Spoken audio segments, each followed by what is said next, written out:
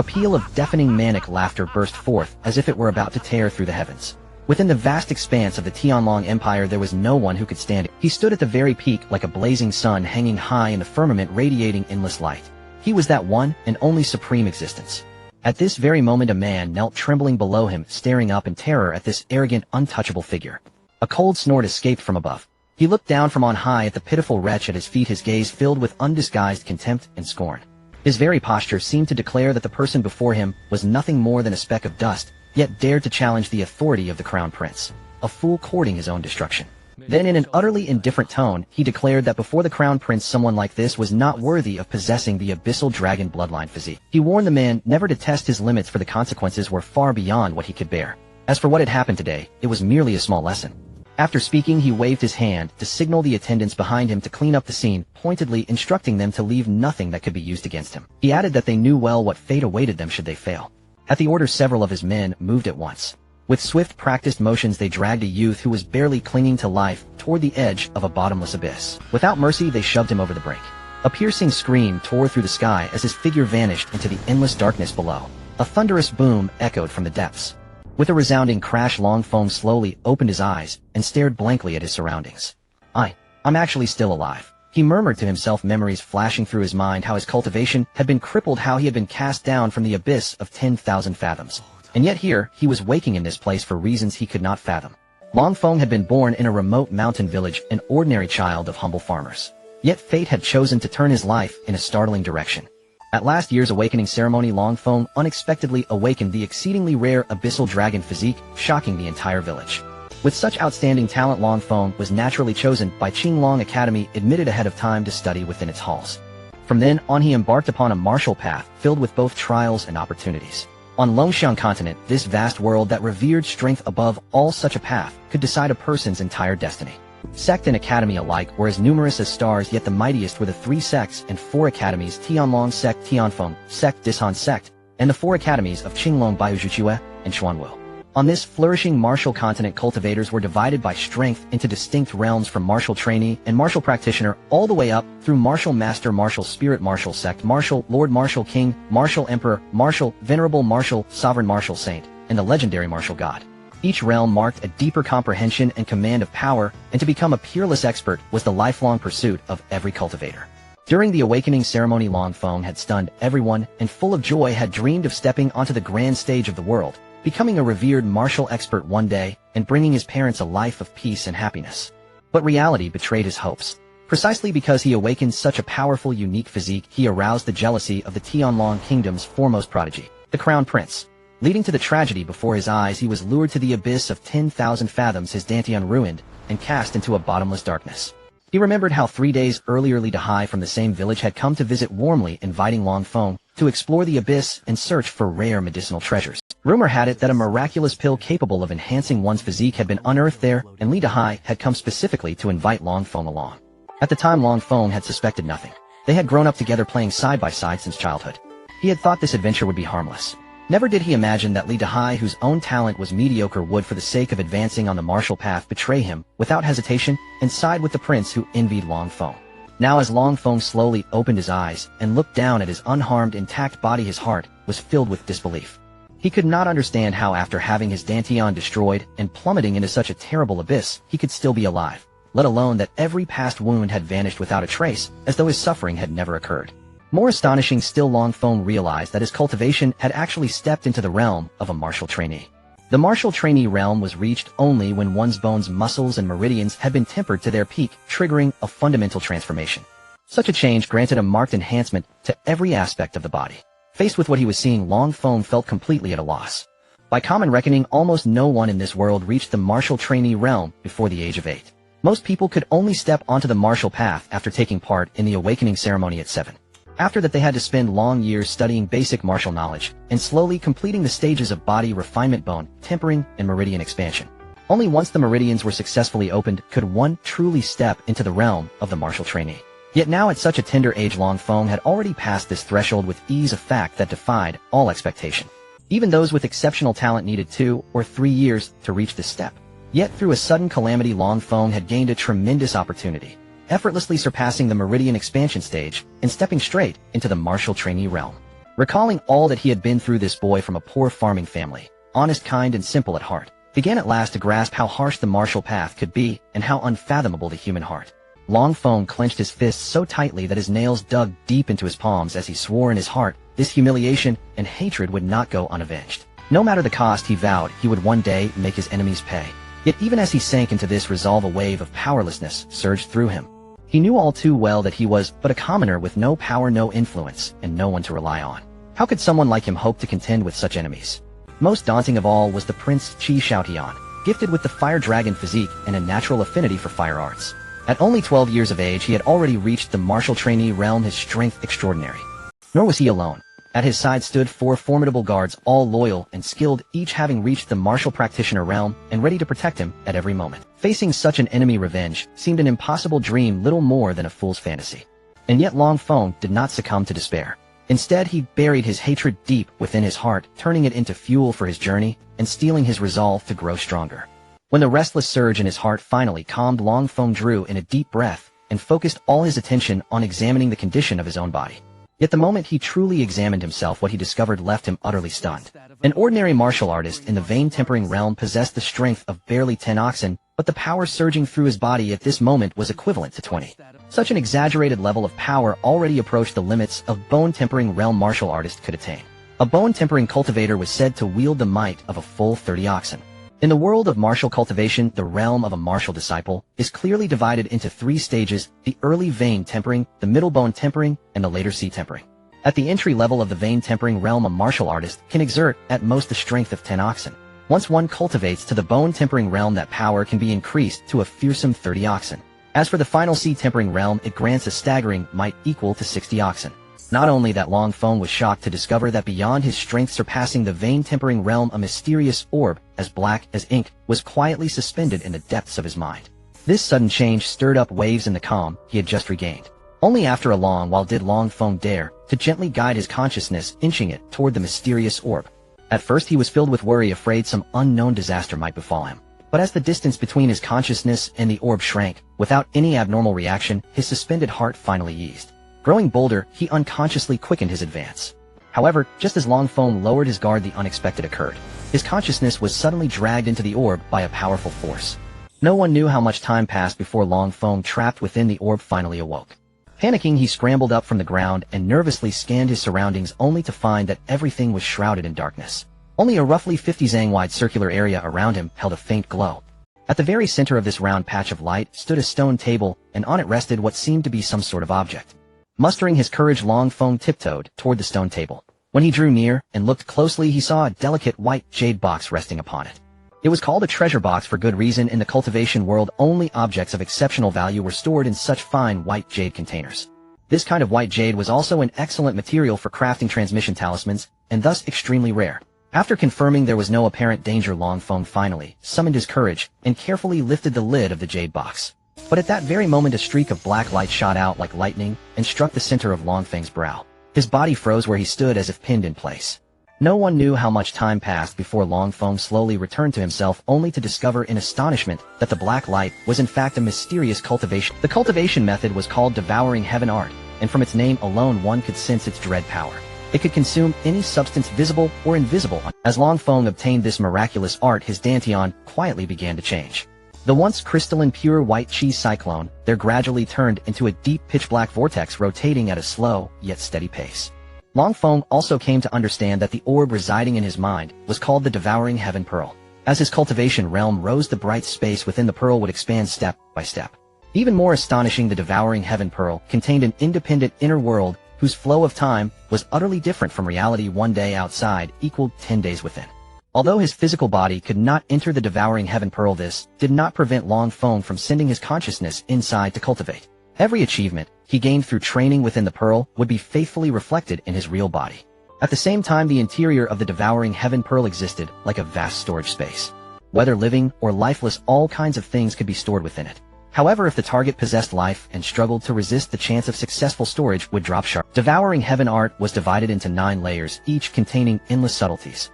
The first layer, called Devouring, allowed one to consume various energies and convert them into nourishment to strengthen one's cultivation and body. Just as Long Feng sought to explore the second layer, he met with obstruction and could not yet proceed. Perhaps his cultivation was still too shallow, and his timing not yet ripe. Even so, Long Feng did not lose heart. While delving into the first layer, he made an unexpected discovery, an additional secret technique hidden within. For Long Feng at that moment, this secret technique was like long-awaited rain falling on parched earth. It was called Seeking Chi Art, a method that could use the surrounding traces of aura to sense nearby people and objects. For Long Feng, born ordinary, and without any family backing, this mysterious and powerful secret art felt as though the heavens had prepared it especially for him. Long Feng could not help but burst into laughter, his voice filled with joy and excitement. He felt that heaven had truly spared his life. His laughter echoed in the air for a long time before fading. Then Long Feng devoted himself wholeheartedly to studying Devouring Heaven art and Seeking Chi art. Time flowed on. After 10 full days had passed in the outside world, Long Feng finally mastered the first layer of Devouring Heaven art and could wield it with ease. His understanding and use of Seeking Chi art also became increasingly skillful. Yet new problems emerged. Even with his newfound power, it was still far from enough to truly free himself from the threat of Crown Prince Qi Xiaoyan's renewed attempt. With the Crown Prince's strength and network of spies, Long Feng knew that the moment he appeared, he would be discovered at once. Frowning, Long Feng pondered to himself that even with such extraordinary techniques, he still could not escape the Crown Prince's clutches. Anxiety surged over him like a rising tide, burdening him with unprecedented pressure. With these thoughts in mind, Long Feng decided on a tentative impulse to enter the Devouring Heaven Pearl once more to see whether he could discover anything new. His decision proved absolutely right, for hidden within the pearl was another secret technique known as illusory form art.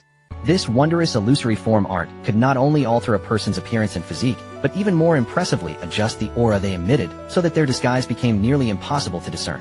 The only flaw was that when facing an expert whose cultivation stood a whole major realm above his own, even the most careful disguise might still betray subtle flaws. Long Feng murmured to himself in delight over joy at this unexpected gain and immediately immersed himself completely in practicing the art.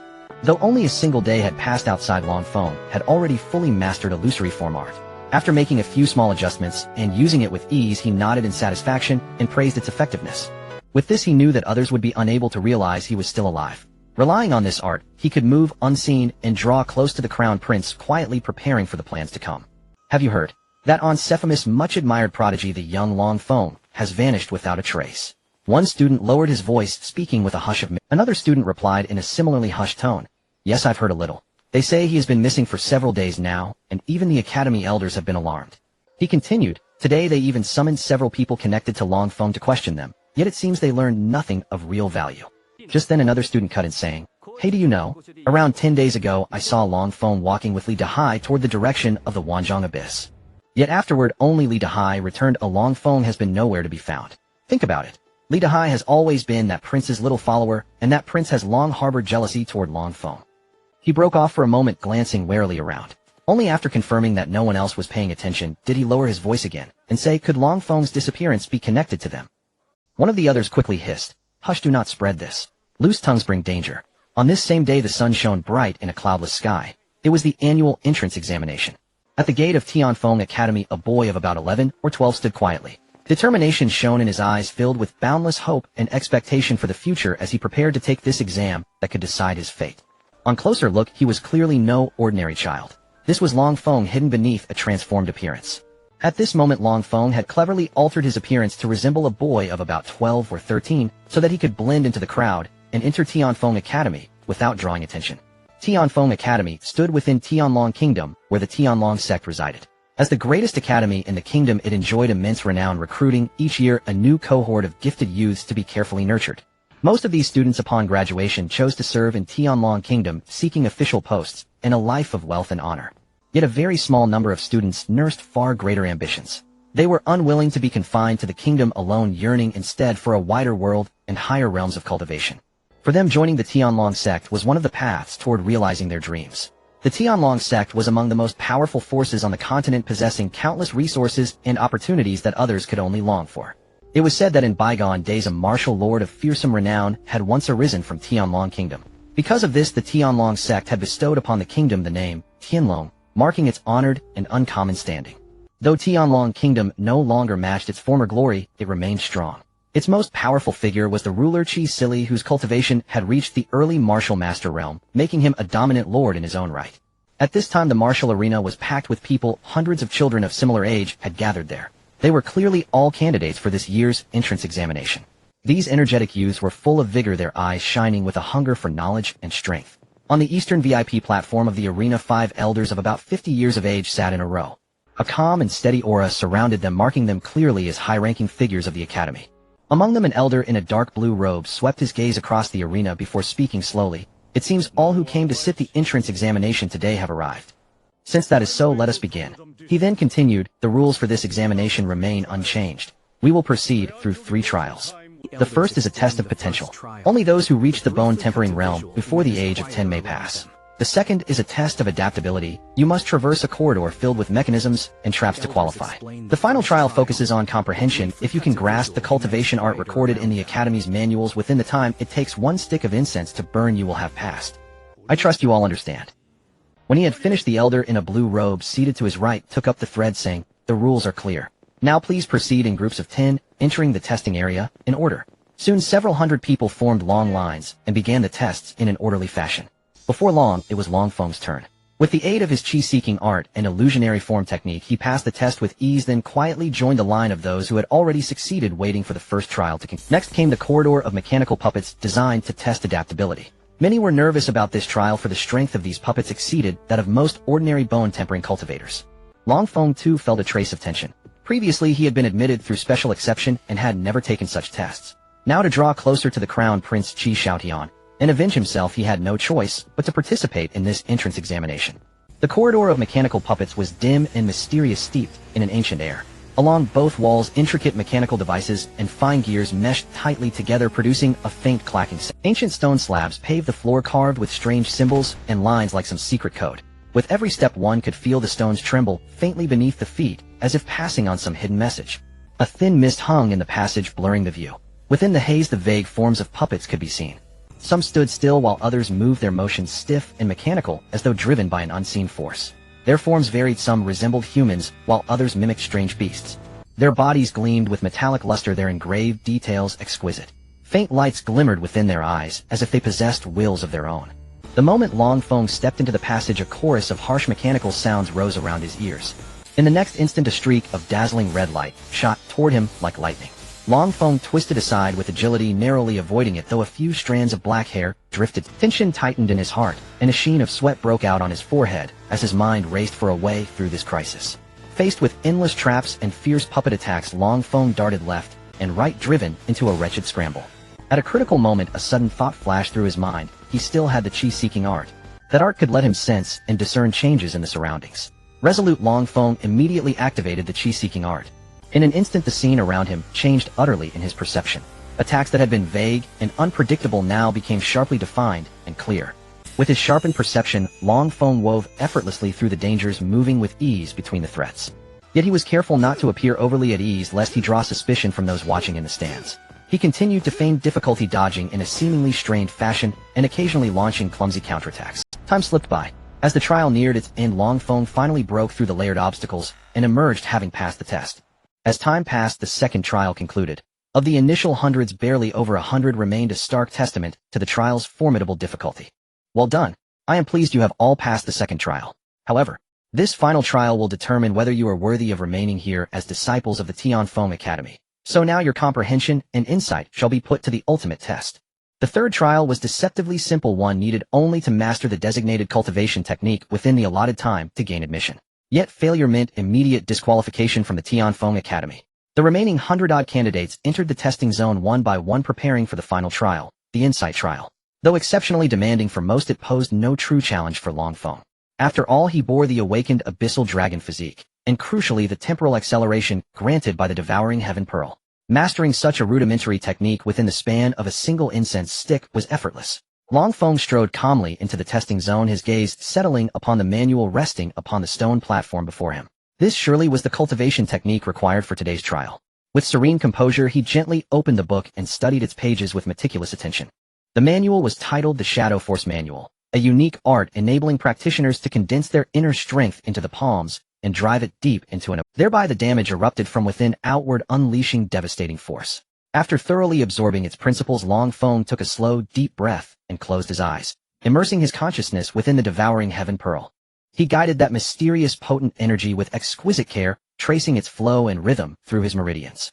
Meanwhile, the other candidates likewise devoted themselves wholly to mastering the Shadow Force manual.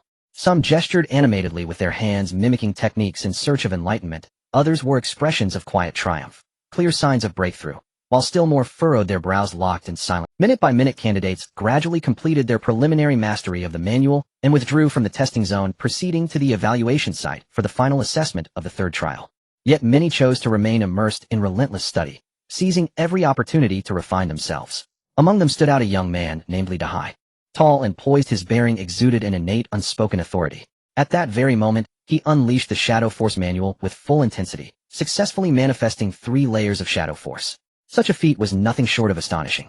Excellent. It seems this year's cohort truly conceals extraordinary talents. Indeed, Li Dahai mastered 3 layers so effortlessly. A rare prodigy without question.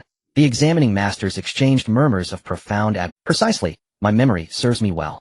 In last year's cohort, only 3 or 4 candidates managed 3 layers of Shadow Force, true rarities. And yet this year 6 have already achieved it, someone remarked in awe. Ah, do you recall last year's standout? Qi Xiaotian, wasn't it? He manifested 5 layers, nothing short of a transcendent genius.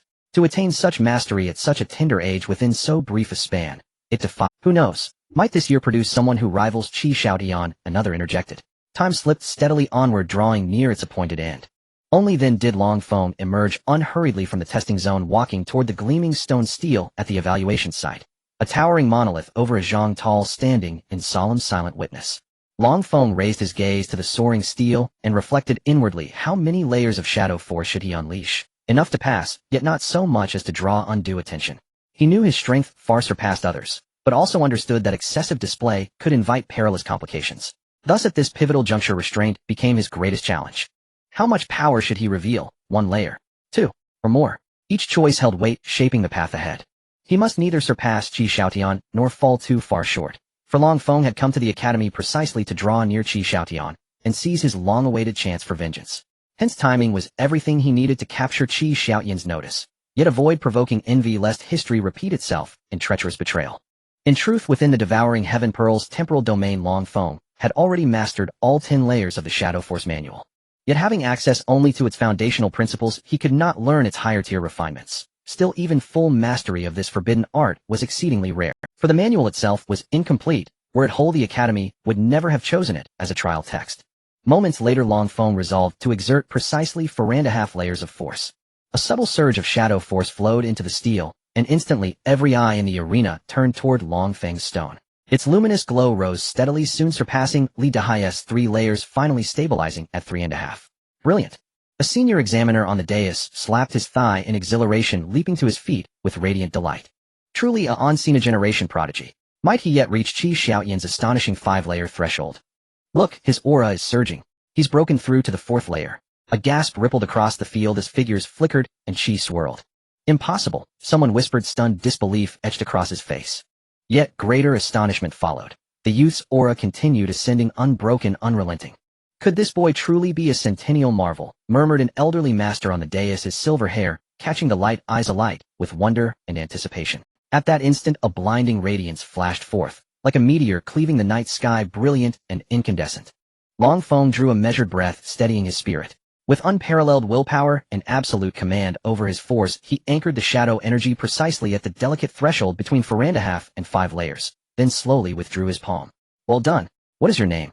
A white-robed elder whose presence evoked celestial grace narrowed his eyes slightly and smiled warmly at Long Feng. This humble disciple Muhan pays respects to Elder Sir. Long Feng clasped his fists and bowed deeply, his voice clear, resonant, and commanding, echoing like a bronze bell across the plaza. Muhan. The elder repeated the name softly, a glint of genuine appreciation flashing in his eyes, then shifted tone abruptly. Would you accept me as your— Few within this academy have ever bested me in combat. No sooner had the words left his lips than a wave of stunned silence swept the grounds. Heavens, it's Vice Dean Xiao Shun himself offering discipleship. An unparalleled honor. To become Vice Dean Xiao Shun's disciple guarantees a future of boundless promise. Behold, the legendary Vice Dean Xiao Shun. His cultivation depth is unfathomable. Our academy's living legend. Murmurs spread like wildfire among the assembled disciples, faces alight with envy and awe. Another elder who had been preparing to speak froze mid-step. Eyes wide, utterly speechless at the unfolding scene, heart heavy with regret. Why had he hesitated? Why hadn't he declared his intent earlier? As this peerless talent slipped beyond his grasp, sorrow and remorse coiled tightly within his chest. But there was no time left for reflection. Vice Dean Xiao Shun had spoken, and with his unmatched authority and prestige no one dared contest his claim upon this extraordinary disciple. Accompanied by a cacophony of noise, the crowd suddenly erupted into a flurry of commotion and chatter. However, at this moment Long Feng felt somewhat lost and disoriented. Originally he had planned to infiltrate this academy, seek an opportunity to avenge his deep-seated grudge, and then quietly depart. Yet now if he were to take Vice President Xiao Shan as his master, things would become much more complicated.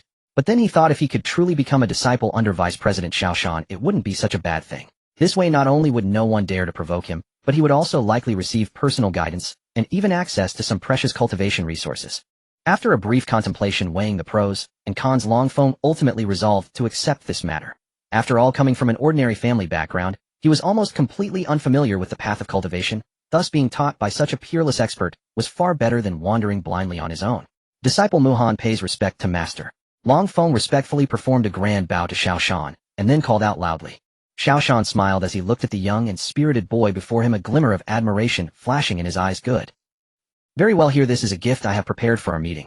As he spoke, Xiao Shan gently waved his arm, and in an instant a delicate jade box, an ancient jade slip, and a translucent jade pendant appeared in his palm. With his heart filled with joy, Long Feng stepped forward cautiously to receive these gifts, not opening them immediately, but rather tucking them into his garments. He then deeply bowed once more to Xiao Shan, expressing his gratitude and respect. Seeing this, Xiao Shan felt increasingly satisfied.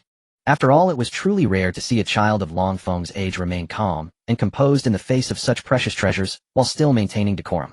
Next came the arrangement of the students who had successfully passed the assessment and entered the academy.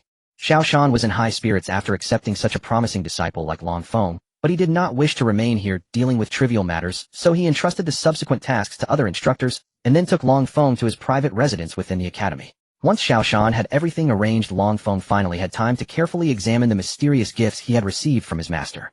The first thing that caught his eye was the jade box containing pills, which clearly had 3 small characters inscribed on it. Bone refining pill. It must be something used for refining the skeletal realm, he thought to himself, filled with anticipation for the future. However, at this moment this item held no actual significance for Long Feng, as he had already successfully stepped into the realm of a martial apprentice. Although there was inevitably a tinge of disappointment deep within considering it from another angle, this actually reflected that Xiao Shan had not truly observed his real cultivation level. If he had understood, how could he have given him such an item?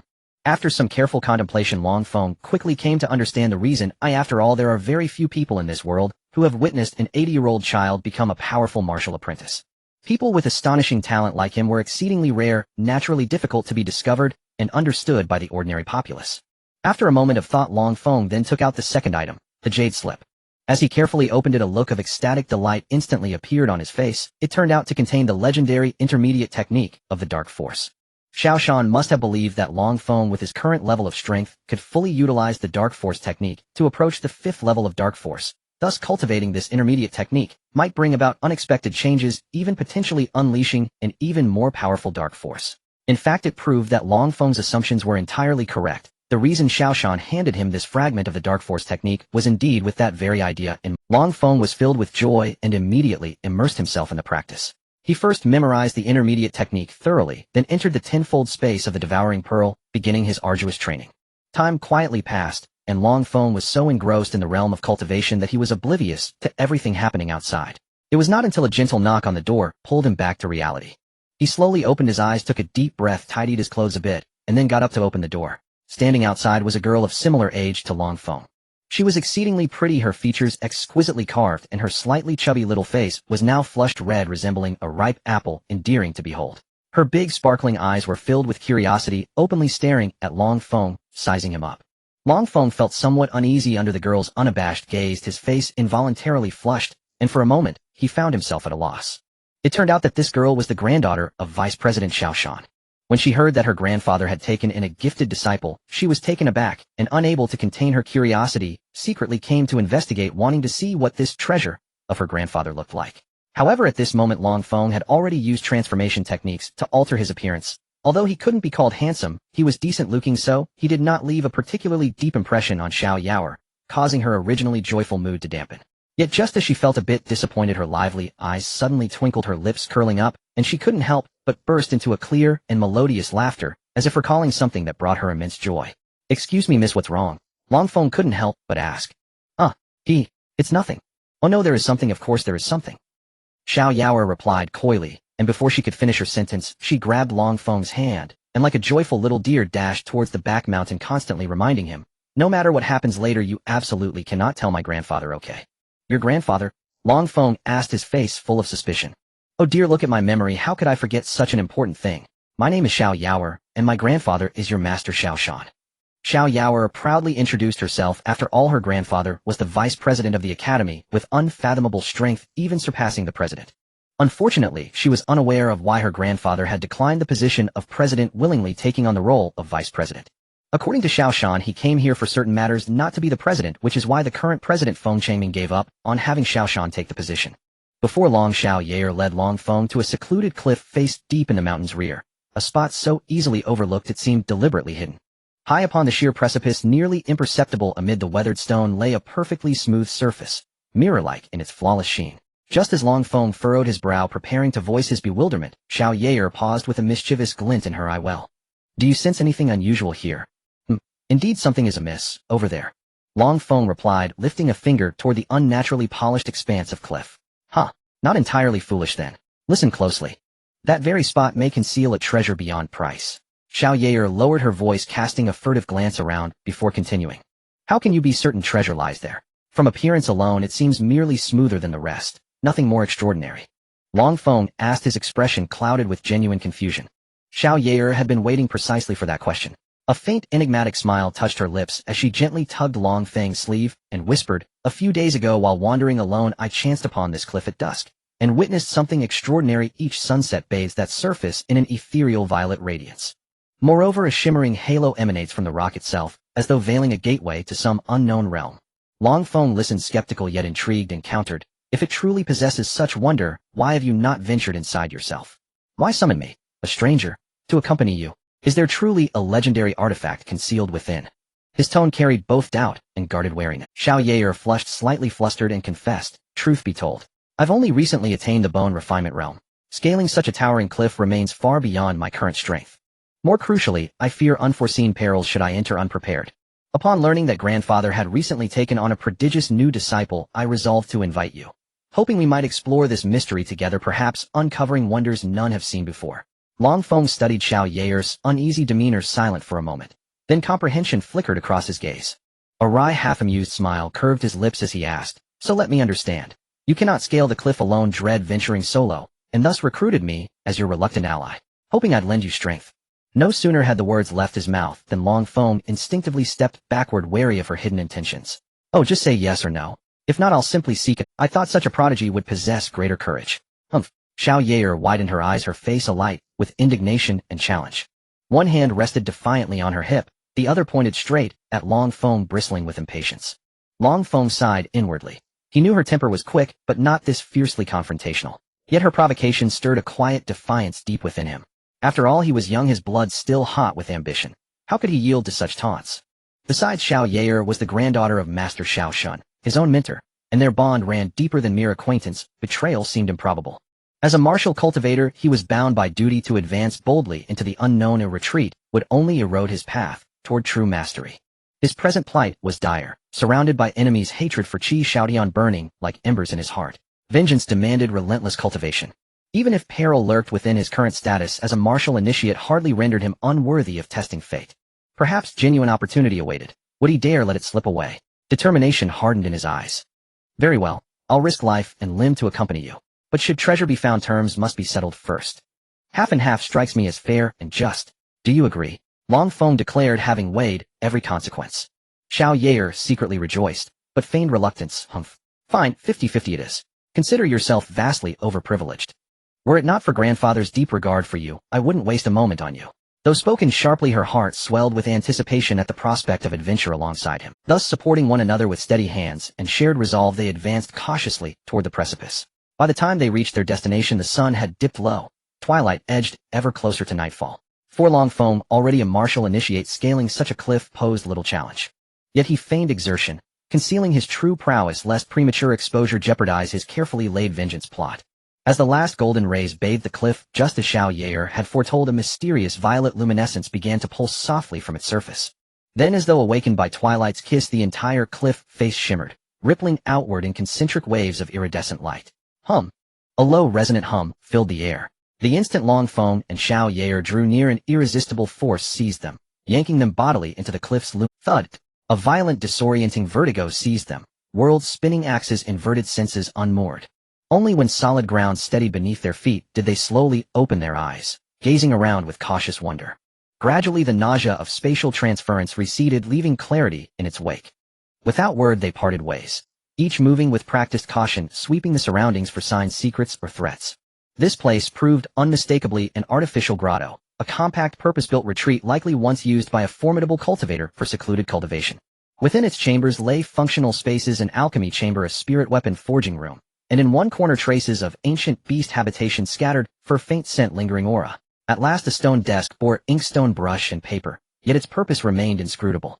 Brimming with hope and curiosity, they entered the alchemy chamber first. Immediately antique shelves lined the walls, filled with rows of vials and jars, each unique in shape and size.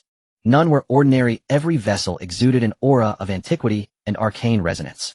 Overcome by excitement, their eyes gleamed. They hurried forward, eager to unveil what lay within.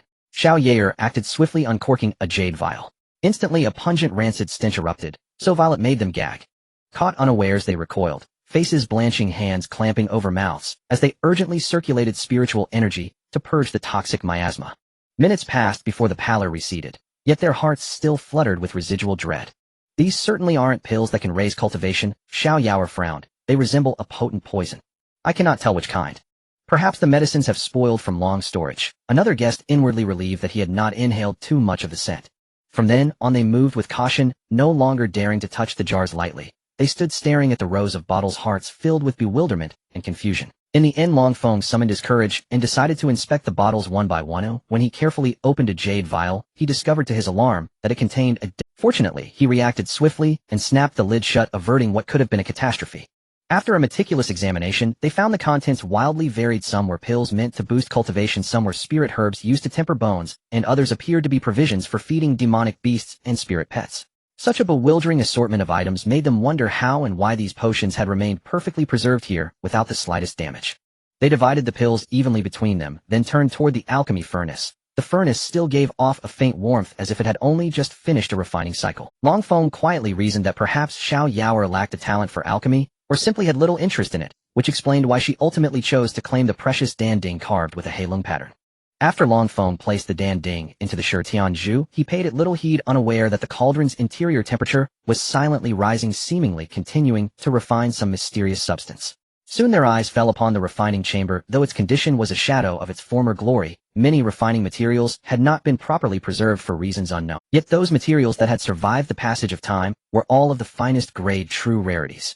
The two then searched the other stone rooms in turn and reaped generous rewards, which made Xiao Yair beam with delight, and even teased Long Feng for his earlier reluctance to join the exploration. Long Feng pleased, smiled, and apologized, promising that if such fortune ever arose again, he would certainly invite her along. Xiao Yair gladly accepted, and after a thorough search the two began to distribute their sudden windfall. They would occasionally exclaim in surprise, sometimes at a find of extraordinary value, other times in puzzlement over a curious object. Amid waves of excitement and intermittent bewilderment, they at last completed the clearing and allocation of all the treasures. They then began to scan the surroundings, seeking any hidden antechambers or secret spaces.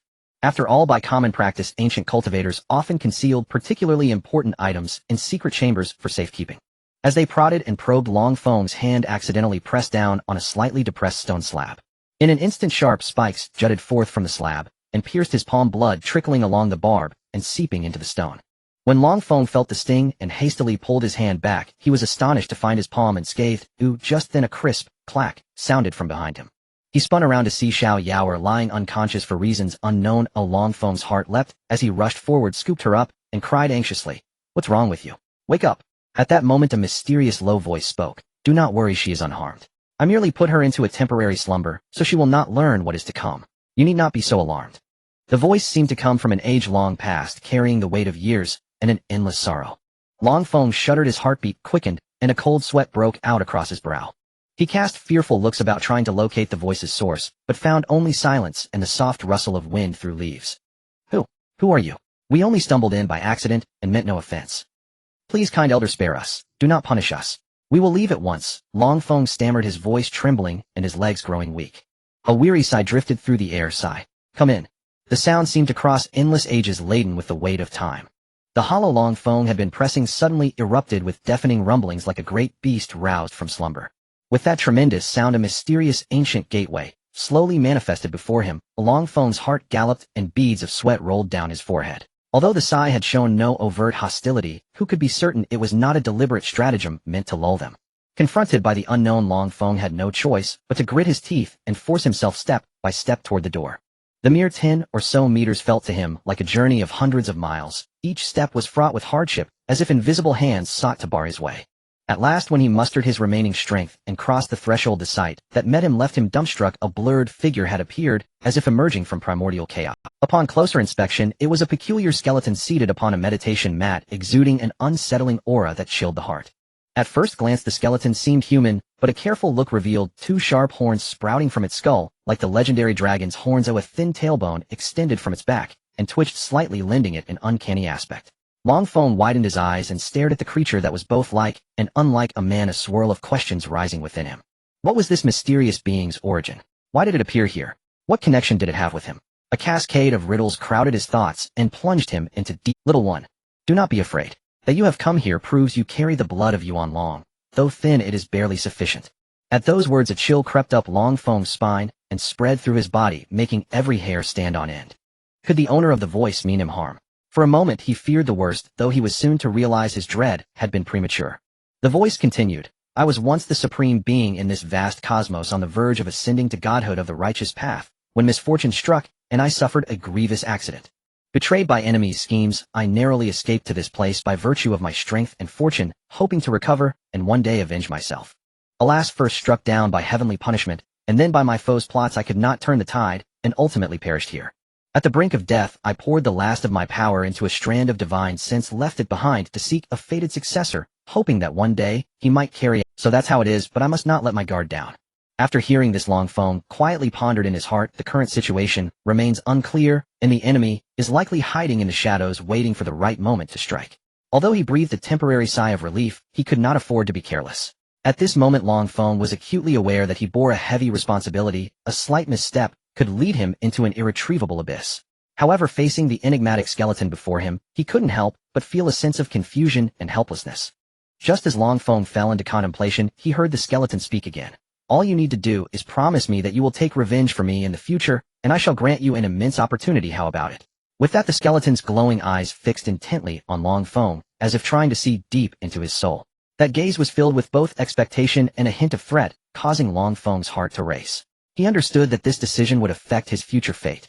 He was well aware of the significant stakes involved, and had to treat it with caution.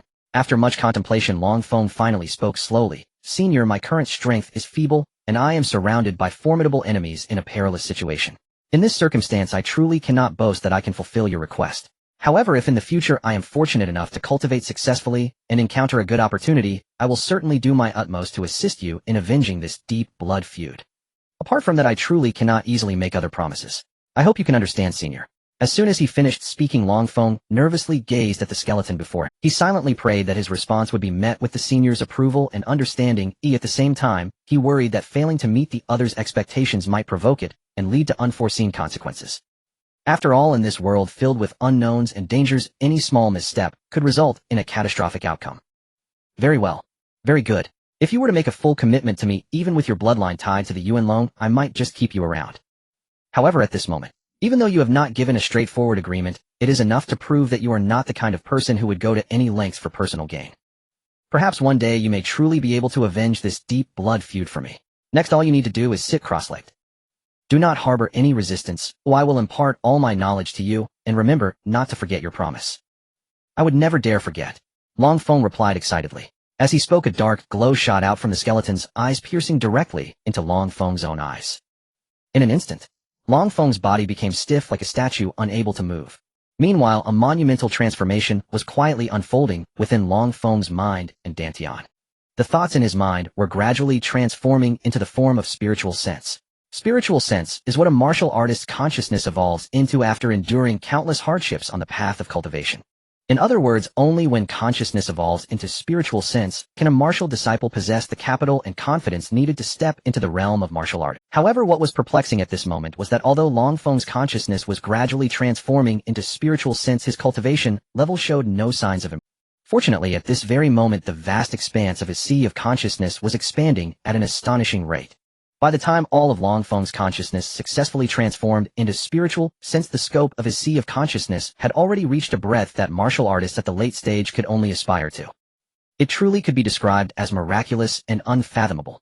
Not only that, but the changes occurring in his dantian were still ongoing. Under normal circumstances, a typical martial disciple's dantian could only contain around one pool of spiritual energy, and as their realm continued to rise, the capacity of the dantian would gradually increase.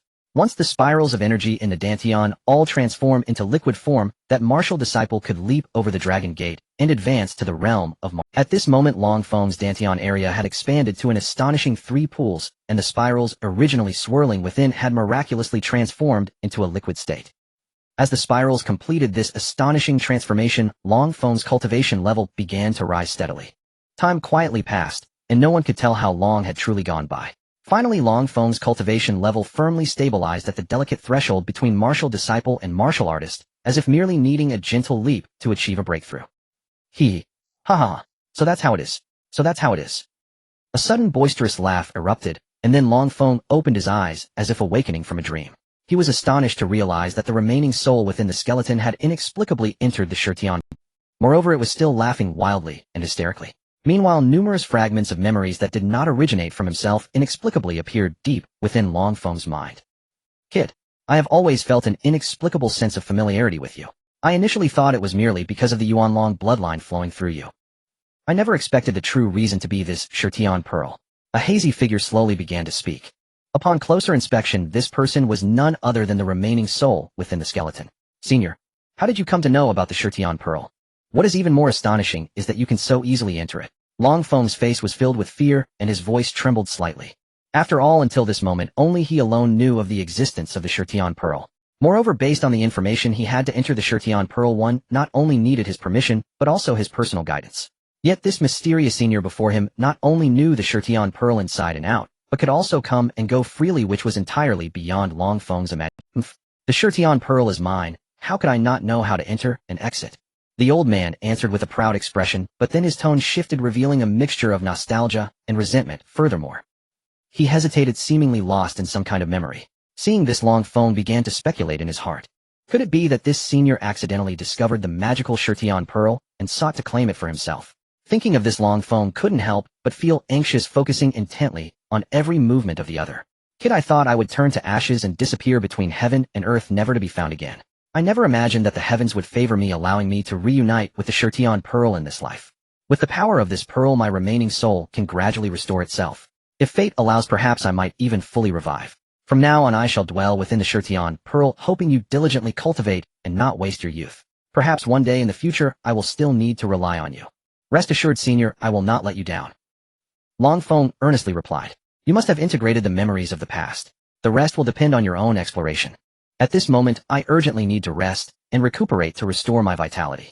After saying this, the old man's figure flashed and vanished into the Shirtian pearl, and even as Long Feng searched everywhere, he could no longer find any trace of him. How utterly perplexing.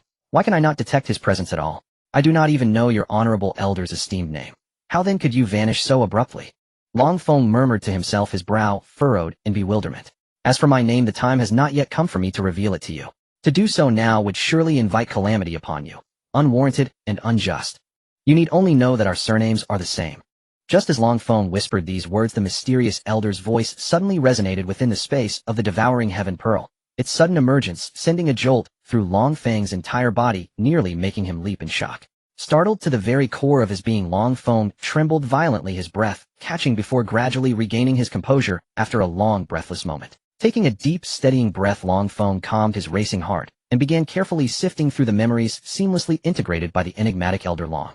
Time slipped away second by silent second, until he felt as though he had traversed eons, walking side by side with Elder Long through the vast expanse of a lifetime. Through this profound communion, Long Feng mastered astonishing arts, alchemy, talismanic inscription, puppetry, cultivation, and beast-taming techniques, each a rare and formidable discipline. Armed with such an extraordinary repertoire of refined skills, Long Feng now stood upon a bedrock foundation for his future cultivation path. My experience is abundant, but thus far untested in practice. When the right opportunity arises, I shall test them myself, to see whether these arts truly hold power in the crucible of reality. A naive, boyish smile crept across Long Feng's lips as he drifted into reverie. Yet he remained utterly unaware that Xiao Yair, who had lain unconscious moments before, now stood silently behind him, fists clenched poised to strike without warning. Thud! A muffled impact echoed, and Long Feng let out a wail of sheer, soul-rending agony. Ah, so painful. Xiao Yair had finally struck, delivering a sharp, resounding rap to Long Feng's skull. She had actually hit him.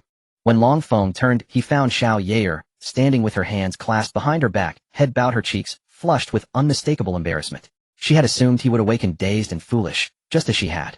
The thought of her grandfather's reprimand sent shivers down her spine, so she resolved upon a bold counterintuitive remedy, another jolt, hoping it might restore him to full. Why did you strike me? Ah, so painful. Wincing, Long Feng cradled his aching head with one hand, while raising the other in instinctive defense, braced against another surprise assault. Xiao Yair kept her gaze lowered, fingers twisting nervously at her sleeve as she whispered timidly, I thought you'd awaken confused, like me. So I tried a counter-poison method, just a little extra stimulus to bring you back to yourself. And it worked. She laughed softly, bashfully. Long Feng glanced around, and realized to his astonishment that he had somehow returned to the very spot where Xiao Yair had first collapsed. So she believes I fainted too. She knows nothing of what transpired just now, Long Feng mused inwardly. Are you well? I didn't strike too hard, truly. Seeing Long Feng remain silent, Xiao Yair ventured again. Long Feng reflected, she acted from concern, and though my head still throbs, I cannot fault her. Swallowing the sting, he replied, I'm fine. But tell me, were you harmed in any way, What caused you to collapse just now? I don't know. I simply lost consciousness. Hearing no reproach in his voice, Xiao Yair exhaled in quiet relief. There's clearly nothing left of value here. Let's depart swiftly, before danger strikes and turns our gains to loss. Recalling her sudden fainting spell, Xiao Yair shivered faintly, imagining how perilous it would have been had ill intent awaited her in that vulnerable state. Grateful for their narrow escape, she urged Long Feng onward. Long Feng savored the richness of his newfound treasures quietly, concluding it was time to return home. Since Xiao Yair had spoken, he raised no objection. Together they strode toward the array's focal point, the place of their entry, and jointly activated its dormant ruins. Whoosh!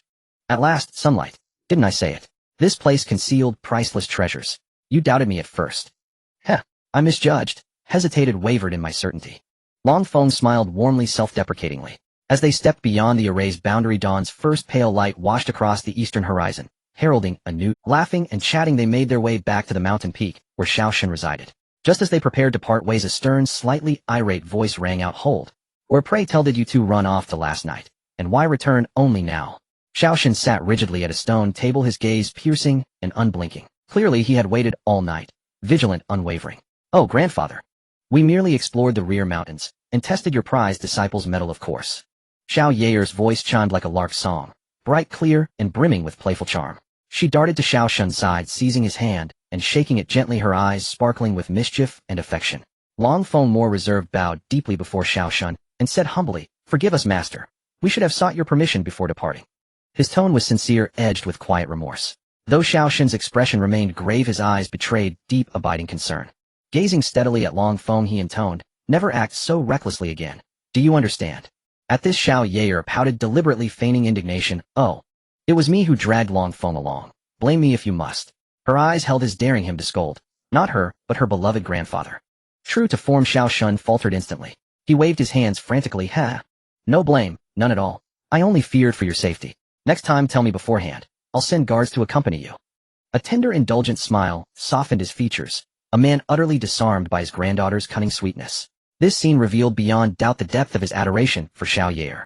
Though stern and bearing, his heart overflowed with quiet devotion, protective, patient, and profoundly loving. The morning after enrollment concluded, dawn serene and golden sunlight spilling through the window to bathe the room in quiet radiance. For Long Feng and Xiao Yair, this morning held singular significance. They had just returned home from an arduous yet profoundly enriching journey.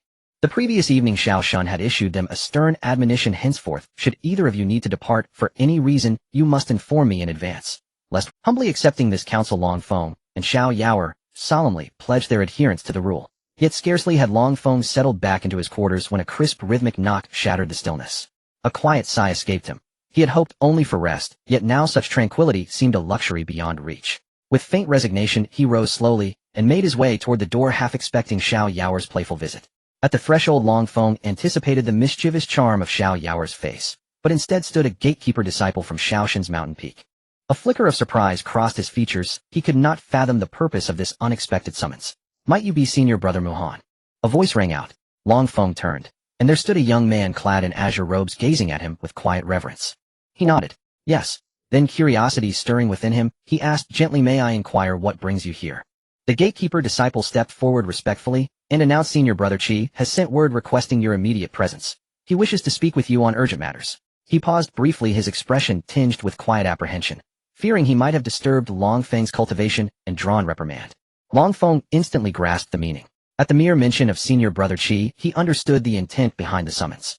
Clearly, Qi Xiaodian had learned of his participation in yesterday's trial, and now sought to recruit him into his inner circle. Yet Long Feng was struck by how swiftly this had unfolded. Moreover, Qi Xiaodian appeared utterly unconcerned about provoking Vice Dean Shaoshan, a bold disregard bordering on audacity. Such brazenness revealed much about Qi Xiaoyan's character, unrestrained, unbound by convention. A faint knowing smile curved Long Feng's lips. Though his knowledge of Qi Xiaodian remained scant, this single act spoke volumes. The man was no ordinary talent. And if such a figure deemed him worthy, then attending the meeting posed no harm, and perhaps even indeed this encounter might well unveil unforeseen opportunities. With quiet resolve, Long Feng nodded to the gatekeeper disciple, signaling his acceptance. Then turning without hesitation, he strode toward Qi Xiaoyan's residence, leaving the disciple standing alone, exhaling softly in relief. He had feared Long Feng's wrath at the intrusion, yet found instead a man of composure and grace. Now he prayed only that this errand would proceed smoothly, lest Qi Xiaotian grow displeased. Relieved, the disciple murmured inwardly, "This new senior, Brother Mu, appears remarkably approachable. Yet another prodigy destined to be harnessed like draft oxen by the Crown Prince. Truly lamentable." Indeed, the Crown Prince himself, Senior Brother Qi Xiaodian. As he spoke, his youthful face seemed burdened with unspoken words, hesitant, restrained, caught between loyalty and dread. Long Feng observed it all, his brow furrowing slightly, as he asked softly, "Is there something more you wish to convey? If difficulty weighs upon you, speak freely." His voice carried both warmth and unwavering steadiness, an anchor in uncertainty. The gatekeeper disciple Xiao Yi gazed upon Long Feng's refined bearing and cultivated poise, and felt genuine admiration rise within him, tempered by quiet concern. Drawing a deep breath, Xiao Yi leaned close and whispered, "Senior Brother Mu, there is something vital I must disclose, but swear you will tell no one." Senior Brother Qi is notorious for his narrow heart and consuming envy. Any genius who surpasses him faces ruthless suppression, or worse, deliberate annihilation. Take the legendary prodigy Long Feng for instance. Rumor holds he was betrayed and cast into the abyss by Qi's machinations. Given imperial dignity and the absence of irrefutable proof, the matter was quietly buried, never resolved. This summons, I fear, intends to bind you to his faction. Tread with utmost caution. Long Feng's gaze hardened. He paused, thoughtful, then replied, "Oh, such treachery was unforeseen. Thank you for your warning. I shall remain vigilant. Should necessity demand, I may feign allegiance. For now, biding my time, awaiting the moment to sever his reign forever." As he spoke, a fierce, unyielding light blazed in his eyes. Xiao Yi recoiled inwardly, dismissing the words as impassioned bravado. He never imagined they would unfold step by inexorable step in the years to come. Only after Xiao Yi vanished into the distance did Long Feng return indoors, seating himself at the table. There he pondered deeply how to stand as Qi Xiaoyan's equal, and how to veil his true identity beneath layers of artifice. At last he rose decisively and walked out, straight toward Qi Xiaoyan's abode. He had long since memorized Qi Xiaoyan's residence upon arriving at the academy. No further inquiry was needed. Before long, Long Feng stood before a mansion of staggering grandeur, solemn, imposing, its gates flanked by two lifelike stone statues of Tianlin lions, exuding awe-inspiring majesty. He had never imagined such magnificence existed within the academy's grounds. This alone underscored Qi Xiaoyan's unparalleled influence within the institution. In truth, Qi Xiaoyan's prestige stemmed less from personal merit than from imperial pressure exerted upon the academy by the royal house. Else no mere student could command such opulent seclusion. Though situated within the Tianlong Kingdom, the Tianfeng Academy functioned as an affiliate of the Tianlong sect, each year dispatching scores of elite cultivators to its. The Tianlong Kingdom harbored enduring ambition to reclaim its former glory. Yet its leadership lacked sufficient cultivation masters to sustain such aspiration. Thus it tacitly permitted, and even encouraged, its scions to eliminate untamable geniuses. Long Feng's own fate bore witness to this grim reality. With that thought, Long Feng advanced toward the gates. When Long Feng reached the gate, the disciples on duty hurried forward to block him, speaking with haughty airs. "This is Senior Brother Qi's private residence. Idlers may not come near. Leave at once." If you disturb senior brother Qi, you would do well to brace yourself for severe repercussions. Long Feng was not angered by their manner. He answered calmly, I am a new student named Mu Han, and I came because I received senior brother Qi's summons to pay my respects. The two gate disciples listened and suddenly understood this youth was the one who had caused such a stir yesterday, though whether the rumors were true they could not say. Follow me, one of the disciples said. Long Feng pretended to be wildly excited and immediately fell and stepped behind him. After they had walked a few paces, the disciple turned and warned, do not speak recklessly once inside. If you offend senior brother Qi and are punished, that is your affair. Just do not drag me into it, understand? Thank you for the warning, senior brother, Long Feng said with an obsequious smile, surreptitiously slipping several silver notes into the other's hand. I will rely on you for guidance in the future, Long Feng added. Perhaps softened by his obsequiousness, the man's tone grew gentler. Do not blame me for what I said before. You must understand that keeping company with a lord is like keeping company with a tiger. There are many benefits to being at senior brother Qi's side, but he let the rest go unsaid, implying that while following Qi Xiaotian brought advantages, its drawbacks were equally evident. After all, Qi Xiaoshan's temperament was eccentric and his conduct unruly, prone to wanton excess and heedless of consequence. Within the academy, he had not yet dared cause deaths or lawsuits, but once beyond the academy gates, matters grew uncertain. Anyone who had offended him or incurred his displeasure invariably suffered reprisals of varying severity. En route to his destination, Long Feng learned that this senior brother was named Zhang Lei. Zhang Lei had enrolled the previous year and had performed fairly well in last year's tests. Thereafter, he had been brought under Qi Xiaoshan's banner by a blend of coercion. Also from a small village, Zhang Lei understood keenly the disadvantages of lacking backing. Consequently, he had no choice but to join Qi Xiaoshan's camp. Zhang Lei led Long Feng through a twisting maze of corridors until they finally reached a spacious hall, where he told him to wait while he went to report to Qi Xiaoshan's trainer. Long Feng had waited since noon. By dusk his stomach was growling with hunger until at last he heard footsteps beyond the door. He sprang to his feet, eyes fixed on the doorway. A youth in a white robe, a green dragon embroidered along his sleeves, stepped in with measured grace. Trailing behind the youth was the Zhang Lei who had escorted Long Feng earlier. No doubt remained the white-robed youth was none other than Qi Xiaotian. Yet Long Feng feigned unfamiliarity. The tight fist hidden within his sleeve betrayed his true feelings. He was struggling mightily to master his emotions. After all, Qi Xiaotian was accompanied only by Zhang Lei, who stood at the Tuamai realm, and Qi himself was merely at the early stage of martial disciple. Long Feng, by contrast, had reached the late martial disciple stage. If he struck now, he could certainly subdue the two of them swiftly. Yet Long Feng did not act rashly, for he could not be sure whether wuxia-level masters lurked in hiding to protect Qi Xiaotian. Perhaps it was all deliberate on Qi Xiaoshan's part, a test to gauge Long Feng's reaction. Therefore Long Feng dared not act impulsively. When Qi Xiaotian approached Long Feng, Zhang Lei hastened to say, "Boy, hurry and pay respects to senior brother Qi." Long Feng inwardly sighed. Zhang Lei was such a sycophant, but on his face he wore a nervous expression as he bowed to Qi Xiaotian. "Mu Han pays respects to senior brother Qi. I did not realize you were the prodigious genius. Please forgive my ignorance." Qi Xiaotian showed a trace of satisfaction and waved his hand. No matter, the uninformed are not to blame. He appraised Long Feng from head to toe, surprise flickering in his eyes. "I hear your trial yesterday was remarkable. You emitted an ingene dark force approaching the 5th level. You are slightly inferior to what I achieved back then, but still very good. After all, 5th level ingene is a hurdle not everyone crosses." He spoke casually, yet his remarks were laced with unmistakable confidence and pride. Clearly in his view, reaching 5th level ingene was a matter of course for him, while others would have to strive far harder. Long Feng perceived the implication and could not help but smirk inwardly. He thought, what's so special about 5th level ingene? Soon, very soon I will show you I have long since surpassed you, he told himself. Yet outwardly, he remained deferential. "Thank you for the compliment, senior brother Qi. I still have many shortcomings and must learn from masters like you." Qi Xiaotian laughed heartily and patted Long Feng's shoulder. "Work hard. Perhaps one day you too may become a master like me." Having spoken, he turned and left. Watching his retreating figure, Long Feng clenched his fist tightly, thinking to himself that 5th level was nothing.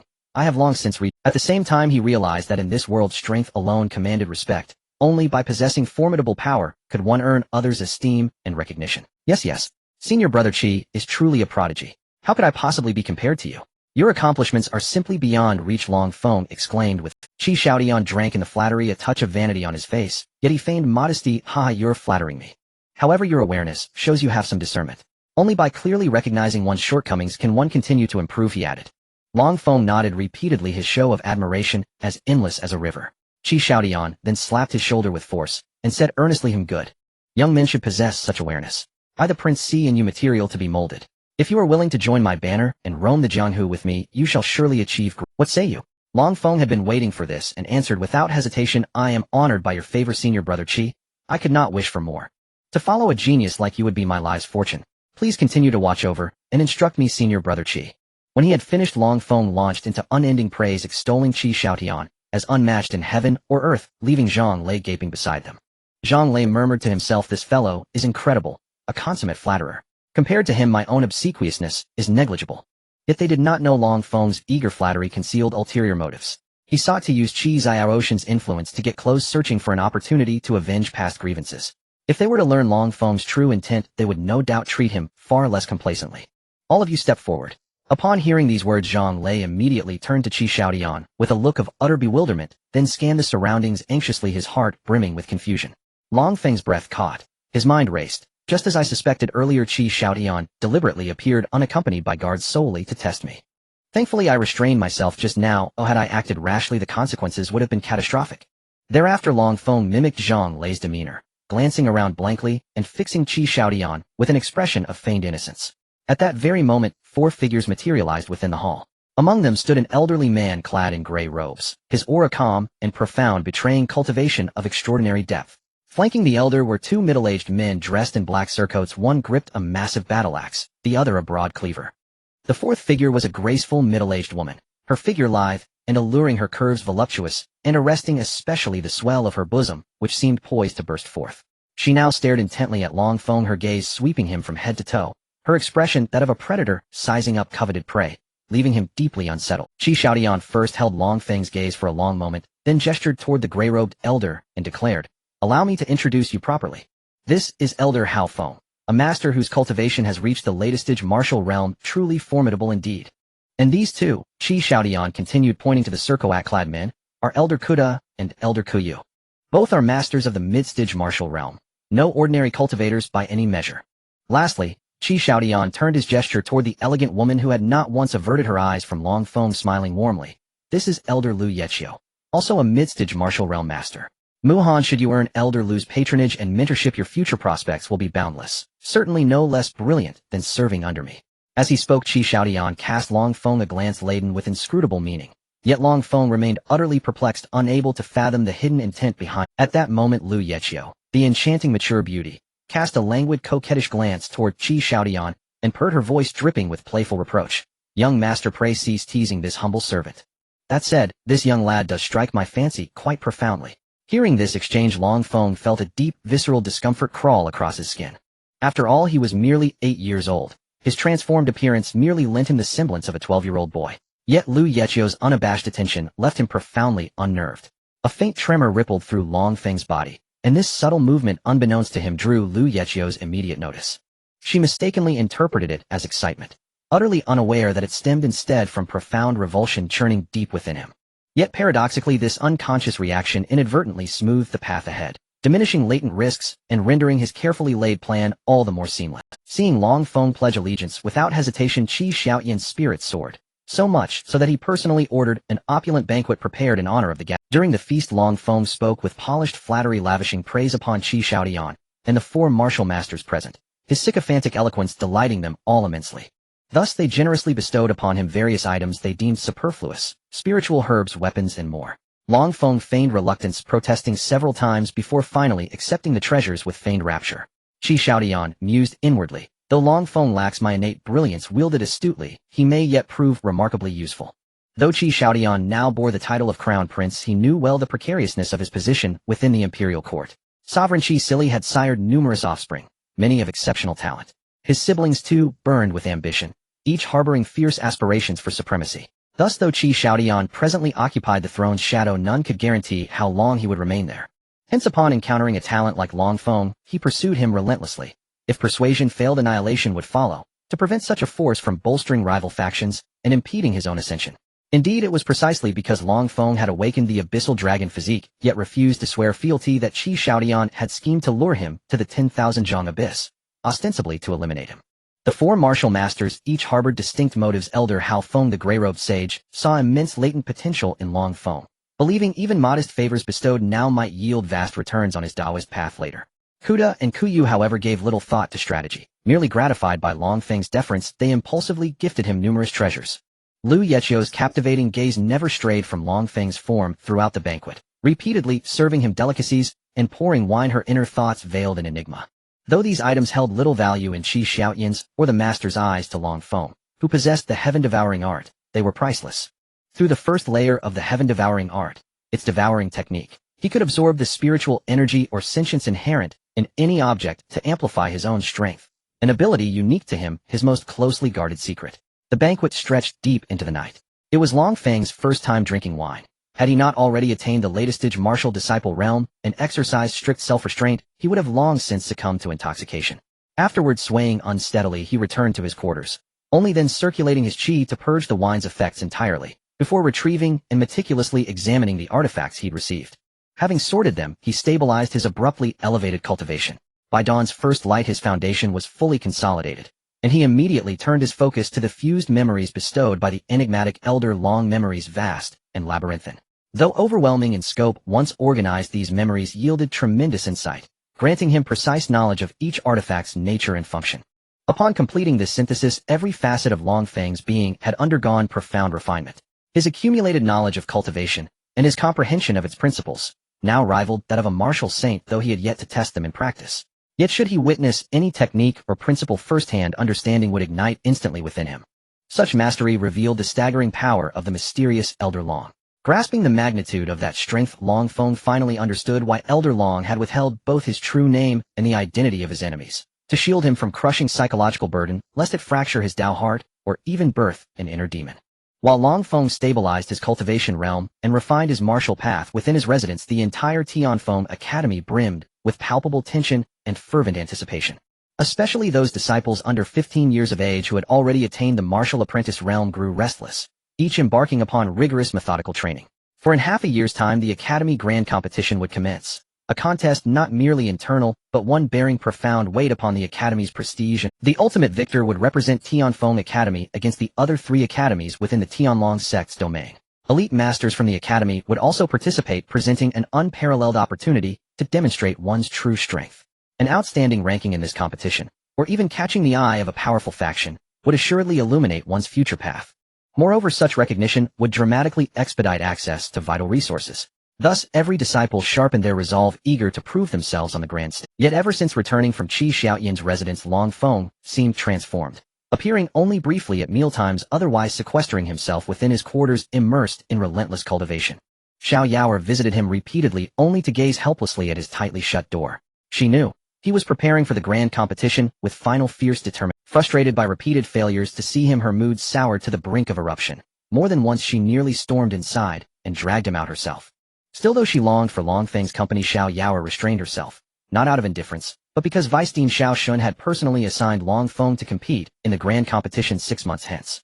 After the competition, Vice-Dean Xiao Shun would return to his ancestral clan to attend to pressing matters, and should Long Feng successfully break through to the martial apprentice realm, thus beneath her resentment bloomed quiet hope.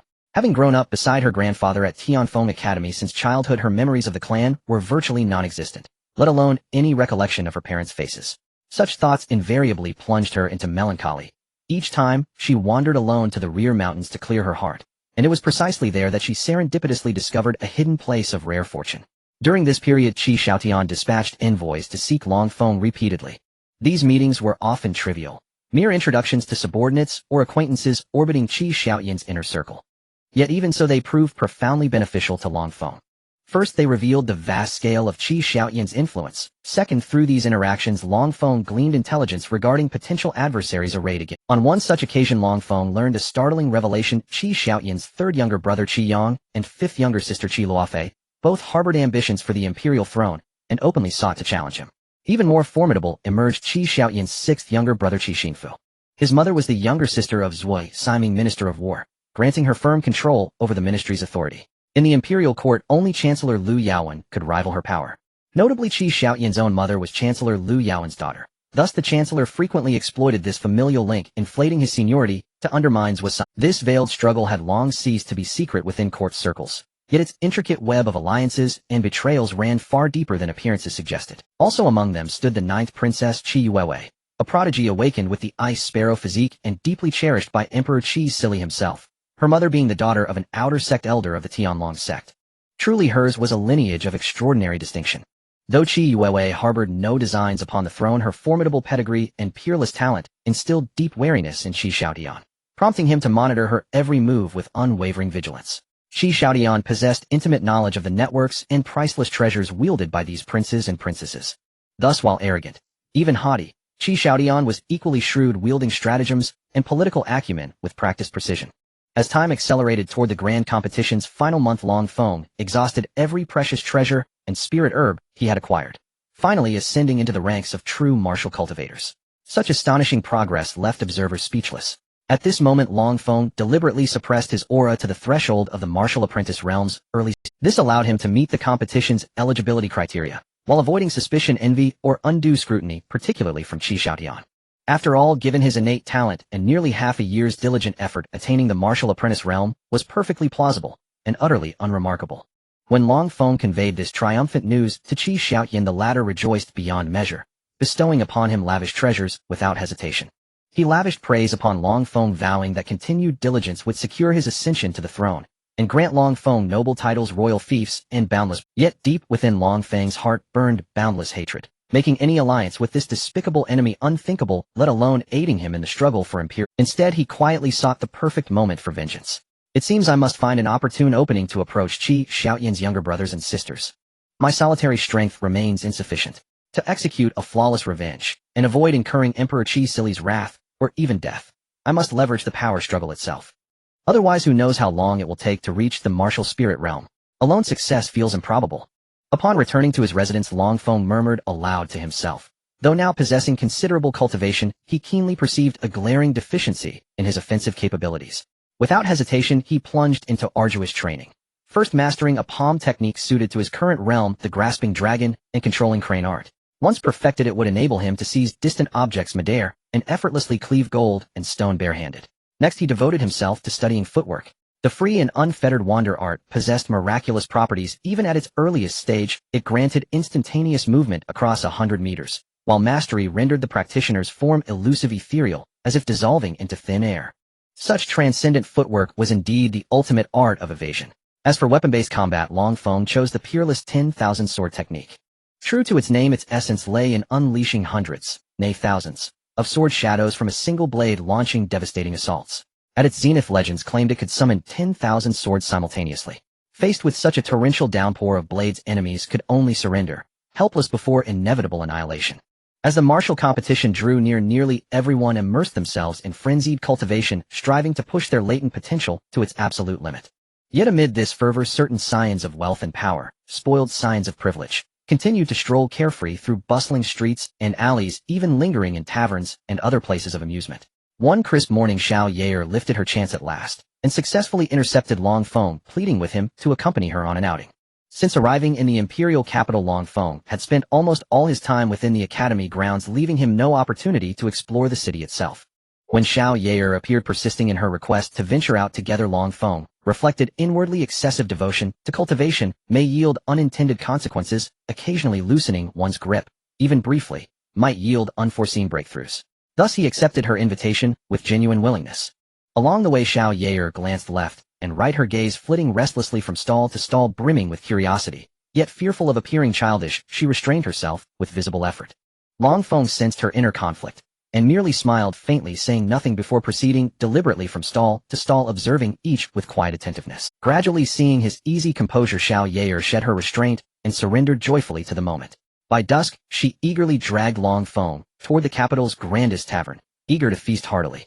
For this outing, Feng had sold off all non-essential belongings, accumulating a modest sum. He reasoned, born into poverty, I have never beheld such opulence. Why not let Xiao Yair guide me there? Let her show me what lies beyond my world. And so he allowed himself to be led without resistance. They arrived at the capital's most renowned establishment, the Moonlit Pavilion.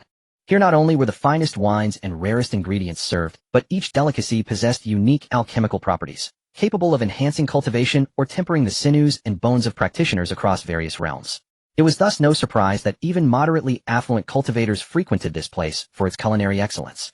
As the pair crossed the threshold and ascended the stairs to the second floor, a boy aged 11 or 12 approached them, heated. He wore a jade crown and resplendent robes, his bearing radiating haughty arrogance. Two middle-aged men followed closely behind, his personal guards unmistakable. Just as the two paused, preparing to step aside, one of the boy's attendants strode forward, eyes blazing, voice thunderous and sharp. Where do these beggars come from? Step aside immediately. Do you dare not open your wretched eyes and recognize whom you obstruct? How utterly audacious, to block the path of our young master. Be wise and vanish, else you'll suffer dearly. Hearing this, the pair, who had already begun to yield, erupted in furious indignation. Long Feng managed to contain his anger, but Xiao Yair, accustomed to indulgence, fierce-tempered and unyielding, could not bear such baseless insult. She planted her hands on her hips, pointed a single finger squarely at the attendant, and retorted without flinching, I choose to stand here today. So what? What will you do about it? Look at your swaggering airs. You truly believe yourselves formidable. Lately Xiao Yair had been seething with pent-up frustration. The cause was simple. Long Feng had been preoccupied with his own affairs, granting her scarcely any time for companionship. At last, seizing this rare opportunity to revel freely, she now faced an unwelcome disruption, one that soured her entire mood. Within the academy, Xiao Yair was a figure known to all, greeted warmly by everyone as Miss Yaoer. This deference stemmed not from any extraordinary merit, but solely because her grandfather Vice Dean Xiao Shun held authority equal to that of the sovereign himself. Though the seemingly ordinary Tianfeng Academy stood upon the soil of the Tianlong Kingdom, it was in truth a powerful branch of the Tianlong sect. And the Tianlong Kingdom itself, merely one among many vassal states under the Tianlong sect's dominion. With such formidable backing, who would dare provoke Xiao Yair? Yet today proved different. The boy confronting her possessed status and influence no less imposing than her own. He was Prince Qiyang, the third prince of the Tianlong Kingdom. At just 12 years old, he had mastered the fiery martial art explosive palm to its zenith. More astonishing still, he had already attained the mid-rank martial disciple realm, and edged ever closer to the threshold of late rank. Such prodigious talent rivaled even that of the crown prince Qi Xiaotian. Not only was Qiyang a formidable rival to Qi Xiaotian in the struggle for succession, he frequently sabotaged his elder brother's schemes, provoking fury and relentless countermeasures. Little girl, do you even know who I am? Few in this Tianlong Empire dare speak to me so brazenly. You possess astonishing gall to openly defy me like this. Have you grown weary of life? Today Qiyang had come expressly to meet a high-ranking ally, discussing strategies to undermine Qi Xiaotian. Alas, the meeting had ended in disappointment, yielding no favorable outcome. Now confronted by Xiao Yair's open defiance, his wrath ignited instantly, and without hesitation he prepared to strike her down. Swift as lightning, Qiyang lunged forward, hand outstretched, aiming directly for Xiao Yair. Caught entirely off guard, Xiao Yair froze in panic. She had always assumed that anyone aware of her true identity would never dare offend her. Yet this stranger hadn't even deigned to ask her name, launching his assault without pause. Stunned, she stood motionless, petrified. Seeing Xiao Yair paralyzed, Qiyang's pride swelled further. As his blow neared its mark, and she remained frozen, Long Feng sighed inwardly, resigned. He had wished to remain aloof, but circumstances left him no choice. In the split second before Qiyang's strike landed, Long Feng moved. With a sudden lift of his right hand, his palm transformed into a razor-sharp talon, and he gently drew Xiao Yair toward him. In an instant she was whisked away, as if pulled by invisible force, evading Qiyang's attack by the narrowest margin. The sudden reversal stunned every onlooker, not only Qiyang but his attendants as well, speechless, bewildered. None had anticipated that this unassuming youth beside Xiao Yair could effortlessly rescue her from midair. Yet greater astonishment lay ahead when they turned disoriented. They discovered Long Feng had already slipped silently behind Qiyang. Qiyang's two attendants cried out in unison, "Young master, beware." But it was already too late. Long Feng moved like lightning, first deploying the carefree wandering steps to close the distance with uncanny speed, then unleashing the dragon-taming crane, his hand reshaped into a lethal claw, striking like gale wind toward Qiyang's nape. A soft, crisp snap echoed, and Qiyang stood immobilized, utterly subdued. Long Feng's gaze turned glacial. His voice cold and precise, cut through the silence. Die, or live. Qiyang's attendants recoiled in terror, shouting cease. Their voices trembled with urgency and dread. Now you plead for mercy. Yet moments ago you spoke with such contempt. Long Feng scoffed. Let us speak reasonably, reasonably. Esteemed young master, our earlier conduct was gravely mistaken. We implore you, release our young master. An elder attendant bowed, deeply, speaking urgently. Our young master is Prince Qiyang, the third son of His Majesty the Sovereign. Pray for the Sovereign's sake, release him. After all, even if you slay him, you cannot flee beyond the borders of the Tianlong Kingdom. Would it not be wiser to turn a grave matter into a trivial one and dissolve this trifling affair altogether? The attendant continued, his voice tinged with quiet entreaty. Upon hearing the noble identity declared, Long Feng was inwardly startled, but his expression betrayed. He let out a cold, mirthless laugh. Ah, the third prince. How utterly honored I am. Yet do you truly believe invoking the sovereign's name will deter me? The attendants' faces paled. They had not expected Long Feng to show such utter disregard for royal authority. Yet they dared not provoke the formidable figure before them. Steeling themselves, they ventured, "Young hero, your magnanimity knows no bounds. Grant our young master this one reprieve." Should you have any demands, speak them freely. We shall fulfill them without hesitation. Long Feng regarded them, a glint of cunning flickering in his eyes. Since you plead so earnestly, I shall grant you a chance. Answer but one question truthfully, and I may consider releasing your young master. The attendants exchanged glances, then asked in unison, what question? A faint knowing smile curved Long Feng's lips. How would you describe your young master's character in daily life? The question plunged the attendants into uneasy. They knew full well that an ill-considered reply might incense Long Feng and invite far graver consequences. After a tense pause, one attendant ventured cautiously. Our young master, though somewhat willful, possesses innate kindness and treats others with warmth and courtesy. Long Feng burst into thunderous laughter. How laughable. You sycophants recite only flattery for your master. I do not believe a man who struts with arrogance and oppresses the common folk could possibly harbor virtue. Today I merely delivered a minor lesson. Should he refuse to repent, others shall chastise him in due time. With that, Long Feng sheathed his blade. The attendants exhaled in profound relief. Hastily they lifted the wounded third prince Qi Yang and offered profuse thanks to Long Feng. Though Qi Yang seethed inwardly, he recognized his own inferiority and withdrew in bitter, silent resignation. Long Feng watched their retreating figures, thoughts darkening. This third prince bears no virtuous mark. I must observe him closely henceforth. Then turning, he melted into the crowd. After the fierce clash, onlookers had scattered in terror, keeping wide berth, fearful of collateral harm. Long Feng and Xiao Yair were undaunted, ascending once more to the second floor. Once seated, Xiao Yair's eyes shimmered like constellations fixed upon Long Feng, her gaze so intense it left him profoundly unsettled. Brother Muhan, you are simply extraordinary. You dared strike even Prince Qi Yang, the third prince himself, and not only struck but subdued him with breathtaking speed and mastery. Truly extraordinary. Xiao Yair grew ever more animated, utterly unburdened by the weight of princely rank. To her grandfather Xiao Shen's protection rendered even royalty powerless to threaten her. Yet she overlooked a perilous truth: should others remain ignorant of her lineage, dire consequences might follow. As Long Feng ordered a lavish feast and began dining, rhythmic footsteps, tap tap tap, echoed up the staircase. Long Feng did not glance back, continuing his meal unperturbed, only turning when the footsteps drew near and halted beside him. There stood Qi Yang, once more flanked by two retainers, each bearing ornate gift boxes. Before Long Feng could speak, Qi Yang bowed deeply and declared, "We erred gravely just now. These tokens are offered as humble restitution." He bowed again. At his signal, the retainers placed the gift boxes beside the table. "Since you acknowledge your error, let it rest. These gifts, you may reclaim them. We seek only peace and quiet. Please depart." Long Feng had not anticipated this reversal. Mere moments ago, Qi Yang had stormed away, seething with resentment. Yet now, transformed utterly, he returned in person, bearing gifts and abject apology. It left Long Feng deeply perplexed. What truly stirred within Qi Yang's mind? Seeing the three linger motionless, Long Feng's brow furrowed slightly, his gaze sharpening with quiet suspicion and guarded wariness. "May I ask, what further business brings you here? If none, I urge you to withdraw without delay." Qi Yang stepped forward, instantly face wreathed in earnest smiles. "Young hero, forgive my presumption. I come not to provoke, but to seek the honor of your friendship, a bond with a peerless hero such as yourself. The earlier incident was wholly misconstrued. I beg your generous forbearance." Then bowing deeply once more, he added, "Such prodigious martial prowess at so tender an age marks you as a rare, unparalleled talent. Undoubtedly you shall forge a legacy of extraordinary achievement, and we stand ready to aid you upon this path of sovereign strength." Long Feng weighed Qi Yang's words in silent contemplation. "Since you acknowledge your error, let it rest. These gifts, you may reclaim them. We seek only peace and..." After a measured pause, he spoke slowly. "I see. Yet we are strangers. Why extend such aid to me?" Qi Yang hastened to reply, "Having witnessed your transcendent martial artistry, I am awestruck.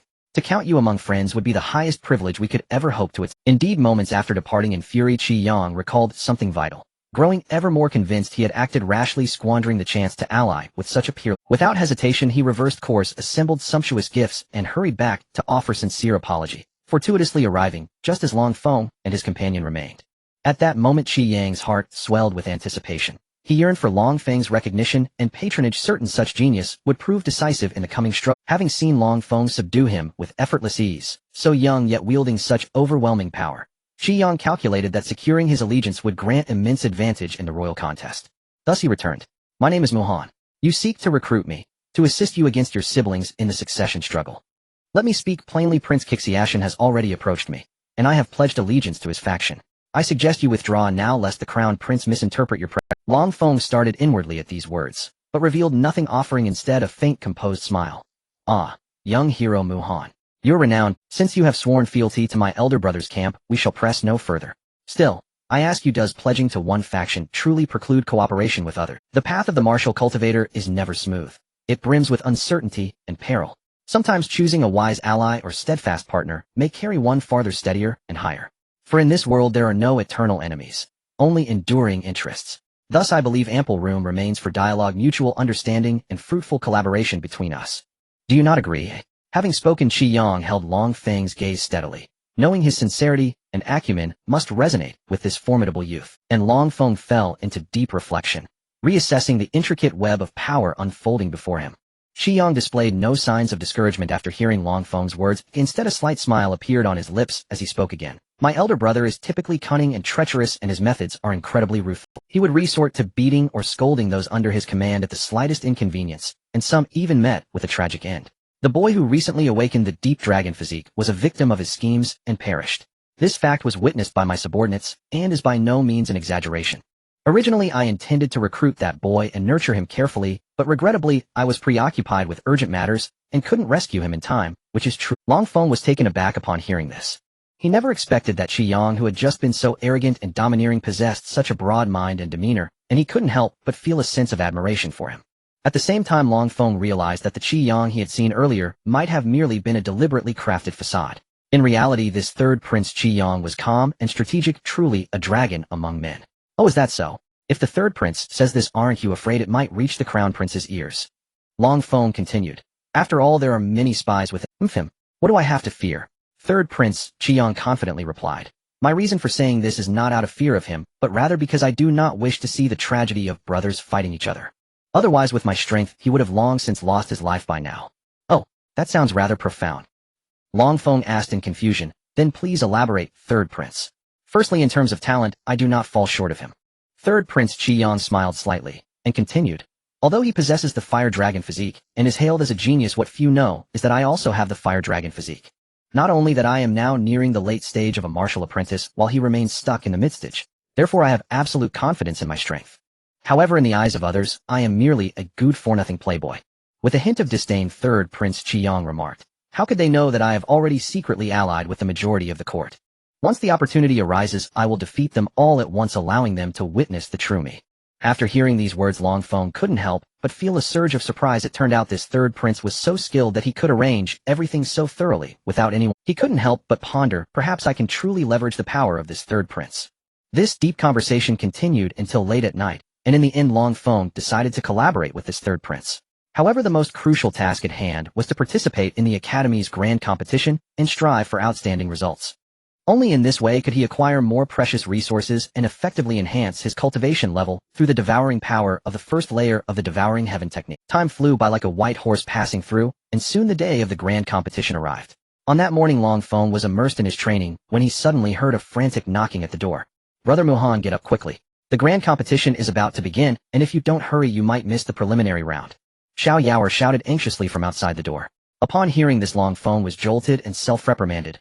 Oh no, I almost forgot such an important matter. Hastily, Long Feng got up and rushed towards the door. Before long, he had hurriedly dragged Xiao Yaoer to the side of the competition arena. It's all your fault for sleeping in. We almost missed it. Xiao Yaoer complained to Long Feng, her face full of blame. I wasn't sleeping in, I was just focusing on my training, okay?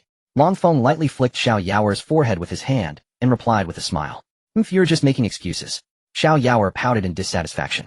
At that moment, a mentor on the high platform of the competition arena shouted loudly. All right, everyone, please be quiet. The time is almost up. The participants can come up one by one to draw lots. Upon hearing this, Xiao Yaoer wanted to say something more, but Long Feng interrupted her in time. He quickly walked forward and joined the line of other participants preparing to draw a lot. When it was Long Feng's turn, he drew a red lot with a big 8 written on it. After drawing the lot, Long Feng began to look around, observing the situation of the other. He noticed that some people had drawn black lots while others like himself had drawn red lots. Just as Long Feng was puzzled, the mentor who had spoken earlier said again. Alright, let's begin the competition now. The contestant who drew the red number 1 lot will compete against the contestant who drew the black number 1 lot on platform number 1, while the contestant with the black number 2 lot will face off against the red number 2 lot contestant on platform number 2. And so on. Hearing this, Long Feng immediately walked towards platform number 8. At this moment, a burly boy wearing a blue short coat was already standing on platform 8 looking at him with an arrogant expression. As Long Feng approached the stage, the boy's gaze remained fixed on him, sizing up this seemingly petite opponent. One had to admit that compared to this robust young man, Long Feng's slender frame indeed failed to exude any sense of intimidation. However, Long Feng did not back down or feel fear. He walked forward expressionlessly, his gaze resolute and calm. You should just admit defeat, Junior. Otherwise I won't hold back in the fight later, and it won't be good if something happens to you. The burly boy said mockingly as he looked at Long Feng. Just make your move. Long Feng's response to the burly boy's provocation was straightforward. The burly boy was taken aback by Long Feng's lack of reaction, which ignited his anger. He immediately launched an attack, rushing towards Long Feng with a punch. As he got closer, he thought Long Feng was stunned by his assault, but then he noticed the slight smirk on Long Feng's lips and felt something was off. Just as he was about to adjust his approach, Long Feng moved using a dragon dance step to flash behind the burly boy and executed the controlling dragon and capturing crane palm on his back. With a loud bang, the once arrogant burly boy let out a scream as he flew off the stage, collapsing to the ground. Awesome, brother, Muhan is the best. Xiao Yaoer cheered from below the stage, raising her delicate fist in excitement. Long Feng's single move defeated his opponent, garnering much attention, including that of Crown Prince Qi Xiaotian. Qi Xiaotian was extremely satisfied upon witnessing this. Being able to possess such talent would surely lead to great accomplishments in the future. As Long Feng effortlessly claimed victory, the other arenas also gradually concluded their matches. His movements flowed like water, each strike carrying a fierce momentum reminiscent of the relentless tides of a mighty river, arousing the cheers of countless spectators. On the other side, Li Dahai similarly defeated his opponents with ease. His actions were graceful and agile, as elegant and natural as wild clouds and roaming cranes, each technique containing endless mysteries and profoundness, leaving the audience in awe. Meanwhile, in the audience, Qi Xiaotian wore a gloomy expression, his eyes flickering with rage. He could not fathom how Li Dahai had become so powerful, consecutively defeating many disciples he had sent forth. This left him feeling shocked and furious, silently cursing. This brat pretended to be so respectful before, yet secretly hid his depths. Go arrange for Muhan to go up and test him. That Li Dahai dares to deceive me to my face while plotting behind my back. I shall give him a small lesson to let him know what should and shouldn't be done. Qi Xiaotian gritted his teeth and spoke to a nearby disciple, his voice filled with authority and anger, sending chills down their spine. The disciple quickly nodded in agreement, turned, and began to arrange the next match. Yes, senior brother Qi. This disciple dared not hesitate even for a moment, hastily making his way to the back of the arena. At this moment the competition was intensely underway, as fervent as a blazing fire. Throughout this process, many surprising dark horse contenders emerged. Among them, the most eye-catching was undoubtedly Li Dahai, who had grown alongside Long Feng. Li Dahai had now successfully broken through to the mid-level of a martial apprentice, and his strength was certainly not to be underestimated. People began to speculate about how Li Dahai had achieved such astonishing progress in such a short time. Some believed he must have encountered an extraordinary master who provided him with careful guidance. Others firmly believed he must have taken some extremely rare and precious elixir to experience such rapid advancement. Various theories emerged, filling people with curiosity and anticipation regarding Li Dahai. Qi Xiaotian knew well that Li Dahai's rapid advancement was all thanks to the enormous rewards he had received after helping to remove Long Feng. These rewards included rare cultivation resources and numerous high-level techniques. With such resources aiding him, Li Dahai's cultivation progress had indeed skyrocketed. Thinking of this, Qi Xiaotian's anger surged even more. He gritted his teeth and vowed to make Li Dahai pay dearly for daring to deceive him both to his face and behind his back. At that moment, Long Feng's gaze inadvertently swept over, and surprisingly Li Dahai also glanced this way. His eyes were filled with provocation, and he even made a throat-cutting gesture right in front of Long Feng. However, Long Feng was not provoked. He remained calm and composed.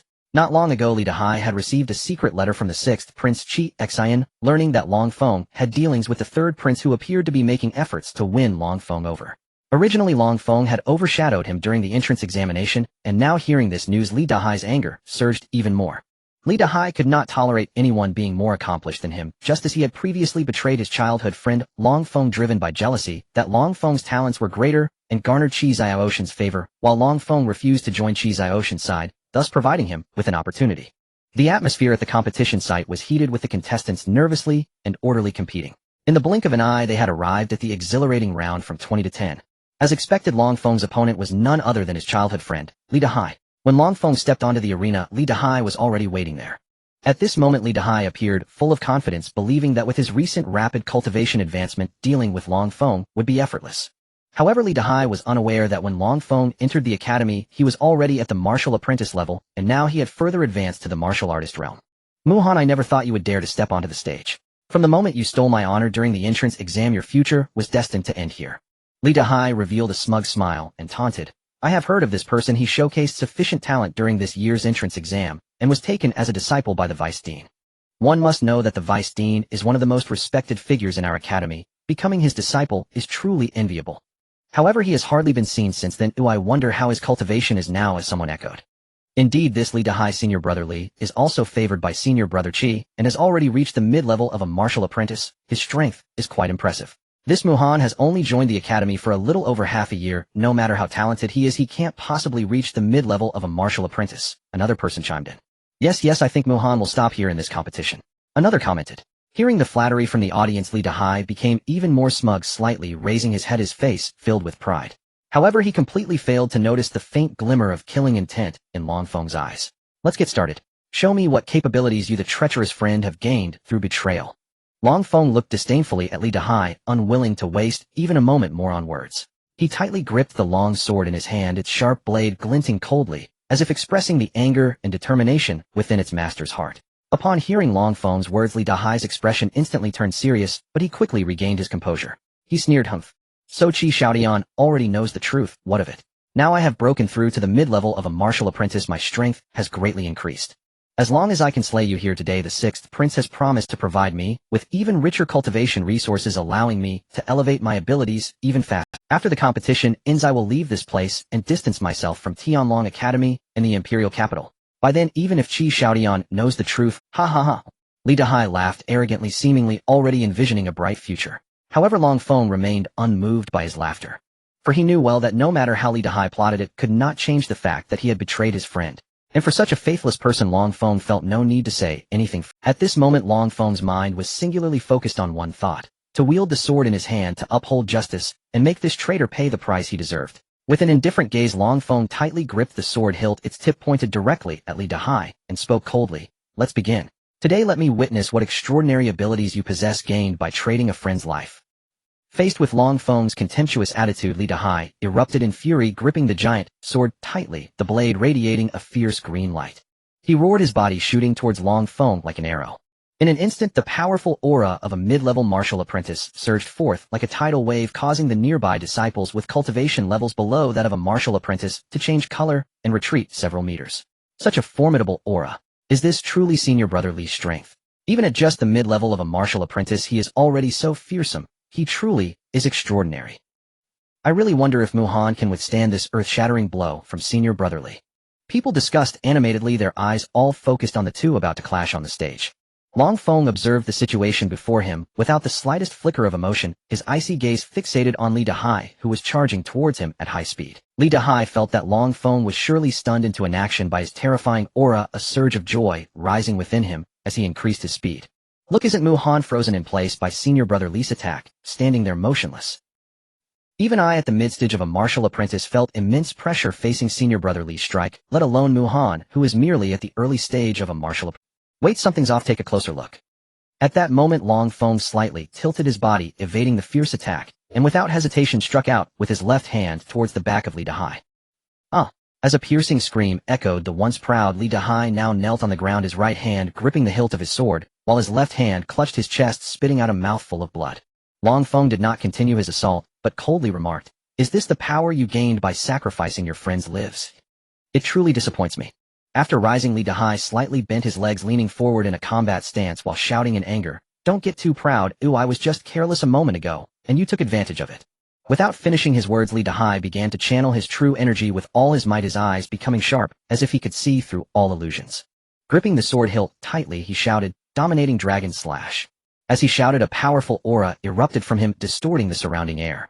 A dazzling golden light surged from behind Li Dahai, resembling a giant dragon soaring into the sky, claws outstretched as it lunged towards Long Feng. Within the golden light, a faint silhouette of a giant, sword-wielding figure could be seen, emanating an unparalleled pressure, as if an ancient deity had descended upon heavens. This is terrifying. A mid-stage martial apprentice can unleash such a dreadful attack. Senior brother Li is truly formidable. Muhan definitely cannot withstand this assault. Indeed, if it were me, I would have surrendered long ago. After all, preserving one's life is the only way to have a future. Faced with the surging golden light, Long Feng's brow furrowed slightly, yet he showed no sign of fear. He gently formed a hand gesture with his left hand, then pointed at the head of the golden figure, releasing a dark beam of light that shot towards it like a bolt of lightning. What seemed to be a casual strike caused everyone present to tremble, their eyes wide with disbelief. How is this possible? How can it be so powerful? Someone exclaimed in shock. However, Long Feng had already resolved not to hold back, wanting to end this farce quickly. He gripped his long sword tightly, standing upright with the sword tip pointing skyward, softly declaring, "Sword rain slash." As Long Feng's voice fell, a deafening roar echoed from the sky. Immediately dozens of shimmering cold swords fell like raindrops from the sky, hurtling towards Li Dahai, who stood frozen in place. In the blink of an eye, the swords reached right above Li Dahai's head. Faced with such a fierce attack, Li Dahai's mind raced as he pondered how to respond. Suddenly he swung his right hand, fiercely positioning the massive sword horizontally above his head, simultaneously shouting, "Giant sword shield." With this motion, a dazzling golden bowl about 10 feet in diameter seemed to descend from the heavens, inverted over Li Dahai below, forming a solid protection. Long Feng observed this scene, maintaining his calm and composure. As time passed, Li Dahai within the bowl grew increasingly pale, his limbs beginning to tremble uncontrollably, clearly on the verge of collapse. Long Feng slowly approached Li Dahai step by step, each step seeming to tread on Li Dahai's heart, quickening his heartbeat and breath. "This is the price you pay for betraying friends and harming their lives." Long Feng's voice was cold and merciless, as if he were a judge from the depths of hell. Li Dahai endured in pain, unable to comprehend why, despite his arduous training, he remained so vulnerable. Was he truly inferior to others? His heart was filled with confusion and unwillingness. In truth, Li Dahai's physique and comprehension were quite good, otherwise he couldn't have reached this point and achieved the midstage of a martial apprentice in such a short time. However, he overlooked a crucial factor: his state of mind. At this moment, facing Long Feng's questioning, Li Dahai felt no remorse or guilt, but instead roared at Long Feng, "I have no regrets. Joining any faction is merely serving others without dignity. Rather than this, it is better to seek greater benefits. Only then can I go further." Long Feng sighed inwardly upon hearing these words. He knew that Li Dahai had never understood what betraying friends truly meant. Perhaps in Li Dahai's eyes, friendship was merely a tool to be exploited. Yet he was unaware that such actions had deeply hurt those who once treated him sincerely. Looking at Li Dahai before him, Long Feng felt a wave of sadness. He had originally thought Li Dahai was merely confused and had taken a wrong path. But now it seemed he had long been trapped in the whirlpool of power and desire, unable to extricate himself. Long Feng slowly raised his hand, a powerful aura surging from him. He decided to make Li Dahai understand what was wrong, what true power was, and what genuine friendship. Crack. Crack crack. No. I concede. However, how could Long Feng allow him to surrender? If he conceded, he would lose the chance to kill Li Dahai. Long Feng stepped forward in a flash, grasping Li Dahai's neck. At the moment, the golden bowl shattered, and Li Dahai was about to shout his concession, whispering in his ear, "From the very beginning you never understood what I meant by betraying friends' lives. Considering our upbringing together, I'll let you die understanding." With that, Long Feng twisted with force, and a crisp snap resonated as Li Dahai's neck broke. Li Dahai's eyes widened, filled with regret and terror, but life had already slipped away from him. At that moment, the surroundings fell into complete silence, as if time itself had ceased to flow. Although there were no strict rules against killing in the duel, to act so brazenly was exceedingly rare. Moreover, under normal circumstances, one could always choose to concede in time to avoid losing their life. However, Long Feng's speed was astonishingly swift, so fast it was shocking. Li Dahai didn't even grasp the opportunity to concede before Long Feng had seized. He's dead. Senior Brother Li is actually dead. Mu Shixiang is truly too strong. Such a fierce and unmatched sword technique is truly terrifying. Yes, it's incredibly frightening. Thinking back, my legs still tremble. Fortunately, his opponent wasn't me, or the consequences would be unimaginable. At this moment, Long Feng's revenge plan had already begun to unfold, and the person before him was merely the beginning. The next target was the Prince Qi Xiaotian. Walk well, and do not betray your friends in the next life. Friendship must be defended with one's life rather than used for personal gain. Long Feng said, gently brushing his hand across Li Dahai's face, closing his unyielding eyes, and then turning to gaze coldly at Qi Xiaotian in the audience. A flash of chilling murderous intent crossed Long Feng's eyes, as he silently pondered, if it weren't for your unexpected arrival, how could Li Dahai have been forced onto this path, committing such an atrocious and heart-wrenching act? In the end, he met a tragic fate. He clenched his fists tightly, his nails digging deep into his palms, as if this was the only way to slightly quell the rage and pain. At that moment, Long Feng's gaze happened to meet Qi Xiaotian's. Qi Xiaotian was also staring at Long Feng, a faint smile playing at the corners of his mouth, seemingly approving of Long Feng's recent actions. However, he did not notice the fleeting sharp killing intent in Long Feng's eyes. Although Long Feng had deliberately harmed Li Dahai, no one considered this act to be inappropriate. The reason for this is that in the world of martial artists there is only the distinction of victory and defeat, with the strong being revered. In the eyes of the onlookers, if one lacks strength, yet chooses to fight blindly without knowing when to advance or retreat, they are deemed foolish beyond measure. Such bloodshed is indeed an act of extreme folly. The competition continued to unfold vigorously, and with the memories he had assimilated, Long Feng possessed martial knowledge and profound insights beyond the comprehension of the entire continent.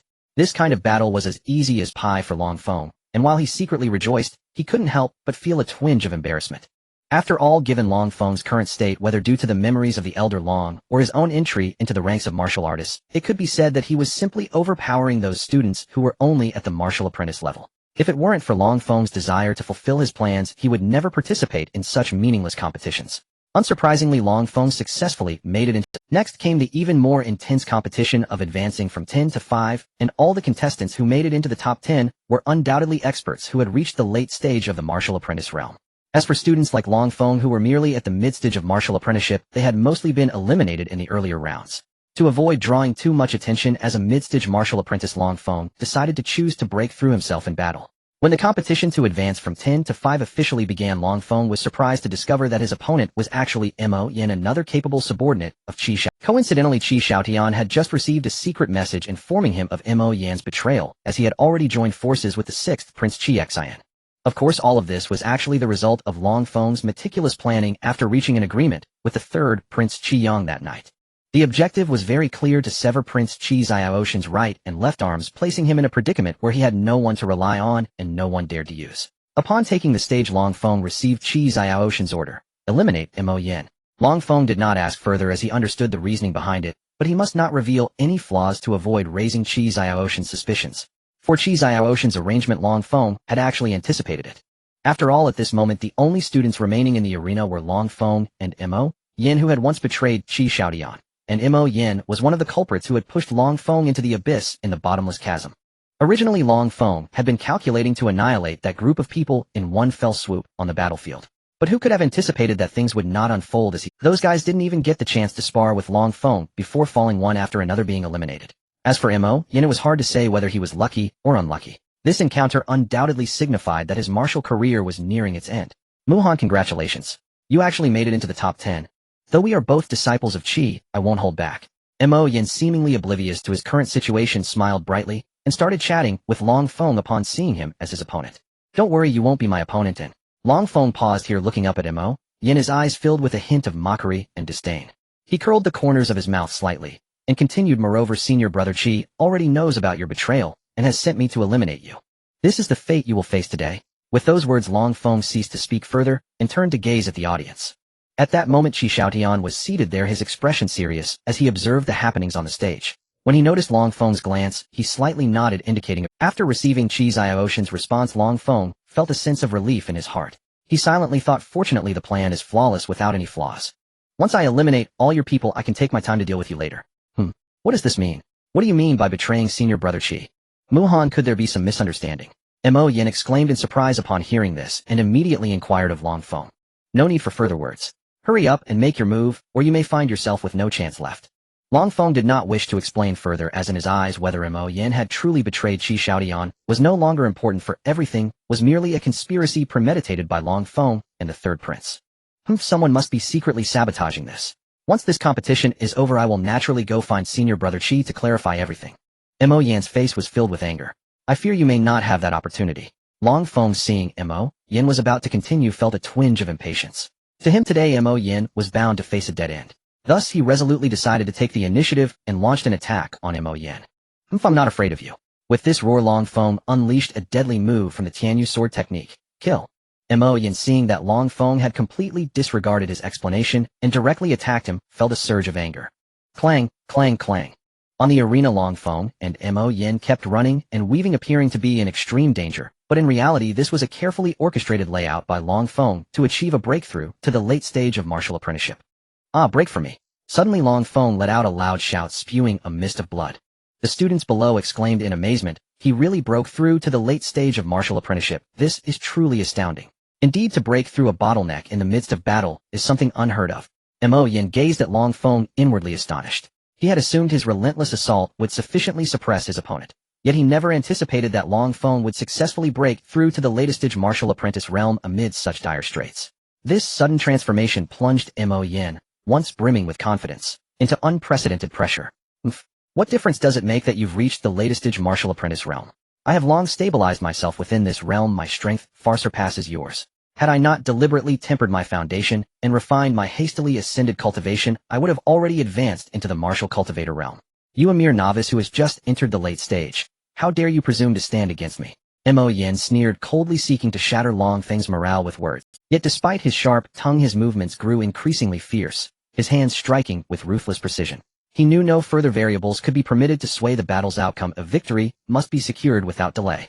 After all, prolonging the fight would not only cast doubt upon his prowess as a late-stage martial apprentice, suggesting he lacked the power to swiftly subdue even a mid-stage opponent, but also imply that his adversary had exploited the confrontation itself to ascend. Such rumors once spread would become fodder for ridicule across the academy. Unbearable humiliation for a man of Mo Yan's towering pride. Thus he resolved, by any means necessary, to end the duel swiftly, proving to all that his supremacy remained unchallenged. After Long Feng's breakthrough, his gaze sharpened, piercing, incisive, as if capable of rending reality itself. Fixing Mo Yan with a cruel upward curl of his lips, he declared, "The time has come to send you to reunite with Li Dahai. Li Dahai lies dead by my hand, reduced to a stepping stone on my ascent to the summit, and you, Mo Yan, shall follow in his footsteps, another sacrifice upon my path forward." Mo Yan's heart surged with boundless fury upon hearing these words. His eyes widened, locking onto Long Feng with murderous intensity as he ground out through clenched teeth, "Do not mistake your breakthrough for license to challenge me. I am no novice to be trifled with. I shall show you what true strength truly means. Your so-called breakthrough is nothing but fleeting fortune." At that moment, onlookers began murmuring among themselves. Will senior brother Mo prevail over Mu Han? Even before his breakthrough, Mu Han fought him to a standstill. Now that he's ascended, the outcome grows truly uncertain. Indeed, observe how moments ago Mu Han appeared besieged, yet moved with effortless grace. He must have concealed his full power deliberately, using Mo Yin as a whetstone to hone himself, thereby triggering his breakthrough. What profound calculation. Precisely. This duel promises extraordinary spectacle. We await its climax with bated breath. Voices rose and fell in waves, the atmosphere taut yet electric. All eyes remained riveted upon the arena, eager to witness the final reckoning. Whose name would echo victorious? Would Mo Yin triumph through deep-rooted mastery and consummate technique? Or would Mu Han soar beyond limits, shattering expectations with his newly awakened might? All answers would unfold within this heart-stopping clash. Now that you mention it, recalling the earlier exchange, it does indeed seem plausible. With Mu Han's successful breakthrough, even more breathtaking feats surely lie ahead. I've also heard that the top 10 contestants in this grand tournament will earn the honor of representing our academy at the upcoming 4 Academy Martial Conclave. Senior students recount how those who previously competed returned shortly thereafter with breakthroughs in cultivation, gaining immeasurable benefit. Who among us will seize the tournament crown and lead Tianfeng Academy into this imminent martial zenith?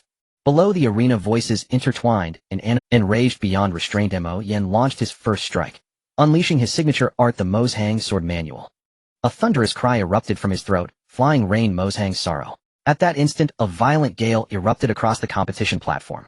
The wind howled so fiercely that spectators could scarcely keep their eyes open, while simultaneously droplets of rain began falling, deceptively gentle, yet brimming with lethal intent. Should anyone dare reach out to catch them, those seemingly tender drops would pierce straight through palm and flesh alike. Faced with Mo Yan's ferocious onslaught, Long Feng showed no hesitation. Raising his right hand toward the heavens, he uttered softly, "1,000 swords resounding as one." In that instant, pressure across the arena doubled. Countless gleaming swords materialized above Long Feng's head, swarming like locusts, surging en masse toward Mo Yan's flying rain Mozhang's sorrow. Deafening roars shook the heavens, the very world seeming poised to tear asunder beneath the collision of these two titanic forces. Dust billowed skyward, blinding all vision. Spectators could only grasp the unfolding chaos through thunderous reverberations and seismic tremors. Heavens! Such devastating force. Surely only a martial cultivator could wield it. Who would have imagined Mo Yin and Mu Han possessed such terrifying might? Heavens! Such devastating force. Surely only a martial cultivator could wield it. Who would have imagined Mo Yin and Mu Han possessed such terrifying might? Who do you suppose will win? Another asked. Mo Yin, most likely. He attained the late stage long ago, his strength inherently superior, offered one analysis.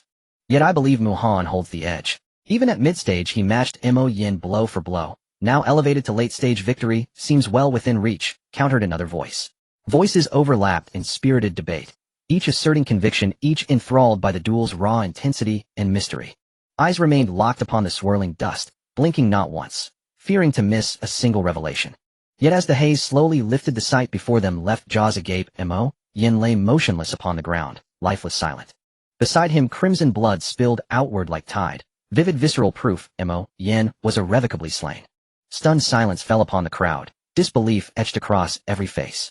None had foreseen so abrupt an end, nor so brutal a conclusion. Puzzlement and shock hung thick in the air, No one could fathom what transpired within that veil of dust. Long Feng merely glanced once at Mo Yan's fallen form, then turned and descended the platform, his stride calm, unwavering, bearing no trace of triumph, no shadow of pride. As Long Feng's match concluded, results from other competitions gradually followed. However, the participants' mood grew increasingly heavy. They had long heard of the breathtaking duel between Long Feng and Mo Yan, deeply feeling Long Feng's formidable strength. They understood that Mo Yan's strength far surpassed their own, yet even so Mo Yan could not withstand but a few exchanges before suffering a disastrous defeat, even losing his life. For those whose strength paled in comparison to Mo Yan, confronting Long Feng felt like a nightmare. At this moment the remaining contestants exchanged glances, each able to see the fear and unease in the other's eyes. They knew that the upcoming matches would be a life-and-death struggle, and they had to give their all if they hoped to survive this brutal competition. But facing such a terrifying opponent as Long Feng, what chances did they truly have? The competition continued fervently, yet a noteworthy phenomenon emerged. Whenever they encountered a student of Long Feng, they would unhesitatingly choose to concede. The reason was simple: they understood the vast chasm that existed between themselves and Long Feng. This situation left the spectators and the judging mentors stunned, shaking their heads helplessly. After all, Long Feng's strength was far too formidable, surpassing the capabilities of other contestants. Long Feng felt no surprise at the final results of the matches, as if everything were under his control. Even if his opponent were a peerless master at the peak of the martial disciple stage, they could not contend with him. After all, he had already undergone a transformation, no longer a mere martial disciple. He had successfully entered the warrior realm, becoming a true practitioner. Ultimately, Long Feng undoubtedly claimed the title of champion of the tournament, earning him the admiration of many young admirers. Many students expressed their willingness to follow him, eager for his recognition. The happiest among them were Xiao Yaoer and Xiao Shun. Xiao Yaoer was overjoyed because Long Feng had actually secured first place, granting her additional bragging rights within the academy. As for Xiao Shun, he was pleased that Long Feng's victory would garner him more support and assistance upon his imminent return to the family, which was of great significance to him. Without a doubt, Qi Xiaodian was very pleased. After all, Long Feng belonged to his camp, and managing to recruit such a uniquely talented genius as Long Feng was of immense. When the tournament concluded, Long Feng reaped considerable rewards and numerous generous prizes, making him ecstatic. With these treasures, his cultivation would surely ascend to new heights, possibly breaking through to the midstage of the warrior realm in a short time. This would undoubtedly greatly benefit his upcoming plans, while also increasing the chances of their success. The morning after the tournament ended, Qi Xiaodian sent someone to summon Long Feng, claiming there was urgent business to discuss. After hastily arriving, Long Feng learned that the 6th Prince Qi Xian harbored resentment over Long Feng's slaying of Li Dahai during the competition, and planned to take action against Qi Xiaodian in advance. In an instant, everyone in Qi Xiaoshan's camp wore solemn expressions, as if facing a great enemy, deeply fearing that Qi Xian in his vengeful state would also calculate them into his plans. In response, Long Feng felt secretly pleased while also contemplating how to deal with the situation.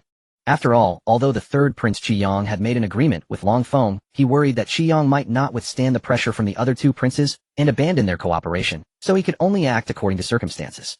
I believe that the 3rd prince will not be so foolish as to act directly against us so blatantly, or at most he will engage in some underhanded tactics behind the scenes. That said, we must remain vigilant. Qi Xin's thoughts are difficult to discern, and no one knows what his next move will be.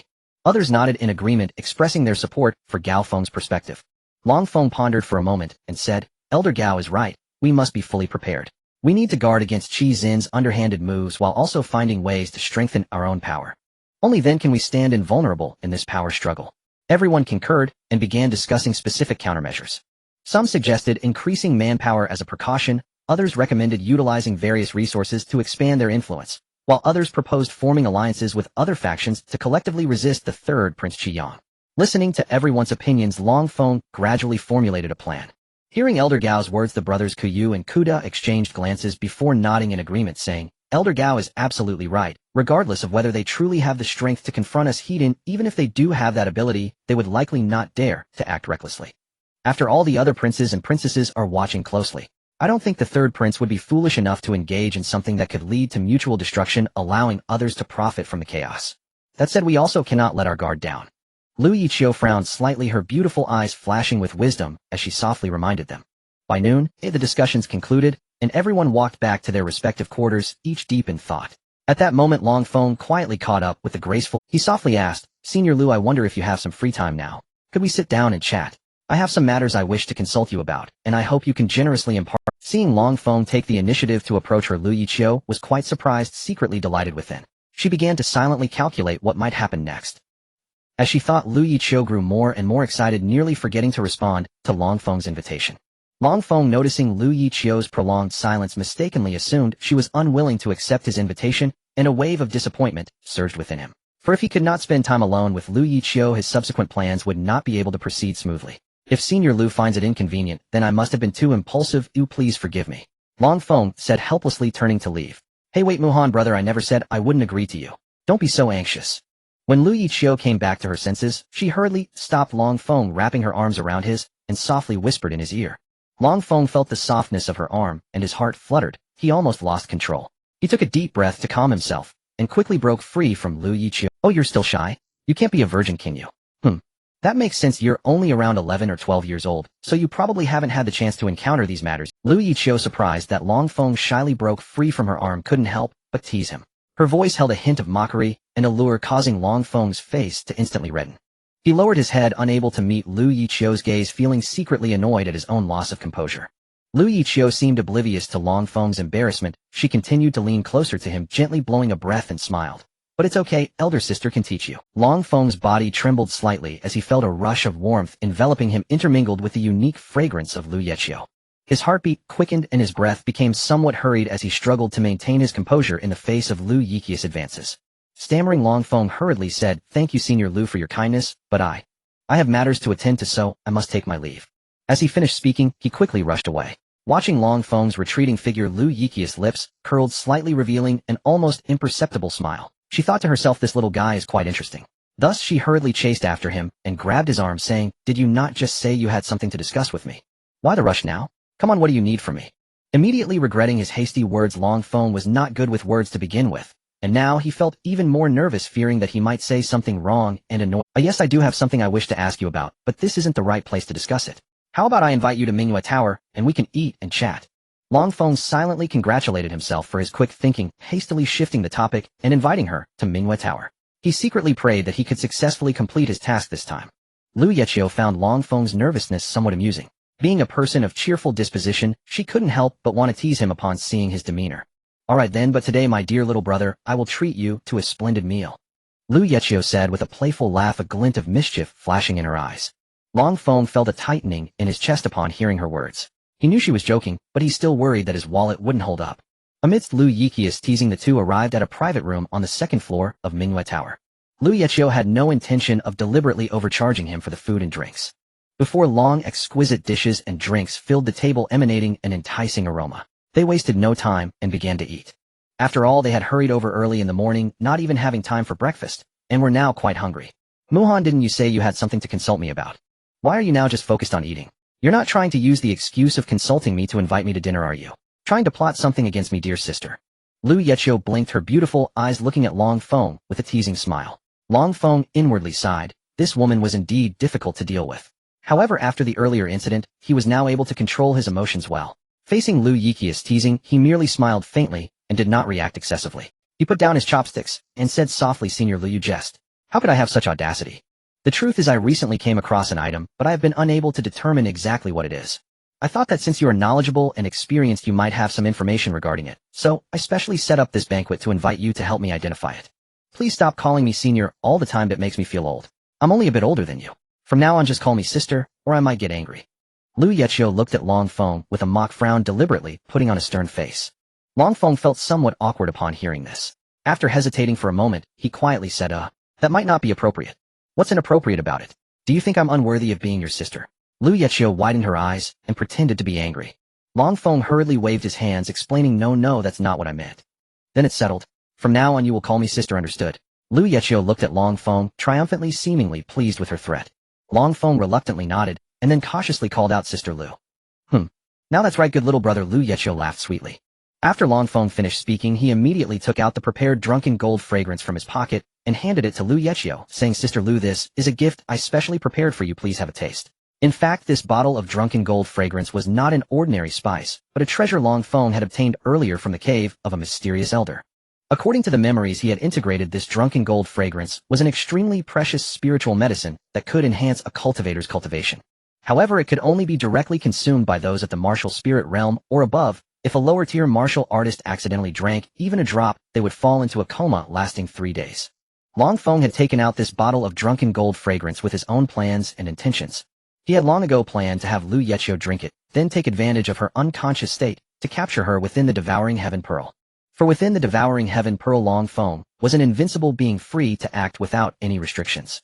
In that special space Long Feng could plant a slave seal on Lu Yiqiu without any reservations. Once the slave seal was successfully planted, Lu Yiqiu's life and death would be entirely in Long Feng's control, no longer subject to her own will. Hiss! What kind of extraordinary item is this? Just by smelling it I feel like my cultivation has improved. This is simply a rare treasure. Lu Yiqiu exclaimed in delight as she opened the bottle and took a gentle sniff, almost crying out in excitement. Seeing this, Long Feng deliberately feigned surprise and asked, really? This thing can actually improve cultivation? He secretly felt pleased knowing that his plan was already halfway successful. What's wrong with that? Are you worried that I will drink it all? Lu Yiqiu looked at Long Feng's expression, sensing something was off, and quickly explained, don't worry, I just want to taste it, I won't drink it all. Besides, I will only drink a drop, it's not a big loss for you. Moreover, this can help you verify its effect. If it really works, wouldn't you make a fortune? Long Feng listened to Lu Yiqiu's words, feigning hesitation on the surface, but in his heart he thought, I was waiting for you to say that. Fine, since you insist, let's give it a try. But you must remember, only one drop at a time. We are not sure if this will harm you, sister. Long Feng couldn't help but remind her. Seeing Long Feng finally agree to let her try, Lu Yiqiu was overjoyed. She took the vial of potion, carefully opened the cap, and gently dropped a drop on her tongue. In an instant, a wonderful sensation surged through her, as if all the cells in her body were activated. She looked at Long Feng with surprise, and excitedly said, wow, this feeling is so amazing. Long Feng saw this, and did not immediately pull Lu Yiqiu into the Devouring Pearl, but first tried to call her softly a few times. After gently pushing her, Long Feng saw this, and did not immediately pull Lu Yiqiu into the Devouring Pearl, but first tried to call her softly a few times.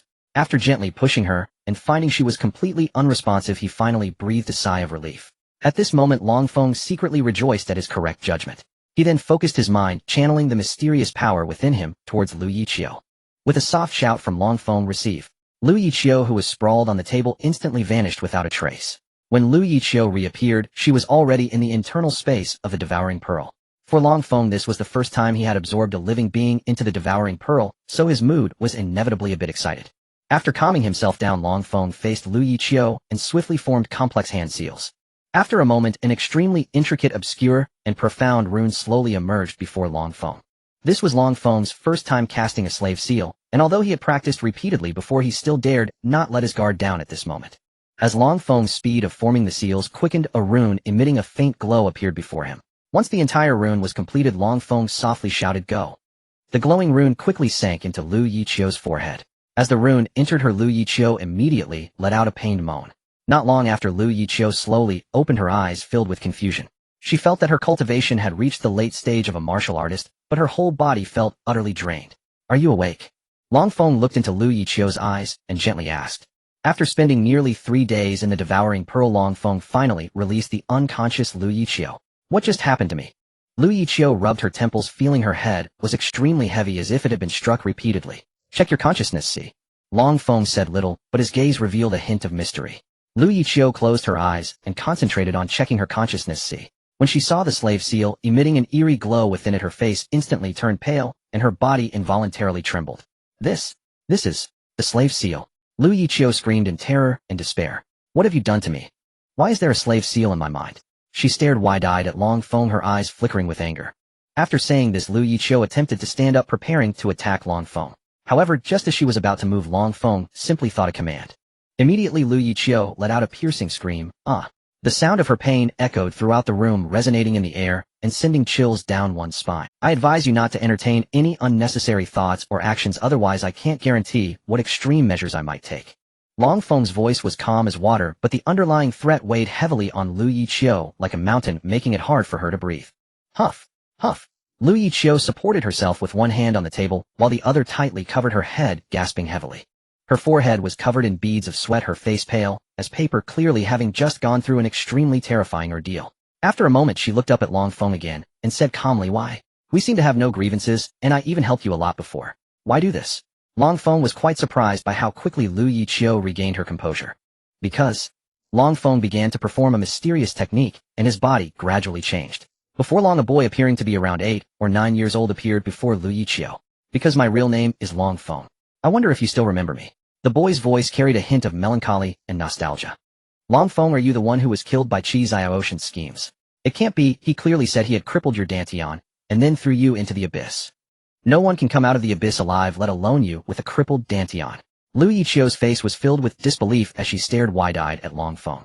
The abyss is said to be the place where the supreme Abyss Dragon fell, and since its formation, no one has ever been heard of coming out alive from it.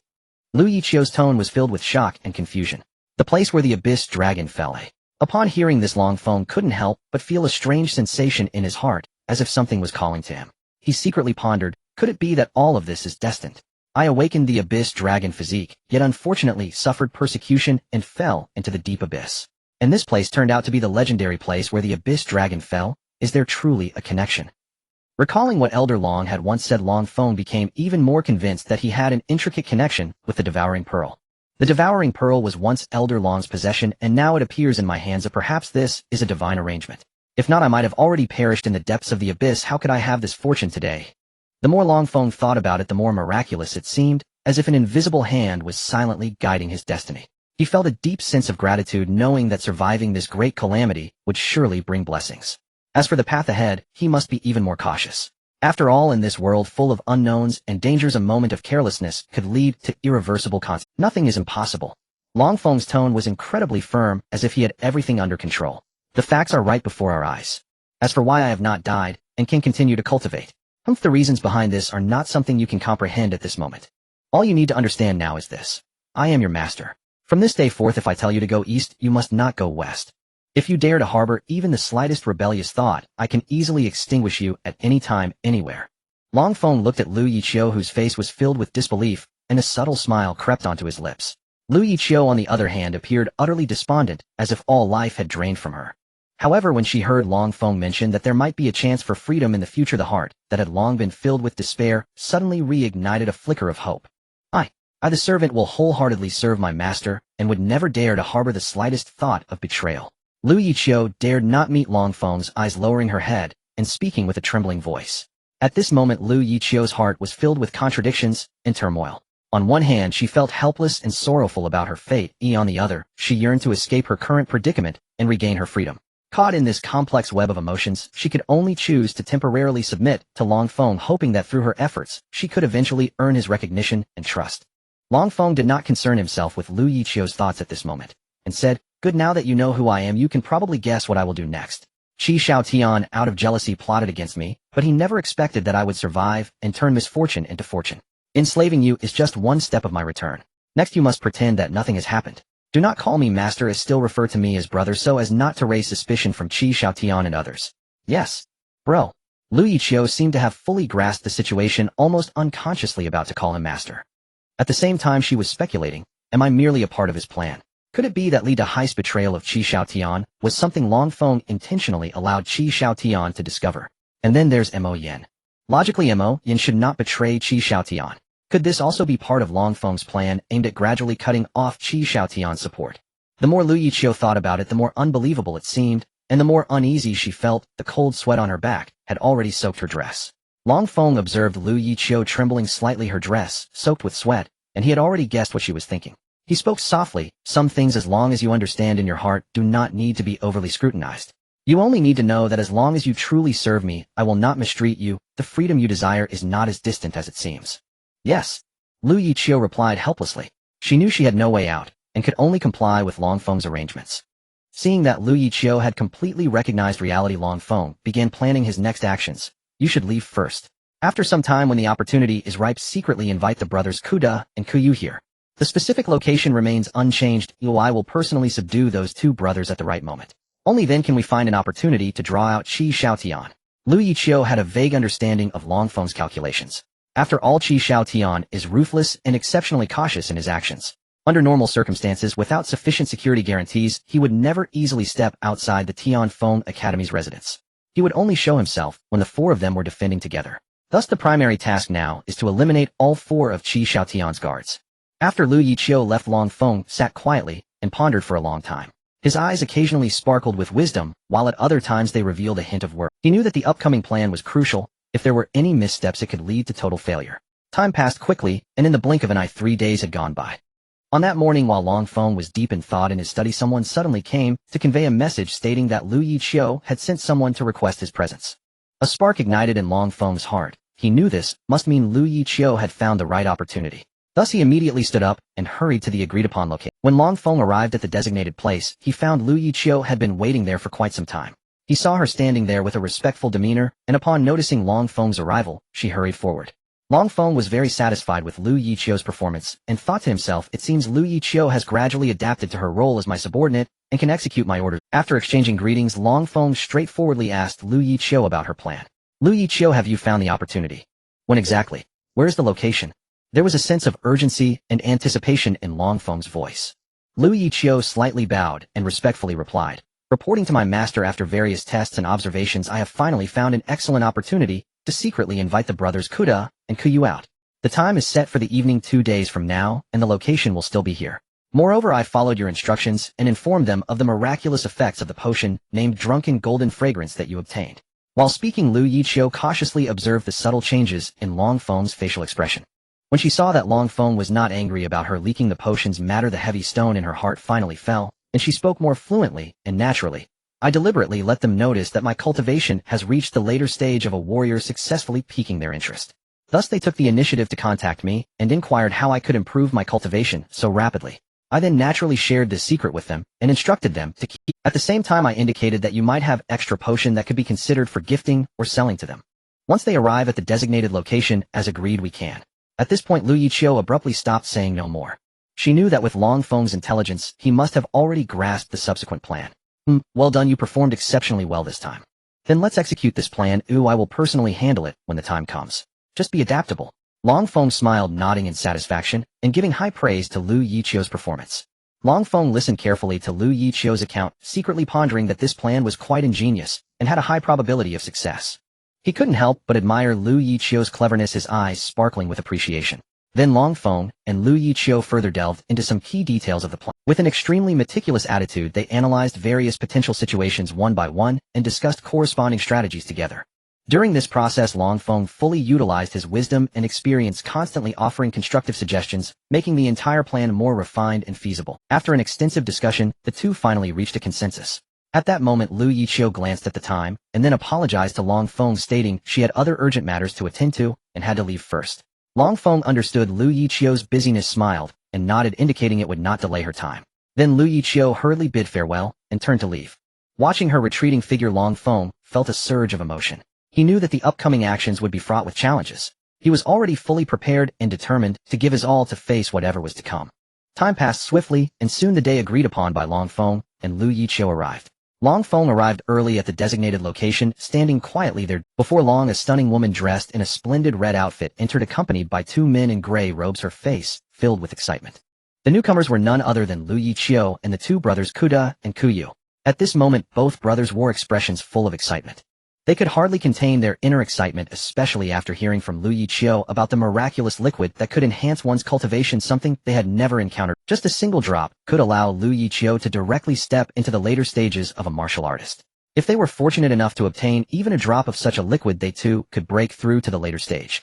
With such a situation, they would be able to stand on equal footing with Hao Feng in the future, as well as gain access to richer cultivation resources, paving their way further on. At that moment, before the 3 could reach Long Feng, Kuda called out from a distance, "Mu Xiaoyou, it has been a long time, I have missed you immensely." Kuyu quickly followed up, saying, "Yes, Mu Xiaoyou, it seems your cultivation has made significant progress since we last met. It must be due to some fortuitous encounter. I wonder if you could share it with us brothers." Kuyu obviously could not hold back his impatience, and directly inquired.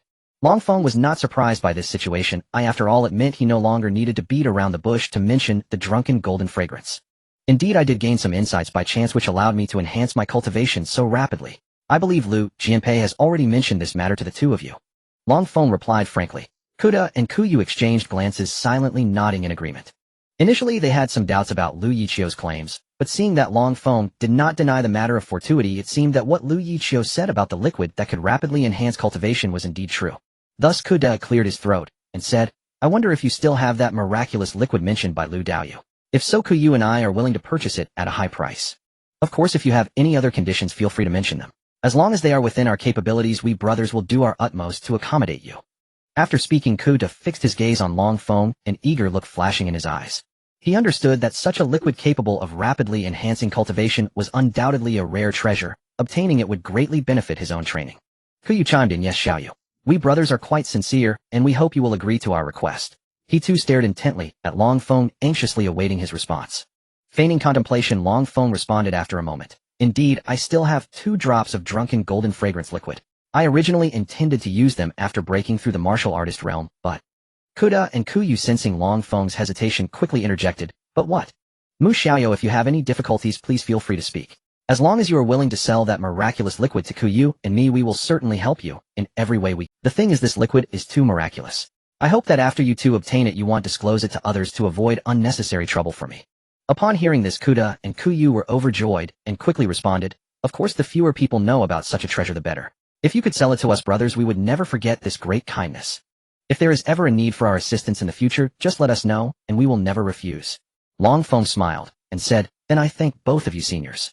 Mu Xiaoyu, you can rest assured. Once we break through to the later stage, we will definitely not forget today's agreement. Kuda and Kuyu said solemnly. Long Feng nodded and said, I trust in both of your characters, seniors. He continued, and there's also. Long Feng deliberately paused, creating suspense before saying, however, this liquid is exceedingly precious, and I am truly reluctant to reveal it lightly. But since both seniors value it so highly, I might have to part with it. However, Kuda and Kuyu's expressions instantly turned into ecstatic joy at these words. They could hardly believe their ears. Long Feng had actually so readily agreed to their request. However, just as they were overwhelmed with excitement, Long Feng spoke again. I can give you the liquid, but there is one condition: you must drink it in front of me. Upon hearing this, Kuda and Kuyu's hearts sank, showing expressions of shock and confusion. They exchanged glances, reading the same question in each other's eyes. Kuda could no longer hold back and asked, Xiaoyu, do you not trust us? It is known that during a critical moment of breakthrough, being disturbed by others is the most taboo thing. If one were to cultivate in front of others, it would likely lead to many inconveniences. I hope Xiaoyu can think this through carefully. Long Feng, seeing that Kuda and his brother were hesitant, quickly explained, seniors, please rest assured. The reason I propose this request is not to make things difficult for you. The main reason is that after you take this bottle of liquid, it won't be long before you can smoothly break through your current realm, and the entire process is very safe, with absolutely no unexpected situations. The reason I am doing this is actually due to 2 considerations. First, I cannot determine whether you two will choose to use the liquid yourself after obtaining it. If you do not use it personally and instead sell it to others, then everything that was previously promised would become meaningless. It is known that the support provided by 2 mid-stage martial artists is not a small gap compared to what 2 latest-stage martial artists can offer. Secondly, I merely wish to observe up close how you two break through from mid-stage to latest-stage martial artists. This way, if I encounter a similar situation in the future, I can avoid unnecessary troubles and risks. Long Feng, seeing that Kuda and his brother were still hesitant, spoke again. Please be assured, seniors. If Lu Jianpei is here to oversee, even if I had the heart of a bear or the courage of a leopard, I would never dare to harm either of you. What do you two seniors think? Upon hearing this, Kuda and Kuyu turned to look at Lu Yiqiu. Lu Yiqiu smiled and nodded at them, saying, you two can rest assured. I managed to break through my bottlenecks smoothly after taking this liquid in front of Muhan back then. Moreover, you share a deep bond with Muhan. How could he harm you? I believe he would not jeopardize your futures either. Hearing Lu Yiqiu say this, Kuda and Kuyu felt much more at ease, though they still harbored some inner conflicts and doubts. They exchanged glances, sharing their concerns about this decision. However, after deep contemplation, they resolved to agree to Long Feng's request. Seeing that the brothers Kuda and Kuyu finally agreed to take the medicine in person, Long Feng felt the stone in his heart finally drop, and he let out a long sigh of relief. If the 2 brothers Kuda had refused, not only would this meticulously planned scheme have gone down the drain, but it would also likely lead to leaks, putting him in significant trouble. Once the news got out, it would surely attract the attention and pursuit of various forces, making it incredibly difficult for him to escape. Therefore, Long Feng secretly rejoiced at the wise choice made by the brothers Kuda and Kuyu, which also filled him with confidence for future actions. Now that Kuda and Kuyu had agreed to take the medicine in person, the following matters would be much easier to handle. Long Feng no longer hesitated, immediately taking out the jade bottle that had long been filled with the medicine and handing it to the 2 men. The brothers Kuda were extremely excited, hurriedly reaching out to take the jade bottle, continuously making promises to repay Long Feng's great kindness in the future. However, Long Feng was indifferent to these empty words. He knew very well that as long as the 2 brothers Kuda obediently swallowed the contents of the bottle, they would become his slaves, completely obedient to him from then on. No matter what orders Long Feng issued, they would be unable to resist. The brothers Kuda meticulously observed the jade bottle in their hands for a long time, then sat cross-legged without hesitation and tilted their heads back to drink the miraculous potion in one gulp. Seeing that the brothers Kuda and Kuyu finally drank the medicine, the heavy stone in Long Feng's heart finally fell. He secretly rejoiced that the plan seemed to be progressing quite smoothly. Before long, the brothers Kuda simultaneously emitted a dull thud as they collapsed straight to the ground. Lu Yiqiu was taken aback, hurriedly approaching to check on the 2 men. After repeatedly confirming that the brothers Kuda had indeed fallen into a coma, she waved her hand to signal Long Feng to come forward. At this moment Long Feng took a deep breath, mobilizing the mysterious power within him and continuously channeling it outward. This power seemed to possess life, swiftly sweeping towards the brothers Kuda. In the blink of an eye they vanished into thin air before Lu Yiqiu's astonished gaze. Lu Yiqiu stared in disbelief, her eyes wide open, fixated on the incredible scene unfolding before her. Despite her heart being filled with fear and doubt, she did not open her mouth to ask, for she knew well that some matters were beyond her comprehension. "Protect me." Long Feng's deep voice sounded, carrying an undeniable authority. As his voice fell, he slowly closed his eyes, adjusted his breathing, and completely merged his spiritual sense into the internal space of the Devouring Heaven Pearl. Upon entering the space, Long Feng instantly saw the brothers Kuda lying on the ground lifeless, as if they had lost their very essence. Long Feng stepped forward for a closer look, then crossed his legs to sit on the ground, his hands swiftly forming various intricate hand seals. His fingers danced like butterflies, moving at a dizzying speed. A mysterious rune emitting a faint glow gradually took shape at his fingertips and swiftly shot towards Kuda's forehead. As the rune embedded itself in Kuda's forehead, the glow intensified, followed by Long Feng's low shout, "Go!" Accompanied by this shout, Kuda suddenly let out a piercing scream, his body shaking violently, but he soon fainted once more. Long Feng did not stop his movements. He took a deep breath and continued to cast the incantation, injecting more spiritual power into the rune. Moments later, the second rune successfully merged into Kuya's mind. After completing all this, Long Feng finally sighed in relief and stood up. He gently wiped the sweat from his forehead, a hint of fatigue flashing in his eyes. Meanwhile, outside the room, Lu Yiqiu quietly waited. She knew Long Feng was performing an important ritual, but she was unaware of the specifics. She could only silently pray, hoping that Long Feng would be safe, for if he encountered misfortune, she would not be able to escape unscathed either. As time ticked by, Long Feng finally emerged from the internal space of the Devouring Heaven Pearl. His complexion was a bit pale, but his eyes were filled with excitement and anticipation. "How was it? Did it succeed?" Lu Yiqiu approached, concerned. Long Feng nodded slightly, a smile appearing on his face. "Yes, it went relatively smoothly. Now let's see what kind of surprises they can bring us." Just as Lu Yiqiu was watching Long Feng intently, a thud echoed as the brothers Kuda and Kuyu suddenly reappeared before her. Before long, the brothers Kuda and Kuyu slowly awakened from their stupor. Their eyes were filled with confusion, as if they had lost an important memory, completely unaware of what had just happened. Once they were fully awake, they eagerly began to introspect and check their physical condition. Ha ha ha. This is simply unbelievable. I actually managed to elevate my cultivation level by a small tier. I've finally stepped into the late stage of a martial artist. After introspecting his own condition, Kuda could no longer contain his joy and excitement, shouting out. At this moment, Kuyu was equally ecstatic. I've also successfully advanced to the late stage of a martial artist. The two expressed their joy to each other, their emotions high, their faces filled with shock. After a brief exchange, they exchanged glances, then stood up together and deeply bowed to Long Feng, clasping their hands as they said, "We are very grateful for Brother Muhan's generous gift. In the future, should there be any requests, we brothers will surely do our utmost and never decline." Lu Yiqiu looked at the brothers Kuda and Kuyu, a wave of sorrow rising in her heart. She saw them excitedly conversing with Long Feng, even solemnly making promises, completely oblivious to the fate that awaited them. However, she also felt a slight relief for these two individuals. Sadly, the brothers Kuda would lose their freedom, like herself, becoming Long Feng's slaves, with their lives revolving around him from then on. Fortunately, they had not ended up in the abyss nor participated in Long Feng's cruel acts. Otherwise, after drinking that bottle of medicine, they might not have even had the chance to. Now they not only preserved their lives, but also experienced a significant improvement in their cultivation, which could be said to be a blessing in disguise. At this moment, Long Feng noticed that the two still intended to continue speaking, seemingly unaware of the slave seal within their spiritual seas. He smirked slightly, revealing a teasing smile, and softly said, "There's no need to rush your thanks. Why not check your own spiritual seas first, and then decide whether to express your gratitude?" Upon hearing Long Feng's words, a sense of foreboding surged in the hearts of the brothers Kuda. They exchanged glances and closed their eyes, sinking their minds into their spirit. When they saw the slave seal glowing ominously in their spiritual seas, their faces instantly turned as pale as paper. What is this? How can there be this thing in my spiritual sea?" Kuyu's eyes widened in terror as he exclaimed.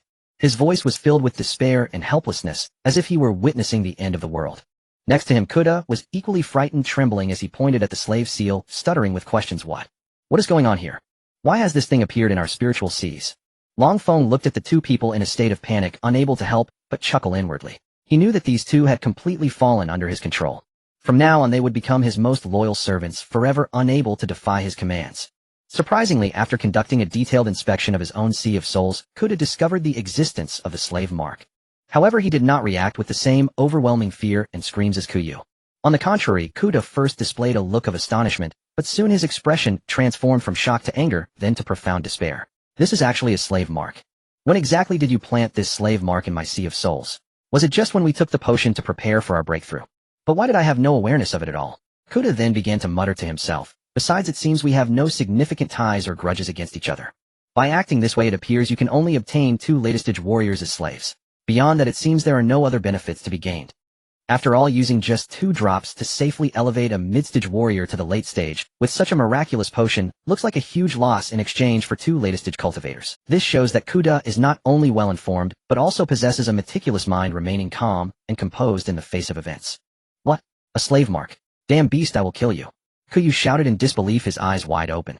He could never have imagined that the slave mark planted in his sea of souls by Long Feng was so despicable and shameless, igniting a fury within him that made him wish to tear Long Feng apart. At that moment, Kuyu was completely consumed by rage, losing all rationality. He raised the massive axe in his hand and charged fiercely at Long Feng. However, Long Feng remained calm and unperturbed. He stood still, indifferently watching Kuyu rush toward him. As Kuyu drew closer, a sudden thought crossed Long Feng's mind. Boom. With a heart-wrenching scream and an ear-splitting roar, Kuyu flew backward like a kite, with a severed string crashing heavily to the ground. Blood continuously seeped from his mouth and nose, and his breath grew extremely weak, as if he could lose his life at any moment. Throughout it all, Long Feng didn't even turn his head, seemingly having expected such a result. He coldly scoffed and said disdainfully, Even at this point you dare to harbor murderous intent against me. I truly don't know if you're foolish or seeking death. Long Feng said in a deep voice, You may find it hard to understand why I am doing this, but... At this point, a layer of light suddenly emanated from Long Feng. As the light gradually faded, a boy around 8 or 9 years old appeared before Lu Yiqiu and the other 3. Upon seeing this scene, Kuda and Kuyu were momentarily stunned, but soon seemed to understand something. They exchanged glances, then turned to look at Lu Yiqiu, their eyes filled with confusion and incomprehension. Clearly, they did not understand why Lu Yiqiu would be involved. However, after a while, they seemed to have figured out the reason. After all, Lu Yiqiu had not said much from the beginning, and had elevated her cultivation to the late stage after taking the potion, as if she was already aware of everything. It seems that Lu Yiqiu had also become Long Feng's slave. Thinking of this, the confusion on Kuda and Kuyu's faces gradually faded, replaced by a look of realization as they said, So you're not Mu Han, but Long Feng. No wonder you acted this way, but it seems your actions won't have much effect on Qi Xiaotian. After all, Qi Xiaotian could recruit another group of people to replace us.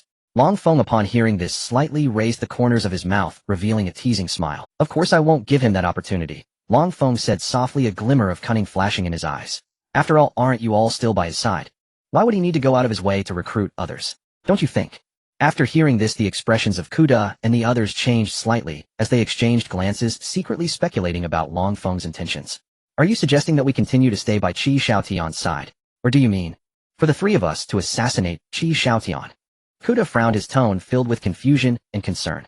He was well aware of Qi Xiaotian's formidable strength, and that he had a powerful expert named Hao Feng by his side. Hao Feng was also at the late stage of a warrior, but he had accumulated experience in this realm for many years, making his strength far beyond what they who had just entered the late stage. That's right, it's to assassinate Qi Xiaotian. But it's not to have you do it, rather it's to have the 3rd prince, Qi Yang's men, handle it.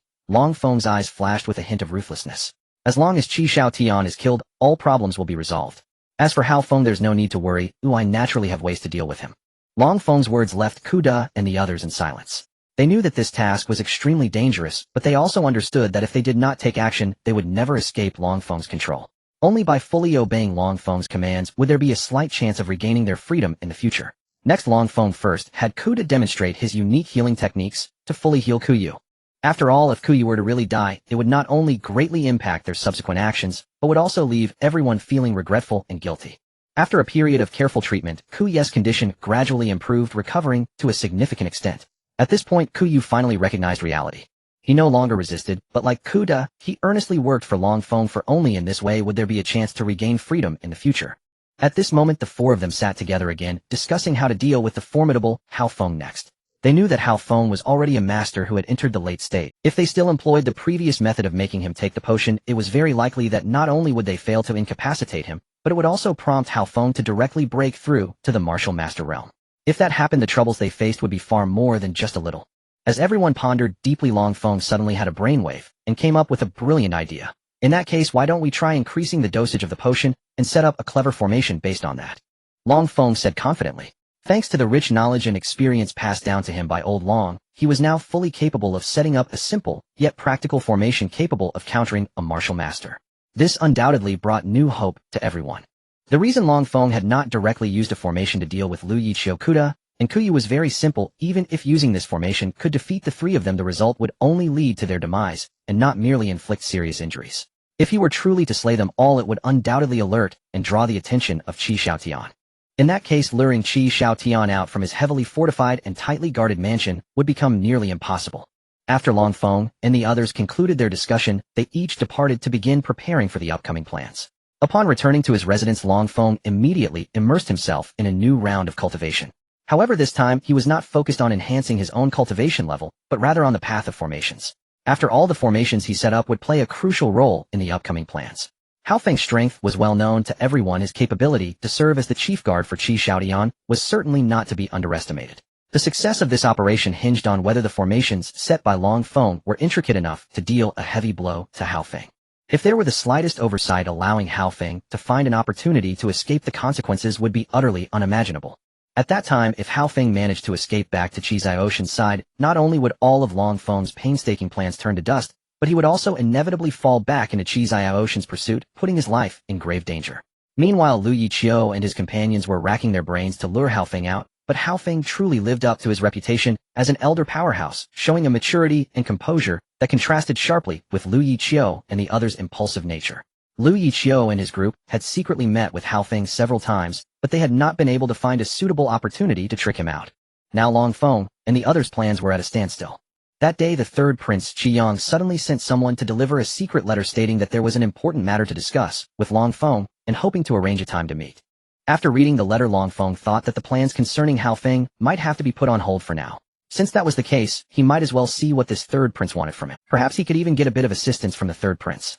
After all, dealing with Qi Xiaotian was not just Long Feng's concern alone. This third prince was not an ordinary person. He had coveted the position of crown prince for quite some time. Therefore, if Long Feng proposed to join forces against Hao Feng at this time, the third prince would surely do his utmost to help. Long Feng instructed the messenger to report back that he would indeed go to meet the third prince. The messenger, relieved to hear Long Feng agreed to the meeting, secretly sighed in relief. After bowing respectfully to Long Feng, he quickly turned and left. In a private room on the second floor of Mingwei building, there sat a boy around 11 or 12 years old, dressed in luxurious attire. The boy's face was youthful, yet his gaze was steady and deep, as if he had weathered many storms. If it were not for his young appearance, one might mistakenly think he was an aged, seasoned individual. Opposite the boy sat another boy of about the same age, also dressed in fine clothes. At that moment, the elegantly dressed boy was smiling as he spoke to the luxurious boy. These two were Long Feng and the third prince he was meeting, Qiang. Qiang raised his glass towards Long Feng and said, "Brother Muhan, the reason I was so eager to meet you this time is that there is a matter that requires your assistance."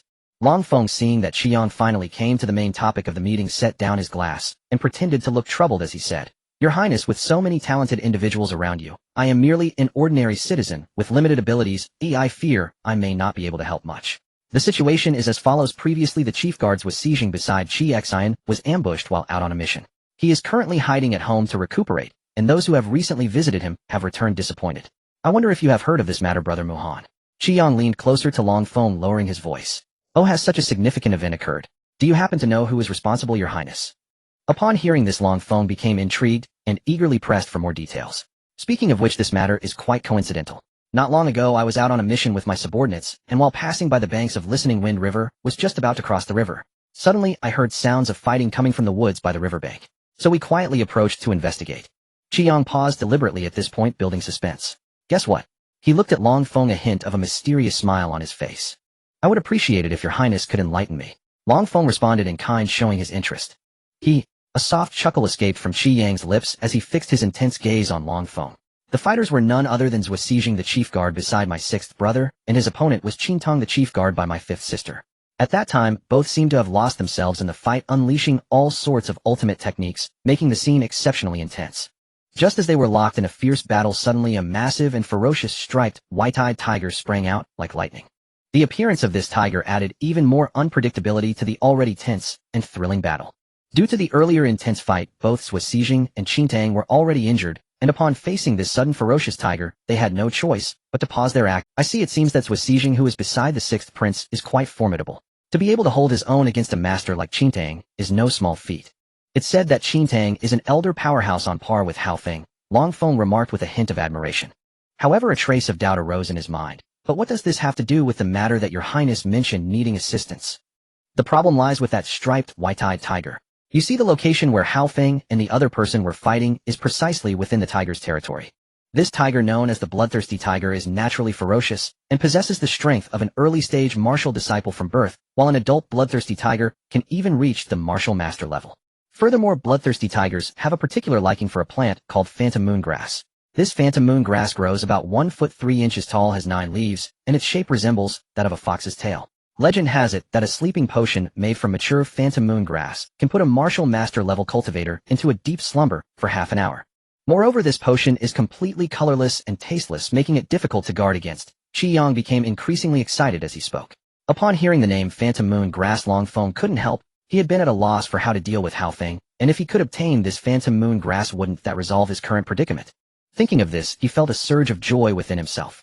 However, if the bloodthirsty tiger were already in its adult stage, things could become troublesome. I wonder what level the bloodthirsty tiger has reached. If it is in its adult phase, not only would it be difficult to successfully obtain the phantom moon grass, but even we ourselves could potentially suffer heavy losses. Seeing Long Feng's worried expression, Qi intentionally displayed a mysterious smile and said, "The bloodthirsty tiger has indeed reached the martial master level, but after a while it will enter a weakened state. Once the time is right, we can carefully plan to find a way to lure the bloodthirsty tiger away and seize the phantom. This way we won't have to engage the bloodthirsty tiger directly, nor will we need to overly worry about unforeseen circumstances." That plan might work, but we still need to proceed with caution. Thus Long Feng continued discussing the specific details with Qi. After all, this matter concerned their very lives. They had to be extremely careful. After Long Feng and the third prince Qi had reached an agreement, he quietly returned to his residence. The next morning, Long Feng secretly summoned Lu Yiqiu and 2 others for a meeting. Despite having come to a consensus with the third prince regarding the confrontation with the bloodthirsty tiger, he decided to let Lu Yiqiu and the others set off early and conceal themselves in the shadows just in case. As time ticked away, Long Feng waited anxiously for the agreed moment to arrive. However, he did not rush into action, for he knew that if he revealed his desire for the illusory moon grass too soon, it might be used against him by the third prince, which would not be worth. It was only when the third prince sent a messenger to inform him that the time had come that Long Feng suppressed the turmoil within him and made his way to the banks of the listening. By the time Long Feng arrived at the designated location, the third prince had already been waiting for quite some time. From his demeanor, he seemed even more excited than Long Feng himself, though it was unclear what significance the illusory moon grass held for him. "Brother Muhan, you finally made it. I thought you got delayed by something and wouldn't be able to come," Qi exclaimed, striding toward Long Feng with a beaming expression. Before Long Feng could approach, Qi eagerly welcomed him, loudly saying, "I sincerely apologize for making you all wait." Long Feng nodded slightly in apology. "I did encounter a few minor troubles, but fortunately, I made it in time in the end." "May I ask, your highness, have all your people arrived? Additionally, we need to clarify the details of this operation beforehand. I will only be responsible for gathering the illusory moon grass, while you all must hold the bloodthirsty tiger at bay. Otherwise my life may be in grave danger." Long Feng feigned a worried expression, seemingly filled with dread about the impending danger. In reality, with Long Feng's extraordinary skills and astonishing speed, if anyone could successfully distract that vicious bloodthirsty tiger, it would be a piece of cake for him to pluck the illusory moon grass. But at this moment his greatest concern was whether the third prince and his companions truly had the ability to contend with the bloodthirsty tiger, which though currently in a weakened state still possessed the strength of a martial master. After all, even if the bloodthirsty tiger was in a decline of power, it was still a fierce beast of the martial master realm, far from something that those merely in the latest stage martial artist realm could easily handle. "Brother Muhan, rest assured, you need only focus on collecting the illusory moon grass. We will handle the rest, ensuring your safety." Seeing that Long Feng still bore a hint of worry on his face, Qi quickly patted his chest, vowing earnestly. After all the details were discussed, little time remained. Then Qi, accompanied by Long Feng and his 3 guards, cautiously approached the lair of the bloodthirsty tiger. At this moment the sun hung high in the sky, and the scorching rays baked the earth like flames. The bloodthirsty tiger, a beast of nature inclined to darkness, would be heavily suppressed by the extreme yang energy at noon on the first day of each month. During this time, they would retreat to their dens, rarely stepping outside. Inside the den, the bloodthirsty tiger lay lazily on the ground, slightly opening its mouth, emitting low rumbling sounds, as if enjoying a peaceful nap, completely unaware of the impending events. Its massive and powerful body, nearly 4 meters long, emanated a chilling aura. As Long Feng and his companions gradually approached the cave, they finally caught sight of the sleeping bloodthirsty tiger. Its entire body shimmered with a red glow resembling a burning flame, yet it remained oblivious to the fact that someone was stealthily closing in. Seeing the bloodthirsty tiger unresponsive, Long Feng and the others secretly sighed in relief, but just as they prepared to move forward, a sudden sharp cracking sound pierced the air. One of the team members, overly tense, had accidentally stepped on a dry twig. The bloodthirsty tiger moved. Everyone immediately tensed up, not daring to breathe, fearful of startling the ferocious beast. They pressed tightly against the wall, their bodies stiff as statues, yet their eyes remained fixed on the bloodthirsty tiger ahead. The bloodthirsty tiger abruptly lifted its enormous head, warily scanning the surroundings outside the cave. Its gaze was sharp and fierce, as if it could see through all disguises and concealments. Everyone's heart raced faster, and they silently prayed that the bloodthirsty tiger would not discover their presence. After a long while, the bloodthirsty tiger seemed not to have detected anything unusual. It shook its head and slowly lay back down, continuing its deep slumber. It believed that the earlier disturbance was merely a figment of its imagination. For some time, the bloodthirsty tiger had been feeling a bit unsettled. Not long ago, two audacious intruders had dared to invade its territory and even approached its den. This made the bloodthirsty tiger extremely furious and anxious, and it had become particularly sensitive and vigilant since then. In its memory, very few dared to step into its domain, let alone approach its den. The last two intruders had fled in terror upon seeing it. If it weren't for the need to guard the precious illusory moon grass, it would have chased after those two intruders to show them what for. Who? With a gust of wind, everyone was startled, standing frozen in place for quite a while, afraid to make a sound, lest they alert the sleeping bloodthirsty tiger. After a while, seeing that the bloodthirsty tiger remained still, Qi cautiously led his three guards, striving to suppress their own breathing, and slowly approached. Meanwhile, on the other side, Long Feng was stealthily moving toward the direction of the illusory moon grass, following the previously devised plan. To outsiders, Long Feng appeared to have merely the cultivation level of someone in the latest martial disciple realm, but only a few, including Qi, knew that he had actually broken through to the early stage of martial art. The main reason for including Long Feng in this operation was his extraordinary and mysterious movement technique, Carefree Journey. Once Long Feng fully unleashed this technique, even a practitioner at the ordinary early-stage martial master realm would struggle to match his speed. Such astonishing speed was something Qi had never witnessed or heard of before. Back at the Mingyue Tower, it was precisely because of Long Feng's incredible speed that he had been. For this reason, Qi returned to recruit Long Feng. As the distance closed, Qi suddenly shouted loudly, "Attack!" In an instant, Qi and his three guards launched an assault on the bloodthirsty tiger. The sudden onslaught left the just awakened bloodthirsty tiger utterly stunned. It immediately stood up and began to retaliate without hesitation. The bloodthirsty tiger was furious, filled with boundless rage. It never expected that within just a few days another group of bold individuals would dare to invade its territory and even attack it without hesitation. At this moment, its anger had reached its peak. With a deafening roar, the bloodthirsty tiger opened its massive jaws, unleashing a crimson beam that surged forth like a volcanic eruption towards Qi and the others. This beam carried a fierce aura, as if it aimed to tear everything asunder. "Young master, be careful. Young master, quickly dodge." The people around screamed in terror, fully aware of the formidable power behind this strike. However, facing such a ferocious attack, Qi response was remarkably swift. He dodged to the side, just in time, narrowly avoiding the blood-red beam. At the same time, fine beads of sweat appeared on his forehead, clearly indicating that the recent perilous moment had left him shaken. It seems this beast possesses a considerable level of intelligence, knowing to deal with the weakest among us first. Fortunately, I reacted quickly. Qi secretly celebrated his own agile skills. However, he did not let his guard down. Instead, his movements became even quicker. He gripped his weapon tightly, focusing intently on the bloodthirsty tiger, ready to face any situation that might arise. Suddenly, a deafening roar echoed. "Explosive hand." Qi watched in disbelief as his earlier attack had no effect on the bloodthirsty tiger, which remained steadfast, unmoving before the cave. He knew in his heart that if this continued, the situation would only worsen. Time was of the essence. He had to devise an effective method to resolve the predicament before him. Thus, Qi decided to unleash all his strength, deploying his most powerful attack skill, Explosive Hand. In that moment, he gathered all his power into his palm, preparing to deliver a fatal blow to the bloodthirsty tiger. Suddenly, an enormous fiery red hand lunged down from the sky, like a volcanic eruption, wielding immense force, as it aimed directly for the bloodthirsty tiger. Meanwhile, the other three did not hold back, either pouring all their energy into their attacks. Solar Slash, Earth Split, Fire Thrust, Mystic Fire Arrow. They understood that only the most potent and radiant energies could inflict substantial damage on the bloodthirsty tiger at such a critical moment. Consequently, they all chose fire-based attacks, and in an instant various fire skills intertwined, forming a blazing sea of flames that tightly surrounded the bloodthirsty tiger. Long Feng stood at a distance, anxiously watching the fierce battle between Qi and the enemy. He silently prayed for the bloodthirsty tiger to leave its cave soon, as that would give him the chance to approach and successfully acquire the precious, illusory moongrass. As time ticked away, Long Feng anxiously awaited. Suddenly, a thunderous roar of the tiger broke through the heavens. Roar. Roar. This sound was filled with boundless fury, indicating that the bloodthirsty tiger had been pushed to its limits. It opened its massive maw, ferociously lunging towards Qi Yang and the others. However, instead of panicking, Qi Yang and the others displayed expressions of wild joy. They quickly turned around, retreating, while launching even fiercer attacks at the bloodthirsty tiger. The fierce battle gradually moved away from Long Feng's location.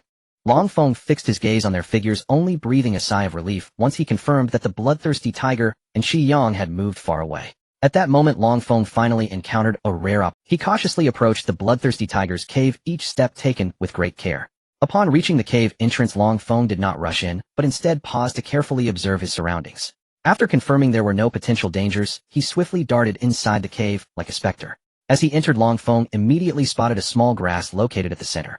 This small grass stood about 1 foot tall, boasting 9 leaves shaped like a fox's tail. Without a doubt, this was the illusory moon grass that Qi Yang had described. Seeing this, Long Feng wasted no time in stepping forward, taking out a jade box from his pocket and carefully uprooting the illusory moon grass before gently placing it inside the box. After successfully harvesting the illusory moon grass, Long Feng's excited heart calmed down a bit. At that moment, he began to survey the other areas of the cave. To his surprise, he found that the cave also concealed a large amount of gold, silver, jewels, and various bones and furs of both humans and beasts. These must be the remnants of those devoured by the bloodthirsty tiger, and Long Feng was determined not to miss this lucrative opportunity. He unceremoniously collected all the gold, silver, jewels, and beast pelts, thinking to himself that selling these would surely fetch a handsome sum. After finishing his collection, Long Feng suddenly heard a soft and youthful tiger's roar emanating from around the corner of the cave. The sound was crisp and melodious, reminiscent of a lark. Long Feng was initially startled, then cautiously approached. When he finally saw what lay before him, he was left dumbfounded. Before him was a bloodthirsty tiger cub. This little tiger was small in size, with soft, smooth fur and a glint of cleverness in its eyes.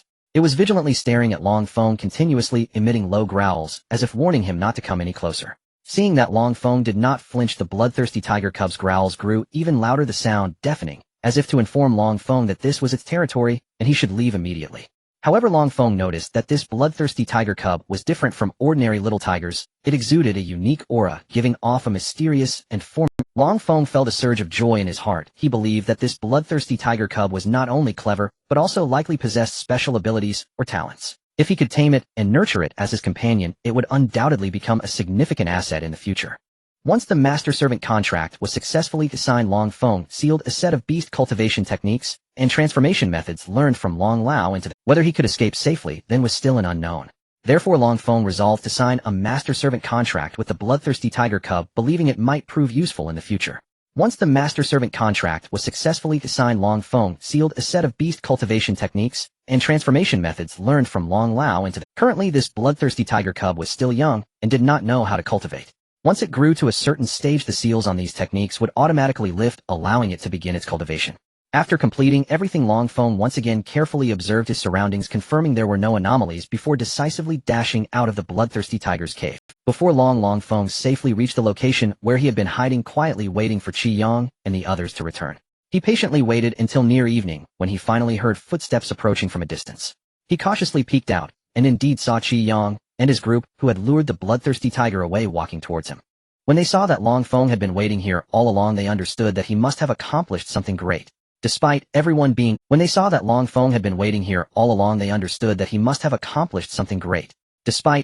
being injured, their faces were filled with Qi Yang pondered to himself, with this illusory moon grass in hand, I can finally put into practice the many plans I have conceived for a long time.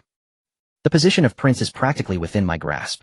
Long Feng observed the group's excitement and decided to drop the pretense, directly taking out the illusory moon grass. However, the illusory moon grass he held did not have roots, as he had already implanted the roots into the devouring pearl. The others were not surprised by this. After all, typically people would not uproot the entire illusory moon grass, but would only take the useful parts, leaving the rest for future need. In the end, Long Feng received 3 leaves exuding a mysterious aura, while the remaining 6 leaves belonged to Qi Yang and the others. Faced with such a distribution, Long Feng showed no signs of dissatisfaction or dissent. Instead, he accepted it with pleasure. After all, what he obtained was not merely a few leaves. More importantly, he successfully collected the incredibly precious rhizome. Perhaps it wouldn't be long before he could once again harvest the leaves of the illusory moon grass. Prior to this, Long Feng had merely approached the task with a mindset of experimentation, carefully planting the rhizome of the illusory moon grass within the devouring pearl. However, what he did not anticipate was that this attempt would achieve enormous success. Even more astonishing was that the rhizome of the illusory moon grass showed no signs of wilting despite the change in environment. What Long Feng did not know was that this seemingly ordinary devouring pearl was actually the dragon pearl of Elder Long.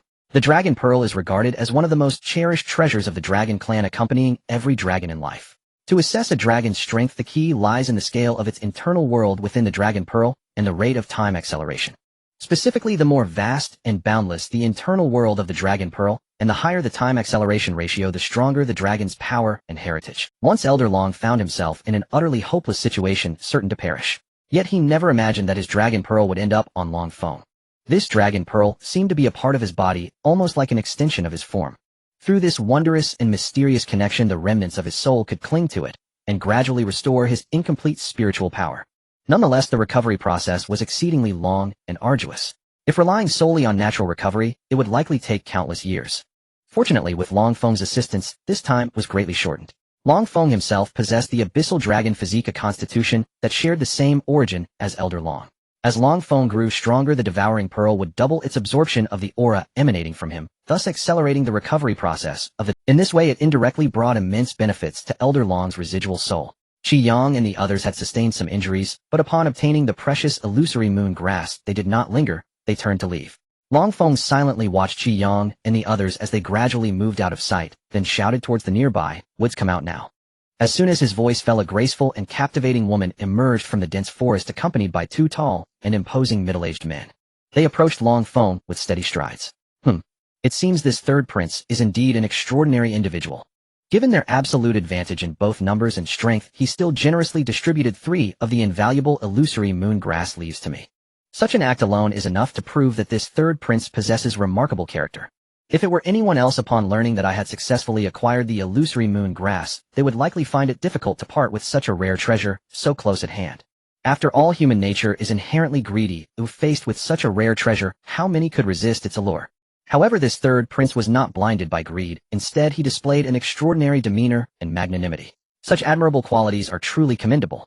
You see, my lord, what you may not know is that this third prince appears to outsiders as nothing more than a profligate youth acting without much thought.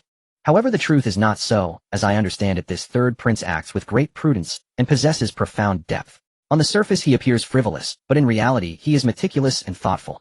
Moreover, the third prince has unwavering beliefs and principles. He never goes back on his promises and always keeps his word. In dealing with his subordinates, he shows great care and affection, moving them with sentiment. In his own words, "Only when those around me are strong will I feel more secure. Only when they feel at home will they become stronger." One person's strength is ultimately too weak. Only with a group of people working hard to help oneself can one achieve success. Because of this, those around him genuinely dedicate themselves to him, swearing to follow him to the death.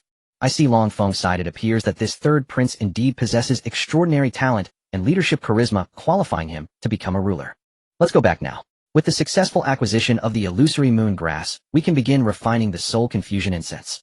With this treasure, we will have an added advantage against Hao Feng, and we will have a certain degree of assurance. Upon hearing Long Feng mention refining the soul confusion incense, the 3 thought he was looking for someone to concoct it. So Lu Yiqiu hurriedly said, "My lord, I know an alchemist who should be able to refine the soul confusion incense. However, his fees are considerably higher than those of other alchemists, but his success rate is also much higher. No need. Why should I rely on others to refine the soul confusion incense? I will refine it myself once we return." Long Feng replied confidently. With Elder Long's memories and inheritance, this level of skill is merely child's play for him. Lu Yiqiu and the others were all astonished. My lord can actually refine medicine. Could it be that my lord is also an alchemist? This is too incredible. My lord is only 9 years old at most. How did my lord achieve this? One of them exclaimed in surprise. Another joined in, saying, "Indeed, my lord is truly remarkable. I never expected that. Not only is my lord powerful, but even a technical skill like alchemy is so well mastered. It's truly admirable." The last one sighed, "My lord is indeed unparalleled, truly omnipotent. With my lord around, what do we have to worry about?" Long Feng looked at the excited expressions of the 3 and smiled slightly, saying, "There's no need for such astonishment. These are merely small tricks. Once you follow me for a while longer, you will naturally come to know more." Upon hearing Long Feng's words, Lu Yiqiu and the others felt a surge of profound admiration and awe. They secretly vowed to closely follow Long Feng's footsteps, striving to enhance their own strength, hoping to excel like Long Feng one day. What kind of opportunity has my lord obtained? It's rare to see someone begin cultivating from the womb. No matter how diligent one is, it would be difficult to achieve such extraordinary accomplishments. It is truly astonishing. Following my lord may not be a bad thing. Rather, it could be a tremendous opportunity. Indeed, my lord not only possesses unparalleled talent for cultivation, but is also proficient in alchemy, and even formations are not beyond him. Such a level of defiance against heaven is truly astonishing. The three engaged in a flurry of excited discussions. Seeing their naive expressions, Long Feng couldn't help but feel a sense of helplessness, while also realizing that he indeed seemed to be somewhat excessively extraordinary. Let us return for now and consider our next move there. Once we lure Hao Feng out and dispose of him, it will be Qi Xiaoyan's turn. What a sight it would be to see Qi Xiaoyan's face if he discovered my true identity. I imagine he would be so frightened he'd crawl on his belly, perhaps even kneel and beg for mercy. Long Feng spoke, picturing Qi Xiaoyan prostrate, and pleading. A proud, smug smile involuntarily curled his lips. This excursion proved exceedingly fruitful. Long Feng reckoned inwardly just the gold alone amounted to no less than 500,000 taels, and the silver reached as much as 800,000 taels. As for the pearls and jewelry converted into silver, they would be worth roughly 300,000 taels. Most thrilling of all, he had tamed a mutated bloodthirsty tiger cub. Although the cub was not currently at his side, with but a thought from him, the little predator would come seeking him of its own accord.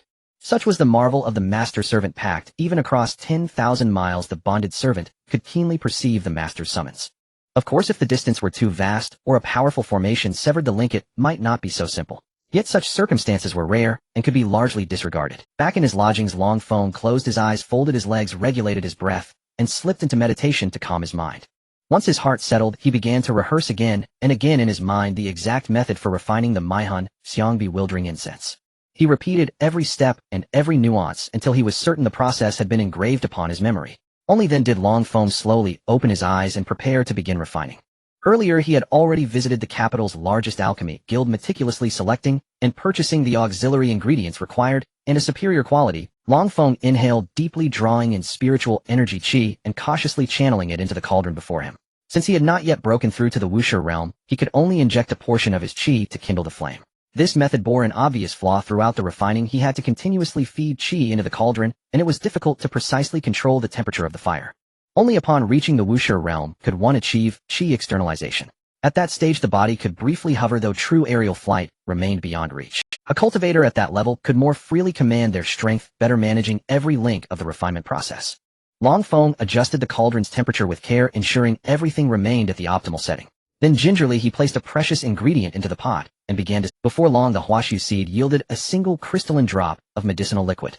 The huashu seed possessed a wondrous property. It could neutralize the scent of huanyue grass without diminishing the herbs. Seconds stretched into minutes as Long Feng stared intently at the cauldron, continually fine-tuning the temperature controls. Sweat beaded on his brow, and a hint of fatigue crept across. After all, this was his first time refining by hand. He had invested not merely his effort, but his very soul.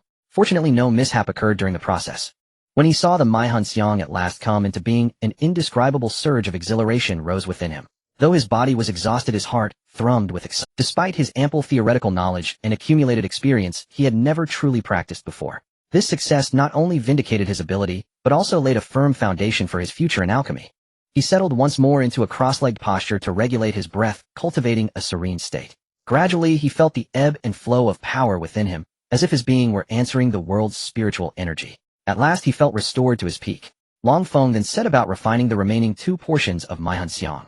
This time matters did not proceed as smoothly. Buoyed by his initial success, a trace of impatience crept in, and at a critical moment, he made an error, causing the second attempt to fail. He did not lose heart. He promptly reflected on the lesson, adjusted his mindset and procedure, and with renewed caution and focus prepared for a third attempt. On this try he watched every detail with undivided attention, tending the ingredients and the fire with utmost care. After much effort, he succeeded in producing the final portion of Maihan Xiang. When his materials were exhausted, Long Feng did not rest. He knew that to utterly defeat Hao Feng, he must leave nothing to chance, so he turned his mind to mastering an array formation. He pored over ancient texts, delving into the principles and permutations of various formations, repeatedly experimenting and practicing. Time flowed by, until when Xiao Yaoer came looking for him, Long Feng finally roused from that monotonous immersion in cultivation. Seeing Xiao Yaoer, Long Feng smiled, and accompanied her out to enjoy a meal and stroll through the market. That day they laughed freely, sharing in each other's delight. Xiao Yaoer was moved by Long Feng's company and felt unusually buoyant. Through hardship and relentless effort during that period, Long Feng not only strengthened himself, but also deepened the bond between them. He understood clearly that only through ceaseless striving and steady self-improvement could he better protect those he cherished and advance steadily toward his goals. Facing the imminent clash with Hao Feng, Long Feng stood fully prepared and confident. Upon returning home, he once more shut his door and immersed himself in perhaps from the sudden release of long-held tension, or for some other reason. While he concentrated on studying formations, his cultivation abruptly surged, breaking through into the mid-stage warrior realm. This unexpected blessing filled Long Feng with boundless excitement and joy. Yet amid his elation, he recognized that the path of cultivation could not be hurried, and so he resolved to rest well for a night. He slept deeply, more soundly than he had since leaving home. It was not until noon the next day when Xiao Yaoer came to find him that he slowly awakened. After a quick wash, he opened the door to find Xiao Yaoer and Xiao Shun waiting outside. Long Feng immediately stepped forward and bowed to Xiao Shun. Long Feng found it puzzling that Xiao Shun had come in person. Although Xiao Shun sometimes summoned him to offer guidance in cultivation with the memories of Long Lao fused within him, such summons were largely unnecessary. Usually a messenger was sent to call him, yet this time Xiao Shun had come himself. Seeing the confusion on Long Feng's face, Xiao Shun said, "I have come because there is a matter for which I need your help." "You need my help? If master has a matter, a message would suffice. No need to come in person. And besides, how could you say you are helping me? As a disciple, is it not my duty to ease my master's worries?" Long Feng replied respectfully when he heard Xiao Shun request his assistance. When Xiao Shun heard Long Feng say that, he thought to himself, indeed, he did not misjudge the person. "To be honest, I have had my eye on you since the entrance test. It turns out I was right after all. The reason I accepted you as my disciple was also with certain intentions. It wasn't merely because of the talent you displayed at that time. Of course, what I say might hit you a bit hard, but it's simply the truth. You should know that in my family, among children of your age group, there are many who can unleash 4 layers of the Dark Force technique on their first practice. Even those who can reach 5 or 6 layers are not rare. Even more exaggerated, there are a few who can reach 7 layers. Long Feng was taken aback by what Xiao Shun said. Heavens! Hearing master say this, it seems his family is indeed very powerful. In our Tianlong country, those who can reach 5 layers of Dark Force are as rare as phoenix feathers. I never expected there would be so many geniuses and outstanding individuals in master's family. Although he has already reached 10 layers of Dark Force, he deeply realizes the gap between himself and those big families, while also filling with anticipation for the future, hoping to keep striving to catch up with the steps of these geniuses. Seeing that Long Feng was silent, Xiao Shun thought he had discouraged him, so he said, "Actually, you need not be disheartened, as the cultivation resources you have received are far inferior to those people, and your understanding of cultivation is also not comparable to theirs. Not long ago, due to some important matters I had to deal with, I paid less attention to you. Next, I will conduct a series of intensive training for you, including the customs and power distribution of the Longshan continent." Seeing that Long Feng remained unmoved, he then transmitted sound. "Actually, I have also learned about your identity during this time. Being able to reach the mid-stage of a fighter at the age of 9, I believe you would be unmatched among those big families, and you also possess the Yuanlong physique. That alone is something to be proud of." Long Feng was first startled by Xiao Shun's transmission, but the more he listened, the more he felt a cold sweat break out, and he quickly retreated a dozen steps, saying in terror, "What? How do you know?" At this moment he was astonished that Xiao Shun knew his true identity and his cultivation level, feeling extremely alarmed. At this time, seeing that Long Feng acknowledged what he said, Xiao Shun felt secretly pleased. This kid actually possesses such advanced concealment techniques and body transformation skills. If I weren't at the martial spirit realm, I really wouldn't have noticed. In fact, even others at the later stages might not discover it, unless they looked closely. Just as Xiao Shun was feeling pleased, Long Feng said, "Could it be? Are you at the later stage of a martial master?" "No, even at the later stage it wouldn't necessarily be found out. Only the martial spirit realm can easily discover my transformation." "Hey, this kid seems quite clever to deduce my strength from this clue. Quite a quick mind. So I wonder what you think about the favor I just mentioned," Xiao Shun said in surprise. Upon hearing this, Long Feng had already given up all resistance, as he was only at the mid-stage of a fighter. Dealing with someone at the later stage was more than enough, but he couldn't match a martial master, let alone a martial spirit. Furthermore, since Xiao Shun had not exposed his identity before and accepted him as a disciple, it showed that Xiao Shun had no ill intentions toward him. Thinking of this, Long Feng spoke, "I don't know what master wants me to do. As long as it's within my capabilities, I will do my utmost to complete it. You need not worry. Oh, I know you have enmity with Qi Xiaoyan, and I will not allow him to deal with you again, but I will not actively assist you either. For certain reasons I cannot involve myself in your matters. Moreover, since I have already accepted you as my disciple, I will not let you be in danger. When necessary, I will step in to protect your life." Hearing Xiao Shun say this, Long Feng felt much more at ease. At least his identity would not be known to others, thus not disrupting his subsequent plans to deal with Hao Feng and take revenge on Qi Xiaodian. "Actually, the thing I want to ask you for help with isn't too difficult, and if all goes well you can gain quite a few benefits in the secret realm." Xiao Shun smiled slightly. Seeing this, Long Feng nodded slightly and cupped his hands. "Please enlighten me, master." "You need not feel too much pressure, as this matter is relatively easy for you, because everyone entering there this time is below 15 years old, Thus those who reach your level of cultivation at the age of 15 are exceedingly rare. As long as luck isn't too bad, there shouldn't be any accidents. Xiaoshan saw that Long Feng finally agreed, and then began to explain what he needed him to do next. So that's how it is. Xiaoshan's family is actually within the influence of the Tianlong sect, and they can even become one of the leading powers in that area, which shows how formidable their strength is. Although they are slightly inferior to the Tianlong sect, they are still greatly respected. Every 10 years the Tianku secret realm opens once, lasting for as long as 2 months. This mysterious domain has a long history, but its origins remain shrouded in mystery, and no one can provide a definitive answer. Some ancient records claim it may be the resting place of a powerful being, others believe it was once a cultivation site for an unparalleled expert, and some even speculate it might be a relic left by a colossal sect or faction from ancient times. There are many versions of legends about this place, all complex and intertwined.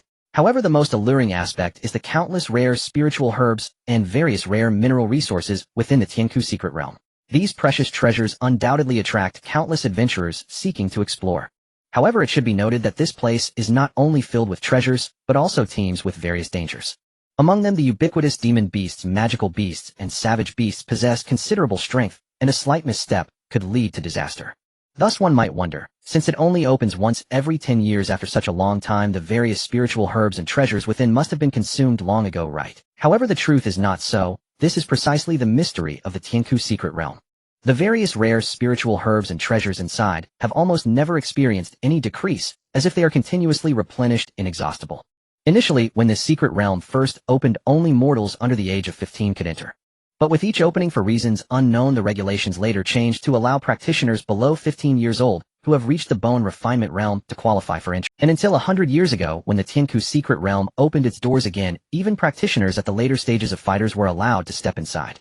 Due to the abundance of various demon beasts, magical beasts, and savage beasts within the Tianku secret realm, their numbers are countless, like myriad stars scattered in the sky. As their strength increases with the cultivation level of the practitioners allowed to enter the secret realm, the strength of these demon, magical, and savage beasts is also on the rise. However, due to the age restrictions, their strength is firmly bound to those under 15 years old, so the level and quantity of treasures obtained during each opening are limited. The matter I mentioned that requires assistance is actually within the Tianku secret realm. Through the repeated explorations of previous participants, it has been discovered that there exists a volcanic region within the Tianku secret realm.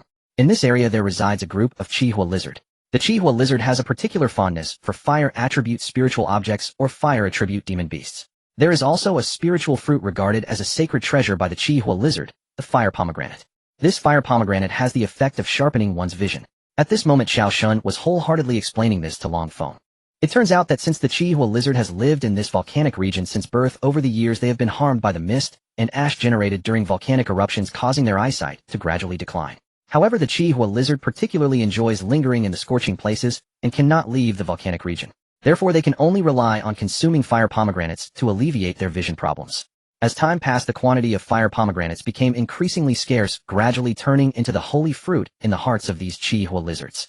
Around the fire pomegranate forest, there are always several large mighty adult Chihua lizards standing guard. They stand firm like loyal guardians, waiting solely for the fire pomegranates to mature, to distribute them uniformly to the Chihua lizard clan members in urgent need. In the outside world, the fire pomegranate has nearly become extinct. Even when occasionally discovered, it is treated as a rare treasure. After all, for the Chihua lizard it merely has the effect of enhancing vision, but for cultivators, it is regarded as a priceless treasure. Not only can this fruit help those who have lost their sight due to external injuries or improper cultivation regain their vision, but it can also be refined into pills with other precious medicinal materials, assisting in cultivating eye techniques. If one is fortunate enough to find the legendary dragon scale fruit and combine it with the fire pomegranate in alchemy, the effect can be astonishing, allowing cultivators of the martial spirit realm to instantly elevate their cultivation by a small boundary. If a practitioner of the martial master realm consumes it, they may even leap 2 levels, reaching the late stage of martial master. However, it should be noted that this miraculous effect is limited to practitioners in the early stage of martial master. If it is used by someone in the mid-stage of martial master, although it still has benefits, it will at most stop at the peak of martial master, unable to progress further. It is said that practitioners at the peak of martial master have a certain chance of directly breaking through to become powerful figures in the martial spirit realm. The task this time is actually to seize that fire pomegranate. Long Feng finally understood from Xiao Shun's explanation that the ancestor of the Xiao family, Xiao Qingfeng, had once accidentally stepped into a dangerous place during an outing. There he was attacked by an unknown creature, resulting in serious injuries to his eyes. Shortly after returning to the Xiao family, Xiao Qingfeng became completely blind. Afterwards, the Shao family learned through inquiries that the place was actually a mysterious realm that had never been discovered before. The unknown creature was none other than the legendary Night Elf. Once injured by the Night Elf, the victim's body will gradually emit a faint glow which will then converge into their eyes, ultimately leading to blindness. Due to the Night Elf's nature of preferring damp and dark environments, it is worth noting that the fire pomegranate grows in scorching land with opposing attributes that can effectively resist the damage from the Night Elf's attacks. The goal this time is to obtain this fire pomegranate, but it should be noted that the adult Chi-Hua lizards guarding the fruit have already reached the late stage of martial master, making this task exceptionally challenging. However, what Long Feng and Xiao Shun did not expect was that those who entered earlier only encountered the outer Chi-Hua lizards. The Chi-Hua lizards here have thin bloodlines, thus the adult Chi-Hua lizards can only reach the late stage of martial master, while the inner ones can reach the martial master realm, and in the core area, the martial spirit early stage may even appear. To find suitable individuals to enter the secret realm, the Shao family sent everyone available to search throughout the Tianlong sect for talented youths with sufficient strength and great potential, so that they could successfully obtain the fire pomegranate when the Tianku secret realm opens. Fortunately this time, Xiao Shun encountered a prodigy like Long Feng who has extraordinary talent and has reached the mid-stage of martial master, which greatly increases the chances of success in this operation. Once Long Feng thoroughly understood this mission, he couldn't help but fall into deep thought. I wonder when the Tianku secret realm will open and I still have to participate in the 4 academies martial competition next. I wonder if there will be a conflict between the two. Long Feng asked with concern. Seeing this, Xiao Shin smiled and explained, you can rest assured, there is still more than a year before the Tianku secret realm opens. Originally, Xiao Shin planned to wait until Long Feng finished the academy competition before taking him back to the Shao family to enhance his cultivation. But who would have thought this kid quietly took first place in the academy competition and still had to participate in the upcoming 4 academies martial competition. So now we can only wait for you to finish the 4 academies martial competition before making plans. If I take you away now, wouldn't Feng Buyu cry and whine in front of me? Long Feng was quite surprised to hear Xiao Shen refer to the Dean Feng Buyu as that kid. It should be noted that Feng Buyu is the dean of the academy with a prestigious identity and formidable strength. Usually students show him the utmost respect, and no one dares to call him by name like Xiao Shen does. It seems that Xiao Shun's relationship with the dean is certainly extreme. Long Feng speculated in his heart, and at the same time, he grew even more respectful towards Xiao Shun. Hearing this, Long Feng also breathed a sigh of relief. In fact, what Long Feng cared about was not about participating in the 4 academies martial competition. He was just worried that if he left now, his previous plans would not be able to be implemented, and he would have no way to avenge himself. He did not want Qi Xiaotian to continue living carefreely. The reason Xiao Shin knows Long Feng's true identity and strength is actually due to an accident. In that grand competition, Long Feng shone like a dazzling star, seizing first place with an unparalleled stance. This outcome made Xiao Shin suspicious, as it had been barely over half a year since the entrance test to the competition. However, in such a short period, one person could achieve such a tremendous improvement in cultivation, which is indeed hard to believe. Even more suspicious was that Long Feng often sneaked out alone, which aroused Xiao Shin's vigilance, prompting him to decide to investigate Long Feng's background. After considerable effort, Xiao Shin finally uncovered the hidden secrets surrounding Long Feng. It turned out that Long Feng was supposed to be a person who had already died, yet miraculously, he was alive now, and his strength was even more powerful and monstrous than before. Faced with this astonishing truth, Xiao Shin chose not to pursue Long Feng's responsibility. He understood that everyone has their own opportunities and destinies. Perhaps Long Feng was able to be reborn and gain such powerful strength precisely because of this unique opportunity. Xiao Shin chose to remain silent and not disturb Long Feng's life. After all, in this world filled with fantasy and mystery, various extraordinary events can happen. Because he is not the kind of person blinded by profit, and his ancestor also needs such a genius to accomplish this Tianku secret realm task. Most importantly, Xiao Shin values fate. He believes that what is meant for you cannot be escaped, and what is not yours cannot be obtained no matter how hard you strive. After Long Feng and Xiao Shin reached an agreement, they returned to their respective residences. Xiao Shin first sent a letter back to his family detailing the specific circumstances of the search for suitable candidates. The letter described in detail the challenges they faced and the problems that needed to be addressed, emphasizing the importance of finding suitable candidates for the future development of. He then mentioned Long Feng, this key figure, expressing his admiration for his abilities and potential, and hoped the family would provide more attention and support. Shortly after Long Feng returned to his residence, he quietly left again. His footsteps were light, moving like a ghost through the night. In a private room of the Mingwei building, Long Feng sat with Lu Yiqiu and the Kuda brothers, the atmosphere unusually tense. Their expressions were serious, their eyes revealing determination and resolve. Long Feng broke the silence first, speaking in a deep voice. The time for the martial arts meeting of the 4 courtyards is drawing near, and after the meeting, Vice Dean Xiao Shan will take me to handle some matters for his family, so I may not be able to return for a while. Therefore we must act quickly regarding Qi Xiaotian. We cannot afford to delay too long lest unforeseen complications arise. Everyone nodded in understanding, fully aware of the urgency and the daunting task ahead. Long Feng continued, we have devised a meticulous plan, but we still need some key elements to cooperate. This is crucial for successfully controlling Qi Xiaotian. Kuda was the first to speak up, asking how is the enchantment incense that the master is refining? Has it achieved the expected effect? What is the actual power of this incense? Long Feng nodded slightly in acknowledgement, responding in a calm tone, the enchantment incense has indeed been successfully refined, but how and when to use it still requires our collective discussion. After all, once this incense is ignited, it cannot distinguish between friend and foe. If one is not careful, one may also be affected by it, and the consequences could be disaster. At this moment, Lu Yiqiu pondered for a moment before speaking. The master previously mentioned the need to set up a formation. Does the master have a formation that can isolate the scent of the enchantment incense and other drugs?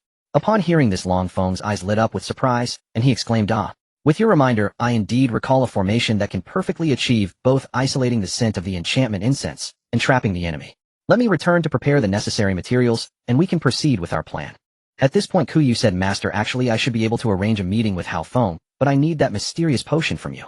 It doesn't have to be much, just a bottle diluted with water would suffice. As long as he tastes its sweetness, he will gradually get on board, and then we can." Long Feng was pleased to hear this, and replied, "No problem." As he spoke, he took out a bottle of the potion he had diluted for cultivation, and handed it to Kuyu.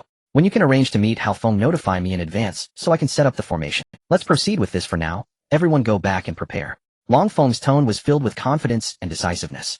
Yes. The three of them stood up and cupped their fists in acknowledgement. They then turned and left to prepare. Long Feng watched their departing figures, feeling a surge of satisfaction. He was very pleased with everyone's progress. He was well aware that this operation was full of risks, but to achieve his goals, he must forge ahead. Taking a deep breath, he fixed his gaze firmly on the distance, as if he could see the dawn of victory shining ahead. He understood that the road ahead might be fraught with thorns and difficulties, but he was confident in leading everyone to overcome all obstacles and reach the shores of success. He believed that as long as they united as one and worked together, there was nothing that could not be accomplished. At this moment, Long Feng's heart was filled with anticipation, and he was fully prepared to face the upcoming challenges. He believed that in the near future they would surely achieve their goals and create their own brilliance. A few days later, Kuyu sent word that Hao Feng had successfully taken the bait, and that preparations could commence. After reading the message, he headed towards the Mingyue building. Knock, knock, knock. Long Feng, who had been waiting, heard the knock, and quickly got up to open the door. Upon opening it, he saw that the visitor was indeed the main character of the day, Hao Feng, accompanied by the Kuyu brothers. At this moment, Lu Yiqiu was not with them, but she had already hidden in the shadows to prevent any unexpected situations. When Hao Feng saw that the person who opened the door was Long Feng, and that there were no others in the room, he couldn't help but feel a bit puzzled, and asked, "How, why is it you, Mu Xiaoyu? Could it be that the person with the mysterious potion mentioned by the Kuyu brothers is you?" Long Feng smiled slightly, cupped his fists in greeting, and replied, "Haha. I apologize for the surprise, Senior. The person with the mysterious potion that Senior Kuyu mentioned is indeed me. In fact, I don't have many of these mysterious potions on hand. If I hadn't discovered earlier that this potion has such miraculous effects, I wouldn't dare to casually offer it to you." Hao Feng still had doubts upon hearing Long Feng's words, but just then Kuda suddenly spoke up, with a smile. "It's indeed a rare fate. Previously, when I was out socializing with Muhan, I happened to hear him mention this type of potion, but was unaware of its uses. So I asked him for some to study closely, and I didn't expect this thing to have such miraculous effects. So I thought to share it with Brother Hao. Once we all improve our cultivation, we will surely be able to assist the young master even better. I hope Brother Hao can say a few good words for me in front of the master." Hao Feng, hearing Kuda's serious tone, felt his doubts diminish, and he began to converse with Long Feng, taking the opportunity to tentatively inquire about where he had obtained such an effective potion. Long Feng was also straightforward, recounting his experience of acquiring the potion without hesitation. Of course, these were just lies Long Feng casually fabricated. When the time was right, Hao Feng carefully held a drop of the undiluted potion from Long Feng in his hand, examining it closely. His eyes sparkled with curiosity, as if exploring the secrets of this mysterious liquid. He occasionally leaned in to sniff it, and gently shook the vial occasionally, exclaiming in amazement. As they prepared to leave, Long Feng suggested applying the method previously used on Kuda and Kuyu to Hao Feng.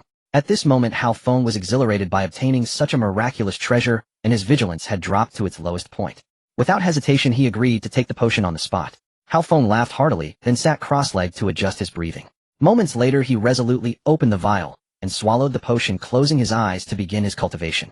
Before long, Hao Feng entered a deep state of cultivation. Meanwhile, Kuda, Kuyu, and Long Feng quietly took a few steps back. Long Feng quickly formed a seal with his right hand, pointing to a corner of the room. Instantly, the entire room was enveloped by a powerful formation. Hao Feng was immersed in his cultivation when suddenly a wave of dizziness washed over him, and his consciousness began to blur. At first he dismissed it as a normal reaction to the potion and paid it little heed. Yet as time passed the malaise intensified and a prick of alarm crept into his heart. Sensing something amiss, Feng hastily marshaled the spiritual energy within him, attempting to force the strange somnolent power out of his body. However, his efforts brought no relief. If anything, they plunged him into deeper panic. No matter how he struggled, the mysterious force clung to him like an intractable rod. What is happening to me? What have you done to me? Why can I not summon any strength? And moreover, Feng was horrified and shot his eyes open only to see Feng and two others standing at a distance while he lay ensnared within a formation. In an instant the fog of mystery cleared. He realized that it had all been a carefully orchestrated conspiracy. As he was about to demand an explanation, an irresistible weariness overtook him, his vision darkened, and he lost consciousness, collapsing to the ground. Kuda, seeing Feng unconscious, prodded him with a tentative strike to test whether it was genuine. Observing that Feng indeed lay insensible, he nodded in confirmation. Only then did Feng step forward and seal Feng into the Shirtian-ju.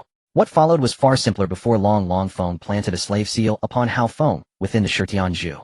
From that moment Feng gained another formidable subordinate, and Feng became his slave. When Feng later regained consciousness, he immediately lunged at them.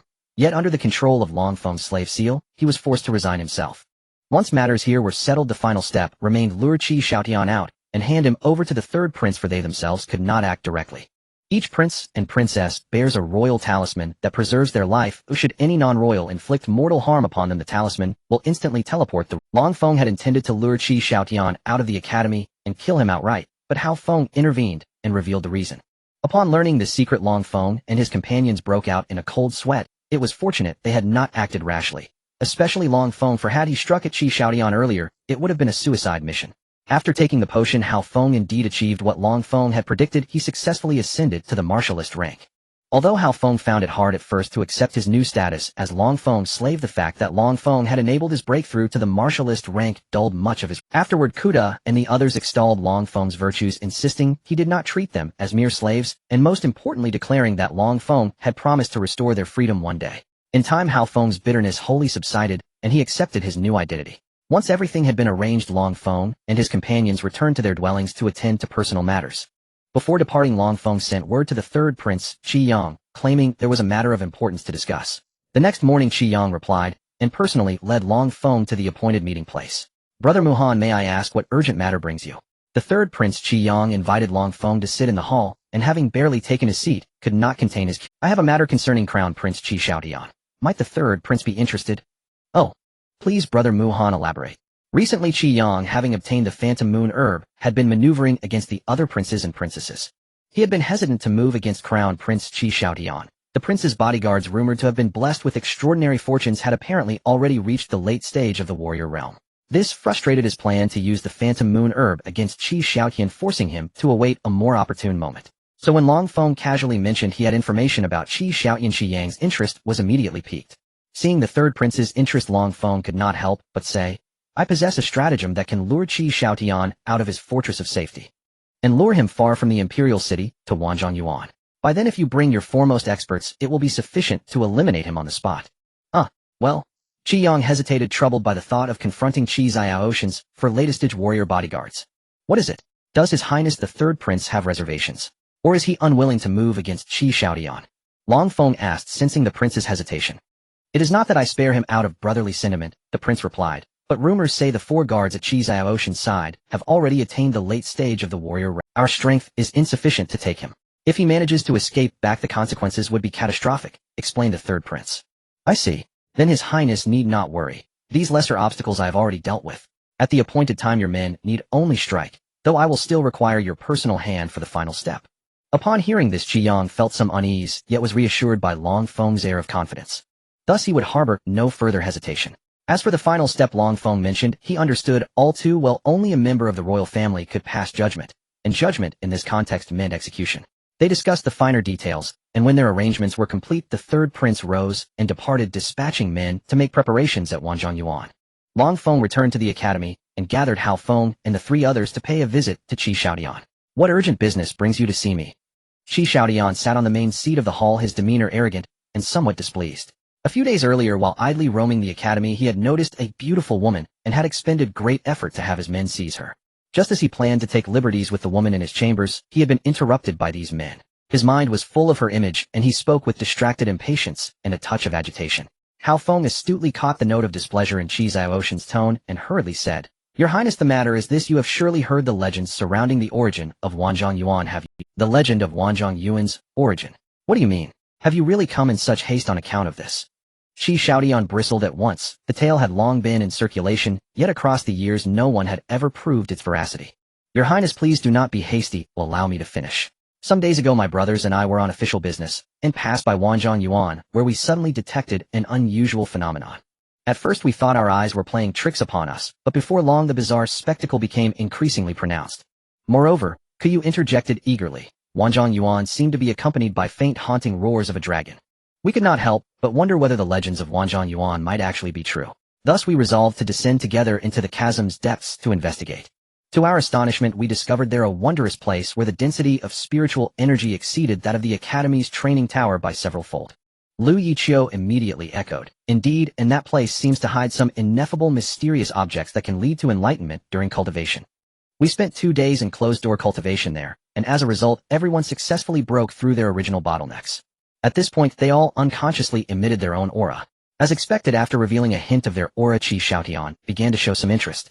Hao Feng saw Qi Xiaoshen's demeanor and continued, "I thought I should inform your Highness first to avoid missing the opportunity. That's why we rushed back to discuss with you." Upon hearing this, Qi Xiaotian immediately became interested, his eyes shining brightly as he asked, "Is what you said true? Why haven't I heard any other rumors?" "Your Highness, we happened to pass by and discovered the abnormalities there. After realizing it could help accelerate cultivation, we hurried back to report to you, which is why we insisted on calling you out to discuss this matter. Otherwise we wouldn't dare to disturb your important affairs," Kuda quickly explained. At this moment Qi Xiaotian had already begun to believe in the claims of the several individuals regarding the strange phenomena at the Wanzhong Yuan, but after a slight hesitation he spoke. "In that case, let's go together.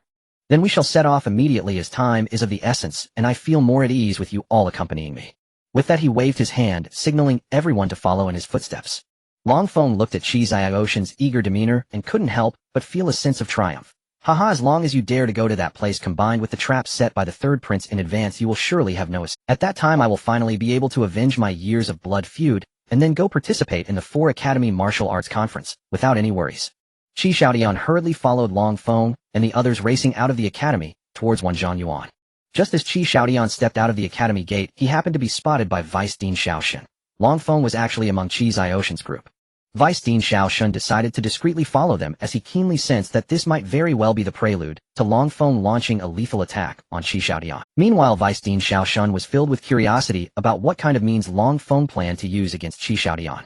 After all, as a member of the royal family, he must be carrying life-saving talismans, and it is not easy for an ordinary person to kill someone before these talismans take effect. When Qi Xiaotian and the others appeared at Wanzhong Yuan, the third Prince Qi Yang and his entourage of experts had long been ambushed in the shadows. Seeing Qi Xiaotian and the others arrive, a barely contained smile appeared on Qi Yang's face, almost causing him to burst into laughter. "Humph. No matter how vigilant you are, you probably didn't expect this to be a meticulously arranged trap. This is finally an opportunity for this prince." Qi Xiaotian gazed at the calm and undisturbed Wanzhong Yuan before him, and a hint of doubt arose in his heart. Just as he was about to say something, Hao Feng suddenly stepped forward and said, "Your Highness, we discovered that mysterious place right here on the cliff at the bottom of the abyss. Please wait here for a moment while we go down to remove the obstacles leading to that mysterious location and build a raft path for your convenience." After hearing this, Qi Xiaotian, though still puzzled, did not ponder deeply and nodded in agreement. As Hao Feng led the others down into the abyss, only Qi Xiaotian and his additional dozen ordinary guards remained at the top of Wanzhong Yuan. Not long after Long Feng and the others descended, Qi Xiaoshen's unease grew stronger. He cautiously scanned his surroundings, and his expression became grave. Suddenly, he sensed something was off and shouted without hesitation, "Not good, run." Before his voice even faded, Qi Xiaotian bolted out like an arrow released from... The others had no time to react, and could only watch in shock as his figure disappeared into the distance. Swish, swish, swish. A sharp sound followed. In the blink of an eye, a group of 40 to 50 people appeared around Qi Xiaotian, like phantoms, surrounding them completely. "My dear brother, where do you think you are going?" At that moment, a mocking laughter came from in front of Qi Xiaotian. Qi Xiaotian gritted his teeth in anger, glaring at the third Prince Qi Yang, who blocked his escape route, and roared, "It's you. So it turns out that all of this was a meticulously planned conspiracy by you. I should have suspected that their eagerness to present me with opportunities was problematic. So you were colluding with them behind the scenes." Qi Yang waved his hand, nonchalantly feigning innocence as he said, No. I didn't consult with them at all. I just happened to pass by here and didn't expect to run into you. What a coincidence. Qi Yang indeed hadn't discussed anything with Qi Ziotian's subordinates. He merely had a certain level of cooperation with Long Feng. At this moment Qi Yang was filled with astonishment at how Qi Feng managed to get Qi Ziotian's 4 guards to follow him away. Despite his numerous doubts, he had no choice but to continue forward. Qi Yang thought about this and shouted without hesitation, "Make your move." In an instant, it was as if a powder keg had been ignited, and the dozen or so attendants beside Qi Xiaotian fell into a fierce melee with the 40 to 50 people around Qi Yang. In a moment, all kinds of dazzling spells blossomed like fireworks, and various weapons clashed, producing a series of crisp sounds. Amidst the furious curses, the sounds of horrified screams and pleas for mercy echoed, and those around Qi Xiaotian fell one after another into a pool of... In the blink of an eye, everyone successfully trapped Qi Xiaotian in the center of the arena. "Speak. Will you surrender quietly, or should we wait until we take action?" At this moment Qi Yang was filled with an indescribable sense of excitement and accomplishment, his eyes gleaming with confidence and pride, as if he could already see the dawn of victory. Qi Xiaotian looked at the situation before him filled with despair and anger. He never expected that the people he brought would be so easily overwhelmed, with his entire force collapsing in an instant. Though he was filled with resentment, he found himself powerless in the face of reality. At this moment his only hope was that the one who acted would not be Qi Yang. As long as it wasn't Qi Yang, perhaps he still had a glimmer of life, and could take the opportunity to. However, things did not go as hoped. Qi Yang seemed to see through his thoughts, and pressed him, saying, "Don't hesitate any longer. I will never allow you to leave here safely. Now make your decision immediately. If you are willing to self-destruct your cultivation, I can still spare your life out of brotherly affection from the past, but if you remain stubborn, then don't blame me for being merciless." Qi Yang's words were like a sharp sword piercing straight into Qi Ziotian's heart. He widened his eyes, staring fixedly at Qi Yang, his face revealing unwillingness and determination. However, in the face of cruel reality, what choice could he make? To humiliate himself and destroy his cultivation to survive, or to rise up in resistance and fight to the death? Qi Xiaotian fell into a painful struggle. "Aren't you worried that the emperor will blame you? I, as the crown prince, hold a lofty position. Your actions not only risk severe punishment for yourself, but also jeopardize the power of your family behind you. The emperor will definitely not let you off easily." Qi Xiaotian gritted his teeth in anger, but he was well aware that he was currently at a disadvantage. If he did not employ some strategies, it would be difficult for him to escape. Qi Xiaotian struggled to suppress the fear and despair within him, maintaining a facade of toughness. He widened his eyes, glaring angrily at his adversary, unwilling to show weakness or concede. "Haha, there's no need for you to waste your efforts. Since I've made this decision, I am naturally fully prepared. Once you are dead, the emperor will have no way of uncovering the truth, nor will he know who struck the fatal blow. Just as you cruelly dealt with that boy named Long Feng back in the day, it all ended without a trace, didn't it?" Qi Yang and the others seemed to see through Qi Ziotian's thoughts, taunting him leisurely. Faced with their provocation and threats, a flame of rage ignited within Qi Xiaotian. He straightened his back, clenched his fists, and gritted his teeth in response. "I will never... Don't think for a moment that I am unaware of your schemes. Although we are both at the early stage of martial arts, I firmly believe that my strength should not be underestimated. Even if I die today, I will fight you to..." Before his words could fade, Qi Xiaotian suddenly lunged forward, his figure darting like an arrow toward the third Prince Qi Yang. He knew well that this venture was fraught with peril, but if he could successfully provoke the few experts beside Qi Yang into attacking him, the life-saving talisman he carried would be triggered, activating its automatic teleportation function to help him escape. However, things did not go as he wished. He never dreamed that the third Prince Qi Yang had already stepped into the mid-stage of martial disciples at this moment. What does this mean? It means that in today's life-and-death battle, he had almost no chance of victory. One could even say that he was destined to perish here. As the Fire Dragon Physique within Qi Xiaotian activated, he did not hesitate to unleash his unique skill, Explosive Flame Palm. In an instant, the entire sky was enveloped by an endless roar as a gigantic fire fist erupted from the heavens, like a volcanic eruption crashing down toward... Facing such a terrifying attack, the third prince showed no sign of retreat. He swiftly transformed, unleashing his own signature move, Explosive Hand. In the blink of an eye, 2 massive hands of lava erupted from the depths of the earth, like 2 roaring dragons soaring into the sky, and firmly grasping the descending fire fist. Immediately after, the third prince exerted force, tearing with both hands. With a loud bang, the fire fist shattered into countless blazing waves of fire that splattered everywhere. At the same time, Qi Xiaotian let out a heart-wrenching scream. His technique was easily broken by the third prince, and the immense backlash left him unable to endure, spewing forth a fountain of blood. Wiping the blood from the corner of his mouth, Qi Ziotian's eyes flashed with a fierce light. He suddenly moved, attacking Qi Yang once more. With a wave of his right hand, a dazzling golden light flashed, and a dragon-carved spear appeared out of thin air. This spear was entirely golden, adorned with exquisite dragon patterns, shimmering with a brilliant glow resembling a true golden dragon. Dragon Transformation Spear Technique. Go. Qi Xiaotian called out softly, channeling his true essence into the spear. Suddenly the spear radiated a surge of golden light, and a massive golden dragon phantom emerged bearing its fangs and claws as it lunged toward Qi Yang. Seeing this, Qi Yang's expression changed slightly, but he did not retreat. With a flick of his wrist, a fiery red longsword appeared in his hand. He twisted his wrist, and the sword blade sliced through the air, sending a shower of sparks flying. Crimson flame slash.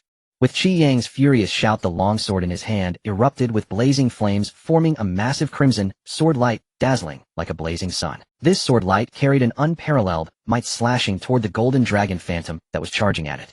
In an instant, the two forces collided with a thunderous crash. A terrifying wave of energy surged forth, creating a powerful shockwave that spread outward. The surrounding martial artists sensed this dreadful aura and swiftly changed their expressions, retreating, and some weaker guards were caught off guard, directly swept to the ground by the shockwave, letting out cries of agony. Their bodies flew away like kites, with cut strings crashing heavily to the ground, falling into unconsciousness. It was clear that the power of this clash between the two was extraordinarily formidable. At that moment, a clear dragon's roar echoed through the skies as the massive golden dragon phantom was forcefully sliced in half by the crimson sword light, dissipating into specks of golden light. At this moment, Qi Xiaotian spat out another mouthful of scarlet blood, unable to control himself as he fell to the ground, appearing extremely disheveled. He exerted all his strength to try to stand again and continue the fight, but after 2 consecutive full-force attacks, his spiritual energy had been completely exhausted. Moreover, the immense backlash from his technique being shattered had rendered him incapable of standing, leaving him to helplessly watch as Qi Yang drew closer. Faced with this inescapable reality, despair surged to its peak within Qi Xiaotian. He clearly realized that the hope for survival had been shattered. When his gaze met Qi Yang's smug smile, he smiled helplessly, his tone tinged with a hint of unwillingness. "I concede, but I just want to understand, how did you manage to command my 5 guards? Could it be because of that Muhan? You've only guessed half right. I merely collaborated with Brother Muhan. As for how your other guards were manipulated, I am not quite sure," Qi Yang said with a smile. Stop pretending here." Qi Xiaotian gritted his teeth, anger flashing in his eyes. "Since you want to know so badly, allow me to explain it to you, so you can die with clarity." At that moment, the earlier departing Long Feng suddenly appeared before everyone, stepping toward the fallen Qi Xiaotian, each step exuding immense pressure. "Your 4 guards will not return. They have become souls under the blade. As for the specific reason, you, a dying man, need not know." Long Feng looked coldly at Qi Xiaotian, as if gazing at a corpse. You traitor." Qi Xiaotian glared at Long Feng, filled with rage. "Ha ha ha, traitor." Long Feng laughed heartily. "I merely chose the stronger side. I have long collaborated with His Royal Highness the Third Prince, sharing common goals and interests. As for why I chose to cooperate with him, I believe you are familiar with the principle of good birds choosing the right tree to perch upon." Long Feng's words plunged Qi Xiaotian into contemplation. He knew he was at a disadvantage, and now that even his guards had perished, continuing to struggle would be. Long Feng did not genuinely wish for Qi Xiaotian to die. He hoped that after his demise, Qi Silin would not unleash his anger upon them, so he intentionally spoke this way to allow them to leave the capital safely. As for why he did not reveal his true identity, it was also because he feared that if the truth were to come out later, it would incite Qi Silin's displeasure and even bring about his own. "Your Highness the Third Prince, we must not delay. Let us act now to avoid unforeseen circumstances due to prolonged delays, which would lead to great trouble." "All right." Once the Third Prince finished speaking, he stepped forward. In the midst of Qi Xiaotian's unwilling and furious gaze, his head was severed by the sword in Qi Yang's hand. Seeing Qi Xiaotian finally bow down, Long Feng knew that he would now embark on the path to the pinnacle, enjoying the pleasures and experiences of cultivation. The disappearance of Qi Xiaotian triggered a massive storm in the imperial capital, plunging the entire city into chaos. The monarch Qi Sili was utterly astonished. He immediately ordered a thorough investigation, but the mysterious disappearance of Qi Xiaotian's 4 bodyguards, combined with the interference of the third Prince Qi Yang, made the investigation exceptionally difficult. Despite Qi Sili's deep reluctance, his keen insight allowed him to grasp some truths about the situation. However, faced with the formidable power of the mysterious expert, Qi Sili ultimately had no choice but to abandon the pursuit to avoid provoking greater trouble. In fact, Qi Xiaotian was only named the crown prince due to his early birth. His failure to reach the end of the power struggle could only be attributed to his lack of skill, and Qi Sili had many princes and princesses whose abilities were no less than those of Qi Xiaotian. Thus the matter could only remain unresolved. Of course, for Long Feng, who devoted himself to intense training, the complexities of court struggles and power contests were far beyond his understanding. Since Qi Xiaotian's death, Long Feng returned to his residence at the academy and decided to enter seclusion to enhance his strength. He believed that this would prevent others from suspecting him, but in reality, he was overestimating the simplicity of the issue. Fortunately, Xiao Shun, who had secretly followed them to the battlefield, cleverly erased all traces of the battle. Had it not been for Xiao Shun's actions, Qi Sili would certainly have been able to uncover the truth through the slightest clues. In such a case, even with Long Feng's extraordinary abilities, he would likely have been unable to escape misfortune, ultimately leaving the world with endless regrets. Shi Sili was well aware that the battlefield had been erased by a mysterious and unfathomable power, and he keenly sensed the hidden dangers within. Thus he decisively chose to abandon further investigation to avoid angering the mysterious expert and provoking unpredictable consequences. After all, the national strength of the Tianlong Kingdom was relatively weak, making it difficult to compete with those powerful nations. As time flowed swiftly by on this day, Xiao Yaoer rushed to find Long Feng, informing him that the 4 Academy martial arts competition was about to be held, and they must set off immediately, or they would miss the opportunity. At this moment, Long Feng suddenly realized, as if waking from a dream, that his seclusion had lasted over 10 days. Since the last great competition of Tianfeng Academy, more than a month had passed. By now the top 10 participants in the last competition had already converted their rewards into precious cultivation resources and fully absorbed and utilized them, significantly enhancing their own strength. When Long Feng arrived at the competition venue, he found the area already bustling with people, lively and vibrant. Numerous figures nearly filled the entire arena. Of course, only the top 10 elite competitors were actually participating in the 4 Academy martial arts competition. The rest were merely there to cheer or to join the excitement. In the central area of the arena, a massive pure white ice snow silver eagle was leisurely grooming its silky white feathers. This ice snow silver eagle is a powerful beast reaching the late stage of a martial master with combat power that cannot be underestimated. However, due to its gentle temperament, many powerful factions have tamed it for use as a means of transportation. The ice snow silver eagle before them was at the early stage of a martial master, making it the strongest presence within the academy. In the entire Tianlong Kingdom, only this eagle had reached the cultivation level of an early martial master. All other flying beast mounts remained at the level of a. This alone demonstrated that the strength of Tianfeng Academy far surpassed that of the Tianlong Kingdom. For this reason, the Tianlong Kingdom has long sought to eliminate Tianfeng Academy. Seeing Xiao Yaoer and Long Feng hurriedly approaching, Xiao Shen slightly furrowed his brow and then gently shook his head. You finally arrived. Since all the participants are present, let's prepare to depart. Arriving early at the competition site will allow us to familiarize ourselves with the opponents. Moreover, this time the competition is being held at Qihua Academy, which is an excellent opportunity. Qihua Academy is renowned for alchemy, and if we can befriend some of the talented students there, it will greatly benefit our future development. Therefore, everyone should seize this opportunity to communicate and learn more. Of course, I hope you will not only make friends, but also showcase your strength in the competition. Remember, we represent Tianfeng Academy and must not bring shame upon it. With that, Xiao Shen scanned the crowd, a hint of determination flashing in his eyes. He knew that this competition was a rare opportunity for each person, but it also came with immense pressure and challenges. However, he believed that his disciples would not disappoint him. Hearing Xiao Shen's words, Xiao Yaoer and Long Feng couldn't help but feel a surge of ambition. They understood the importance of this competition and were acutely aware of the responsibilities they bore. The two exchanged glances, seeing the determination and conviction in each other's eyes. Rest assured, Master, we will give our all and live up to your expectations, Xiao Yaoer and Long Feng declared in unison with the other participants. Satisfied, Xiao Shen nodded. Yes, I believe in you. Now everyone pack up and prepare to set off. At Xiao Shen's command, everyone sprang into action. They checked their equipment and belongings, ensuring nothing was left behind. The scene appeared well organized, and everyone felt a mix of excitement and tension. A group of people boarded the wide back of the ice snow silver eagle in an orderly manner, each finding a comfortable spot to sit cross-legged. They gathered in small groups, their faces radiant with excitement and anticipation as they engaged in lively conversation. Long Feng and Xiao Yaoer approached Xiao Shen, eager to hear him discuss matters regarding the 4 Academy martial arts competition. Xiao Shen explained in detail the 4 Academy martial arts competition is actually a grand event held to promote exchanges and sparring between Tianfeng Academy, Qihua Academy, Shuangguan Academy, and Divine Weapon Academy. Each academy has its unique strengths and advantages. Long Feng listened attentively, gradually coming to understand. It turns out that Tianfeng Academy focuses on cultivating techniques and spells, pursuing excellence through continuous self-improvement. Qihua Academy excels in refining pills and spiritual medicines, adept at using the power of herbs to assist cultivation. A Shuangguan Academy stands out for its exquisite formation techniques, enhancing strength through various magical formations, while Divine Weapon Academy takes pride in forging powerful weapons, which become invaluable tools in their battles. Xiao Shen continued. Every year's 4 Academy martial arts competition attracts many outstanding students to participate, allowing everyone to showcase their talents and skills in the competition. This is not just a competition, it is also an opportunity for learning and growth. A surge of passion welled up within Long Feng as he looked forward to the upcoming 4 Academy martial arts competition. He yearned to display his strength on this stage and compete against the experts from other academies. At the same time, he realized that each academy had its unique characteristics, leading him to contemplate more about his future cultivation path. On the vast and boundless continent, numerous forces intertwined in a complex web. Among them, the Chihua Academy is located within the borders of the Moyu Kingdom, which is governed by the Tianlong sect. This kingdom is renowned for its exceptional natural environment and abundant spiritual herb resources, thus nurturing countless outstanding alchemists. These alchemists, with their superior skills and unique talents, elevate the overall strength of Moyu Kingdom above that of Tianlong Kingdom. Meanwhile, the Shuangguan Academy is situated in the Chunsha Kingdom, which lies within the domain of the Tianlong sect. The people here specialize in the art of formations, having reached an unparalleled mastery in the study and application of array techniques.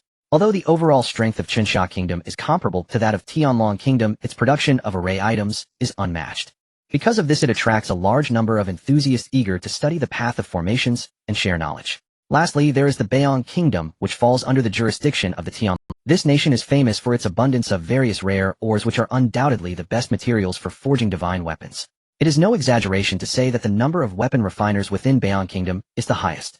Leveraging their exquisite craftsmanship and deep understanding of her properties, they create astonishing divine weapons.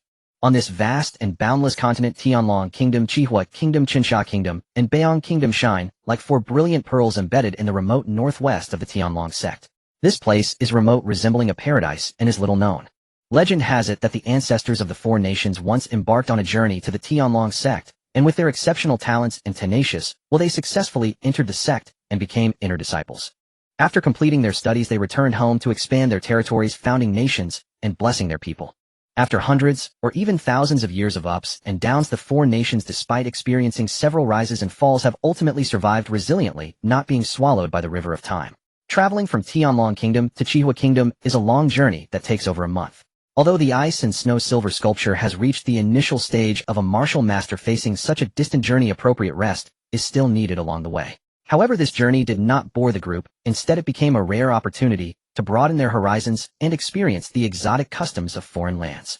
As they traveled, they witnessed many extraordinary events and local customs that they had never seen in the capital, greatly broadening their horizons. These unique experiences undoubtedly became invaluable treasures in their lives. The four nations are separated by a river and a mountain. The river is called the Yuming River, and the mountain is known as Duanhuan Ridge. The Yuming River runs east to west, separating Tianlong Kingdom and Moyu Kingdom from Chunsha Kingdom and Beiyang Kingdom, while Duanhuan Ridge divides Tianlong Kingdom and Chunsha Kingdom from Moyu Kingdom and Beiyang Kingdom. It is precisely because the four nations are divided by natural barriers that no wars have occurred since their establishment. Additionally, due to their remote location within the territory of the Tianlong sect, there is little to fight over. Their interactions are relatively harmonious. The Yuming River was once just an ordinary river, but one day it is said that a great calamity appeared within the Tianlong sect's territory, wreaking havoc in the area, causing countless cultivators and demon beasts to be devoured and meet their demise. The Tianlong sect mobilized its entire strength to resist, but suffered a crushing defeat, with many powerful members perishing and incurring heavy losses. This ultimately attracted the attention of Qinglong Academy's founder Qing Yuan in the central region of Tianshan Continent. Qing Yuan is one of the most powerful figures in Tianshan Continent, his strength immeasurable. Upon learning of this matter, Qing Yuan took action himself, pursuing the great. After a catastrophic battle, the great calamity was finally slain there. The Yuming River, due to this battle, became eerily terrifying, its waters black as ink, seemingly capable of devouring all life. Within it reside countless vengeful spirits and evil ghosts, their resentment and hatred intertwining, filling the entire river with an aura of evil. After a catastrophic battle, the great calamity was finally slain there.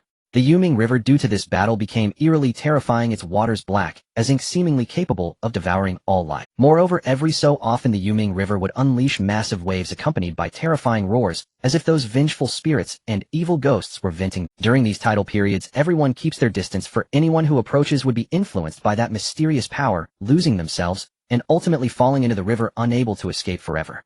Over time, people began to refer to this once ordinary river as Yuming River. Meanwhile, the origins of Duanhuan Ridge remain unknown. Throughout history, there have been no legends passed down about Duanhuan Ridge. People only know that strange entities such as ghosts often appear within it, but how these ghosts come to be remains a mystery. However, from the 1st to the 6th of each month, the ghosts and similar entities in Duanhuan Ridge briefly disappear. As for where they go, no one can provide a definitive answer. Some speculate that they may have gone to some mysterious place, while others believe they simply hide, temporarily waiting for the next opportunity to reappear. Regardless of the truth, this mysterious mountain ridge always evokes feelings of fear and reverence. It is worth mentioning that although strange ghosts often appear in Duanhuan Ridge, it also harbors the coveted Yuhan grass and Linyu flower. These two spiritual herbs are remarkably effective in healing the soul's wounds for cultivators. Thus, despite the dangers of Duanhuan Ridge, there are still many adventurers. If Long Feng and others wish to reach Chihua Academy, located in Mayu Kingdom, they must inevitably traverse the fearsome Duanhuan Ridge. Considering safety during their journey, Xiaoshen carefully selected a special time frame, the safe period, to cross this perilous area. On this day, under Xiaoshen's guidance, Long Feng and the others finally arrived at the entrance of Duanhuan Ridge. Wow, Duanhuan Ridge truly lives up to its name, someone exclaimed. Indeed, it is filled with mystery, and the mountains stretch endlessly, soaring into the clouds. I wonder just how high this mountain is. Another person chimed in. Certainly, another person agreed. Some bolder students curiously approached the entrance, examining it closely while excitedly discussing. Meanwhile, the timid female students hid behind Vice Dean Xiaoshen, but could not suppress their curiosity, occasionally peeking out to gaze at Duanhuan Ridge. With one day remaining until the safe crossing of Duanhuan Ridge, under Xiaoshen's careful planning, everyone began to set up camp 10 miles away from the entrance, waiting for the right moment. At this moment, Long Feng felt an inexplicable thought lingering in his heart. He must step into the depths of Duanhuan Ridge. It was as if something of vital importance to him was hidden within that mysterious domain. This strange and intense feeling troubled him, making it hard to let go. Noticing Long Feng's unusual expression, Xiaoshen asked with concern what, although Duanhuan Ridge is fraught with dangers, as long as we are cautious, we should not encounter too much danger. Long Feng snapped back to reality and quickly explained, it's nothing serious. Just feels a bit eerie here, giving me an indescribable feeling. He did not want to worry his master and companions too much, deciding to bury his doubts deep within for now. However, that inexplicable allure grew stronger, as if calling him to explore its mysteries. After completing the camp setup, everyone returned to their respective tents to regulate their breath and rest appropriately. Yet unlike the others, Long Feng sat alone and silently beside the campfire, his gaze repeatedly drifting toward the entrance of the Duanhuan Ridge. The mysterious summons grew increasingly potent, stirring within Long Feng an irresistible impulse, an urge to rush headlong into the ridge and uncover. He knew full well that tomorrow marked the soul's safe window for passage, and thus exerted every ounce of will to suppress that compulsion. Yet as time wore on, the suppressed sensation did not abate, it intensified. At last, when night deepened into absolute stillness, Long Feng rose slowly and strode resolutely toward the Duanhuan Ridge. Were anyone to witness him at that moment, they would surely gasp in astonishment. His eyes had lost all vitality, blank vacant, as if he were a sleepwalker stepping unerringly into the ridge's heart. Xiaoshen and the others, worn thin by their arduous journey, sank into their tents early to rest. At that very hour, no one noticed Long Feng had quietly vanished from the camp's formation array. Deep within the Duanhuan Ridge, countless ethereal souls gathered densely, each radiating formidable power. Yet these specters, feared by outsiders as savage, bloodthirsty, and merciless, now cowered low upon the ground, trembling uncontrollably. At their center stood an ancient altar exuding primordial aura. 8 towering stone pillars rose around the altar, carved with swirling dragon and phoenix motifs that now pulsed with eerie, ghostly light. And Long Feng, the one who had inexplicably vanished from the camp's formation array, sat motionless at the precise center of that altar, utterly still. As seconds bled into minutes, the surrounding specters began chanting incantations, utterances inscrutable to mortal ears, as though invoking some When their chants surged to crescendo, the altar erupted in a blinding crimson light. As the radiance faded, Long Feng, who had sat upright upon it, had vanished without trace. Silence reigned over the campsite. Dawn's first light pierced the clouds, spilling across the cold, extinguished embers, reviving them with a faint flickering glow. One by one, people emerged from their tents to pack up. Today was the only safe window for entering the Duanhuan Ridge. Every soul understood the preciousness of time and dared not delay. They moved swiftly, eager to complete preparations and cross this perilous, enigmatic ridge. Yet Xiao Yair lifted her gaze and sensed something amiss. She scanned the camp, her eyes settling upon Long Feng's tent, still standing silent and undisturbed. Where is Brother Muhan? Has he fallen asleep again? Truly, doesn't he realize what hour it is? He must rise at once. Frowning, Xiao Yair muttered under her breath, cheeks flushed with indignation as she marched toward the tent, grumbling all the while. Brother Muhan, the laziest sleeper alive. Rise now. The sun's already scorching your backside. If you delay any longer, you'll miss the safe passage window through the Duanhuan Ridge. She stood before the tent and called out louder, but after a long pause no reply came. Anxiety stirred within her, and she resolved to raise her voice further. Moments later, seeing no movement from the tent, Xiao Yair shook her head in dismay and summoned a male disciple, instructing him to rouse Long Feng. The disciple nodded and slipped cautiously inside, only to whirl around and retreat instantly. His eyes held bewilderment. Xiao Yair's heart clenched with foreboding as she rushed forward. What's wrong? What's become of Brother Muhan? The disciple stammered. There's no one inside, and the bedding lies perfectly undisturbed, as if never touched. What no one? Xiao Yair's breath caught. A chill of dread washed over her. Without hesitation, she dashed into the tent, scanning every corner with urgent eyes, just as she feared no sign of recent presence. A question formed in her mind. If he never entered the tent to rest, and is nowhere outside, where could he possibly have gone? Her brow furrowed deeply as she strained to recall last night's events. Then a terrifying thought struck like lightning. No. I sensed something strange about him the moment we arrived. Could he have slipped into the Duanhuan Ridge alone while everyone slept? The more she pondered, the more ominous it seemed, her anxiety mounting. She immediately sought out Xiao Shun and recounted everything in meticulous detail. Xiao Shun's expression hardened upon hearing the news. He questioned the other disciples. Each confirmed the same. No one knew Long Feng's whereabouts. Xiao Shun faltered. Long Feng was intrinsically tied to the mission within the Tianku secret realm. His disappearance threatened the very success of the family's entrusted. Panic surged. He ordered the group to scatter and search for Long Feng without delay. Soon a disciple approached Xiao Shun. Respected Vice Dean, footprints lead toward the Duanhuan Ridge entrance. Most likely Brother Muan's. What? The entrance? That boy couldn't possibly have entered the ridge alone last night. This is grave indeed. Gather everyone. I'm leading the way. He sprinted toward the ridge's threshold. For hours they combed its depths, yet found nothing beyond those solitary footprints at the entrance. To avoid jeopardizing the 4 academies' martial contest, Xiao Shun decided to proceed with the group across the ridge first. Then while other mentors escorted the rest to Qihua Academy, he would return alone to continue the search. Meanwhile, Long Feng found himself within a dim, desolate realm, a miniature landmass complete with mountains, rivers, and ancient trees. At its heart stood an altar identical to the one deep within the Duanhuan Ridge. After an indeterminate span of time, a voice echoed, "You have arrived." At that sound, Long Feng snapped his eyes open, leapt upright, and assumed a defensive stance. "Who's there? Who speaks?" "Young one, calm yourself. It was I who summoned you here." The voice drifted spectral and distant. "You were summoned here, by me. Why? What do you intend?" Long Feng's voice. "Do not fear. I bear you no ill will. Had I wished you harm, you would never have awakened." Long Feng paused, conceding the logic, but his vigilance remained unshaken. "Follow the path I now reveal to you." As the voice faded, a slender serpent, woven from ethereal mist, hovered before Long Feng, hissing softly as it fixed its gaze upon him. It seemed to beckon him forward. Long Feng took several cautious steps, and the serpent, sensing his compliance, sped ahead, gliding smoothly through the air. The spectral serpent darted ever faster, as if rending the very air asunder. Long Feng dared not slacken for an instant, channeling his spiritual energy with utmost intensity, lest he lose sight of it, even for a heartbeat. In this boundless void of darkness, time itself seemed to dissolve into meaninglessness. He had no notion how long he had traversed. Suddenly the serpent surged forward and vanished beyond his line of sight. Then, a hue unlike any other caught Long Feng's eye.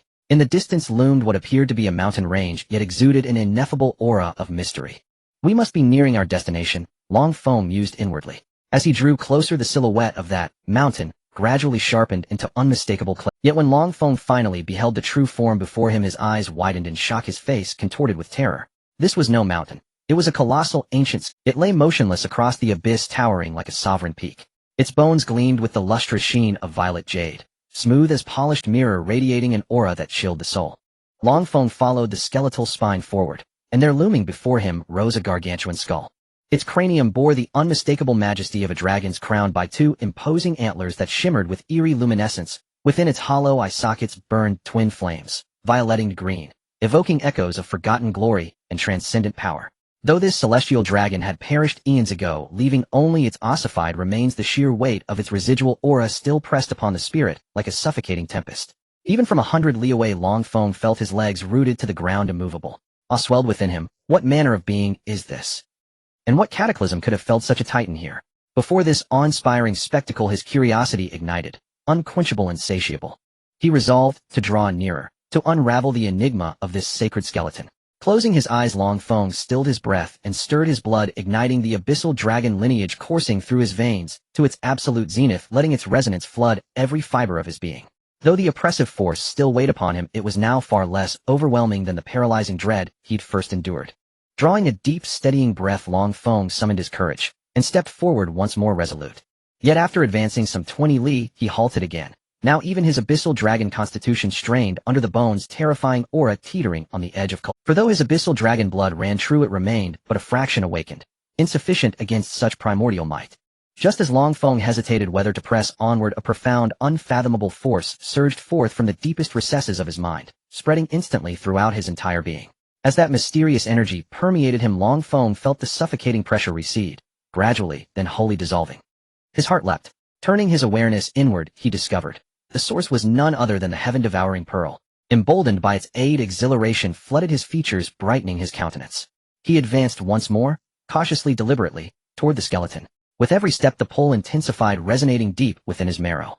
Yet simultaneously unease coiled tighter in his core, yet he could not resist the summons. Step by step he marched toward the dragon's remains.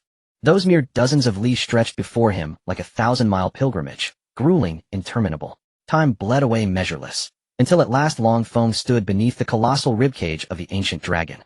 He raised his gaze, studying the titanic skeleton in silent awe, bewilderment and uncertainty swirling within him, utterly unsure of what came next.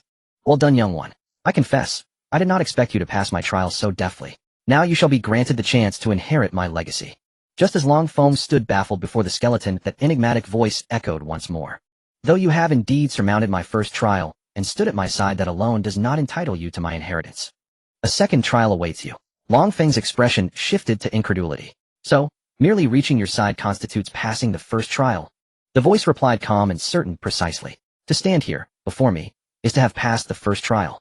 A wry, wordless dismay rose in Feng's chest. Truly, this first trial is formidable beyond reckoning. Had I not possessed the heaven-devouring pearl, I would never have reached you.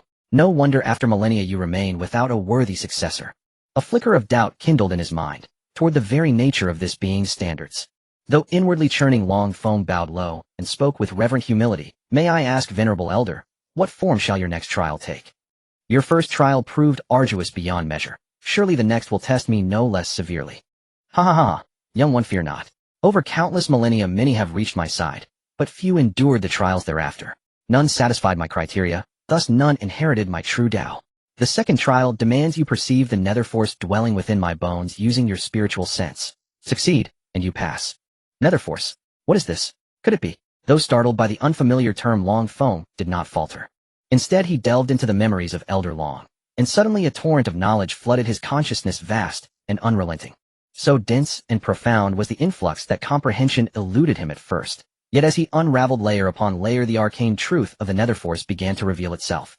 It was the unique essence of the Nether Dragon clan, an energy steeped in unfathomable mystery and sovereign power. Legends held that supreme nether dragons wielded this force to traverse the 9 nether realms, domains shrouded in eternal shadow and cosmic unknown. Most astonishing of all, the nether dragons sustained themselves upon phantoms and souls, ethereal, intangible entities drifting beyond mortal perception. Such rarefied nature elevated them alongside the abyssal dragons to the highest echelon of the dragon sovereigns, revered as imperial bloodlines of the draconic pantheon. At this revelation, Feng's lingering doubts dissolved. He understood why the soul-severing ridge teemed with specters, every wisp drawn inexorably by the nether dragon's lingering aura. Now armed with deeper insight, Feng faced the coming trial not with trepidation, but with quiet, burning anticipation. He knew the path ahead would demand everything he possessed, yet he welcomed the challenge, determined to pierce the veil of this sacred arcane force. Yet another question surfaced, sharp and insistent. If this nether dragon was so mighty, why did it fall here? The more he pondered, the deeper the labyrinth of questions grew. As Feng sank deeper into contemplation, the voice, claiming itself the nether dragon, resounded once more. Young one, what are you doing? Hasten your comprehension of the netherworld force. Once you inherit my legacy, this lingering fragment of my soul may finally depart in peace to the cycle of rebirth. Hearing this, Feng dared not hesitate further, uncertain whether he would survive should he fail the trial. After all, for tens of thousands of years no one across the continent had ever heard of the existence of this ancient nether dragon skeleton. Perhaps those who failed the trial perished here. Perhaps those fragmented wandering specters beyond the threshold were once aspirants who died within and later transformed. At that thought, Feng ceased his hesitation and immediately projected his spiritual sense onto the skeleton, meticulously attuning himself to the enigmatic, unfathomable energy pulsing from it. At first, Feng did not fully immerse himself in contemplation. Yet after observing for some time, he discerned that the voice bore no intent to harm him. Thus, to grasp the netherworld force more swiftly, he resolved to commit himself wholly and without reservation.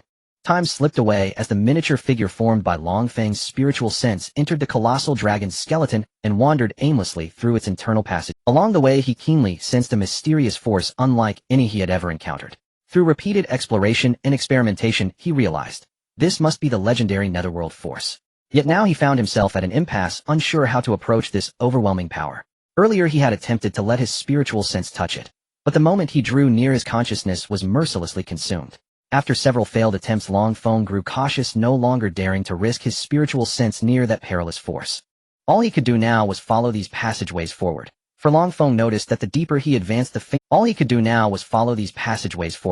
For Long Feng noticed that the deeper he advanced the fainter his earlier unease grew, while the summoning force gradually. This left him deeply puzzled. Why did the summoning force and that unsettling sensation behave in perfect opposition to one another? He fell into silent reflection. Though riddled with questions, Long Feng chose to proceed deliberately against the direction of the summoning force. Thus he walked on wordless and unceasing through the skeletal corridors, until without warning the scenery before him shifted entirely. The narrow shadow-choked passage widened into a vast expanse, and the guiding summons vanished completely, along with that gnawing inner disquiet. Now Long Feng felt only warmth and comfort, like returning home, a profound intimate serenity that wrapped around him like a shield of absolute safety. Where then was this place? Curiosity and anticipation swelled within him. Ha ha ha ha. At last, I have endured long enough to witness this very moment. Shuedi, you ultimately failed to surpass me. Ha ha ha ha. A voice erupted suddenly, brimming with boundless fury and triumph. Long Feng recoiled in shock, scanning the surroundings for the source, yet found nothing. No need to search, young one. I am already here. The voice echoed again, seeming to emanate from every direction at once. Long Feng's heart leapt. He neither knew the speaker's identity nor understood why this presence had manifested so abruptly. Who are you, and why are you here? Long Feng asked, steeling his courage. Who I am matters little. What matters is that you now stand before a singular opportunity to inherit all I am and ascend to unparalleled strength. The voice declared. Long Feng's pulse quickened. Becoming a formidable cultivator had always been his deepest aspiration. Then, what must I do to inherit your legacy, he asked. It is simple, swear but one vow and my inheritance shall be yours. What vow? Long Feng pressed eagerly. Smash that accursed Shuedi. The voice seethed with venomous hatred. At the name, Long Feng's brow furrowed in confusion. He had never heard of Shuedi, nor did he know the nature of the grudge binding this voice to its enemy. Esteemed senior, I am honored to accept your mantle, but this feels sudden. Were there not supposed to be multiple trials ahead? And who precisely is this Shuedi? Long Feng's initial elation gave way to hesitation. Something felt profoundly amiss. The demand seemed wildly. He doubted his own capability, and feared the consequences of accepting such a burden. Do you imagine I bestow my legacy upon just anyone? This is your trial. If you lack even this measure of courage, how could you possibly bear my legacy? As for Shuedi, he is my archenemy, a being of terrifying. The voice continued. But once you inherit my power, victory over him will be inevitable. Long Feng listened, torn between doubt and desire. He questioned whether to trust this voice, and whether he truly possessed the strength to defeat Shuedi. Senior, I understand your considerations, but my cultivation remains weak. I fear I may disappoint your expectations. He knew this might be the pivotal turning point of his life. Success would grant him immense power and glory. Failure a devastating. He knew this might be the pivotal turning point of his life. Success would grant him immense power and glory. Failure a devastating price. Yet regardless, he resolved to try. Still, senior, if Shuedi is truly as formidable as you say, and even you could not overcome him, how could inheriting your legacy change that? Long Feng voiced his concern. Who said I couldn't defeat him? The voice darkened with displeasure. Had he not ambushed me during my secluded breakthrough, would I ever have fallen to his treachery? Rage and resentment simmered beneath every syllable, as though the memory of that battle still burned fresh in his soul. Long Feng sighed inwardly, realizing his blunder, and hastily corrected himself. Yes, of course. Senior, your peerless might knows no equal. Haha. He bowed with a nervous smile, hoping to soothe the elder's ire. Yet the voice remained unmoved. Think not flattery will absolve your insolence. I was once a legend across the realm. Though wounded now, I remain no mere target for common challengers. Long Feng could only nod respectfully, acknowledging his misstep. He recognized the elder's towering pride, and the undeniable truth of his former supremacy. So he shifted tactfully. Senior, if your strength is so unmatched, why entrust your legacy to me? Have you no disciples, or other heirs? The voice paused, then replied slowly. I walked this path alone, never taking a single disciple. And now I have no choice. For 10,000 years you are the sole soul who has pierced Shuedi's machinations to reach me. I chose you because I sensed something rare with. Though you stand small and frail today, with unwavering cultivation, you shall one day rise as a true sovereign of the Tao. Upon hearing these words, Long Feng's heart stirred faintly. He knew he had been granted a rare opportunity, one that if seized with diligence might truly elevate him to. Gratefully he declared, I am deeply honored by your esteem, elder. I shall devote myself wholeheartedly to cultivation and never betray your trust or expectation. The voice's owner gave a low hum before continuing. Yet remember this, the path of cultivation is fraught with peril, riddled with trials and crises beyond counting. Only by relentlessly honing one's strength and elevating one's realm can one tread farther along this treacherous road. Long Feng nodded, fervently committing every word to memory. He understood. The elder was urging him not to grow complacent, nor let fleeting success dull his vigilance or erode his resolve. Then recalling the elder's earlier remark, that he had narrowly evaded Shwedi's machinations. A wave of bewilderment rose within him, compelling him to ask, "Elder, what precisely did you mean when you said I avoided Shwedi's conspiracy? Is there some hidden truth concealed beneath this? I beg you, Elder, to illuminate my ignorance and dispel my doubts." A long sorrowful sigh escaped Ming Long, as though dredging up a torment long. Slowly he began, "The origin of this matter traces back to the moment I was ambushed. At that time I remained blissfully unaware of the grave danger looming over me. Long ago Ming Long bore the name Ming Xingqian, a sovereign among the most formidable beings on this continent. Yet, just as he entered seclusion to break through a critical cultivation barrier, catastrophe struck, without warning. Shwedi, a demon lord, somehow uncovered Ming Long's secluded sanctuary, and struck while he lay utterly defenseless. At that pivotal juncture Ming Xingqian was locked deep within breakthrough cultivation, his full power sealed, inaccessible. Their battle raged for over a month. Against Shwedi's ferocious onslaught Ming Xingqian fought with every ounce of his being, yet ultimately suffered devastating backlash, collapsing grievously wounded. In the final moments before unconsciousness he invoked a forbidden art to shatter Shwedi's physical form. But the strain of forcing such a technique left him powerless to obliterate Shwedi's soul. Stripped of his body, Shwedi sought to possess the comatose Ming Xingqian. Yet as the supreme scion of the Ming Dragon clan, Ming Xingqian's corporeal essence instinctively resisted, unleashing in that passive defiance the clan's unique primordial force, the netherlight chi, binding Shwedi's soul within the sacred dragon bones, sealing it in eternal slumber. That involuntary forced invocation drained Ming Xingqian's reserves completely, leaving no strength to mend his wounds. Thus he sank into an irreversible stasis, motionless, helpless, suspended between life and dissolution. As seconds bled into centuries his flesh decayed, withered by time's relentless hand. Gradually his once mighty form transmuted into a colossal mountain range, while the priceless dragon bone sank deep into its heart entombed in stone. Ming Xingqian's prolonged unconsciousness granted Shwedi's soul a fragile reprieve. Sensing an opening, it resolved to seek salvation at any cost. Thus Shwedi poured forth his aura, luring wandering spirits adrift in the void. One by one they converged upon the mountain, drawn like moths to a dying flame. Under Shwedi's covert influence those spirits devoured and merged, evolving over eons into the entities now known as umbral wraiths.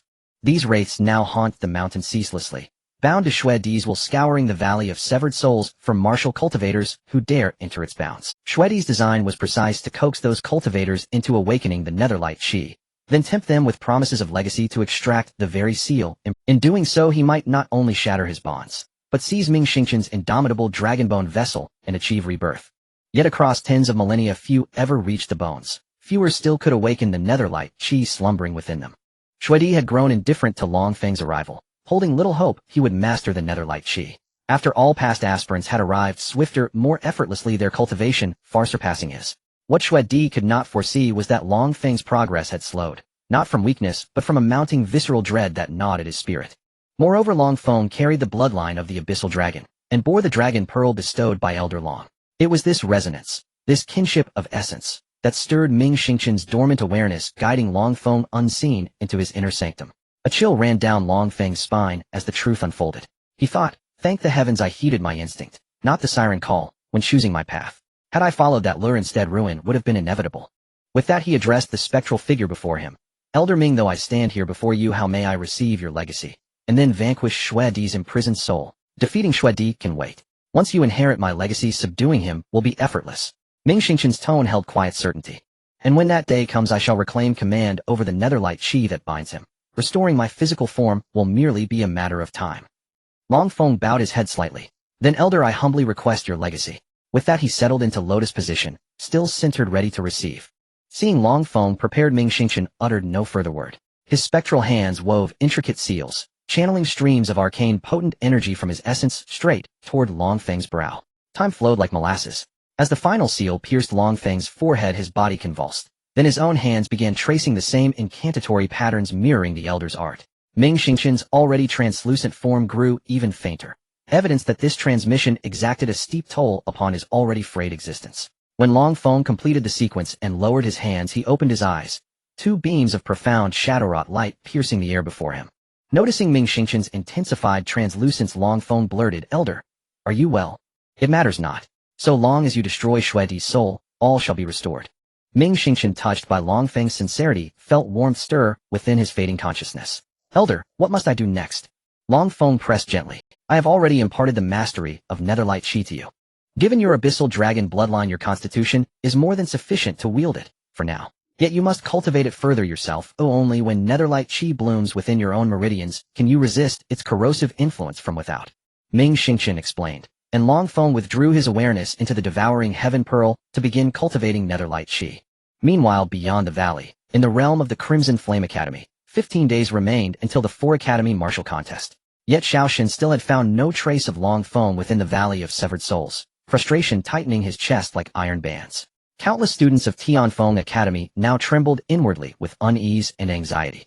They had pinned their hopes on a prodigious peer, renowned for his unparalleled strength and crowned champion of the Academy's grand contest. Yet none could have foreseen that this paragon would vanish without a trace, leaving no word nor sign to this day. This sudden upheaval weighed upon the others with unprecedented heaviness. Mo Yin, a formidable master, had once stood as a pillar of reassurance, only to fall tragically at the hands of Long Feng during the contest under mysterious circumstances. They had believed this time would bring shared glory under Long Feng's even greater might, only to confront an outcome beyond all expectation. Long Feng himself had inexplicably disappeared. Faced with such uncertainty, sighs of helplessness mingled with mounting desperation. Meanwhile, in that enigmatic realm shrouded in ancient mystery, Long Feng immersed himself wholly in comprehending the netherdark force. The turmoil unfolding beyond his domain seemed utterly remote to him. He remained blissfully unaware. Even were he to learn of it, he would likely be powerless to intervene. For the trial, now confronting Long Feng, dwarfed even the challenges posed by the 4 Academy Martial Assembly. At this very moment, Long Feng found himself ensnared in a labyrinthine, mist-veiled predicament, pondering deeply, what truly is the netherdark? And what manner of force is the netherdark force? In Long Feng's understanding, nether referred to the 9 nether realms, the threshold where souls transmigrated after death. Dark denoted the underworld itself, the ultimate abode of the departed. The netherdark realm was thus the sanctuary where departed souls dwelled. Upon death, a soul would be drawn forth by the netherdark force, summoned to the underworld to undergo purification through judgment. Only after every transgression had been absolved could such souls re-enter the wheel of reincarnation, reborn as mortals, transformed into Yao or demonic beings, or even twisted into malevolent aberrations. As Long Feng's comprehension of the netherdark deepened, emerald green ripples began to undulate around him, sometimes pulsing swiftly, like leaping flames, sometimes drifting languidly like ethereal dancers. This youth's insight is astonishing. In mere days he has already brushed against the threshold of the netherdark force. At this pace, mastery is but a matter. Ming Xingqian watched the surging energy currents enveloping Long Feng and sighed awestruck. Long Feng, oblivious to the world beyond, remained wholly absorbed in revelation. The netherdark is the netherworld, a symbol of death, yet also the crucible wherein departed souls are reborn. As all things invert at their extremes, decline birth's renewal, so too does life culminate in death, and death blossom into life. The cycle of birth and death turns endlessly, and the netherdark force is the sovereign current guiding souls across this eternal wheel. His grasp of the netherdark and its force grew ever more profound, ever more lucid. If the netherdark force can guide souls into reincarnation, might it also draw the living soul from its mortal vessel? Moreover, the Minglong clan exists, and they appear to command this very force. Thus my conjecture must hold truth. With ever greater mastery over the netherdark force, perhaps I may indeed extract a living soul from its fleshly shell, and even summon back the soul of one newly departed, returning it to its original body. Long Feng never imagined his speculations would prove so impeccably accurate, nor that this very ability lay at the heart of the ancient Minglong clan's legendary supremacy. Yet one enigma haunted him in this age. Whispers of dragonkind had grown scarce, nearly vanished. He wondered, perplexed, what cataclysm befell them? Why have dragons faded into silence? Carrying these questions, Long Feng sought counsel from the venerable Elder Long, but the elder remained reticent, unwilling to speak freely of that distant past. With solemn gravity he revealed only this: long ago the dragon clan, alongside the other 3 peerless sacred beasts, endured a mysterious, overwhelming assault, one no power could withstand. After that devastating war, the 4 great clans receded from history, vanishing from mortal memory. On this fateful day, after countless trials and epiphanies, Long Feng finally coalesced a thread of the netherdark force within his own body. At that precise instant, the immense energy slumbering within the ancient Minglong skull outside surged into Long Feng like a torrential flood. As this mighty current flowed unceasingly into him, the nascent thread of netherdark force within him swelled rapidly, growing denser, fiercer, more potent. Simultaneously, his indomitable physique underwent profound refinement under the netherdark force, ascending to unprecedented heights. Though his combat prowess showed no immediate leap, his corporeal resilience had reached a staggering level, capable of effortlessly withstanding blows from a mid-tier. Thus the transformative effect of the netherdark force upon Long Feng's body was nothing short of awe-inspiring. On the Longxiang continent, weapons were ranked by quality and potency. Artifacts served novices and martial cultivators. Spirit weapons became the hallmark of martial masters and martial spirits, Treasured weapons were wielded by martial lords and martial sovereigns. The divine weapons belonged solely to martial kings and martial emperors. Spirit treasures demanded the authority of martial deities and martial sages. Immortal weapons were reserved for transcendent martial saints and divine weapons. The ultimate armaments could be born only by invincible martial gods. Yet no martial god has ever walked the world, and thus no divine weapon has ever emerged. Moreover, rare ores and celestial materials are exceedingly scarce, meaning most cultivators wield arms inferior to their own cultivation level. Long Feng's physical fortitude now rendered him unafraid of ordinary low-tier martial masters. Yet against one wielding a high-tier spirit weapon, he would still struggle. Observing the ceaseless influx of energy into Long Feng, Ming Xingchen knew the youth had fully grasped the netherdark force and begun to command it. Days passed. Gradually the converging energies ceased flowing toward Long Feng. He sensed the netherdark force within him now vast as a boundless lake. Joy welled up, irrepressible. Senior, I have mastered the netherdark force. What shall I do next about Xuedi? Excellent. Now allow me to explain precisely how to proceed. When Ming Xingchen finished speaking, Long Feng understood completely.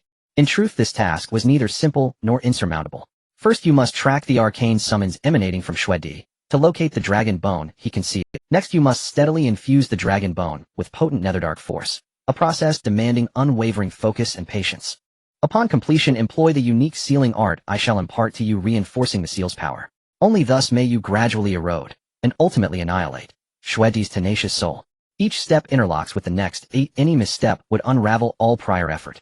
Proceed therefore with utmost caution. Once Long Feng had thoroughly mastered the method, he slowly withdrew from the skull of the skeleton. The moment his consciousness stepped beyond the cranium, an overwhelming summons surged forth like a tidal wave, instantly enveloping him completely. Without hesitation, Long Feng strode forward, following the enigmatic force with deliberate slowness.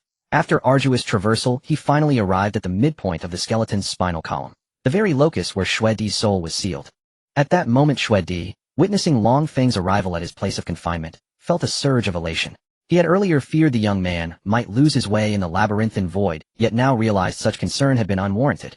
In Xuedi's eyes, this human before him appeared exceedingly frail and insignificant. Thus he resorted once more to his familiar tactic, speaking in that aged, resonant voice. Young one, you have performed admirably. Your successful arrival here proves you have already grasped certain fundamentals of the netherworld chi. Now the third trial begins. His words carried an aura of solemn authority and unshakable confidence, as though warning Long Feng that this trial would dwarf all prior challenges in severity. Long Feng's face erupted into ecstatic, almost trembling gratitude. He deliberately raised his voice. Honored elder, your generosity overwhelms me. I am profoundly grateful. Yet I wonder, what trials await me next? His tone brimmed with reverent anticipation, as if he embraced the coming ordeal with unwavering resolve. At that instant, Xuedi's deep arcane voice echoed anew. The third trial requires you to enter this seal itself, to claim the netherworld chi. His words detonated like thunderclaps beside Long Feng's ears. Upon hearing them, Long Feng's heart clenched tightly. Though Ming Xingchen had long revealed Xuedi's treachery and instructed him precisely how to counter it, confronting the reality still stirred profound unease. Fear of unforeseen perils lingered beneath his calm exterior. After a brief pause, Long Feng drew a deep breath, steadied his spirit, and cautiously guided his miniature consciousness body toward the seal. Simultaneously, he ignited the netherworld chi within his meridians, unleashing it as a torrential flood surging through his channels. The moment Long Feng breached the seal's interior, Xuedi's soul form shot toward him at astonishing speed. Long Feng's pulse spiked violently, tension coiled to its breaking point. As Xuedi's spectral form closed in mere instants from contact, Long Feng wasted no time. He summoned every ounce of netherworld chi to erect an impenetrable shield around himself. Then his hands blurred into intricate mudras, invoking a profoundly esoteric art. Mysterious talismanic sigils coalesced in his palms, glowing faintly like distant stars scattered across the velvet night. He knew full well these seals were meant to reinforce the prison's power, and Xuedi, trapped within, watched every gesture unfold with chilling clarity. Xuedi's eyes flared wide with fury as he roared, "Brat! What devilry are you conjuring? Cease this instant. Obey my command, or suffer my wrath." Having endured eons within this ancient seal, Xuedi understood its architecture intimately. Thus, witnessing Long Feng immediately weaving arcane sigils upon entry, he fell into panic and resorted to threats to quell the danger. Yet Long Feng stood unmoved, neither cowed nor deterred, his focus unwavering, his fingers dancing ceaselessly. Seeing this, Xuedi's agitation intensified, his tone softened, shifting to enticement. "Listen well, boy. You've proven yourself by breaching this sanctum, thus passing all trials. Now simply wait, momentarily, and I shall bestow upon you the supreme legacy." Watching Long Feng continue unfazed, Xuedi's anxiety deepened. Helplessly, he turned to wheedling persuasion. Long Feng's madras still required time to complete. Hearing Xuedi's plea, he devised a ruse to stall, buying precious seconds. Oh, so I have truly passed all tests. How astonishing. I never imagined triumph would come so effortlessly. But tell me, honored elder, how exactly shall you impart this legacy to me? Xuedi, seeing Long Feng's hands still moving, cried out desperately, boy, halt. Do not proceed further. Calm your mind, open your consciousness gate. Let my soul force flow freely into your awareness. Only thus may I gradually channel the legacy's essence into the deepest recesses of your mind. Once accomplished, your consciousness shall safely return to your physical vessel. Long Feng merely smiled, a quiet knowing curve of his lips, as his gaze dark and fathomless locked onto Xuedi's soul form. Elder, even now you still dare covet my consciousness. Xuedi exploded with rage, insolent whelp. Your feeble awareness holds no allure for me. How could I harbor such base intent? Since you distrust me very well, I shall withhold my soul force entirely. Elder, still denying it. Were I to comply, you'd shatter this seal and escape.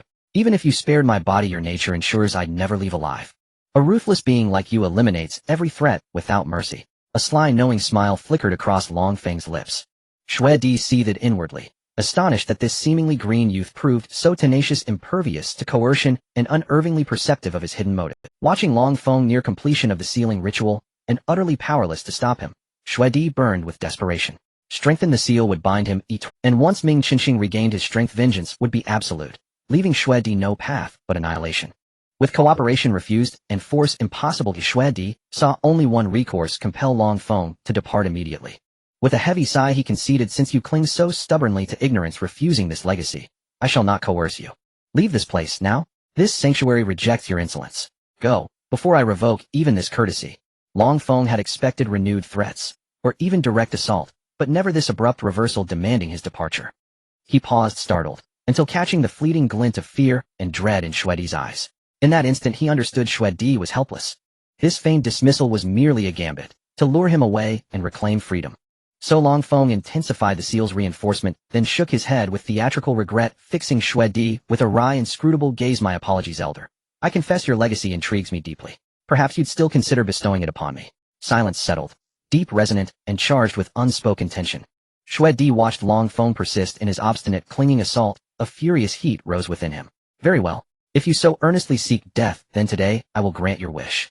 He ground his teeth and spoke while channeling every scrap of his soul power into a spiraling, razor-sharp cone that hurtled straight for Long Feng's brow. Long Feng was seized by a violent shock, his face drained of color. He had never imagined Xuedi would be so resolute and ruthless. With no hint of slackening, he hastily summoned all the Yuming force in his body, which streamed ceaselessly to his brow in a bid to repel the lethal strike. The two tremendous forces collided with a thunderous impact, erupting in blinding flashes that seemed to rend the surrounding space. For a time they were locked in stalemate, but as the seconds slipped away, both felt their strength ebbing. Their physical stamina and soul power were being drained, leaving them exhausted and faltering.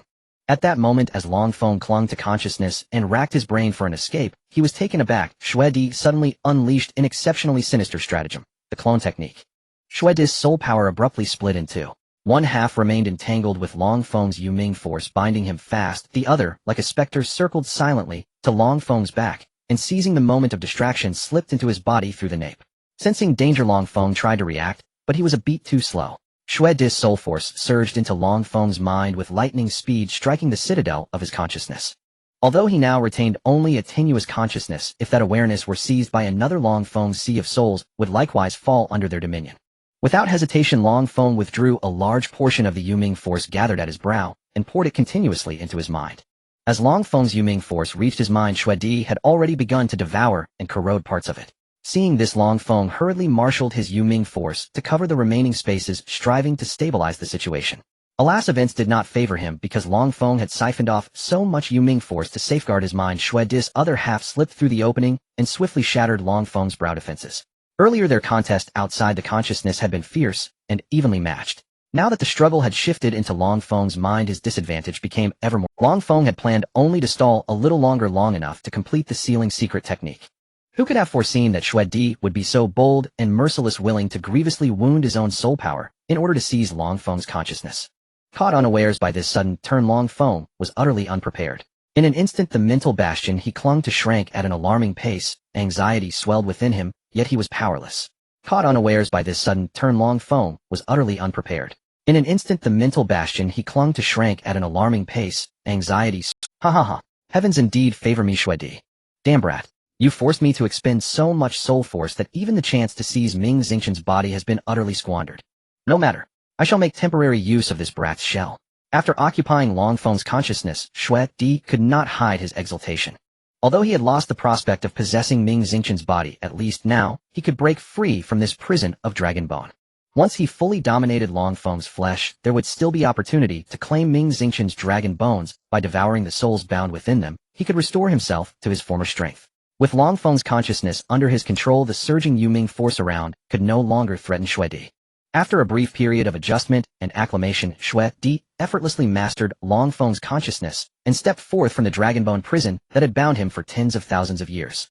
Ha ha ha. With wild laughter he poured out the joy of regained freedom. I Xue Di have returned to the world of mortals. O vast and fertile land I return. Once my strength is restored to its peak, the entire world will bow at Xue Di's feet. Xue Di roared arrogantly, as if already foreseeing the glorious moment when he would rule this continent. Yet after venting his excitement, and after some time, he gradually calmed, suppressing the urge to burst forth and sweep the world. Instead, he guided Long Feng's consciousness slowly back toward Long Feng's physical body. As he drew near the body, Xue Di made a sound of startled suspicion. Could this youngster possibly bear the Yuanlong bloodline? Yes, it must be so. Only such a mighty Yuanlong bloodline could have enabled this youth to comprehend and cultivate Yuming force. It must be because of that lineage. Ha ha ha. I never imagined it. Heaven so favors me. Though I missed the chance to usurp the Minglong, it has granted me a body bearing the Yuanlong bloodline. Surely the heavens intended this. Xue Di laughed without restraint and floated above Long Feng's body. In the blink of an eye, his insubstantial consciousness had reached deep into Long Feng's mind. Just as Xue Di was poised, itching to perform the usurpation art, an abrupt and strange change occurred. The Shitian Zhu within Long Feng's brain stirred. It trembled faintly, and then began to emit continuous ripples of an eerie green light. Those ripples rolled like a surging tide, racing toward Xue Di's soul with overwhelming speed. Confronted by this sudden development, Xue Di had no time to react. He was enveloped by the strange emerald ripples, and all his struggles proved futile. No.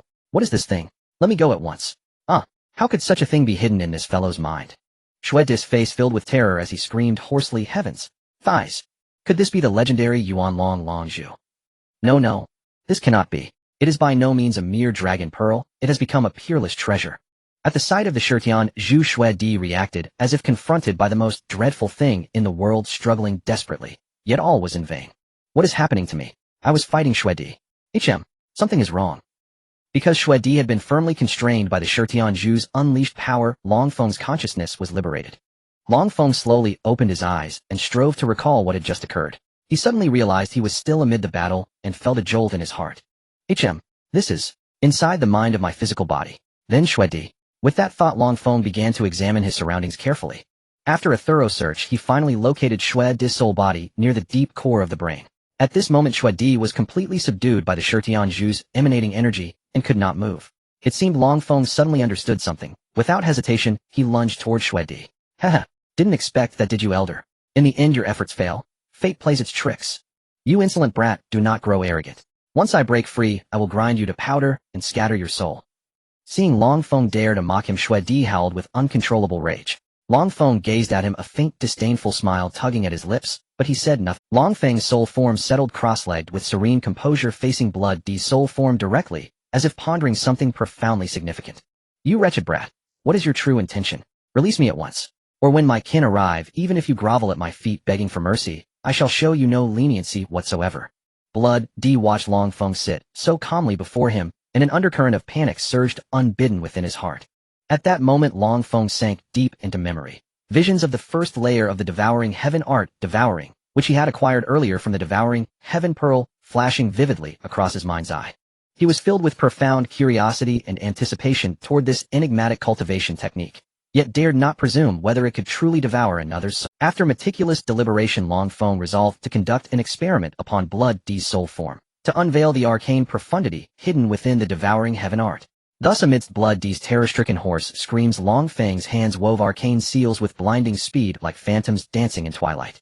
Then, with a sudden violent sweep of his right arm, his palm crashed down upon Blood D's fragile soul form, radiating an overwhelming peerless ferocity. In that instant, a cataclysmic boom erupted, so thunderous it seemed the very fabric of the world would tear asunder. And as Long Feng's soul-infused palm made firm contact with Blood D's essence, a torrent of immense soul energy, vast as billowing clouds, surged forth like a breached dam, flooding relentlessly into Long Feng's hand. Moreover, interwoven within that colossal tide of soul energy were fragmented shards of Blood D's incomplete memories. Confronted with this horrifying transformation, Blood D's dread intensified beyond measure, reaching a crescendo of sheer paralyzing terror. For he realized with mounting horror that the meager soul energy remaining within him was draining away at an unstoppable, accelerating pace. No matter how desperately he strained to command or retain it, the dreadful erosion persisted unabated. "Damn you, wretched brat, cease this at once." Blood D, sensing his soul energy ebbing inexorably away, felt the suffocating weight of imminent death, and trembling with fear resorted to hollow threats and bluster against Long Feng. Yet Long Feng remained unmoved. A cold, mocking smile curled at the corner of his lips. "Humph. Even now you dare attempt to intimidate me with empty words. Since you are so eager to meet your end, I shall grant your wish." Before the final syllable faded, the devouring force in Long Feng's hands intensified sharply. At first, Blood D struggled fiercely, but soon collapsed utterly powerless, crumpling lifelessly onto the ground. "Lip. No, great master. My most revered, beloved master. Please, spare me. I confess, I misjudged your greatness, offended you unknowingly. I beg you forgive me, and spare my life. You possess the magnanimity of a prime minister. Surely you won't hold such a petty offense against me. Grant me mercy, and I swear to surrender all my treasures to you without reservation." Seeing his threats only hasten the devouring process, Blood D plunged into utter despair, and abandoning all dignity, pleaded abjectly before But Long Feng remained impervious. With unwavering focus, he continued absorbing Blood D's soul energy, and as the intensity increased, he sensed his own soul growing steadily stronger. As his soul's strength rose, fragments of Blood D's memories fused seamlessly into Long Feng's consciousness. "Once I fully consume your soul energy, your self-awareness will vanish, and everything you possess shall become mine." Gazing upon Blood D's desperate attempts to manipulate him, Long Feng's lips twisted into a contemptuous sneer, uttering a merciless, cutting rebuke. "Cursed wretch, you shall surely meet a grim fate. In my prime I defeated even mighty Ming Xingqian, plunging him into eternal slumber. Yet never did I imagine falling to an obscure nobody like you. How bitterly unjust this fate feels." Blood D muttered, bitterly consumed by boundless resentment and unyielding regret. "Humph. Had you not ambushed Elder Ming Xingqian during his secluded breakthrough, you'd never have harmed him. Even dreaming of such a feat is pure delusion." Long Feng retorted, "Be that as it may, I did defeat Ming Xingqian." Blood D refused to concede his inferiority. Days slipped by swiftly. With Blood D's final agonized shriek, his defiant soul was utterly devoured and integrated into Long Feng's being. Thereafter, Long Feng's soul attained unprecedented power, its strength rivaling even those legendary martial kings who shook the heavens and earth. This extraordinary outcome stemmed from two factors. Blood D's soul had suffered severe degradation after centuries of imprisonment, and he had further depleted it, recklessly attacking Long Feng's consciousness. Otherwise, for Long Feng, still at his current level, to subdue Blood D so effortlessly would have been sheer fantasy. By now only 5 days remained until the 4 Academies martial contest, and Long Feng finally emerged from the soul-severing ridge. Though he had missed the safe passage deadline, fortune favored him. Not only had he devoured Blood D's soul, but his own soul energy had undergone a qualitative leap. Furthermore, Long Feng had begun mastering the Netherworld Force, a mysterious, formidable power that now instilled deep terror in the ridge's Thus he traversed the soul-severing ridge unimpeded, and along the way gathered numerous rare spirit herbs and priceless treasures. The Devouring Heaven pearls, formerly dim, lifeless inner space, now thrived with vitality transformed by the transplantation of countless spirit herbs, refreshing and rejuvenating as if reborn.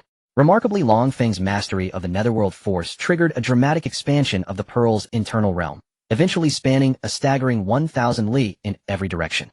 This unexpected boon filled Long Feng with ecstatic elation. As he prepared to depart the ridge, he finally succeeded in sealing the colossal skeleton of Ming Xingqian into the Devouring Heaven Pearl. Yet fate intervened, having exhausted himself aiding Long Feng's comprehension and control of the Netherworld Force. Ming Xingqian, just roused from unconsciousness, lapsed once more into profound slumber, his next awakening shrouded in absolute uncertainty. Faced with this predicament, Long Feng could only sigh inwardly, bemused and speechless. For now 2 venerable elders dwelled within the Devouring Heaven Pearl housed in. Nonetheless, deep in his heart, Long Feng welcomed their presence wholeheartedly. Indeed, it was precisely because of them that he had received unparalleled blessings and transformed. When Long Feng stepped beyond the soul-severing ridge, merely 5 days remained until the 4 Academies martial contest. Yet ordinary cultivators required at least 6 days to travel from the ridge to Qihua Academy. For Long Feng, however, those 5 days were more than sufficient.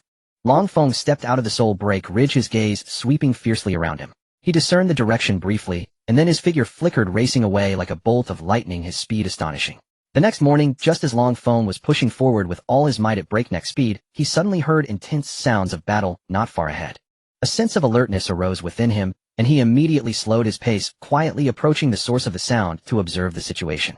In the center of the battlefield, an old man with white hair led 5 middle-aged men and women all dressed in uniform attire, evidently members of a family's guard. Among them was a lovely girl around 9 years old. From her exquisite and beautiful clothing it could be inferred that she was an important figure heavily protected by the guards. Opposing them was another group of many enemies numbering over 10. Through their conversation, Long Feng keenly sensed that the girl's side belonged to the Feng family of the capital of the Mou kingdom, while the other group was assassins hired by the Qin family, the Feng family's sworn enemies.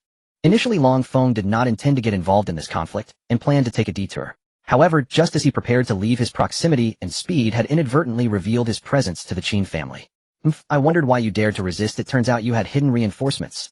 The speaker was the leader of those besieging the Feng family, Xinxiu, his face cold as he fixed his gaze on the direction of Long Feng.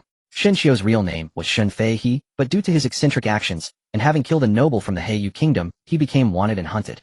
At the brink of death, he was fortunately saved by Qin Wei Ming, the head of the Qin family, and from that point on, he took the name Xinxiu and became a thug for the Qin family. Facing the Feng family, Xinxiu's lips curled into a disdainful smile. Old man Feng, are you still stubborn at this point? Do you really think you can stop us with just that little manpower? Don't dream. Today will be the day your Feng family meets its end. Hearing this, the elder of the Feng family widened his eyes in anger and responded loudly, Xinxiu, I know you came prepared, but I will fight to the death to ensure no harm comes to the second miss. You needn't play tricks, so we are all here. Show us what you can do. The tension between both sides escalated to its peak. A life-and-death battle was about to erupt. In reality, as soon as Xinxiu spoke, Zhao Pengtai had already noticed Long Feng in the distance. Long Feng appeared to be only around 11 or 12 years old, and his cultivation level was presumably not very high. Moreover, Zhao Pengtai was somewhat familiar with the talented youths in the cities near the capital of the Mou kingdom, but none matched Long Feng's current appearance. Furthermore, Zhao Pengtai was generally kind-hearted and could not bear to see Long Feng suffer at Xinxiu's hands due to the Feng family's affairs, which was why he spoke those words. However, Xinxiu did not think so. Since this sudden boy had witnessed them attacking the Feng family, he absolutely could not allow him to live, for only the dead could keep secrets. Long Feng also heard the conversation between Zhao Pengtai and Xinxiu, inwardly pondering, alas, it seems I can hardly remain uninvolved this time. However, Zhao Pengtai is indeed a man of good character. If Xinxiu insists on targeting me, then I might as well lend my assistance to Zhao Pengtai and the others. The Feng family's young lady Feng Qingqing saw that Long Feng showed no intention of leaving and remained dazedly looking around, feeling anxious in her heart, and hurriedly urged, Big brother, why are you still standing there in a daze? What is happening here has nothing to do with you. The best strategy is for you to leave quickly. Otherwise, when that old man frees up, he will definitely not let you off easily. The other guards also echoed their advice. Yes, little brother, you should leave quickly. If you hesitate any longer, the people from the Qin family will definitely not spare you. We will do our utmost to hold off these villains from the Qin family. A little brother, take this opportunity to escape quickly.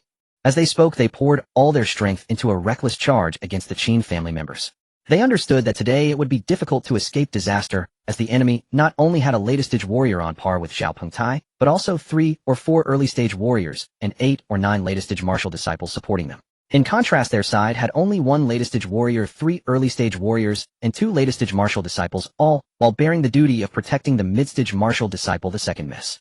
Thus, they hoped to create a glimmer of opportunity for Long Feng, this stranger. However, how could Xinxiu and the others easily let Long Feng go? At that moment, Xinxiu subtly nodded to the person beside him, and the early-stage warrior next to him understood immediately. He then turned and raced toward Long Feng's direction like a flash of lightning. Faced with such a fierce onslaught, Long Feng did not react at all, merely standing quietly in place. Inwardly, he mused, I originally did not want to get involved in this conflict, but since you Qin family members have come looking for trouble, I suppose I must go along with your wishes. It is just the right opportunity to test how strong my physical body is now.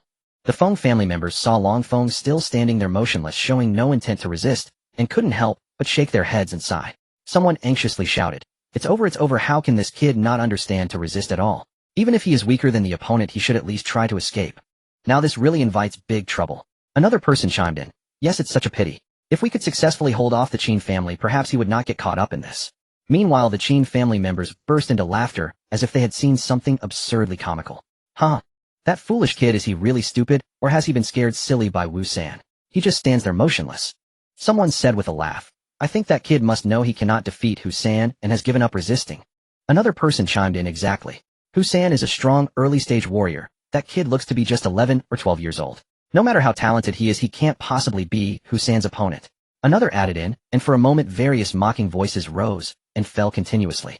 However, just as the Qin family members were laughing recklessly, the one called Hu San had quietly approached Long Feng. Suddenly he swung a punch carrying a fierce gust of wind smashing hard toward Long Feng's abdomen. This punch was powerful and fast, clearly aimed at a one-hit kill. Everyone couldn't help but feel anxious for Long Feng, thinking that he would probably be gravely injured if not dead. They heard a dull thud as Hu San's fist landed heavily on Long Feng. Originally thinking that this punch would take care of Long Feng, Hu San's smile suddenly froze. Then a crisp crack sound echoed throughout the scene. Hu San felt as if his entire arm had shattered into several pieces, the pain unbearable, making it nearly impossible to endure. His arm uncontrollably dropped, as if it had lost all its strength. In contrast, Long Feng still stood firmly in place without a trace of injury. His gaze was cold as frost, quietly watching Hu San as if looking at an insignificant ant. An early-stage warrior possesses such little strength. Sigh, how disappointing. Hu San was taken aback, his face filled with terror as he shouted, "How is it possible? How could your physical body be so strong? This can't be." Facing Hu San's doubts, Long Feng merely smiled slightly and disdainfully replied, "There is nothing impossible. Only someone as weak as you would think that other strength is inconceivable. You weaklings will never understand true power." With that, Long Feng suddenly threw a punch directly at Hu San's head. The punch was as fierce as a breaking bamboo, carrying an unparalleled might, as if it were going to tear apart the very fabric of space. There was a loud bang, as Hu San's head exploded like it had been struck by a heavy hammer, brain matter and blood splattering everywhere. In an instant the air was filled with a strong smell of blood, making one feel nauseous. Yet Long Feng showed no signs of mercy at the horrifying scene before him. He knew that in this world of the survival of the fittest, only the strong could survive. And for those who dared to challenge his authority, he would show no mercy. "It seems you have exhausted all your strength, yet you still couldn't test the limits of my physical strength. Since that's the case, you are of no use to me anymore," Long Feng said coldly, leaving a scene of devastation behind. At this moment, the members of the Feng and Qin families in the distance seemed to awaken from a dream, each displaying an expression of disbelief, their gaze fixated on Long Feng, as if witnessing some unimaginable miracle. Even those who had been engaged in fierce battles could not help but stop their actions, captivated by the scene before them. At this moment, Long Feng noticed everyone's gaze focused on him and could not help but feel a bit surprised, asking, Everyone, are you all okay? No need to keep staring at me. You can continue fighting, don't mind me, I'm just watching casually." He. I'm really just watching." Seeing Long Feng kill Hu San with a single punch and not taking the opportunity to flee, but instead grinning at his group, Shin Qiu's heart ignited with fierce anger as he shouted, "Come everyone. Get rid of that brat. As you command." After hearing Shin Qiu's order, the others responded in unison, showing their obedience, and immediately turning to attack Long Feng. In their eyes, the fact that Hu San could not defeat Long Feng with a single punch must have a reason. Either Long Feng possessed some mysterious treasure that protected him from harm, or Hu San had underestimated him and did not use his full strength, giving Long Feng the chance to strike. They were all experienced individuals who would not underestimate any opponent because they understood even against a weak foe like a rabbit, a lion would fight with all its might. However, they did not know that Hu San had also used all his strength in the recent fight, yet he had failed to even scratch Long Feng's skin. Seeing the situation, the four men hesitated not to draw their weapons and charged directly at Long Feng. In the clash of blades, sparks flew everywhere. But surprisingly, these fierce attacks landed on Long Feng without inflicting any damage. The scene before them shocked the four, and they quickly realized something was wrong. But would Long Feng let them off so easily? He instantly executed the profound footwork from the Xiaoyao Yu, moving like a ghost, and in the blink of an eye, he closed in on them. Long Feng's right arm transformed into a claw, suddenly grabbing one of the nearest martial artists by the arm and yanking it fiercely. Instantly, crimson blood flew in the air, and the warrior let out a piercing scream. "Ah! My hand! Damn it! My hand is gone." At the same time, a dull crash was heard not far away. "Ah! My dantian is destroyed. You little brat, you dare to ruin my cultivation." Accompanied by a thunderous shout, the heavens and earth seemed to tremble. In an instant, a wave of despair and anger surged forth like a tide rapidly spreading. The other two companions watched in horror as their comrade was severely injured by Long Feng. In just a few breaths, their hearts filled with endless dread. They widened their eyes, their faces filled with shock, unable to believe what was happening. "Run! This guy is simply a demon." Fear engulfed their hearts, and the two could no longer care about anything else, turning to flee with all their might, desperate to escape this nightmare. However, their steps appeared so frantic and weak, as if they would fall at any moment. Trying to escape. Did you ask for my permission? Leave them all behind." Seeing the remaining two scared out of their wits and attempting to flee, Long Feng could not contain his anger, and his voice boomed like thunder, instilling fear in their hearts. Long Feng's left hand suddenly waved, executing a supreme divine skill, controlling the crane and capturing the dragon. His movements were skilled and exquisite, seemingly containing boundless power. In the blink of an eye, a gigantic dragon claw and a sharp crane claw appeared in midair, clawing at the fleeing two. Come back to me. As Long Feng's words faded, the two terrifying claws shot forward with lightning speed. They were like the scythe of death, bringing with them a fierce wind howling towards their target. Soon two piercing screams echoed through the air. The two fugitives in extreme panic were tightly grasped by the dragon, and crane claws forcibly dragged back to Long Feng's side. Their faces turned pale as paper, trembling uncontrollably, their eyes filled with despair and pleas for mercy. Spare my life? Young hero, spare my life. One of them cried out in terror, his voice trembling. Please spare me, young hero, we were merely following orders. The other quickly knelt down in apology, his face full of pleading. After being dragged back to Long Feng, the two immediately knelt on the ground, repeatedly bowing their heads and begging for mercy. Long Feng snorted coldly, his eyes flashing with a cold light, as he said coldly, "Humph, spare your lives. When you were so desperately attacking me just now, why didn't you think about sparing me?" His voice was deep and authoritative, as if infused with endless anger and intimidation. After speaking, Long Feng suddenly raised his hand and struck the two in front of him with two powerful palms. Bang! Bang! With two muffled thuds, the two who begged for mercy were immediately sent flying, crashing heavily to the ground unconscious. At that moment, Xinxiu saw that the four of them could not defeat Long Feng, and after contemplating silently, he decided to change his strategy. He signaled his subordinates to continue restraining Zhao Pingtai, while he personally drew his sword to attack Long Feng. Xinxiu tightly gripped his long sword in his right hand and shouted loudly, "Whirlwind slash." As his voice echoed, a powerful aura erupted from his body. Immediately, a massive sword energy like a tornado howled towards Long Feng. Its power was astonishing, raising dust and destroying vegetation in its path. Faced with such a fierce attack, Long Feng dared not be the slightest bit negligent. He took a deep breath, quickly formed hand seals with both hands, and quietly shouted, "Thousand sword slash." In an instant, the sky suddenly darkened as countless brilliant spiritual lights gathered together, forming a dense mass of massive swords. These enormous swords fell like raindrops, each exuding a chilling aura, carrying a devastating force as they pounded towards the rushing Xinxiu. In a flash, the spiritual energy giant swords collided violently with Xinxiu's sword energy tornado. Boom! A thunderous sound erupted. The shockwave generated by the collision of the two powerful forces spread outward, as if the surrounding air was being torn apart, emitting sharp, piercing sounds. When the two terrifying forces collided, they produced a deafening roar. At the same time, two figures were sent flying backward for several meters, struggling to stabilize. It should be noted that Long Feng was currently only at the mid-stage of a martial artist, and this was his first fight against a late-stage martial artist, yet he was facing a seasoned and powerful late-stage martial artist. Unexpectedly, the first clash ended in a stalemate. Upon seeing this outcome, Long Feng not only felt no surprise, but was secretly delighted. It turned out that he had not used all his strength and was still able to match his opponent. If he unleashed all his power now and activated his unparalleled soul power and nether energy to assist in battle, what astonishing results would that yield? Thinking of this, Long Feng's confidence surged, and he decided to try it immediately. He fixed his determined gaze on Xinxiu, whose face was dark and terrifying, and without hesitation launched another attack. Long Feng gripped his long sword tightly in his right hand, while swiftly forming a spell with his left hand.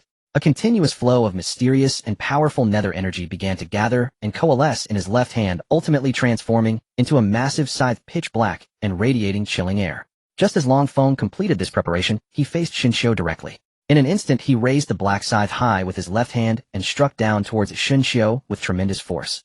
As the nether energy brimmed with endless mystery and strength, anyone who mastered this power would possess absolute control over spirits. However, regrettably, Xinxiu had neither the bloodline of the dragon nor the powerful soul perception. Because of this, he completely failed to perceive that the scythe, as black as ink and flashing with cold light, was fiercely slashing towards him. The only thing he could see was Long Feng's left hand formed into a fist swinging towards him. Despite this, faced with such a sudden attack, Xinxiu still attempted to dodge, instinctively relying on his years of accumulated combat experience. Unfortunately, it was too late. He watched as Long Feng's massive scythe swept across his body like the Reaper's blade. Surprisingly, after being slashed by the scythe, Xinxiu's body showed no obvious wounds, but for some reason, he stood frozen in place, as if he had been struck by a paralysis spell. Those in the distance engaged in fierce combat occasionally glanced in Long Feng's direction. When they witnessed this extremely bizarre scene, they all felt a chilling dread creep up their spines, their bodies filled with terror. Yet Long Feng was astonished to discover that the scythe he had passed through Xinxiu's body had actually hooked a phantom shadow. Upon closer inspection, that phantom was none other than Xinxiu's soul. At this moment, the soul of Xinxiu was struggling and twisting desperately on the scythe, as if trying to break free from its bindings. In the face of Xinxiu's soul's angry roars and howls, Long Feng remained extraordinarily calm, showing no reaction. He understood clearly that Shun Xiu's soul was merely temporarily detached from his body. Once his nether energy could no longer bind Shun Xiu's soul, he would have to confront the intact and powerful Shun Xiu again. Thus Long Feng did not hesitate for a moment and decisively struck a palm down towards Shun Xiu's immobilized body. Instantly there was a loud explosion and Shun Xiu's body exploded into pieces, blood and flesh flying everywhere, as crimson blood rained down like a shower, forming a shocking blood rain. However, just as Long Feng destroyed Shun Xiu's body, it was also the moment when the power of the scythe previously formed by nether energy was exhausted. The soul of Shun Xiu, hoping to return to his body at this moment, had no idea that he was facing the brutal reality of his own body being destroyed by Long Feng. In the state of his soul, Shun Xiu felt an overwhelming sense of despair and helplessness. He stared wide-eyed, watching helplessly as Long Feng ruthlessly destroyed his flesh, filled with grief and indignation, yet powerless to act. Just at the moment when Shun Xiu's body was annihilated, he deeply realized that the light of life had left him far behind, and the hope of survival had shattered. After all, throughout his long cultivation career, he had never heard of anyone surviving after their physical body was destroyed. For this master who had reached the late stage of a martial artist, it was akin to an unattainable fantasy. However, it is said that only those unparalleled powerhouses who step into the martial sovereign realm can temporarily preserve their souls from destruction when their bodies suffer severe damage and seek suitable hosts. Once they successfully seize control of another's body and complete the fusion, they can be reborn and continue their lives. Thinking of this, Shun Xiu couldn't help but yearn how wonderful it would be if he could become such a powerful being. Unfortunately, everything was now too late. In the distance, the two sides engaged in fierce battle coincidentally halted their actions. Everyone was stunned, staring in shock at the battle circle of Long Feng and Shun Xiu. At this moment, Long Feng was overjoyed. There was no other reason than that his concept of using soul power to control nether energy had truly worked. He suddenly turned his head, casting a cold gaze at the members of the Qin family. Since you all wish for my death and want to silence me, then I shall grant you that wish. Seeing Long Feng looking at them, the Qin family members felt a chill run down their spines, filled with fear. In an instant, they unhesitatingly abandoned their current enemy and turned to flee desperately into the distance. However, how could Long Feng let them off so easily? He swiftly concentrated nether energy in his left palm, transforming it into an incredibly sharp scythe. With a flick of his wrist, the scythe's shadow flickered, sweeping towards the fleeing members of the Qin family like a storm. Accompanied by frantic screams and cries, all the Qin family members, just like Shun Xiu before, stood frozen in place, unable to move. Not a single one shall escape. Long Feng shouted angrily. He solemnly declared, and then with a single palm strike and punch he eliminated those Qin family members who were restrained by the nether scythe one by one. After Long Feng had dealt with the members of the Qin family, the Feng family members were all in shock, momentarily unable to regain their senses. They stared wide-eyed, dumbfounded by everything happening before them, as if time had frozen at that moment. After a while, Feng Qingqing was the first to awaken from her sleep. Her face was filled with excitement and joy, rushing towards Long Feng like a cheerful little bird. Big brother, you are simply amazing. Look, with just a few moves. Hey, huh, pow. Those bad guys were easily dealt with by you. While excitedly talking, Feng Qingqing mimicked the moves Long Feng had used to defeat the members of the Qin family, looking extremely playful and adorable. At this moment, the elder named Zhao Pingtai also seemed to awaken from his dream, hastily walking towards Long Feng and respectfully cupping his hands in greeting, saying, I am deeply grateful for your timely assistance, young brother. I never expected such capability at such a young age. Truly, heroes emerge from the youth. Thank you for saving our lives. This kindness will never be forgotten. If it weren't for your timely arrival, the consequences would have been unimaginable. I truly do not know how to repay this kindness. The other guards also gathered around, their faces filled with gratitude, all expressing their thanks to Long Feng in a flurry. At this moment, Long Feng smiled, engaging in light-hearted conversation with those around him. You all overpraise me. Ooh, I really don't deserve it. I just happened to pass by here and heard the sounds of fighting, so I came to take a look out of curiosity. Who would have thought those people would directly attack me without understanding the situation? I had no choice but to fight back. The elder named Zhao Pingtai said gratefully, We are from the Feng family in the imperial capital of the Mou kingdom, and those just now were members of the Qin family from the imperial capital. Our two families have always been at odds. This time we were out on business, and I don't know how the Qin family got wind of it and set an ambush here to attack us. If it weren't for this young brother intervening, the outcome would have truly been unimaginable. Hearing this, Long Feng was secretly astonished. Although he did not understand what kind of family the Feng family was in the imperial capital of the Mou kingdom, judging by the presence of a mid-level martial artist and several early-level martial artists as guards, it was evident that the Feng family was certainly a powerful family force in the imperial capital. Thus Long Feng hurriedly cupped his hands in greeting and said, So it's Elder Zhao, I've long admired your reputation. It is indeed an honor to meet all of you today. Although he did not understand what kind of family the Feng family was in the imperial capital of the Mou kingdom, judging by the presence of a mid-level martial artist and several early-level martial artists. As guards, it was evident that the Feng being recognized and appreciated by such a family would undoubtedly be of great benefit to his future development. At the same time, he also realized that his good deed today might have attracted the attention of the Feng family, which could bring him unexpected opportunities or challenges. Moreover, having eliminated the members of the Qin family and saved the Feng family, it was very likely that he would encounter unnecessary trouble once he arrived in the imperial capital of the Mou kingdom. However, Long Feng did not think too much about these matters. He firmly believed that one should uphold the path of righteousness and stand up against injustice. As for what might happen afterward, he would let it unfold naturally. From the accent of this young brother, it seems that he is not from our Mou kingdom, and I have some knowledge of the talented young people near the imperial capital of the Mou kingdom, but I have never seen anyone as outstanding as this young brother. At this moment, Zhao Pengtai could no longer help but speak, his tone carrying a hint of probing. Seeing Zhao Pengtai's question, Long Feng understood that the other party was already suspicious, so he no longer concealed the truth, and replied frankly, "Indeed, Elder Zhao, your insight is sharp. I am not from the Mou kingdom, but hail from the Tianlong kingdom. I came to the Mou kingdom's Qihua Academy with the academy to participate in the 4 Academy Martial Arts Assembly." "Oh, so you are a disciple of the Tianlong kingdom." Zhao Pengtai's eyes flashed with surprise. "No wonder you possess such profound skills at such a young age. I just heard you mention coming with the academy to participate in the 4 Academy Martial Arts Assembly, but I haven't seen any of your school's exceptionally gifted youths or your mentors throughout." Feng Qingqing, standing nearby, also showed a puzzled expression and immediately followed up with a question. Seeing Feng Qingqing looking bewildered, Long Feng began to explain, "Hey, raced the thing some time ago. When we were passing through the Duanhuan Ridge, I inadvertently got separated, but fortunately I managed to come out safely in the end. Right now I am hurrying to the capital of the Mou kingdom, Qihua Academy, to participate in the 4 Academy Martial Arts Assembly. I just don't know if I'll make it in time." Hearing Long Feng's words, Zhao Pengtai and the others suddenly understood. Despite having fortunately received Long Feng's assistance and successfully eliminated the members of the Qin family, everyone still dared not relax their guard in the slightest. Hearing his words, the long-standing doubts in their hearts finally found an answer. "Big brother, why don't you come with us? Coincidentally, we are also preparing to set off to the imperial capital to watch the 4 Academy Martial Arts Assembly. The journey to the imperial capital is quite long. Although you are exceptionally strong, traveling alone can still be somewhat perilous." Feng Qingqing suddenly issued a sincere invitation to Long Feng at this moment. The other individuals, seeing this situation, also joined in to invite Long Feng to accompany them on the journey to the imperial capital. "That's right, young brother, come with us. Yes, this way we can take care of each other along the way, and it won't be too boring."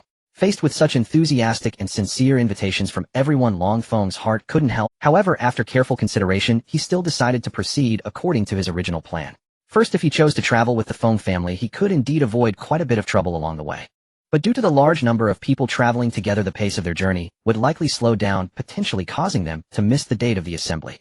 Second, regarding the matter of the Qin family sending people to assassinate the second young lady of the Feng family, there was evidently a meticulously planned conspiracy behind. However, due to his own intervention, the originally favorable plan was thwarted, even leading to the complete destruction of all the personnel sent by the Qin family. If he were to follow the Feng family back now, it would surely arouse the Qin family's suspicion and doubt. At that time, even if the Qin family dared not openly act against him due to various factors, they would undoubtedly not let him off easily in the shadows. Considering the many troubles he might face and the need to reach Qihua Academy as soon as possible, Long Feng resolutely made a decision to travel alone. He thanked the Feng family members by cupping his hands. "Thank you all for your kindness, but I have urgent matters to attend to and need to take a moment before heading to Qihua Academy. I'm afraid I won't be able to travel with you, and I hope for your understanding." Zhao Pengtai seemed to understand something from Long Feng's words. His heart stirred, as if he had grasped the essence. He nodded slightly, and then spoke. "Since my young friend has important matters to attend to, we shall not insist on keeping you here. However, may I ask for your esteemed name? When you arrive in the imperial capital, do visit the Feng family, and we will surely reward you generously."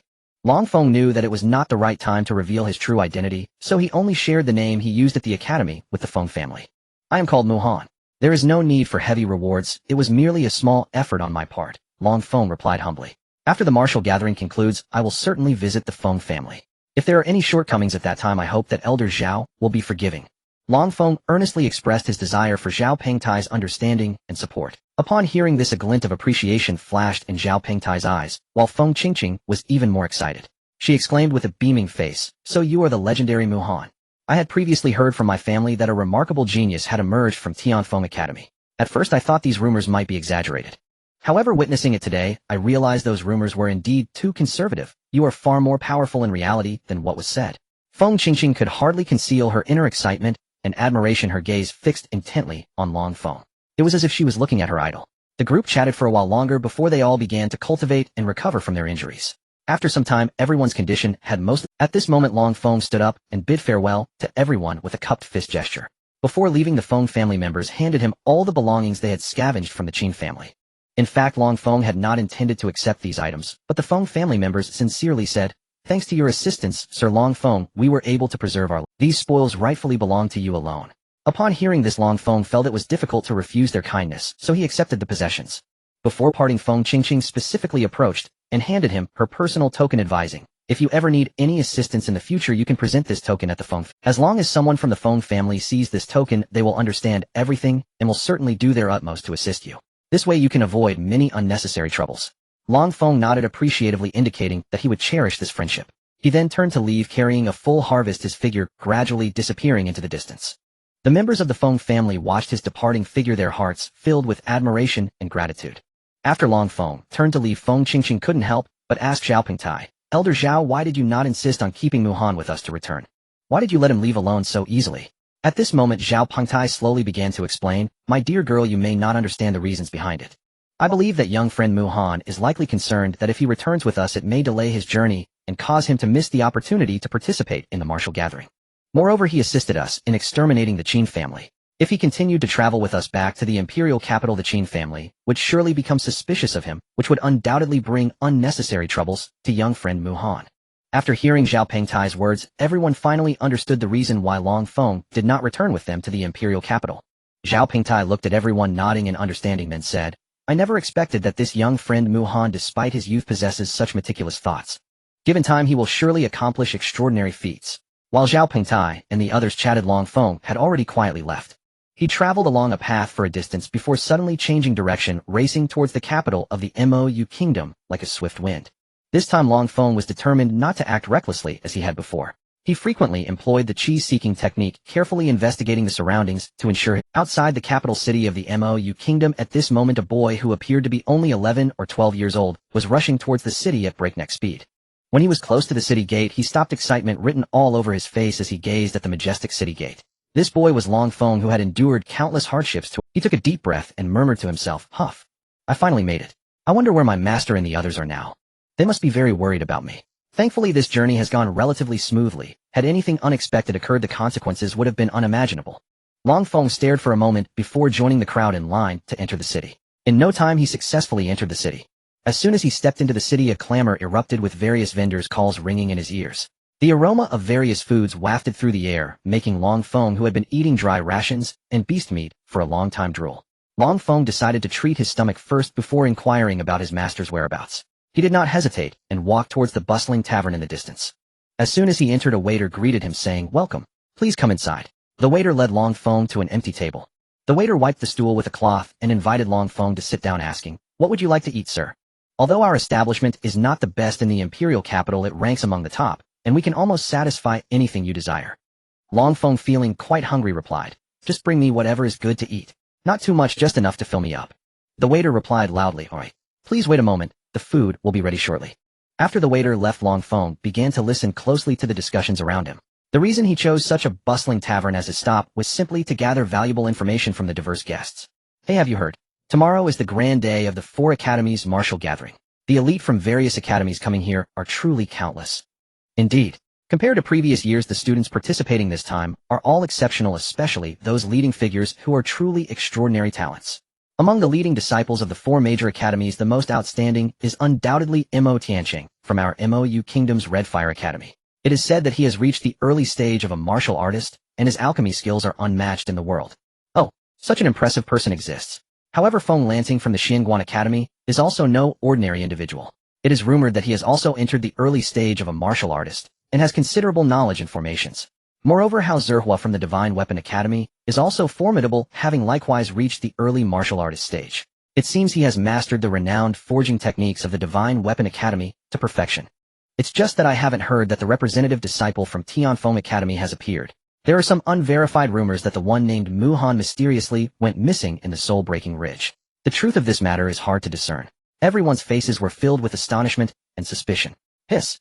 To go missing in a perilous place like the Broken Soul Ridge, isn't that a matter of life? And with the guiding mentor present, and during a safe passage period, how could such an incident occur?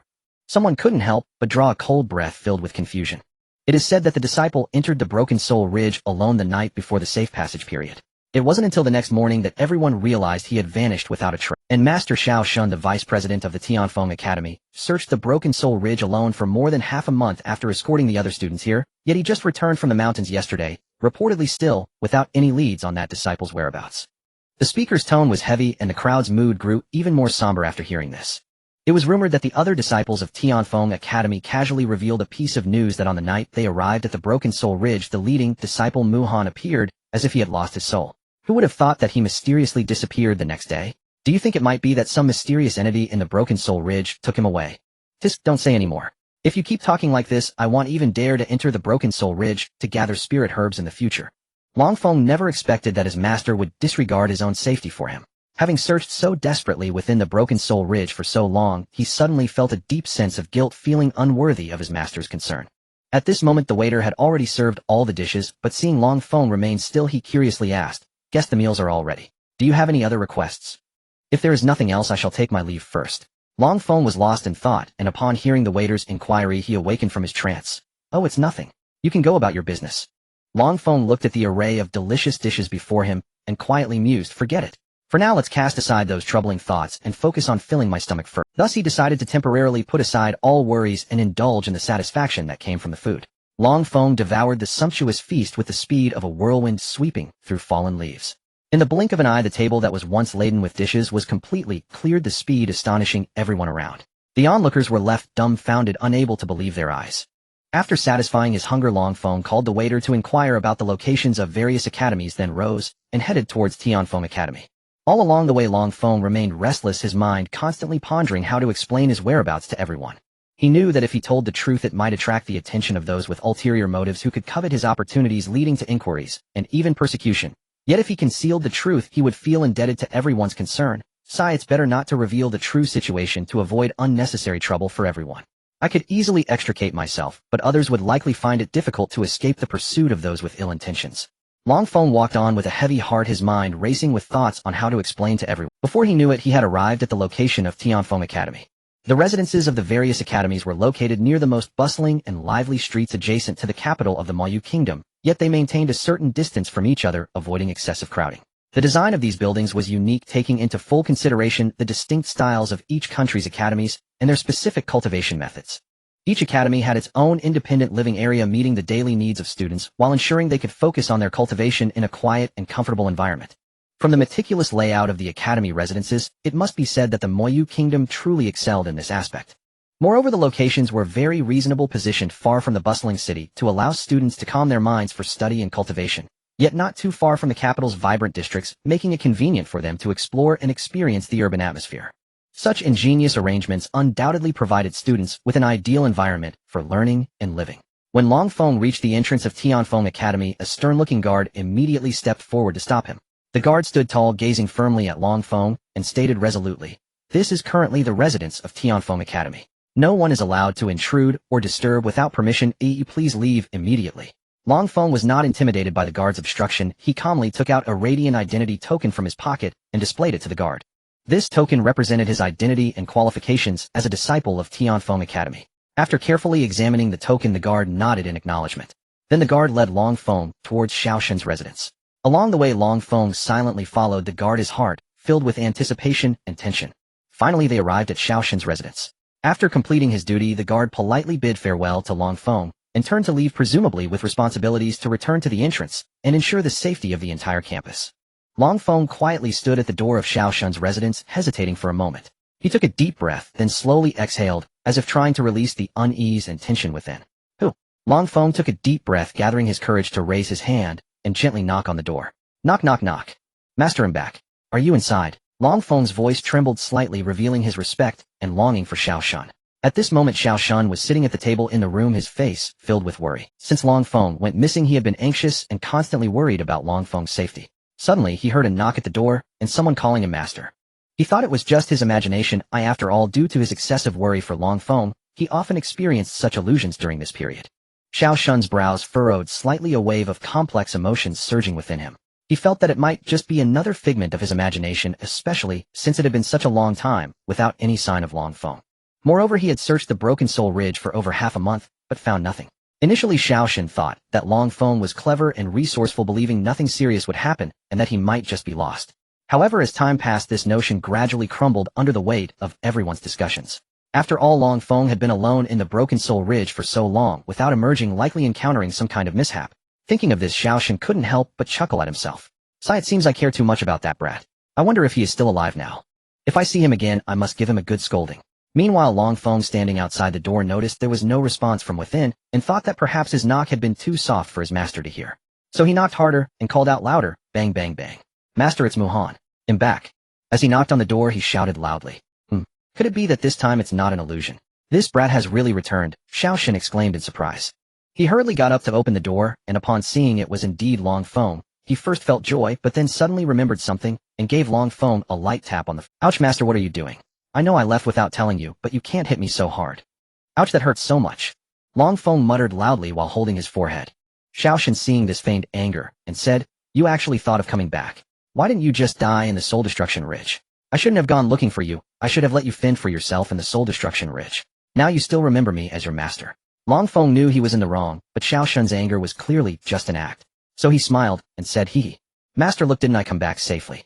Not only that, but I also made quite a few unexpected gains. Please take a look at these," he said, pulling out some ghost grass and spirit flowers he had gathered from the Soul Destruction. Xiao Shun fixed his gaze and was instantly speechless. Long Feng was holding a staggering 30 to 40 stalks of ghost grass and spirit flowers. One must know that even the most experienced adventurers would struggle to find this many in several years. Xiao Shun thought to himself, "How is this possible? Am I seeing things? Don't think that just because you managed to return alive and gathered so much spirit medicine that it's something impressive. You must understand that a person's life is only once. If you continue to act recklessly and without thought for the consequences, you might one day bury your own life. At that time, it would be too late to regret." Long Feng noticed that Xiao Shun's tone was no longer so severe, so he quickly lowered his head and admitted his mistake, saying, "Master is absolutely right. It's my fault for causing you worry. Please rest assured, Master, I will never make the same mistake again. From now on, I will report to you in advance about anything I do to avoid making you anxious." Hearing Long Feng's sincere attitude of admitting his mistake, Xiao Shun's expression softened a bit, but he couldn't help but sigh, saying, "Sigh, you little rascal. Since you know you were wrong, you must change, and there must not be a next time. Now go and see Yaoer. Ever since you went missing, she's been gloomy and listless, losing weight daily. I really don't know what charm you possess that makes that girl so worried about you." At this moment, Xiao Shun realized that Long Feng had recognized his mistake and understood the seriousness of the situation. However, thinking about how Xiao Yaoer had been in despair because of Long Feng's departure, isolating herself in her room, neglecting food and tea, and not even stepping out of her door, caused a pang in his heart. Simultaneously, he felt quite frustrated and helpless, as this situation was not something Long Feng had intended. Long Feng, hearing Xiao Shun mention how worried Xiao Yaoer was about him, and hearing Xiao Shun's slightly sour words, immediately showed a trace of shyness on his face. He scratched his head and chuckled, saying, "A master will go see Xiao Yaoer now." With that, he turned and walked towards Xiao Yaoer's room. After Long Feng left, Xiao Shun couldn't help but sigh and mutter to himself, "Sigh, the young people nowadays. They are truly becoming harder to understand. How do they know more than this old fellow? But to be honest, this kid is quite exceptional in terms of talent and character, aside from coming from a humble background. I hope he won't let Yaoer's feelings go to waste." At this moment, Long Feng had arrived at Xiao Yaoer's residence. Standing at the door, he raised his right hand to knock, but hesitated before ultimately lowering it. He didn't know how to face Xiao Yaoer. He feared seeing her sad face, and was even more afraid he might lose control of his emotions and act impulsively. Due to his impoverished background and single-minded focus on martial arts training, combined with being under 10 years old, he found it too early to ponder such matters. Long Feng stood in front of Xiao Yaoer's door for a long time before finally mustering the courage to knock. Yaoer, are you in there?" "It's Muhan, back." Before Long Feng could finish, he heard a loud bang as the door to Xiao Yaoer's room was suddenly pushed open. Immediately after, a petite figure dashed into Long Feng's arms like a fledgling sparrow returning to its nest. Then came Xiao Yaoer's heart-wrenching cries, "Woo-woo, woo-woo." Faced with this sudden situation, Long Feng was completely flustered, standing there helplessly waiting for Xiao Yaoer to gradually calm down. After an unknown amount of time, Xiao Yaoer's cries finally began to subside. However, before Long Feng could regain his composure, she suddenly grabbed his arm tightly and bit down hard. It hurts. Yaoer, what are you doing?" Long Feng grimaced in pain, gasping for breath. However, Xiao Yaoer showed no intention of letting go. Instead, she bit down harder and said with a smug expression, "You still know it hurts. Do you know how worried we all were when you suddenly disappeared? Her eyes were slightly red, clearly having just cried. Long Feng, knowing he was in the wrong, quickly apologized, saying, "I'm sorry, Yao, I don't even know what happened. That night after you all had gone to sleep His voice grew softer, as if unsure how to explain. Seeing this, Xiao Yaoer released her bite, staring at him with wide eyes, waiting for him to continue.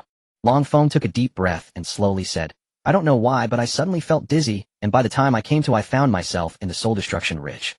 It was eerie and terrifying there. I searched everywhere for an exit, but could never find one.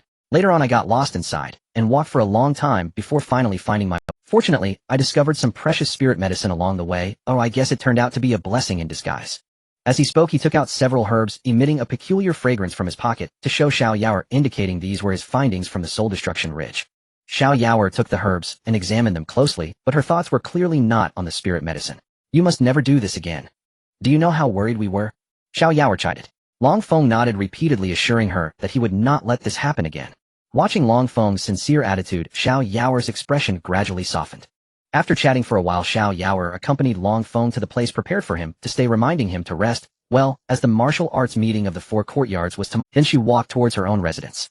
Long Feng watched her retreating figure, and secretly let out a sigh of relief. He knew that this incident had indeed worried everyone, and he must be more careful in the future. At the same time, he decided to bury this experience deep in his heart, and never mention it again. After all, some things are better left unknown. After returning to his residence, Long Feng sat on the bed and began to ponder. He closed his eyes and replayed all the events since he embarked on the path of cultivation. Initially, he awakened the Abyss Dragon Physique, filled with joy and anticipation. However, fate played a cruel joke on him. He was deceived and persecuted. Fortunately, he turned misfortune into fortune, not only restoring his cultivation, but also acquiring the memories of the old dragon during a subsequent adventure. He then began to carefully plan, and ultimately succeeded in killing Qi Xiaoyan, avenging his deep-seated enmity. The experiences in the soul-dispersing ridge left a profound mark on him, and knowing that Xiao Shun and Xiao Yaoer valued him deeply further filled him with appreciation. Long Feng understood that only after avenging himself did his martial path truly begin. Lying on the bed, he was immersed in memories. The little details of these days lingered in his heart. As he pondered, drowsiness gradually overcame him, and he finally fell into a deep sleep. Until the next morning, a crisp knock on the door awakened him from his sweet dreams. It turned out that Xiao Yaoer had come to find him. Today was an important day for the martial arts competition of the 4 academies, and Xiao Yaoer had already gone to the competition grounds, but had not seen Long Feng's figure for a long time. She knew without thinking that Long Feng must have overslept again, just like usual. So she hurriedly came to look for Long Feng. "Brother Muhan, why haven't you gotten up yet? Today is an important day for the competition. If you don't get up soon, you might miss this great opportunity." Hearing Xiao Yaoer's shout, Long Feng suddenly sat up, as if awakening from a dream, hurriedly washed up, and went to open the door. However, as soon as he opened the door, he saw Xiao Yaoer, glaring at him with puffed cheeks and wide eyes. Long Feng showed an embarrassed expression and stammered that, "It's you, Yaoer." He, seeing Long Feng deliberately pretending not to recognize her, Xiao Yaoer became even more annoyed. "Who else but me knows you love to sleep? Quick, come with me, or if you are late it will be too late to regret it." Alright, let's go quickly. "Let's hurry." Long Feng hurriedly agreed. Then the two rushed toward their destination. Fortunately, they did not miss the opportunity. As soon as Long Feng and Xiao Yaoer arrived at the location, they heard the king of the Mou Kingdom and Tianxi speaking loudly. "First of all, it is a great honor to be invited by the 4 major academies, allowing me to come here to watch the talents of the 4 academies compete in this martial arts competition. This is not only an extraordinarily splendid competition, but also an excellent opportunity to showcase talent and strength." Then he continued passionately, "Secondly, I sincerely hope that every talented student can surpass themselves and demonstrate your true potential and strength. Regardless of victory or defeat, as long as you give your all, you are all the pride of the nation." However, as time passed, the king of the Mou Kingdom's speech surprisingly lasted a full half-hour. If it weren't for the fact that everyone had just woken up and were still energetic, many people would probably be unable to resist dozing off. Finally, when the king of the Mou Kingdom noticed the increasingly speechless expressions on everyone's faces, he realized he might have spoken too much. So he hurriedly ended his speech and briefly added, "Alright, I wish all the talented students can gain fruitful rewards in this competition." Next, it was the turn of the dean of the Red Fire Academy, Hui Dowling, to take the stage. He was a figure known on par with the king of the Mou Kingdom and Tianxi, and was also a strong practitioner at the late stage of the martial master realm. Moreover, his alchemy skills had reached the peak level of Earth grade, just a step away from entering the ranks of celestial grade alchemists. Such achievements garnered immense admiration from countless people. In this wondrous world, there exists a group of special professionals known as alchemists, artifact masters, and formation masters. Though they each engage in different fields, they share the same level classification. These levels are mortal grade, profound grade, earth grade, celestial grade, master grade, sovereign grade, king grade, emperor grade, monarch grade, saint grade, and divine grade. Each level corresponds to the realm of martial artists, akin to a towering mountain. Only by climbing to the appropriate height can one appreciate different scenery. To qualify as an alchemist, artifact master, or formation master of the corresponding level, one must reach the matching cultivation level. This is because only when a martial artist's cultivation reaches a certain level will their physical attributes significantly improve and the spiritual energy within them will be sufficiently abundant. Only then can they master the complex and mysterious techniques of alchemy, artifact crafting, and formation manipulation. But aside from that, there is another crucial factor: the strength of the martial artist's soul power. Some martial artists, despite their high cultivation, possess overly weak soul power, making it difficult for them to endure the pressures and challenges during the refining process. Even if their cultivation meets the standard, they cannot become alchemists, artifact masters, or formation masters of the corresponding level. Each level is like a door leading to a new world, representing the mastery of the corresponding skill. These different titles are like stars dotting the night sky, shining with their own unique light, showcasing the individual specialties of martial artists. However, this is just the tip of the iceberg. The real challenge hides deeper, waiting for them to explore. Just as everyone eagerly anticipated the start of the martial arts competition of the 4 academies, an unexpected piece of news arrived. This competition would not take place at the traditional arena, but in a mysterious secret realm. This sudden change left everyone feeling quite astonished. What secrets and challenges lay hidden within this secret realm? The participants speculated, their hearts filled with curiosity and tension. In this unknown environment, they would face unprecedented trials. Only by relying on outstanding strength and wisdom could they stand out and become the Feng learned from Hui Dailing's introduction that this so-called martial arts competition of the 4 academies was not as simple as he had previously imagined, merely a contest on the arena. In reality, this competition would take place within the secret realm, meaning that relying solely on brute force would likely be insufficient to achieve good results. Feng pondered to himself, since the competition is to be held in a secret realm, many factors must be considered. Moreover, the competition rules did not explicitly prohibit team actions, which undoubtedly provided us with more strategic options. After Dean Hui Dailing's explanation, Feng finally came to a realization. It turned out that the so-called martial arts competition of the 4 academies actually required the leading disciples of the 4 academies to guide their respective students into the secret realm together. Within the secret realm, they needed to search for and obtain tokens that had been placed in advance by the mentors of the 4 major academies. The locations of these tokens were random. They could be hidden within the lairs of powerful demonic beasts, suspended on the branches of inconspicuous trees, or concealed within mysterious formations. In any case, to find these tokens, it would test the observation and adaptability of all the talented youths.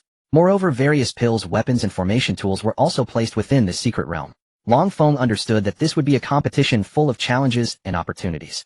Only by fully utilizing the wisdom and strength of the team could they stand out among numerous competitors.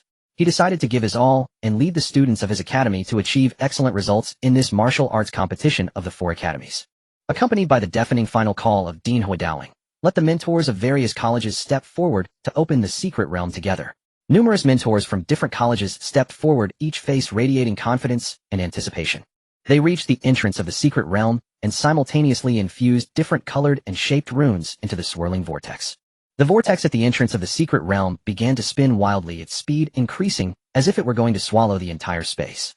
At this moment, Dean Hui Daling shouted again, "All right, now let the participating students from various colleges enter." His voice resonated like a bell in the air above the square, invigorating everyone. Upon hearing this, the participating students from each college appeared a mix of excitement and nervousness. They tightly gripped their identity tokens, their gazes fixed with determination on the entrance of the secret realm. Dean Hui Daling continued, "This competition will last for a month. I hope each of you can showcase your true strength within this mysterious secret realm. Please take good care of your identity tokens. If you encounter an insurmountable force or feel your life is threatened, just crush the identity token to be teleported out, ensuring your safety. However, be aware that once you crush the token, it means you have lost your qualification to continue in the competition. Do you all understand these rules?" "Understood." Everyone responded in unison, their voices echoing through the sky. Subsequently, they surged towards the entrance of the secret realm, following their respective colleges' leading disciples without hesitation. In an instant, the atmosphere of the entire square became extraordinarily lively, with cheers and encouraging shouts rising and falling among the crowd. Every participating student stepped into this unknown journey of the secret realm, carrying dreams and aspirations, hoping to gain growth and glory within. Meanwhile, the onlookers were filled with anticipation, eager to see the younger generation shine in this competition. As Feng and the others stepped into the vortex of the secret realm, they found themselves in a mysterious and ancient place. Towering ancient trees loomed with dense branches and leaves intertwining to form a green sea. The air was rich with spiritual energy, its intensity here exceeding that of the outside world by more than 3 times. Long Feng thought to himself, if I can close myself off and cultivate here for a month, I will surely break through to the later stage of a martial artist. Just as he was immersed in his thoughts, a voice from behind asked, Senior Brother Muhan, where should we go now?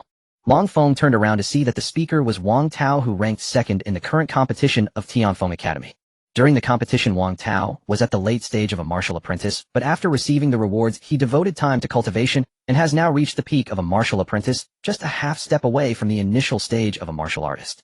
However, facing Long Feng, he showed no signs of arrogance because he knew very well that Long Feng, with only initial stage strength of a martial apprentice during the competition, could easily slay Mo Yin, who was nearly at the peak of the late stage. Moreover, he was aware that Long Feng's reward for ranking first was far more precious than his own. It was likely that with those treasures, Long Feng had already successfully broken through to the initial stage of a martial artist. Wang Tao pondered to himself.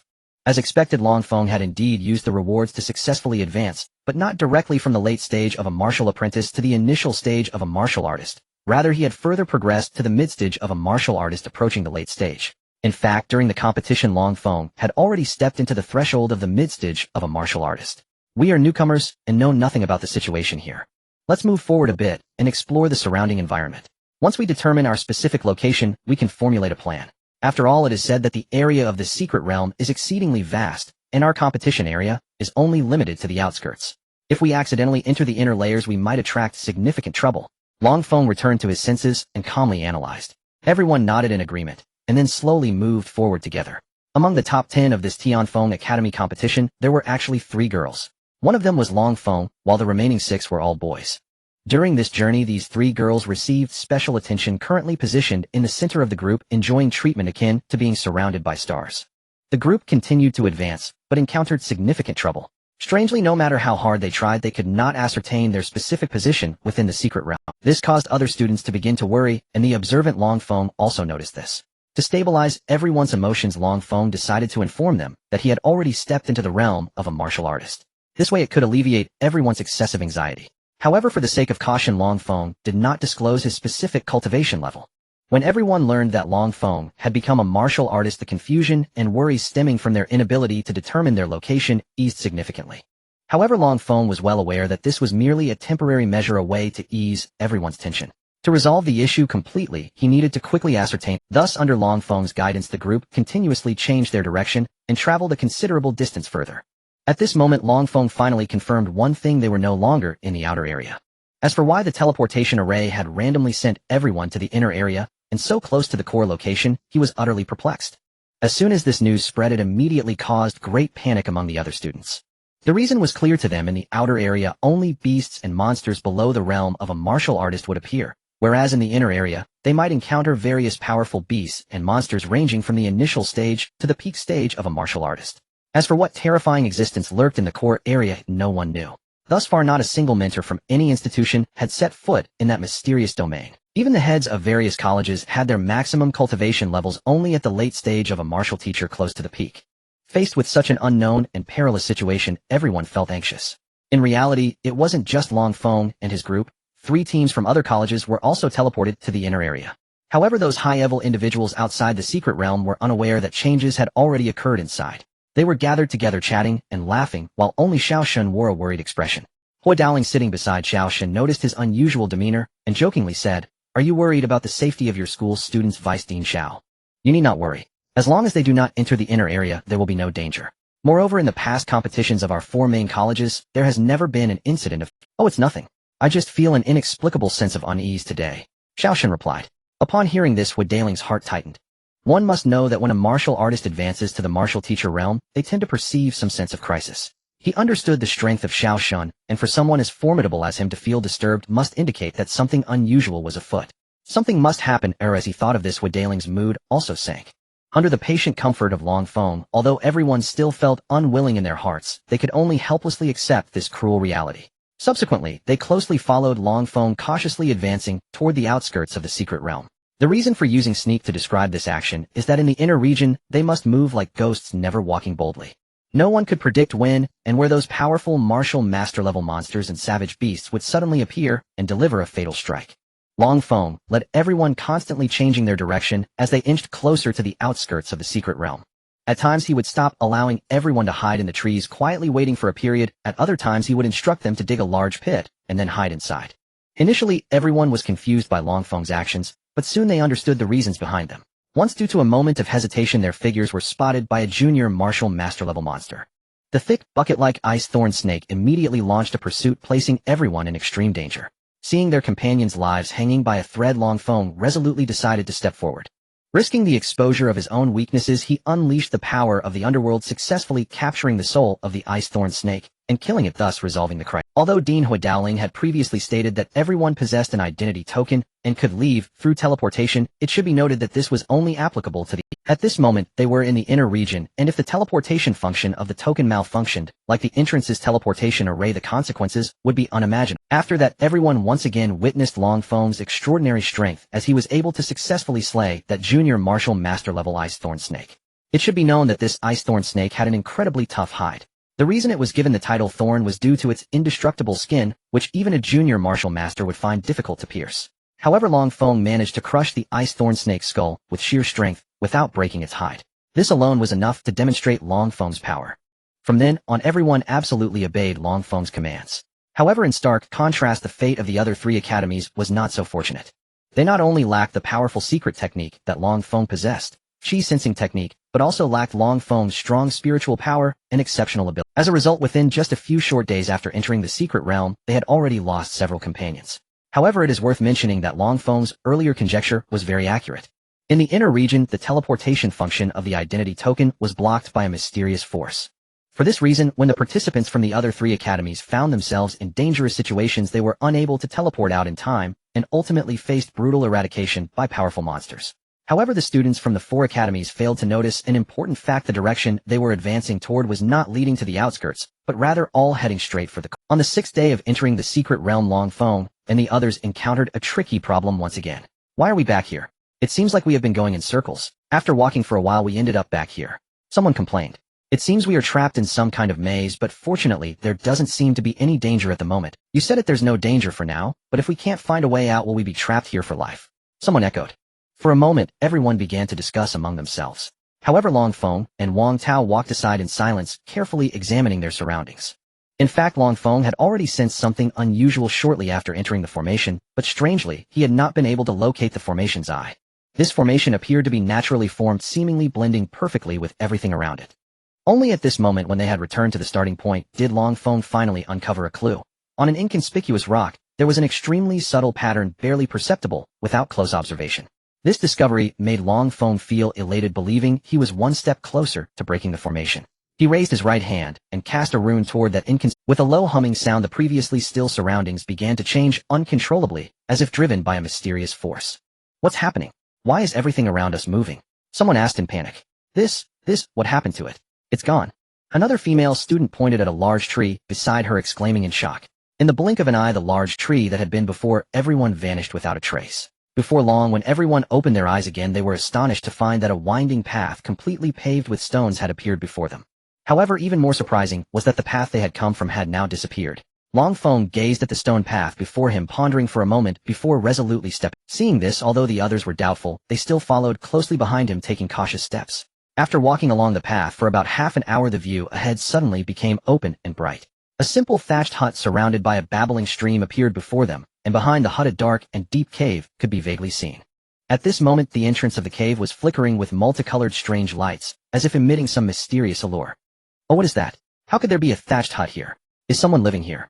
And that cave, it's glowing with colorful light. Is there some treasure? Let's hurry over and take a look, several students said as they ran toward it. At this moment, Wang Tao saw that several students were actually running toward the cave, and quickly shouted, "Don't go, be careful of the danger."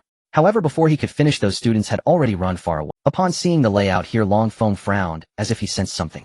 He first walked toward the thatched hut, and then waved his hand. A miraculous event occurred. The thatched hut and the stream suddenly vanished in the blink of an eye. The cave behind the thatched hut still existed, but the few students who entered did not come out. Wang Tao felt a bad omen. He hurried toward the cave. This layout seems to be protecting something, while the cave seems to be luring something in. How strange. Long Feng muttered to himself with a frown. Shortly after Wang Tao arrived at the cave, Long Feng heard Wang Tao's anxious voice. "What's wrong with you all? Wake up, wake up. Just as Long Feng raised his head to look towards the cave, he heard Wang Tao's voice again. What? What is this thing? Don't come closer, don't come closer. Long Feng quickly dodged and rushed toward the cave. When Long Feng stepped into the cave, he only saw a few students who had entered before him, including Wang Tao, all pale as a sheet, and collapsed on the ground. Their bodies were sprawled in disarray, as if struck down by an invisible force. Each face bore deep fear, eyes tightly shut, as if they were still experiencing terrifying events in their dreams. However, what was astonishing was that there were no visible injuries on them, as if they had not suffered any physical attacks. This situation raised doubts in people's minds what could have caused them to appear this way. Long Feng cautiously approached, checking each unconscious student one by one. He gently touched their foreheads, feeling their body temperature, while carefully observing their breathing and heartbeat. After a thorough examination, Long Feng felt somewhat relieved. Fortunately, they have not sustained any substantial injuries. They merely fell into a faint due to some. After confirming that everyone was not in serious danger, Long Feng began to scrutinize the surroundings of the cave. He scanned the area with sharp eyes, but found no abnormality. This cave appeared ordinary, no different from a common cavern. The walls were smooth and flat, and the ground showed no obvious traps or mechanisms. So what exactly had frightened these students into unconsciousness? Long Feng furrowed his brow, lost in thought. He gazed deep into the cave where darkness reigned like an abyss, swallowing all light. A mysterious and oppressive aura permeated the darkness, sending chills down one's spine. Strange, there's nothing unusual in this cave. What could they have seen to frighten them so deeply? Long Feng murmured to himself. Various potential scenes flashed through his mind, yet he could not find a reasonable explanation. Was the source of their fear hidden deep within the cave? Perhaps only by venturing deeper could he uncover this mystery. However, the endless darkness made Long Feng hesitate. No one knew what dangers lurked within, perhaps fierce beasts, treacherous traps, or even existences beyond human comprehension. Should I go take a look?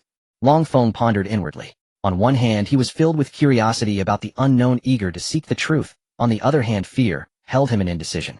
After all, rashly plunging into the darkness could very well put him in peril. Amidst intense internal conflict, Long Feng ultimately decided to bravely take a step. He took a deep breath to steady his mind, and slowly walked deeper into the cave. Every step felt particularly heavy, as if he were walking on cotton.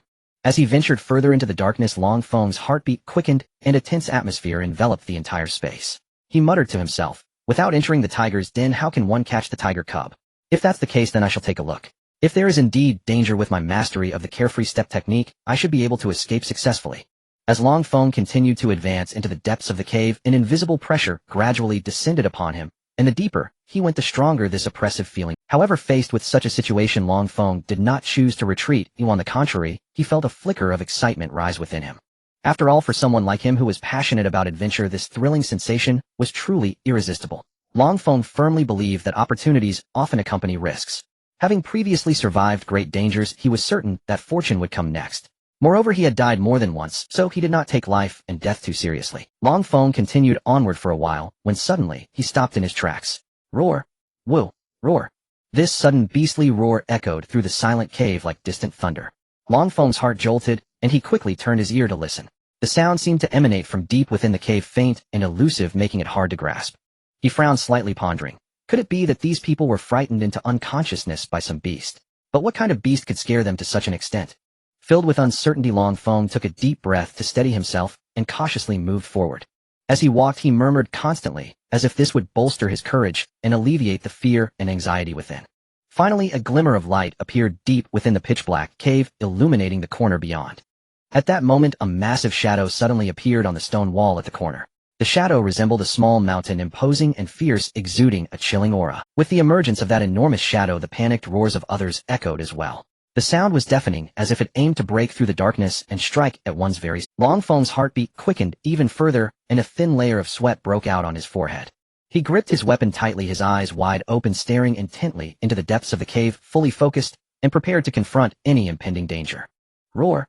Roar! Woo! Despite being well prepared psychologically, facing the sudden appearance of the shadow and the ensuing roars still sent shivers down. Long Feng turned and ran without hesitation, sprinting several hundred meters before stopping. Gasping for breath, he looked back and wondered, why hasn't it chased me? Could it be unable to leave the depths of the cave? Or was it injured and unable to move? But that doesn't make sense. If it really couldn't come out, why would Wang Tao and the others faint at the cave entrance? Long Feng stood there frowning and lost in thought. He weighed the pros and cons, contemplating whether he should continue waiting. As time passed, the mysterious entity remained silent, seemingly unwilling to show itself. With the passing time, Long Feng's tension gradually eased. He took a deep breath, encouraging himself, and then cautiously stepped deeper into the cave. With each step, he was especially careful, afraid of causing any unnecessary trouble. Just as Long Feng was about to reach the corner, the beastly roar suddenly erupted again. This time the noise was deafening, fiercer and more authoritative than before, as if issuing a final ultimatum to Long Feng, warning him not to take another step forward. Long Feng shuddered in fright, and once again turned to run without hesitation. He desperately fled, stopping only after running over 100 meters. Looking back, he found that the colossal creature had not pursued him, only roaring angrily in place. This experience prompted Long Feng to contemplate the reasons behind it. Why didn't that creature chase after me? Could it really not leave that spot? Or was there some restriction preventing it from moving easily? Long Tao and the others are at the martial disciple realm, while I have already reached the mid-level martial artist realm. Could it be that my presence intimidated that creature? After all, facing such an unknown powerful existence, any little oversight could lead to fatal danger. Thus Long Feng decided to observe the situation for a while. After all, facing such an unknown powerful existence, any little oversight could lead to fatal danger. Thus Long Feng decided to observe the situation for a while before making further plans. No matter what, I must go in and take a look. Otherwise I will truly feel unfulfilled. After careful consideration, Long Feng decided that he still had to investigate. As Long Feng once again stepped into the depths of the cave, the deafening roar of the beast echoed once more. However, this time Long Feng was determined not to retreat. He fearlessly advanced step by step toward the depths of the cave, while the chilling beast roar that had just been heard grew increasingly anxious and restless. The roars became more frequent, and with each roar the terrifying pressure intensified. Long Feng remained unshaken in the face of such circumstances, for this pressure was indeed exceptionally strong for ordinary martial artists, and could even deter those at the martial spirit realm. Yet Long Feng felt no fear, for he bore the bloodline of the Azure Dragon, and at that moment the strength of his soul power was comparable to that of a martial king. Thus this pressure was merely trivial for him. Long Feng resolutely moved forward under the chilling and terrifying pressure and the roar. When he reached a corner and peeked around, the sight before him left Long Feng utterly astonished, his mouth agape. What is this? A small white dog with long horns and a pair of snow-white wings. What kind of creature is this? Long Feng couldn't help but wonder. Upon hearing Long Feng's words, the little white dog became furious and exclaimed, "What are you talking about? What are you and your whole family? I, young master, possess a noble lineage and immense power. How dare you, a mere mortal, insult me?" Oh my, this creature can actually talk. Long Feng was startled to hear the little white dog speak. You are the creature. Your whole family is made up of creatures. The little white dog became even more enraged upon hearing Long Feng's retort. At that moment Long Feng felt he might have been a bit rude, so he politely asked, "May I ask what what race you belong to? I have truly never seen a creature as peculiar as you." He silently mused that there really was a talking little dog in this world, and it appeared to be quite formidable. Could it be some mysterious magical beast? Or perhaps it is an ancient divine beast? Long Feng grew more curious as he pondered, while also feeling a bit regretful about his earlier impulsiveness. He decided to calm the little white dog's anger first, and then slowly learn about this magical creature. Upon hearing Long Feng's inquiry, the little white dog fell silent, merely mumbling something under its breath, which Long Feng couldn't quite catch. Seeing the little white dog muttering to itself, Long Feng asked, "Surely you know what race you are?" At that moment the little white dog suddenly spoke up. "I truly don't know what race I belong to. Ever since I can remember, I've been trapped in this cursed place, unable to get out. Every day is incredibly boring. However, although I don't know the specifics, I can tell you that my clan is undoubtedly extraordinarily powerful." Long Feng couldn't help but laugh upon hearing the little white dog's words. You've made me laugh. You don't even know what race you belong to, yet you dare to boast about your clan's strength. Are you trying to scare me? Who is trying to scare you? I have no time to joke with you. What you see now is still my juvenile form. I am not even 10 years old yet. The little white dog hurriedly defended itself when it saw that Long Feng didn't believe its words. "When I grow up, I'll have the strength to compete with that giant worm." "Giant worm? What giant worm?" Long Feng asked, his face filled with confusion. Seeing this, the little white dog couldn't help but feel a hint of disdain rise in its heart. "Oh my, you don't even know about the giant worm. How ignorant. The giant worm is the legendary dragon. It's impressive that you can withstand my pressure and make it this far." "What? A dragon? You mean to say you can compete with a dragon when you grow up? You're just bragging. That's a legendary dragon." Long Feng exclaimed in astonishment. "Yes, according to the memories I awakened not long ago, my clan fought alongside the giant worm against those mysterious forces, and although we ultimately defeated those powerful beings, we also suffered heavy losses and had to go into hiding. I was sealed here at that time, and it was only recently that I broke my own seal, but I cannot break the seal on the outside," the little white dog explained. At this moment Long Feng seemed to realize something. "So those people outside were fainted by you. How did you manage that? Didn't you experience it when you came in just now?" The little white dog rolled its eyes at Long Feng. It seems that for ordinary people what you did combined with your pressure could indeed scare them into fainting." Long Feng chuckled helplessly. "You say you can't get out, is it because of the seal at the cave entrance? Do you want to go out?" Let me tell you, the outside world is vast with countless delicious and fun things. Upon learning that the little white dog could grow to the point of rivaling a divine dragon, Long Feng's heart began to race, and he began to tempt the little white dog. What are you doing? What kind of expression is that? You make me feel uneasy. You. Stay away from me. The little white dog felt a shiver run down its spine when it saw Long Feng's mischievous grin. Long Feng seemed to realize that he had gone a bit too far and prepared to explain something. At that moment, the little white dog sighed as it looked toward the cave entrance and muttered to itself, I also want to go out. But over the years I have tried countless times, but have always been unable to break that formation at the entrance. Sigh, I wonder how much longer I will be trapped here. Hearing the little white dog's muttering, Long Feng said, Little white, I can help you. I can unlock that formation and let you come out with us. What? You can break that formation? You're not lying to me, are you? You're only at the mid-martial artist realm, and you can break that formation. The little white dog was surprised to hear Long Feng's claim. Yes, breaking that formation is a piece of cake for me, Long Feng said proudly with his arms crossed over his chest. The little white dog hurriedly said, Let's go. Hurry up and help me break that thing, I don't want to stay here any longer. Saying that, it bit Long Feng's robe and tried to pull. Wait. Don't rush. Long Feng quickly said upon seeing this, then walked toward the spacious area deeper in the cave. Under the puzzled gaze of the little white dog, Long Feng looked around, then bent down to pick up some things from the ground as he walked. The little white dog asked in confusion, What are you digging up all these flowers and plants for? And those stones which can't be eaten? There are hardly any delicious things left in here, as I've almost eaten everything. Long Feng had actually discovered various spiritual herbs and ores when he first entered. Although he felt excited, he had not directly collected them earlier due to the unclear situation. But seeing how the little white dog rushed out with such enthusiasm, he knew those things were certainly not valued by it. So he decided to gather them all, as these items were rare treasures in the outside world. Long Feng replied to the little white dog's question, These things have some use, it's a waste if you leave without taking them. After a long time under the little white dog's disdainful gaze, Long Feng finally rummaged through the area thoroughly. In Long Feng's words, good things should not be wasted, wasting them is shameful. Can we go now? The little white dog asked anxiously after Long Feng finished. At this moment, Long Feng, with his left arm crossed and his right hand supporting his chin, looked at the little white dog and said, Little white, helping you break the formation is possible, but you have to agree to one condition. I'm not called Little White, my name is Lin Tian. What condition do you have? The little white dog quickly replied. Lin Tian. Long Feng silently repeated the name, pondering to himself.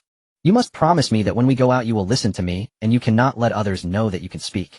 At this moment, Lin Tian was like a blank sheet of paper, utterly ignorant of the rules of the cultivation world. Its experience in cultivation was still shallow, resembling a novice youth just stepping into the world.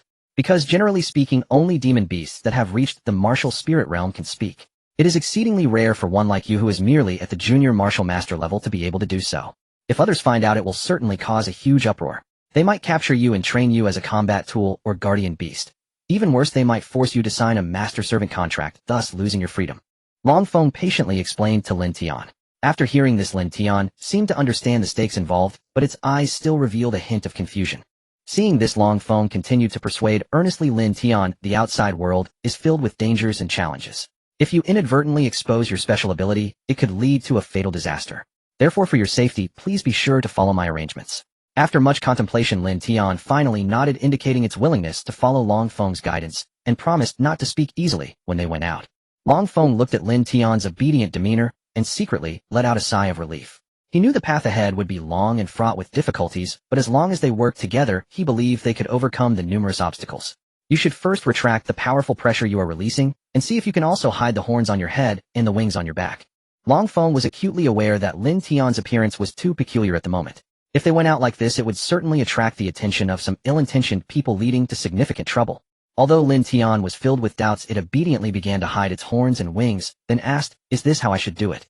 Seeing that Lin Tian could truly accomplish this, Long Feng couldn't help but feel a surge of delight. Great. Just like that. Come on, let's wake Wang Tao and the others, and then leave this place together. Soon the duo arrived at the entrance of the cave. At this time the others were still unconscious, showing no signs of waking up. With no other choice, Long Feng had to mobilize his powerful soul energy, flooding towards everyone like a tide, thoroughly dispersing the pressure Lin Tian had previously placed upon their souls. Before long, everyone finally began to awaken slowly. Senior brother Muhan Run, a terrifying demon beast, is here. One of the students, upon awakening and seeing Long Feng, immediately shouted in terror. However, Lin Tian couldn't hold back any longer and burst into laughter. Seeing this, Long Feng glared at him fiercely. Lin Tian realized it had exposed something and quickly stopped laughing. Once Lin Tian had quieted down, Long Feng turned to the student who had just issued the warning and said softly, Alright, don't be afraid, that demon beast has already been dealt with. As Long Feng spoke these words, his gaze subtly drifted towards Lin Tian. He continued, "You go check on the status of the other students. I need to break this formation first. It has been 7 or 8 days, and we still have not managed to exit this inner area. I wonder if the others from the other academies have collected enough tokens. If in the end we cannot gather enough, it would truly be a significant problem." Hearing Long Feng's plan, the student nodded and immediately walked toward the other recently awakened students. Meanwhile, Long Feng had successfully dispelled the formation. When all the students had returned to normal, Long Feng led them out of the cave. The sunlight outside bathed them, bringing a warm sensation. However, they had no time to linger as there were many tasks yet to complete. They needed to find enough tokens quickly to leave this dangerous place. Long Feng looked at his students and silently vowed to protect them, ensuring they returned safely to the academy. Taking a deep breath, he led the students onward, embarking on a new journey. When everyone finally stepped outside the cave, they were astonished to find Long Feng holding a cute little white dog in his arms. This little white dog had fur as white as snow, and its eyes sparkled like jewels, making it incredibly endearing. Upon seeing such a lovely little dog, everyone was immediately filled with. The male students, while also finding the dog adorable, managed to restrain themselves. However, the 3 female students could not resist the charm and rushed forward like bees, eager to cuddle Lin Tian. Seeing that Lin Tian did not resist, and instead displayed a proud and content expression, Long Feng said nothing further and allowed them to hold it. At that moment, Wang Tao approached curiously and asked, "Senior Brother Muhan, what did the demon beast in the cave look like?" "When I first entered, I felt an extremely terrifying pressure, and then I caught sight of an enormous shadow. After that, I completely lost my memory and fainted on the ground. Yes, that terrifying pressure was so overwhelming, it left me gasping for air. It was truly frightening. I felt the same. I fainted the moment I stepped into the cave due to that immense power." The others chimed in agreement. At that moment, Long Feng spoke up. "Actually, I didn't get a clear look at what it was either. I just saw a massive black shadow rush out of the cave. Then I went inside to check on the situation, only to find all of you had fainted. After that, I ventured deeper into the cave and only found this little white dog." Seeing that everyone still seemed puzzled and wanted to ask more, Long Feng quickly added, "Alright, let's not dwell on this any longer. We should hasten our departure. No one knows how the others from different academies are faring, or if they have also been transported to the inner area like us." Hearing Long Feng's words, everyone snapped back to reality, no longer fixating on what had happened previously, but instead focusing their attention on the upcoming secret. The group continued onward. After half a day's trek, they finally arrived at the entrance of a canyon. Now night had fallen, and considering the dangers of traveling at night, under Long Feng's suggestion, everyone decided to temporarily rest here. What surprised everyone even more was that Long Feng skillfully displayed some mysterious and unfathomable techniques, quickly setting up a simple yet effective concealment formation that enveloped them all. Under the protection of this mysterious and powerful formation, everyone couldn't help but breathe a sigh of relief, their admiration for Long Feng increasing. "Senior Brother Muhan actually knows how to set up formations. It's simply unbelievable," someone exclaimed. "Indeed, Senior Brother Muhan is truly remarkable. Not only is his combat prowess incredible, but he's also well-versed in the art of formations. Mastering such skills surely takes far more time and effort than the..." Another person expressed with awe. The crowd buzzed with conversation praising Long Feng. They were both impressed by his strength and astonished that he could simultaneously cultivate both combat techniques and formations. At that moment, Long Feng had finished setting up the formation and stepped into the canyon. As it turned out, while setting the formation, he had inadvertently sensed some unusual fluctuations deep within the canyon due to the flow of his soul energy. To ensure everyone's safety, he decided to personally investigate. At the Xianguan Academy, Feng Lanting led the other students into a realm shrouded in mysterious formations.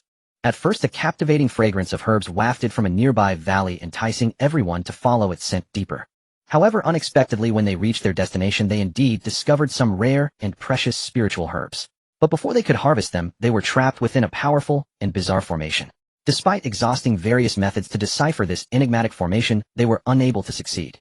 Just as Feng Lanting and the others were filled with anxiety, he perceptibly noticed a faint fluctuation of soul power coming from the valley entrance. Without hesitation, he concentrated all his spirit and continuously released his powerful soul energy towards that direction, and commanded everyone to launch an attack directly at the formation. Initially, the people from the Xianguan Academy were filled with confidence, believing they had an in-depth understanding of formations. They regarded themselves highly, even becoming somewhat arrogant. Yet now they found themselves in such a predicament. If this news were to spread, they would surely become the laughingstock of others, subjected to ridicule and mockery. However, Feng Lanting's thoughts were completely different from those of the others. He deeply understood that there were hierarchies even among formations. Moreover, with the situation having developed to this point, saving face was no longer important. Thus, Feng Lanting decisively made a decision, disregarding the objections of others, and personally directed everyone to take action. Thanks to Feng Lanting's bold decision and precise command, he finally succeeded in attracting Long Feng's attention. Long Feng traveled about 1,000 meters in the direction of the power fluctuation, surprised to discover a naturally formed formation hidden here. What was even more puzzling was that for some unknown reason this formation had been activated, emanating a strange and mysterious aura. Long Feng circled the formation, observing it for a while, and after a meticulous examination, he was astonished to realize that this formation had once appeared in the memories of old Long, albeit it seemed slightly rudimentary in comparison. The reason Long Feng did not immediately attempt to break the formation was mainly due to the consideration that since this formation had been activated, were those trapped inside other students from different academies or some powerful beast? If it were other students it would be fine. But if it were a powerful beast, once the formation was broken, allowing it to escape, not only would the other students suffer fatal injuries, but he would also face danger. After careful consideration, Long Feng decided to return and discuss with his companions. However, at this moment Feng Lanting, trapped within the formation, was anxiously fidgeting like an ant on a hot pan. It had been quite a while since he felt the fluctuation of soul energy at the valley entrance dissipate, yet no one had come. What is going on? That fluctuation of soul energy has disappeared for so long, and no one has come. Have they not noticed our anomaly? Feng Lanting murmured to himself, filled with anxiety and worry. Could it be that they didn't pay attention? Why not senior brother Feng release another fluctuation of soul energy towards the valley entrance and see? Perhaps it would catch their attention, suggested one disciple. Yes, senior brother Feng, please try it quickly. If they walk too far away it will be a big problem. The others echoed in agreement, expressing support for the suggestion. Everyone voiced their opinions, and Feng Lanting felt it made sense, thus deciding to give it a try. Alright then, let's try once more. I hope that person hasn't gone too far, and can still sense my soul energy. Feng Lanting took a deep breath, silently praying. After speaking, he focused all his attention to mobilize his powerful soul energy, continuously releasing it outward. That soul fluctuation surged forth like tumultuous waves crashing towards the distance. At that moment Long Feng was preparing to turn away, when he suddenly sensed that familiar fluctuation of soul energy. He immediately halted, his eyes fixed on the formation, revealing a hint of surprise and confusion. Long Feng thought it might be some powerful beast about to emerge, but after a long time, he saw no signs of anything unusual. Long Feng decided to try entering the formation to take a look. As long as I don't break the formation, I believe that whoever is trapped, whether human or beast, won't be able to escape. In that case it will ensure everyone's safety and won't put myself in danger. With that thought, Long Feng examined the formation while stepping closer. As Long Feng delved deeper, he discovered many presences revealing themselves from within the formation. He hurriedly quickened his pace towards the sense direction. Before long, Long Feng spotted a group of people gathered not far ahead. He focused his gaze and saw that the group consisted of more than 8 individuals. Curious, Long Feng carefully approached a few steps to see what was going on. Upon getting closer, he realized that those trapped in the formation were actually the participating students from the Dragon Academy. His eyes widened in disbelief as he took in the sight before him. The students looked pale and haggard, evidently having been trapped in the formation for a long time. Seeing this, the tension in Long Feng's heart finally eased somewhat. After all, if it had been a beast trapped within the situation, could have been even more dangerous and complicated. Now it seemed that as long as they could find a way to rescue these students, the problem should be solvable. However, he soon revealed a knowing smile, one that seemed to conceal endless depth and mockery. After all, it was hard to believe that those from the Dragon Academy, known for their expertise in formations, could be trapped in a formation for such a long time. Yet now, as a member of the Feng Academy specializing in spells, he could easily break the formation and rescue them, making the scene somewhat absurd and laughable, provoking a mix of amusement and incredulity. After a while, Long Feng finally set aside his mocking thoughts and slowly walked over to Feng Lanting and the others. Everyone, why are you also trapped within here? Could it be that there was a mishap with the teleportation array? Muhan, how could it be you? Ah, this is bad. Oh, we've completely lost our chance to leave and added another person to our fate. Yes, if only it were someone from the Divine Weapon Academy. They might be able to leverage those powerful weapons to find a glimmer of hope. But now, sigh. Hearing what Feng Lanting and the others said, a hint of frustration arose in Long Feng's heart. He had come to rescue them, yet unexpectedly they did not trust him. Could you all please calm down for a moment? Long Feng took a deep breath, trying to keep his voice steady. I want to ask, why are there only 8 of you? Where did the other 2 go? Upon hearing this, Feng Lanting and the others lowered their heads, revealing a look of sorrow. Finally, it was Feng Lanting who broke the silence, speaking slowly. We were unaware that this was the core area when we were teleported to the inner circle. Thus, everyone dispersed to try and ascertain their specific location. However, the 2 of them were incredibly unfortunate, encountering a terrifying and powerful beast at the martial master level. By the time we arrived at the sound, it was already too late. With our few strengths, we were simply unable to contend with that ferocious beast, and ultimately could only watch helplessly as they were devoured by that vile creature. As he reached the end, Feng Lanting's voice trembled slightly, clearly filled with sorrow and helplessness. At this moment, Long Feng was filled with confusion and furrowed his brows as he asked, "Don't you all have identity tokens as well?" Is it that you don't even have the chance to shatter the tokens? Feng Lanting replied with a wry smile. Their tokens were shattered, but for some reason they had no effect whatsoever. Hearing this, Long Feng's confusion intensified, and he couldn't help but fall into deep thought. Could it be that there was a problem with this transmission and that all of this was a meticulously planned conspiracy? Seeing Long Feng remain silent, Feng Lanting continued to inquire. Was Mu Xiong transmitted to the inner circle alone, or were all of you also transmitted to the inner circle? Long Feng pondered for a moment before answering. We were also inexplicably transmitted to the inner circle. Furthermore, this place is fraught with danger, teeming with terrifying beasts. A moment's carelessness could lead to death by their jaws. Feng Lanting pressed further. Then why is it that only you came here? Where are the others? Long Feng explained. They are still resting outside the canyon. I sensed an unusual fluctuation of spiritual energy here, so I came alone to investigate, only to find you all here. I will first break the formation and then meet up with them. I have a feeling that the transmission array malfunction is quite unusual. Feng Lanting's eyes widened in disbelief when he heard Long Feng say he would break the formation, and he exclaimed, "You mean you will break this formation?" Another student from the Xianguan Academy standing nearby looked at Long Feng in astonishment, as if he had heard something utterly ridiculous, and spoke up. Our senior brother Feng couldn't break the array. How can you claim you can? Are you sure you aren't joking? Yes, you people from Tianfeng Academy specialize in spells, while we from Xianguan Academy strengthen ourselves with formations. If we can't break it, how can you just say you can? Other students around also echoed this sentiment, their faces reflecting anger and disdain. They felt that Long Feng's words were nothing short of an insult to their Xian. Faced with the doubts and mockery of the crowd, Long Feng showed no signs of retreat. Instead, he stood tall, his gaze fixed firmly on the formation, ahead, a confident smile playing at the corners of his mouth. He was acutely aware of his own strength and had complete confidence in breaking this formation. However, the others did not understand his true abilities, which led to their considerable misunderstanding of him. Long Feng took a deep breath and calmly said, I am not speaking carelessly, I am confident in breaking this formation. Of course, if you don't believe me, you can just... After saying this, he ignored the skeptical voices and focused entirely on observing the formation before him. In fact, Long Feng had already known how to break the formation the moment he stepped into this place, including the location of the formation's core. However, at this moment he could not afford to appear too relaxed, or it would deliver an even greater blow to the Xianguan Academy's people, and things might become complicated. After a long time, Long Feng slowly raised his right hand, bringing his index and middle fingers together, gathering his spiritual and soul power between the two fingers, and suddenly struck out towards a small grass in front of him. Buzz! A low buzzing sound followed. The students of the Xianguan Academy were all taken aback. What are you doing? Hurry up and stop. Are you trying to throw your life away? Don't bring us down with you. Quick, stop. I don't want to die with you. Unmoved by the panic and scolding of the crowd, Long Feng continued his actions.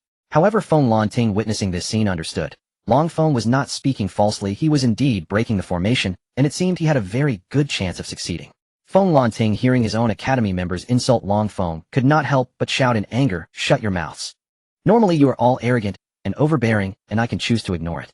But now Muhan is genuinely trying to figure out how to break the formation to save us, and you are still here. You are simply a bunch of self-important, oblivious fools. The few who had been shouting earlier were now stunned into silence by Feng Lanting's reprimand. This, senior brother Feng, is what you said true? Is Muhan really breaking the formation? Yes, senior brother Feng, if you can't break the formation, how can he possibly succeed? Seeing that they still did not believe him at this moment, Feng Lanting felt quite displeased, and replied curtly, whether it's true or not, you can just wait and see how results will reveal themselves soon enough. Though they did not speak further, deep down, they still found it hard to believe that Long Feng had the ability to break this formation. If I don't believe it. He's just a guy who specializes in spells. How could he break a formation that even senior brother Feng couldn't? One person secretly murmured to himself. Another similarly wondered in his heart. If I want to see if this kid really can break this formation. If he can't break it, just wait and see how I deal with him. However, what those people were thinking, Long Feng was unaware. Even if he heard, he probably wouldn't care. At this moment, Long Feng was fully immersed in the task of unraveling the formation before him. It is important to know that this is not an ordinary formation, but a simplified version of the Cloud Mist Maze.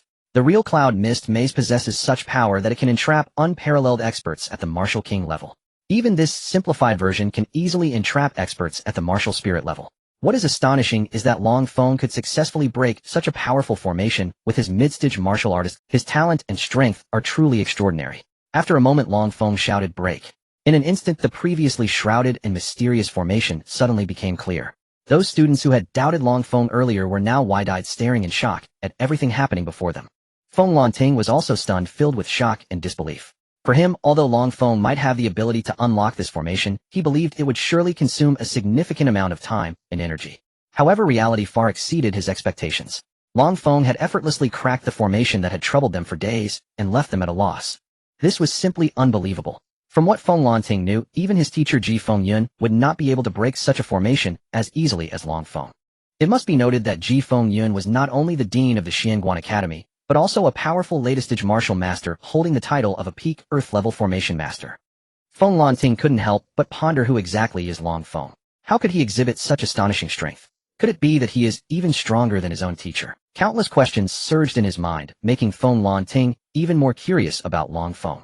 At the same time he realized that this Muhan before him was far too mysterious and surely not simple. Perhaps there are even more astonishing things awaiting him to discover in the future. Let us go. Time to reunite with the others, Long Feng said with a gentle smile, dismantling the formation before striding resolutely toward the canyon's exit. Yet after taking only a few steps he suddenly paused, as if recalling something vital, and turned back toward Feng Lanting preparing to ask him a question. At that very instant a thunderous boom echoed through the air. Feng Lanting, still dazed in astonishment, had instinctively followed Long Feng upon hearing his words about reuniting with the others. He had never anticipated Long Feng's abrupt halt and sharp pivot. Leaving no time to react, the two collided head and utterly unprepared. Ouch! Feng Lanting clutched his forehead in pain and crumpled onto the ground. A large vivid red lump swelled prominently on his brow. Ah, Brother Feng, are you well? Honestly, why did you follow so closely behind me? Long Feng gazed at him with sincere concern and a faint trace of apology. Feng Lanting shot Long Feng a glare brimming with grievance, silently seething. How dare he stop without warning? It hurts terribly. Who could have guessed you'd halt mid-stride and whirl around like that? Ouch, what on earth are you made of? So rigid. Look what you've done to me. Ouch. Hearing such words, Long Feng flushed with acute embarrassment. Actually, what I truly wished to ask was, why did you enter this canyon in the first place? And how did you become ensnared within this formation? Feng Lanting hesitated briefly before replying. We detected an extraordinary potent medicinal fragrance beyond the canyon's rim, and followed it inward. Yet fate intervened, just as we reached for the spirit herb the concealed formation activated without warning. Thus we remained trapped here for several days. Until sensing soul fluctuations from outside the canyon, we deliberately guided you to this place. A spirit herb. What kind could emit such far-reaching fragrance? And, did you ultimately succeed in acquiring it? Long Feng's eyes lit up with keen interest upon hearing this. Feng Lanting, observing his growing curiosity and relentless questioning, felt a quiet pang of the truth was simple. They had failed to obtain the rare spirit herb. Well, the formation triggered precisely as we were about to pluck it. By the time we regained our bearings, the herb had vanished without a trace. His voice carried a subtle undercurrent of resignation and regret. Could it be sentient? Tell me, what did it look like? Long Feng pressed, urgently leaning forward with rapt attention. At that moment a disciple of Xianguan Academy stepped forward. I know, I stood nearest. I remember clearly. Its entire form shimmered with a mysterious, profound violet hue, crystalline and translucent, like amethyst.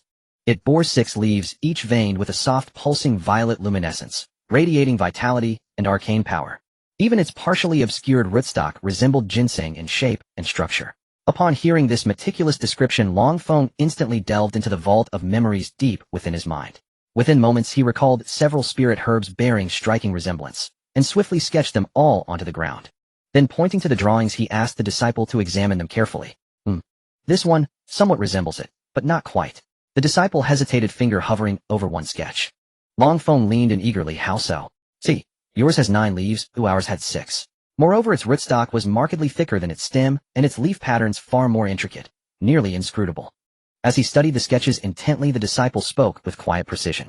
Long Feng's voice rang with exhilaration. That's it, beyond doubt. Never imagined such a peerless treasure would exist here. Feng Lanting, struck by Long Feng's fervor, could no longer contain his curiosity. Brother Mu, what is this rare treasure? What makes you so elated? Long Feng's face gleamed with quiet triumph. He drew Feng Lanting aside and lowered his voice. This is no ordinary herb. It is extraordinary. It is called the ninefold violet ginseng, a rarity beyond reckoning. Its effects, truly astonishing. Legends say it revives the nigh dead and regenerates flesh from bare bone. So long as breath lingers, even faintly, it can restore life. Moreover, when refined with spirit orchid into a pill, it grants immense longevity to those whose years are nearly spent. Precisely how many years it bestows depends upon the cultivator's realm. Generally speaking, the higher one's cultivation level, the fewer years gained, the lower the realm, the greater the extension. As he finished, Long Feng's eyes blazed with excitement, while Feng Lanting stood stunned, awestruck that such a miraculous treasure truly existed. After a pause, Long Feng suddenly exclaimed, Come, let us hasten out to meet the others. Tomorrow we shall return prepared and thorough, to seek this ninefold violet ginseng. And so they hurried toward the campsite beyond the canyon's mouth, arriving shortly thereafter. Because all disciples of Tianfeng Academy remained concealed within Long Feng's formation, the Xuanguan Academy disciples could not see them. Earlier skeptics, those who doubted Long Feng could dismantle the formation, now scoffed, "Fine Muhan. That's plainly just a forest ahead, yet you claim their camp lies there." "Exactly. Muhan, you did break the formation and rescue us, but surely you won't toy with us so lightly." Feng Lanting interjected, "Brother Muhan, do you truly affirm they're inside that grove?" Long Feng blinked, then remembered he had set the formation. Without uttering a word, he simply strode toward that seemingly solid forest. "Why is he walking straight into a tree? We merely teased him. He needn't take it so seriously." "Indeed, such fragile composure. One quip and he seeks oblivion." The disciples mocked again, until the next moment silenced them utterly. Long Feng vanished into the trunk of that tree. Feng Lanting, witnessing this, rushed forward, and likewise disappeared within the same massive trunk. Seeing this scene, the others hurriedly followed suit, and soon disappeared into the great tree. The last three individuals who held grievances against Long Feng hesitated for a long time before finally making up their minds to follow. However, to their surprise, they crashed directly into the great tree. "Ouch! My head. Damn it, this must be that brat's deliberate prank. Indeed, I never expected that brat to be so petty." The few of them complained incessantly while rubbing their foreheads. At this moment within the formation, everyone witnessed the three individuals clutching their heads in agony, and even the people from Xuanguan Academy couldn't help but burst in. Feng Lanting, as the leading disciple of Xuanguan Academy, found it quite amusing, but still held back his laughter and cupped his hands toward Long Feng, saying, "Brother Muhan, I hope you can show some magnanimity and not hold it against them." Feng Lanting, as the leading disciple of Xuanguan Academy, found it quite amusing, but still held back his laughter and cupped his hands toward Long Feng, saying, "Brother Muhan." Upon hearing Feng Lanting's words, Long Feng felt a twinge of guilt, realizing that his earlier actions were indeed a bit excessive. He scratched his head, revealing a hint of an awkward smile, then turned away, gently waved his hand, and lifted the restrictions of the formation, allowing Feng Lanting to exit. Meanwhile, the three individuals trapped outside the formation were continuously complaining. While rubbing their sore backsides, they accused Long Feng of being too cunning for pranking. However, just as they were grumbling, Feng Lanting suddenly emerged from the great tree. His gaze revealed a hint of sternness, and then he raised his hand and swiftly tapped each of their heads, producing crisp bang-bang sounds.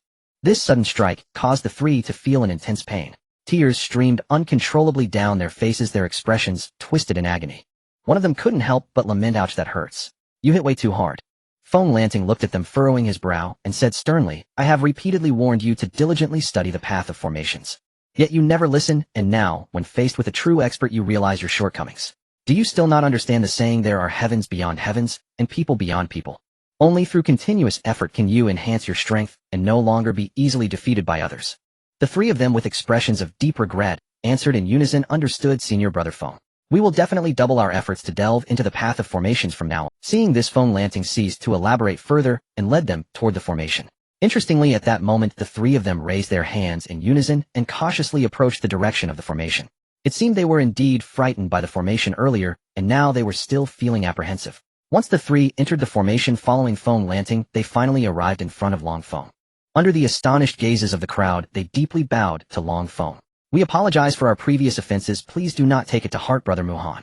Long Feng was also quite taken aback by their actions and secretly thought, "I didn't expect the people here to be decent, understanding their mistakes and correcting them. Moreover, they seemed to have good hearts. They were merely a bit loose-lipped." With this in mind, he smiled at the three and said, "Since we are now companions, I naturally won't quibble over trivial matters." The crowd was elated to hear this. Subsequently, everyone sat down in place, beginning to rest and adjust their states. However, only Feng Lanting tightly held onto Long Feng, continuously asking various questions.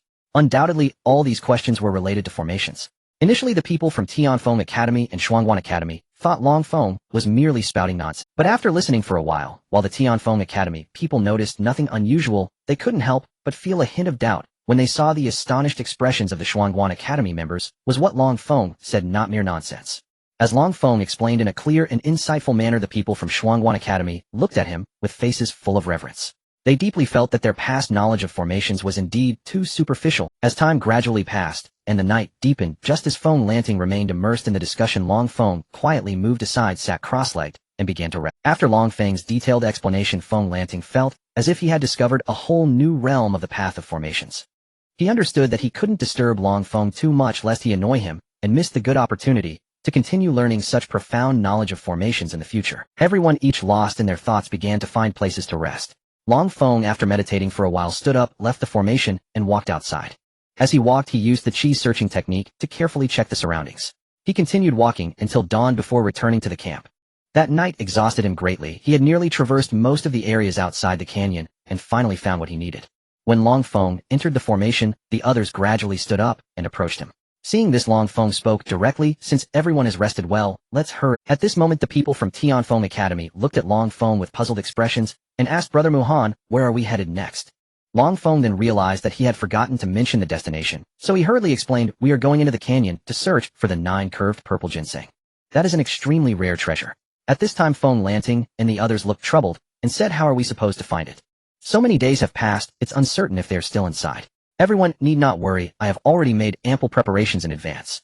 Once we enter the canyon, just follow my instructions. Time is of the essence, let's set off immediately." Long Feng comforted the crowd with a calm demeanor and took the lead into the canyon. Before long the group arrived at the location of the formation where the disciples of Shuangguan Academy were trapped yesterday. To their surprise the formation had It appeared that this formation was not artificially set, but was a naturally formed marvelous array. Seeing this, Long Feng felt secretly pleased, thinking, "Great, as long as it is not artificially arranged, I am 90% sure the 9 curved purple ginseng is still." With this in mind, Long Feng took out the dew from the ZY grass he had collected the previous night and handed it to Feng Lanting and the others. He said, "You all should sprinkle some of this dew from the jade bottle around here, and then retreat a mile and hide. I will set up a formation here." Without waiting for everyone to respond, he began to arrange the formation. Long Feng casually tossed out triangular formation flags. As soon as the flags were inserted into the ground, they immediately disappeared. Once everyone had finished pouring the dew from the Ziwei grass, Long Feng's formation was finally complete. Then everyone saw Long Feng place several small purpler grass plants in the formation with a small puddle nearby, containing an unknown liquid that Long Feng had collected beforehand. Once everything was set up properly, Long Feng concealed himself within the formation. Thus everyone followed suit, hiding their own auras and quietly waiting for the appearance of the 9 curves purple ginseng that Long Feng had mentioned. As time passed, impatience began to grow among the crowd. Just then a figure appeared before them. As everyone focused their eyes, they saw a 2-foot-tall purple grass walking daintily toward the small purpler grass that Long Feng had placed. It was the first time the crowd had seen a grass with legs walking, and they couldn't help but exclaim, "This is truly amazing." This sudden appearance was none other than the 9 curves purple ginseng that Feng Lanting and the others had encountered before.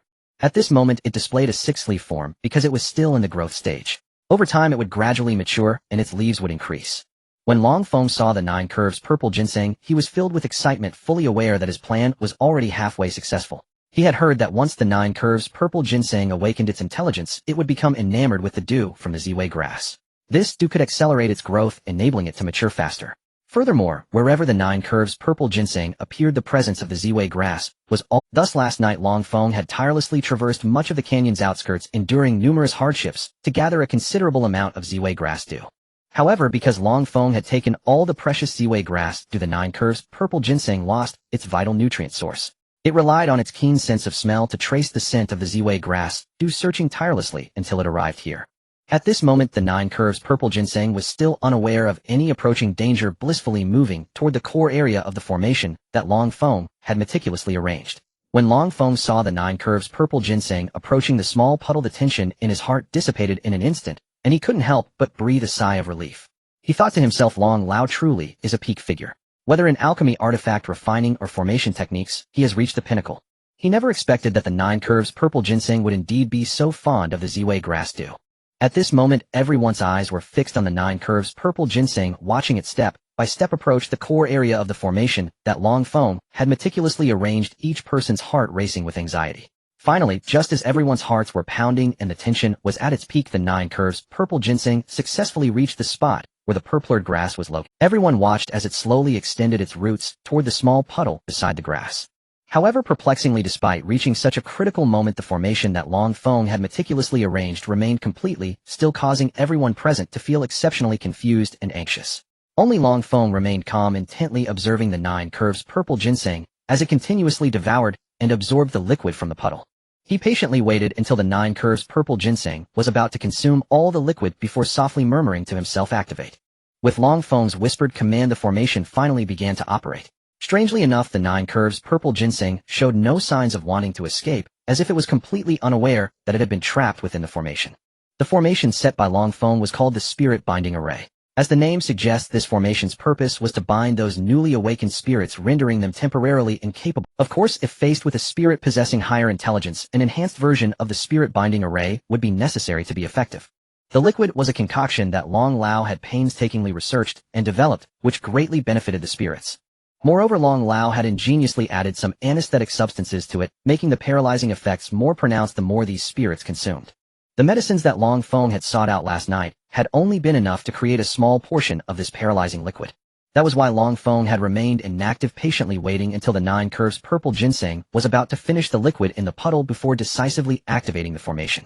It must be noted that Long Feng could not ascertain whether this formation could truly trap the 9 curves purple ginseng. Therefore, he had to be extremely cautious and wait until the timing was completely right before daring to take a decisive action.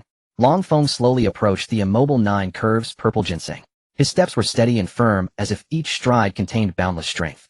When Long Feng reached out to touch at the 9 curves purple ginseng, surprisingly, showed no reaction, remaining quietly standing there, as if bound by some mysterious force. This scene was truly astonishing. It was evident that Long Feng's preparations had been extremely thorough and perfect, successfully controlling the precious 9 curves purple ginseng. He carefully examined the 9 curves purple ginseng in his hand, his eyes gleaming with joy and satisfaction. After a moment, Long Feng cautiously placed the 9 curves purple ginseng into the Shirtian pearl. The Shirtian pearl emitted a faint glow as if it possessed life. This miraculous pearl could contain all things and grant them special powers. Moreover, after the 9 curves purple ginseng entered the Shirtian pearl, it would not cease to grow. Instead, it would accelerate its growth due to the unique aura within the pearl. Seeing Long Feng successfully collect the 9 curves purple ginseng, the members of Tianfeng Academy were ecstatic, cheering and joyfully expressing their inner happiness. Haha, senior brother Muhan is truly amazing, someone shouted loudly. Another person echoed, yes, I never imagined we could capture the 9 curves purple ginseng. At this moment, the people from Xianguan Academy couldn't help but sigh as well. Indeed, we were trapped in that formation for several days because of the 9 curves purple ginseng. We originally thought this capture would be fraught with difficulties, but who would have thought senior brother Muhan could accomplish it so effortlessly? Another person added, yes, senior brother Muhan truly deserves to be called a genius who masters both martial arts and formations. They expressed their genuine admiration for Long Feng's strength and skills. Amidst the applause, Long Feng smiled at everyone, fully aware that this success was not a coincidence, but a result of the memories of Long Lao stored in his mind. Although he had gained this memory, it was equivalent to his own strength. However, he did not become arrogant or complacent, rather he became even more determined to continue moving forward and pursue a higher realm. At this moment, Long Feng remembered to inquire about people from other academies. Feng Xiong, do you know if you have seen anyone from the Divine Armament Academy or the Red Fire Academy? Feng Lanting and the others, upon hearing Long Feng ask about people from other academies, replied, we have not seen them. We do not know if anyone from your academy has seen them. Long Feng responded, we have not seen them either. It seems we have been transported to the inner area, and our range of movement is too limited. Perhaps we missed them. It is also possible that they were not transported to the inner area. I hope they were not transported to the inner area like us. Otherwise it would be too dangerous. The people from the Divine Armament Academy still have some self-defense capabilities. However, the people from the Red Fire Academy uphold the path of alchemy, and their combat power is not particularly strong. Although Mo Tianqing has gained a strand of anomalous fire by reaching the early stage of a warrior, it is still insufficient to contend with powerful demon beasts and savage beasts at the master level. An exotic fire. Do you mean Mo Tianqing harbors an exotic flame? Upon hearing the words exotic fire, Long Feng's eyes suddenly kindled with bright light, a keen curiosity blooming across his face. Do you know exactly what kind of exotic fire it is, and of which tier? Seeing Long Feng so intrigued, Feng Lanting wasted no time and began to explain in detail. Along the way, the group pressed onward. Though Long Feng and Feng Lanting kept up their conversation, it did not prevent him from employing the Kaisensing technique to probe the surrounding environment. Yet those of Xuanguan Academy, ignorant of the reason, found the situation most peculiar. Previously, while they lingered within the inner perimeter, they had to remain on constant guard, for powerful beasts prowled everywhere. A single slip could invite a sudden ambush. Moreover, they were accustomed to suffering multiple such ambushes each day. But today was entirely different. They had traveled for most of the day and had not been attacked once. The circumstance was unnervingly strange. Yet more curious was that the members of Tianfeng Academy seemed almost to have anticipated it. The reason Zhuangguan's students felt so puzzled was simply that Long Feng had been using the Kaisensing technique to scout the area and thus adroitly avoid those powerful presence. Earlier, under Long Feng's guidance, Tianfeng's people had already managed to elude a succession of dangers over several days. Thus, they showed little surprise at the present situation. It had become routine. Along the road from his conversation with Feng Lanting, Long Feng learned that not only did Mo Tianqing possess an exotic fire, but Feng Lanting and Hao Zihua also bore exotic flames. It turned out to be intimately connected to their methods of cultivation. Many of their refinements required exotic fire. In that instant, Long Feng suddenly recalled that earlier within Duanhuan Ridge, he had recovered 2 tiny flames from Ming Xingchen's remains. According to Long Lao's understanding, those sparks were very likely Yu Ming ghost fire, a a form of exotic flame exceedingly rare. Because the embers had been nurtured within a skeleton and Ming Xingqian's bones were so vast, they inevitably absorbed traces of Yuming power. As a result, the Yuming ghost fire itself contained a measure of nether force which exerted a suppressive effect upon soul power. Furthermore, Long Feng already commanded Yuming power, should he later channel that force to strengthen these embers. Those two fragments of Yuming ghost fire would grow far more potent, and when facing an enemy, they could produce unexpectedly powerful effects. 2 days passed in the blink of an eye as they continued without rest. It was only thanks to Long Feng's Kaisensing that they repeatedly succeeded in evading danger. Along the way, they also gathered many rare spirit herbs and ores from the wild, which delighted everyone. Suddenly, thunderous rumbles echoed ahead, drawing their attention. At that moment, a student walking at the vanguard called out. Long Feng briefly probed the direction of the sound with his senses and said anxiously, "This is bad. Hurry and follow me, I'll go help."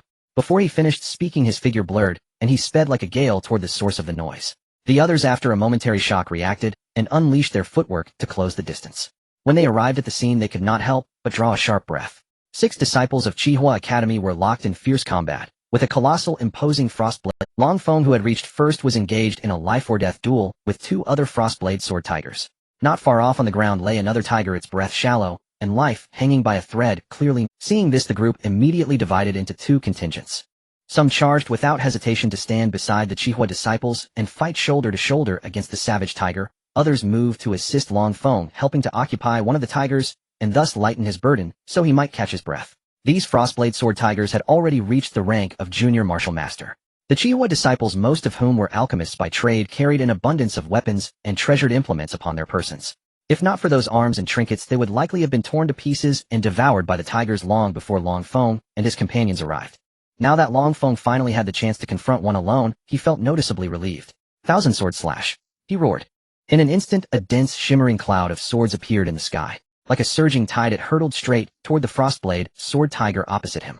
The beast, perceiving the sudden ferocity of Long Feng's assault, tensed and flung open its bloodthirsty jaws, unleashing a frigid breath at the sword cloud. With a bone-chilling stream of icy air poured from its maw, and as the cold wind detached it, swiftly transmuted into countless razor-edged ice blades which fired toward the sword cloud like a heavy rain. The sword cloud and the icy blades collided with a cascade of cracking sounds. After a brief pause, the icy blades shattered, and with their obstruction gone, the sword cloud drove forward, aiming straight at the tiger. Seeing its icy blades broken, the frostblade sword tiger hurriedly raised a forepaw and struck. A vast tiger paw manifested before it, roaring toward Long Feng's sword cloud. Long Feng reacted by channeling his soul power and drawing upon Yuming force to fashion a colossal Yuming scythe, which he swung like a reaper toward the great tiger. Yuming scythe slash. With his shout, the scythe erupted in abyssal light, its killing intent keen as a black crescent descending to cleave into the frostblade sword tiger. The tiger, seeing Long Feng apparently only waving his hands in empty air, felt a momentary unease. It inwardly cursed, but by then there was little time left. It had just expended a large portion of its strength and was staggered, devoid of the reserves to follow through. As the Yuming forged scythe drew nearer, the tiger found escape. In the end, the Yuming scythe unrelentingly passed through its body and tore its soul free from the flesh. The tiger's corpse froze where it stood, as if time itself had been arrested. A tiger-shaped spirit appeared suspended in the air, its eyes full of despair and unwillingness. It howled upon the scythe and struggled to return to its body, but all its efforts were in vain. At the sight, Long Feng's heart stirred as if struck by an idea. He lightly waved his right hand, and a small ghostly green flame quietly blossomed into being. The ember flickered with an eerie light, swaying like a ghost fire. Long Feng thrust his hand forward, and the spark shot like a meteor toward the soul form of the frostblade sword tiger hovering in the void. When the ice sword tiger saw the ghostly green flame of Long Feng, a tremor coursed through its heart, and an inexplicable fear surged within. It struggled, desperately attempting to escape this nightmare, but the power of the nether scythe was far too overwhelming, binding it securely. As the flame drew nearer, the ice sword tiger's struggles intensified. However, no matter how hard it tried, it could not alter the trajectory of its fate. The flame finally made contact with its soul, instantly consuming it. A piercing scream echoed throughout the space, sending chills down the spine. As the flame burned, the ice sword tiger's soul gradually dissipated, transforming into twinkling starlight that vanished into the sky.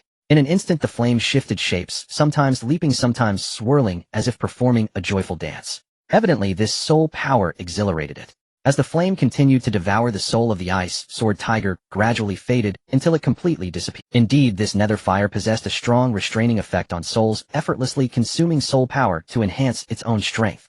Long Feng exclaimed, "This is truly remarkable. From now on, I have an ace up my sleeve for self-preservation." His excitement and joy were barely contained. However, just as Long Feng was immersed in his excitement, a thunderous roar of a tiger suddenly rang out, snapping him back to reality. He turned sharply to see that the other two battlefields were currently in extreme peril. The situation at Tianfeng Academy was relatively better. After all, they specialized in spells, who although they were at a disadvantage, they managed to hold on thanks to their agile tactics and superb skills, avoiding an early defeat. In contrast, the situation for the people of Shuangguan Academy and Shihua Academy was much more dire. Since their specialties were not directly suited for frontal combat, they struggled greatly in this fierce battle. At this moment, they were in grave danger, and a slight misstep could lead to their demise. Upon seeing this, Long Feng dashed toward them.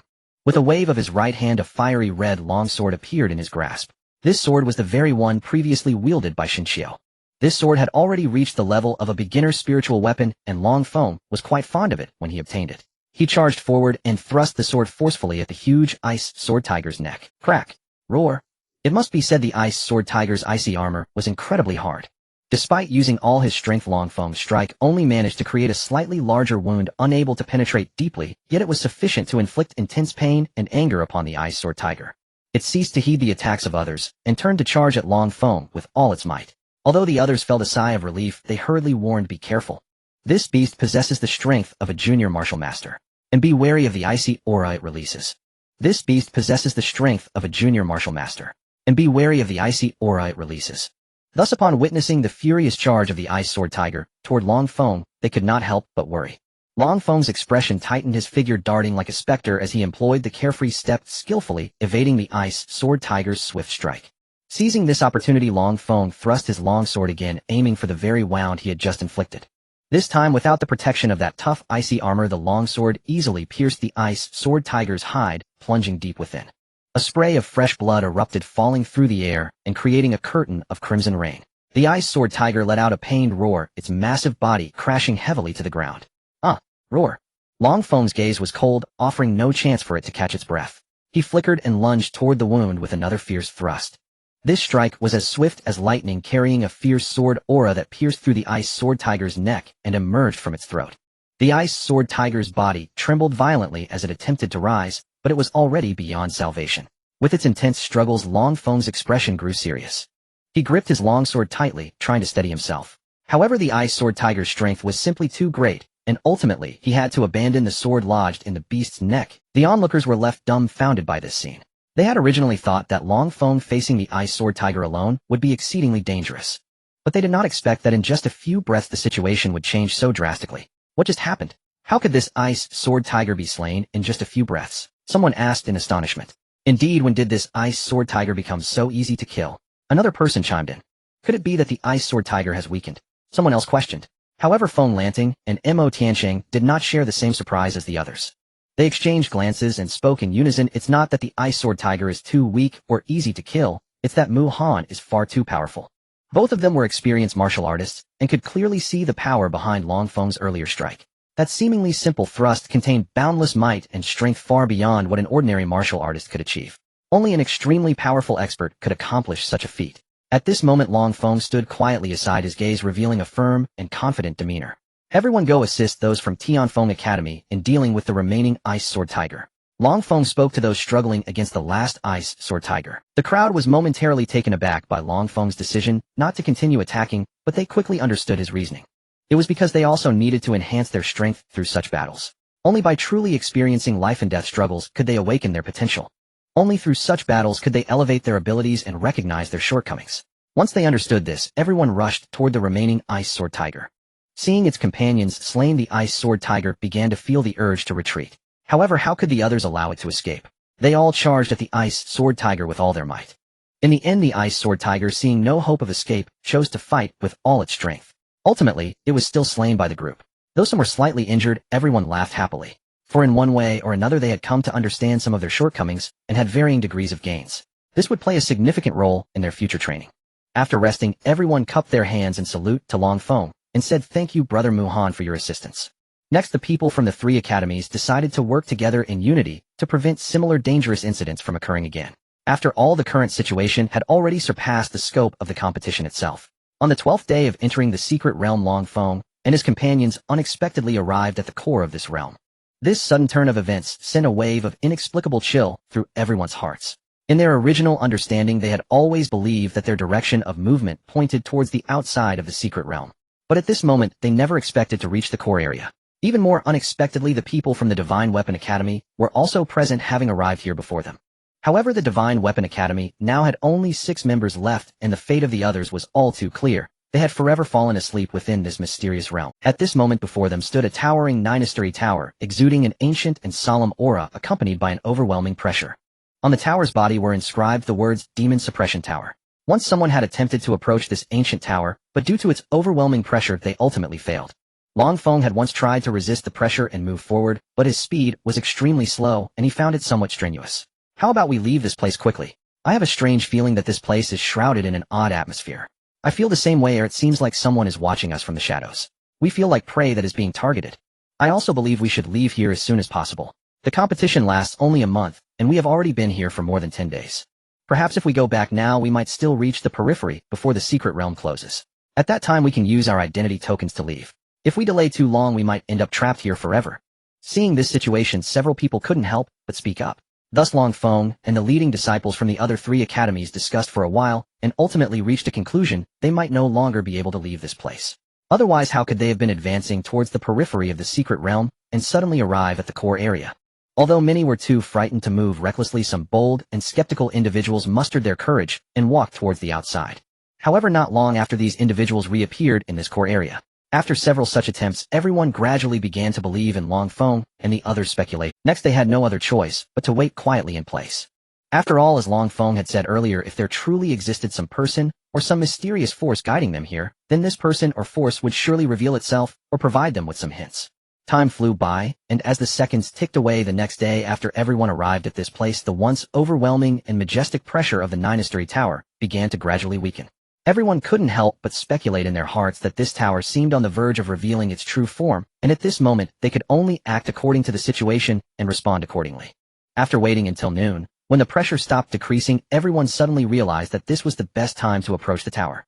Without any hesitation, they resolutely stepped forward, heading straight for the tower. Caw caw caw, they are coming. This time we can finally enjoy a delicious feast to our heart's content. After being trapped here for tens of thousands of years, we finally await this rare opportunity. At this moment, in a grayish space, a group of shadows was laughing wildly without restraint. These shadows emanated a dense demonic aura, as if they were demons from the abyss. If Long Feng were present, he would immediately recognize that these shadows were indistinguishable from the demon race he had seen in the memories of Blood Demon, except that they lacked physical bodies. Long Feng and the others walked towards the 9-story tower. Soon they arrived at the tower's entrance. One disciple, gathering his courage, prepared to push open the tightly closed. However, just as he was about to reach out and touch the door, it suddenly opened on its own, causing him to retreat in fright. In the face of this sudden turn of events, Long Feng remained calm and collected, as if he had anticipated this situation. He took a step forward and slowly walked into the... Seeing this, the others followed Long Feng inside. However, as soon as they entered through the tower door, an invisible pressure of the soul descended abruptly, pressing down on them. Many disciples were caught off guard, directly forced to the ground by this powerful pressure, unable to move. Some disciples reacted a bit faster, but could only bend over to resist, their faces showing signs of pain. Under this terrifying pressure, the disparity in strength among the crowd was glaringly obvious. Only Long Feng stood firmly in place, his gaze resolute, revealing an indomitable will. At this moment, only the leading disciples from the 4 academies remained standing straight, like an indomitable fortress. The reason was simple: they had all stepped into the realm of warriors, and their own soul power had long been sublimated and transformed. Therefore, this first layer's soul pressure posed no significant threat to them. Long Feng sensed for a moment, and then spoke. Those below the realm of warriors can continue to cultivate here for a while. The soul power here is quite strong. If you can move freely on this layer, you might consider exploring the next layer. Upon hearing this, everyone nodded thoughtfully. They gazed at the soul power permeating the tower, secretly speculating that perhaps they could break through the bottleneck they had long faced. Thinking of this, everyone gradually sat cross-legged, beginning to meditate and cultivate. After contemplating for a moment, Long Feng reminded them again the environment here is not yet fully clear. Everyone must not be too immersed in cultivation to avoid unexpected situations and injuries. Hearing this, everyone opened their eyes and cast grateful looks at Long Feng, and the others then closed their eyes again, wholeheartedly beginning to comprehend this Meanwhile, Long Feng and the leading disciples from the 4 academies steadily walked towards the second layer. Following Long Feng were 5 or 6 disciples, all of whom were the elite chosen from their respective academies. Long Feng looked at the disciples following him and thought to himself, these individuals have indeed strong soul power, surpassing many ordinary disciples. Reaching the second layer should not pose a problem for them. As Long Feng stepped onto the stairs leading to the second layer, a wave of soul pressure, even stronger than that of the first layer, surged in like a tide. He took a deep breath, steadied himself, and took a few steps forward. Then Long Feng turned around, casting his gaze over the crowd behind him. Seeing that although they showed signs of struggle, they were still able to stand firm, and were not pushed back by this pressure, Long Feng nodded, feeling slightly relieved. Then he turned his head, and continued to walk resolutely upward. In no time they finally arrived at the second layer. Upon entering this layer, the 5 or 6 people following behind clearly felt the pressure increase, and their bodies involuntarily bent slightly. Evidently at this layer they were already feeling the strain, only able to barely withstand this powerful soul pressure. However, these individuals did not give up easily. They quickly sat cross-legged, adjusted their breathing, and began to concentrate on comprehending the surrounding soul aura. As Long Feng and the others ascended to higher levels, the people on the first floor were completely absorbed in their comprehension and cultivation. However, no one noticed the shadows quietly appearing on the walls of the tower. At that moment, Wang Tao happened to be in the closest position to the wall, and when he caught sight of these shadows gradually approaching him, his heart tightened. Wang Tao suddenly opened his eyes wide, and without hesitation raised his hand, and threw the object he held directly at the shadows. He then swiftly turned around and dashed toward the center of the space. Everyone be careful. They have appeared. I thought we would have to wait a bit longer. I didn't expect these guys to be so impatient and act so quickly. It seems there is indeed something strange about this place. Fortunately, Senior Brother Muhan had foreseen it and made preparations. At this moment, Wang Tao stared intently at the object he had just thrown, his expression grave as he said, "Although Senior Brother Muhan left us with something, we still need to act cautiously and must not let our guard down." In reality, even Wang Tao himself was unaware of what kind of treasure Long Feng had entrusted to him. However, as soon as Long Feng entered this area, he keenly sensed that something was amiss. With his rich experience and keen insight, he immediately judged that they might face some kind of danger or predicament. Thus Long Feng discreetly sealed away a wisp of netherfire he had cultivated within himself. He then handed it to Wang Tao, intending to prepare for the current unexpected situation. When the shadows came into contact with the mysterious object thrown by Wang Tao, they instantly let out a shrill scream. This.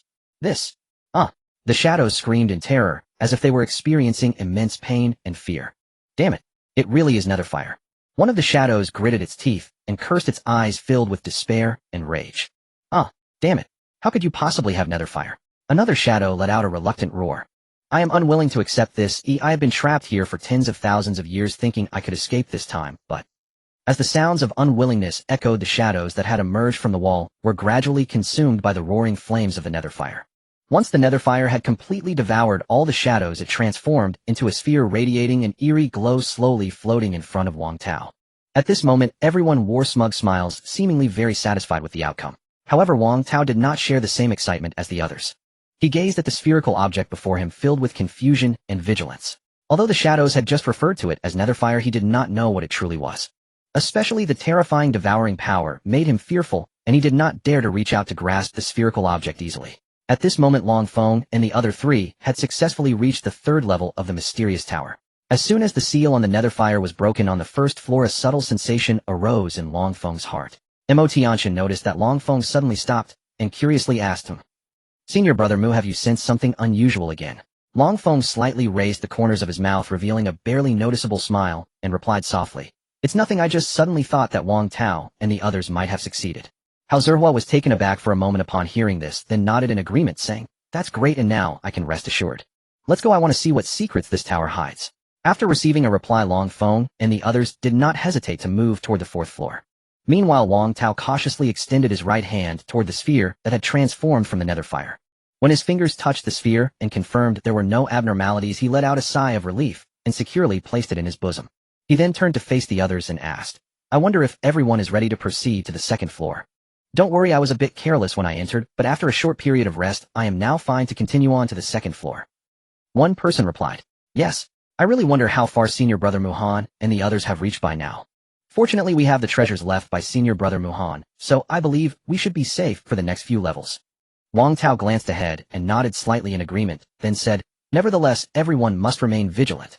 After all, no one knows if we will encounter those monsters again. If the monsters we face later become stronger, we may not be able to retreat unscathed." At this moment, Ji Chuanshuan, who ranked 3rd in the Qihua Academy, also stood up to remind everyone, "That's right. Senior Brother Wang Tao could have easily gone with those 5 or 6 people to follow Senior Brother Muhan to the next level. If it weren't for his desire to protect us weaker individuals, why would he choose to stay and face the danger with us? Therefore we must be fully alert." Hong Yasi, a top expert from the Xianguan Academy, echoed, "Exactly. Although we are in the late stages of martial disciple or peak state, we still have gaps compared to the other senior brothers and sisters.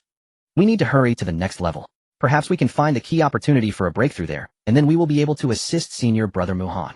Everyone closely followed Wang Tao and moved toward the second floor. It wasn't long before they found the 6 individuals who had come up earlier on this level.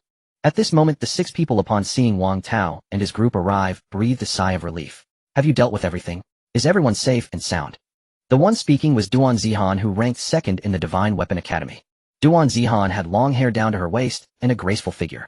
At this moment, she was wearing a tight leather armor, further accentuating her exquisite curves. It is quite amusing that a woman could defeat many disciples of the Divine Weapon Academy to ascend to the second position. Moreover, she was skilled in the art of weapon forging, which was exceedingly rare. Hong Yasi hurriedly walked up and tightly grasped Duan Zihan's hand, saying anxiously, Sister Zhen, don't worry. We are all safe. This time we owe it all to senior brother Muhan's miraculous treasure. Her tone was filled with gratitude. Duan Zihan nodded slightly upon hearing this, indicating her agreement. A trace of relief shone in her eyes. In that case, let's continue to the next level. The monsters on this level have been completely eliminated. You can take this opportunity to cultivate here and strive for a breakthrough. Duan Zihan calmly analyzed. A total of 10 people had come to the third level, 8 of whom were the top elite students from the 4 major academies. The other 2 were a top expert ranked 4th in the Divine Weapon Academy and a strong individual ranked 4th in the Chihua Academy. Together they formed a powerful team ready to explore this mysterious place. Meanwhile, the remaining 16 individuals continued to endure the soul pressure in this place. In the 6th level of the Demon Suppression Tower, Feng Lanting and the others found themselves unable to advance to the 7th level, as the soul pressure on this layer had already reached the limit they could bear. Thus they had no choice but to stop and hone their own soul power here. Meanwhile, the demon shadows from the previous layers had completely vanished, devoured by Long Feng's nether. At this moment, the nether fire had evolved to the level of a spirit flame, its power now formidable. This change filled Long Feng with ecstatic joy. From here on, only Long Feng continued forward alone. Yet for him, this place could be considered an excellent training ground. Although there were many unknown dangers lurking for others, Long Feng was acutely aware of the formidable enemies he was about to face. These enemies were a group of demon souls that had been suppressed within the tower for tens of thousands of years. Fortunately, these demon souls had become extremely weakened, otherwise, even with Long Feng's nether fire, it would be impossible to slay them so easily. Meanwhile, the remaining disciples had arrived at the 4th layer, with most having broken through their shackles to reach the initial stage of martial artists. Only a few had reached the peak of martial apprentices, as they had just entered the late stage of martial apprentices before, thus reaching the peak was a significant opportunity. Unbeknownst to them, Long Feng had ventured alone to the 7th layer of the Demon Suppression Tower, where the soul pressure was already sufficient to weigh on him. As soon as Long Feng entered this space, the demon souls immediately materialized, swarming towards him. This body is mine now, and no one shall contest it with me. Just because you say it's yours, does that make it so? We've been here for tens of thousands of years, I won't easily relinquish this opportunity to leave. Blood old demon, do you dare to compete with me? Hold your pride. If you're unconvinced, let's see who has the true strength. With that, the group of shadows disregarded Long Feng and turned to engage in a chaotic battle. Long Feng, however, remained unresponsive. These demons are truly savage. Even at such a moment, they still fight among themselves. No wonder they have been suppressed here for so many years. Long Feng quietly observed their chaotic fight, while absorbing the soul power of this place to strengthen his own spirit, simultaneously practicing the body refinement secret method 9 nether flame body technique that he had chosen upon entering the tower. This technique required the use of exotic fire to continuously forge the body while using soul power to reinforce the sea of souls. As Long Feng watched them fight, he silently recited, the body as material, exotic fire as guidance, soul power as assistance. Forge the 9 nether flame. As he operated the body refining technique, a wave of nether fire energy emanated from him. Wait, everyone stop. Something is wrong. The demon soul named Blood Old Demon sensed a hint of crisis and quickly warned. However, the other demon souls thought Blood Old Demon was just making excuses to halt the fighting out of fear. Blood Old Demon, don't spout nonsense. If you can't compete with us, just concede and step back from the struggle for that body, or today will be your end. With that, the demon soul ignored Blood Old Demon's repeated explanations and launched an attack. Blood Old Demon was soon forced into retreat. After a while, another powerful demon soul vaguely sensed something amiss and glanced towards Long Feng. That glance nearly frightened him to death. Long Feng was now surrounded by netherfire radiating a ghostly green light. Like a ghostly messenger emerging from hell. Netherfire! He exclaimed in shock. The other demon souls instinctively turned to look at Long Feng, their faces filled. How is this possible? The Minglong clan was said to be exterminated. How could someone capable of wielding netherfire appear? Not could kill him quickly, or we'll all die. At this moment, a slight smile appeared on Long Feng's lips as he said, what? Are we no longer fighting? This body is a splendid target for possession. If you miss this chance, there will be no opportunity to leave here. Who are you, kid? How do you possess the power to control Netherfire? Are you perhaps of the Minglong clan? The demon soul named Blood Old Demon inquired. Another demon soul also looked at Longfeng. Kid, confess honestly, maybe we can leave you with a complete corpse, otherwise even with your Netherfire you won't leave here alive today. Longfeng scoffed, saying you're already on the verge of soul scattering, and yet you still think to threaten me. It's simply like an old man hanging himself. You must be tired of. With that he waved his hand, and a vast expanse of Netherfire under Longfeng's control swept towards the demon souls. The demon souls immediately began to jump around in panic. No. Damn it, how could that little beast possess such advanced Netherfire? No, I can't die here. I've been trapped here for tens of thousands of years. I refuse to die here. The demon souls cursed angrily. At this moment the demon soul named Blood Old Demon shouted loudly, I'll fight you to the end. He then used his soul power to form a rotating spiral cone that sped towards Longfeng's brow. Seeing this, Longfeng actually laughed. This scene was so reminiscent of when Xue Di had used a similar tactic to invade his consciousness. Could this guy be of the same lineage as Xue Di? No wonder he's called Blood Old Demon. And their techniques are identical. In that case, Longfeng thought to himself, unable to suppress a grin. Seeing Longfeng smile, Blood Old Demon's heart tightened, feeling an ominous premonition arise. However, with no other options left, he could only fight with all. If I have never failed with this move, let's see what you can do, kid. Longfeng, seeing Blood Old Demon's confidence, chose not to elaborate. Longfeng combined his soul power with nether power, controlling the Netherfire to coil around the swiftly approaching soul cone. As the Netherfire wrapped around Blood Old Demon's soul cone, its speed visibly decreased. Blood Old Demon, witnessing this scene, was astonished, his eyes nearly. This technique was one that even among the demon clan was rarely cracked. Yet Longfeng was able to control it with such ease. With Blood Old Demon's soul cone now under control, his soul was also bound within the vines formed by the Netherfire. Longfeng was not surprised by this, as after dealing with Xue Di, he had begun researching this technique and continuously practiced it in his mind. This time, facing Blood Old Demon, he was showcasing this technique for the first time to others. After binding Blood Old Demon, Longfeng glanced at him trapped within the Netherfire vines. I'll deal with you later. First let me take care of the other demon souls. Upon hearing Longfeng acknowledge their identity as demon souls, the astonishment of the other demon souls turned into fear. You? How do you know we are demon souls? You little beast, you shouldn't even know we exist. I understand now. You must be a descendant left behind by them. Only their descendants could know of our existence and how to deal with us. Since after their defeat tens of thousands of years ago, there had been no detailed records about the demons on Longshan Continent, and even the remnants were only vague mentions. After that battle, there was a dramatic cliff in the records regarding the demons and the powerful beings of Longshan Continent, as if everything before that had been erased. Over the past tens of thousands of years, many had entered the demon suppression tower, but they were all slain, as those people could not withstand their powerful soul forces. Moreover, those individuals were completely unaware of the demon's existence. As the years went by, their soul power continuously weakened. Now, seeing an opportunity to possess these humans and escape the tower, they encountered Longfeng, who could control the nether power. One by one, the demonic souls gradually vanished under the blazing flames of the underworld ghost fire. In the end, only the Blood Old Demon, tightly bound by the vines formed from the ghost fire, still had a faint breath lingering. You little bastard, do not be too proud. Just because you were able to slay us does not mean you are exceptionally powerful. Next you will face our even fiercer revenge. Until the Blood Old Demon continued to roar amid the vines, restrained his voice, filled with resentment and rage. Upon witnessing this, Longfeng couldn't help but curl the corners of his mouth into a disdainful smile. Your so-called revenge. It is nothing more than a desperate struggle of a trapped beast. Within this demon suppression tower you may have some abilities, but outside you are already reduced to ashes. Now I finally understand that the reason we were drawn here is merely to eradicate you remnants of the demon race. In truth, Longfeng was only half aware of why he and his companions were. At this moment, he merely wanted to intimidate the Blood Old Demon and test the waters. As for the true reason, it was likely that only by reaching the top of this demon suppression tower could he find the answer. After finishing his words, Longfeng paid no mind to the Blood Old Demon's inner thoughts and unhesitatingly reached for the vine-bound orb. Seeing this scene, the Blood Old Demon was taken aback and hastily shouted, You little beast, what do you want to do? Let me go. I am the ancestor of the Blood Demon clan. As long as you are willing to spare me, I can guarantee that our Blood Demon clan will never oppose your human race again. Upon hearing the Blood Old Demon's words, Longfeng did not cease his actions. Instead, he chuckled coldly and retorted, Oh, you claim to be the ancestor of the Blood Demon. Do you know someone named Xue Di? Upon hearing the name Xue Di, the Blood Old Demon instantly widened his eyes, staring fixedly at Longfeng and urgently asking, How do you know Xue Di? Have you seen him? Where is he now? Seeing the Blood Old Demon's intense reaction, Longfeng was already certain that this old fellow must know Xue. He smiled slightly and said casually, Not only do I know Xue Di, but I have also fought him. As for where he is now, that depends on your performance. The blood old demon's expression darkened as he gritted his teeth and asked, What have you done to him?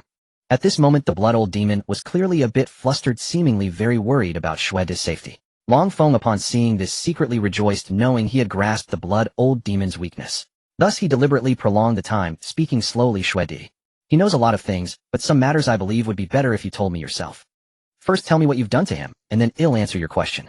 The blood old demon, being a creature that had presumably lived for many years, certainly understood Long Feng's intent. Long Feng looked at the blood old demon's shrewd expression and inwardly muttered, This old fellow is quite tricky, though I probably won't get any valuable information from him.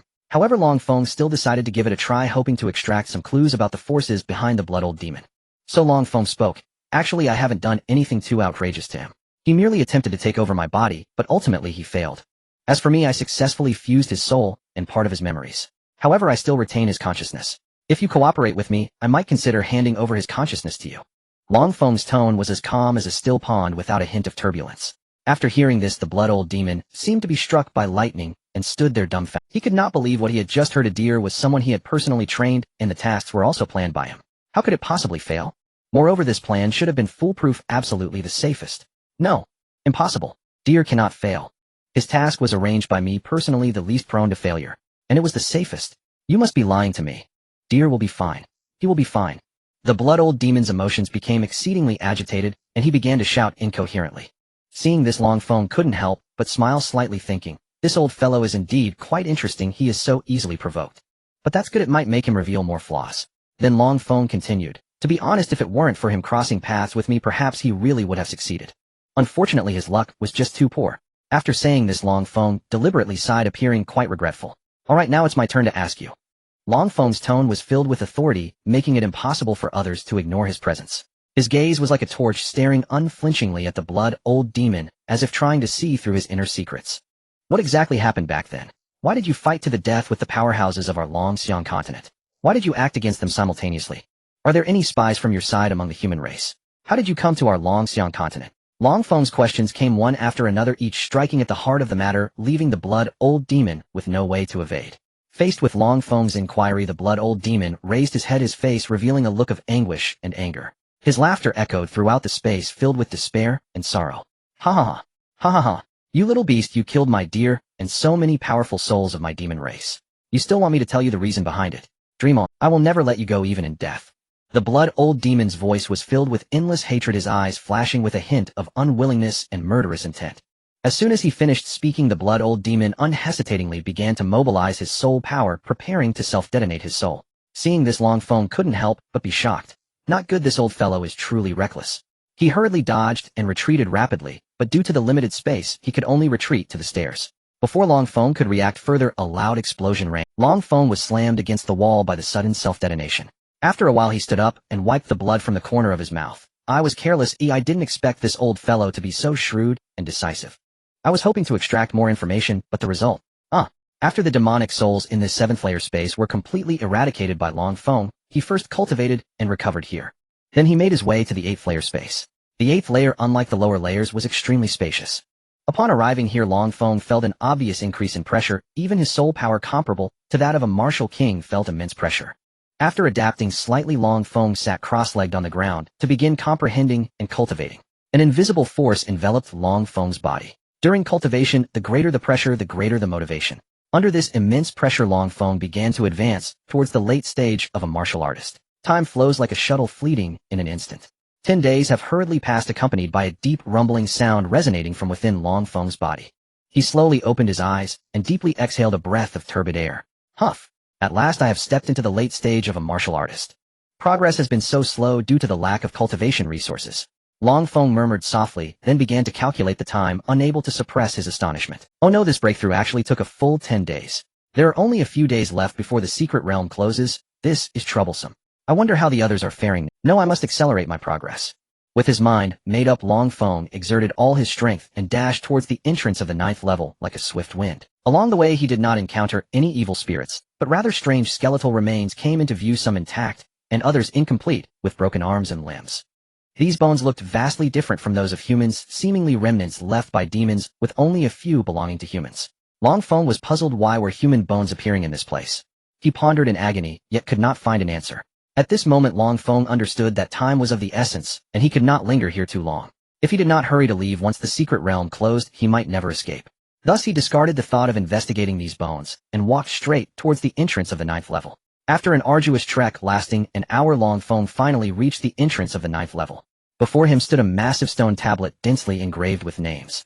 At the top of the tablet were several prominent characters inscribed. Dragon Soaring Town Sky. Long Feng knew nothing of the meaning of these characters. He hurriedly scanned the numerous names on the stone tablet. To his astonishment, he actually found his own name among. This must be someone who shares my name. Moreover, this Long Feng has been inscribed at the very top. Surely he must be an extraordinary individual.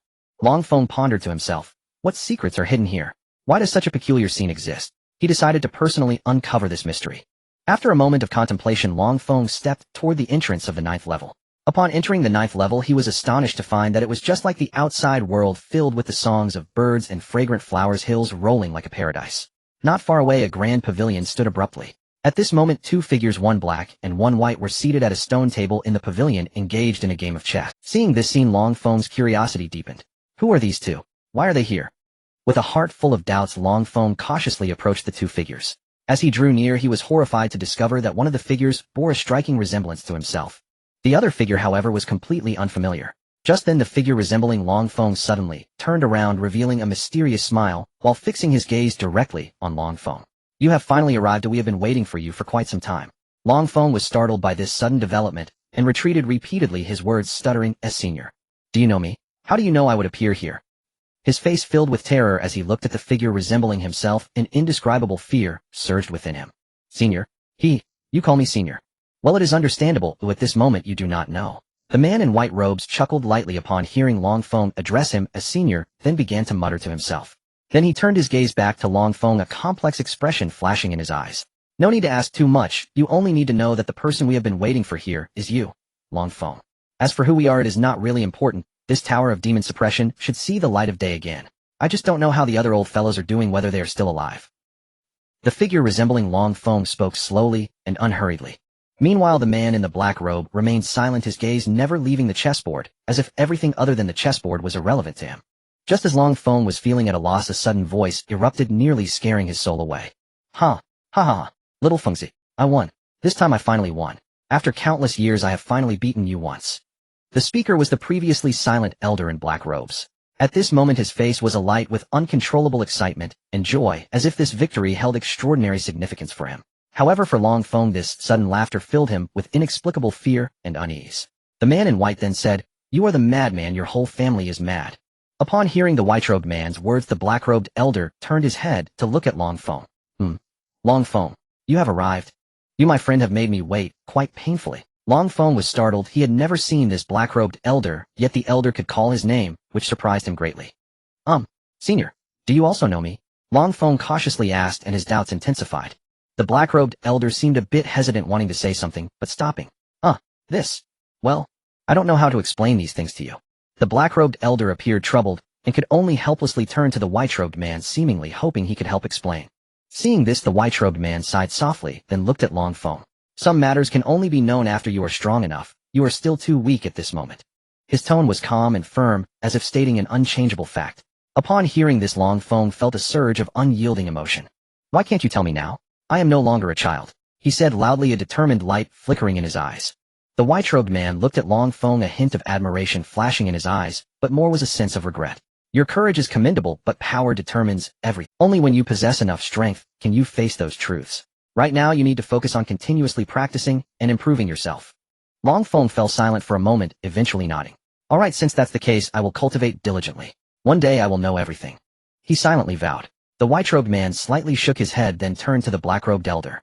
Take action, since he has arrived here, it is likely that those people will notice soon enough. Moreover, I sense that aura from him. It must be what brought Long Feng here. The black-robed elder nodded slightly. After countless years I can finally take a break. As for the other matters, they will be left to you, Long Feng. After saying this, both sent forth a beam of golden light towards Long Feng. As two brilliant golden beams of light swiftly penetrated into Long Feng's body, like meteors, the previously calm aura within him suddenly surged violently, becoming a tumultuous tide. In that instant, Long Feng felt as if all the meridians in his body had been unblocked, with countless vigorous streams of spiritual energy flooding into his dantian like a burst dam. His cultivation soared like a rocket, and in the blink of an eye he leaped from the late stage of a martial artist directly to the peak stage.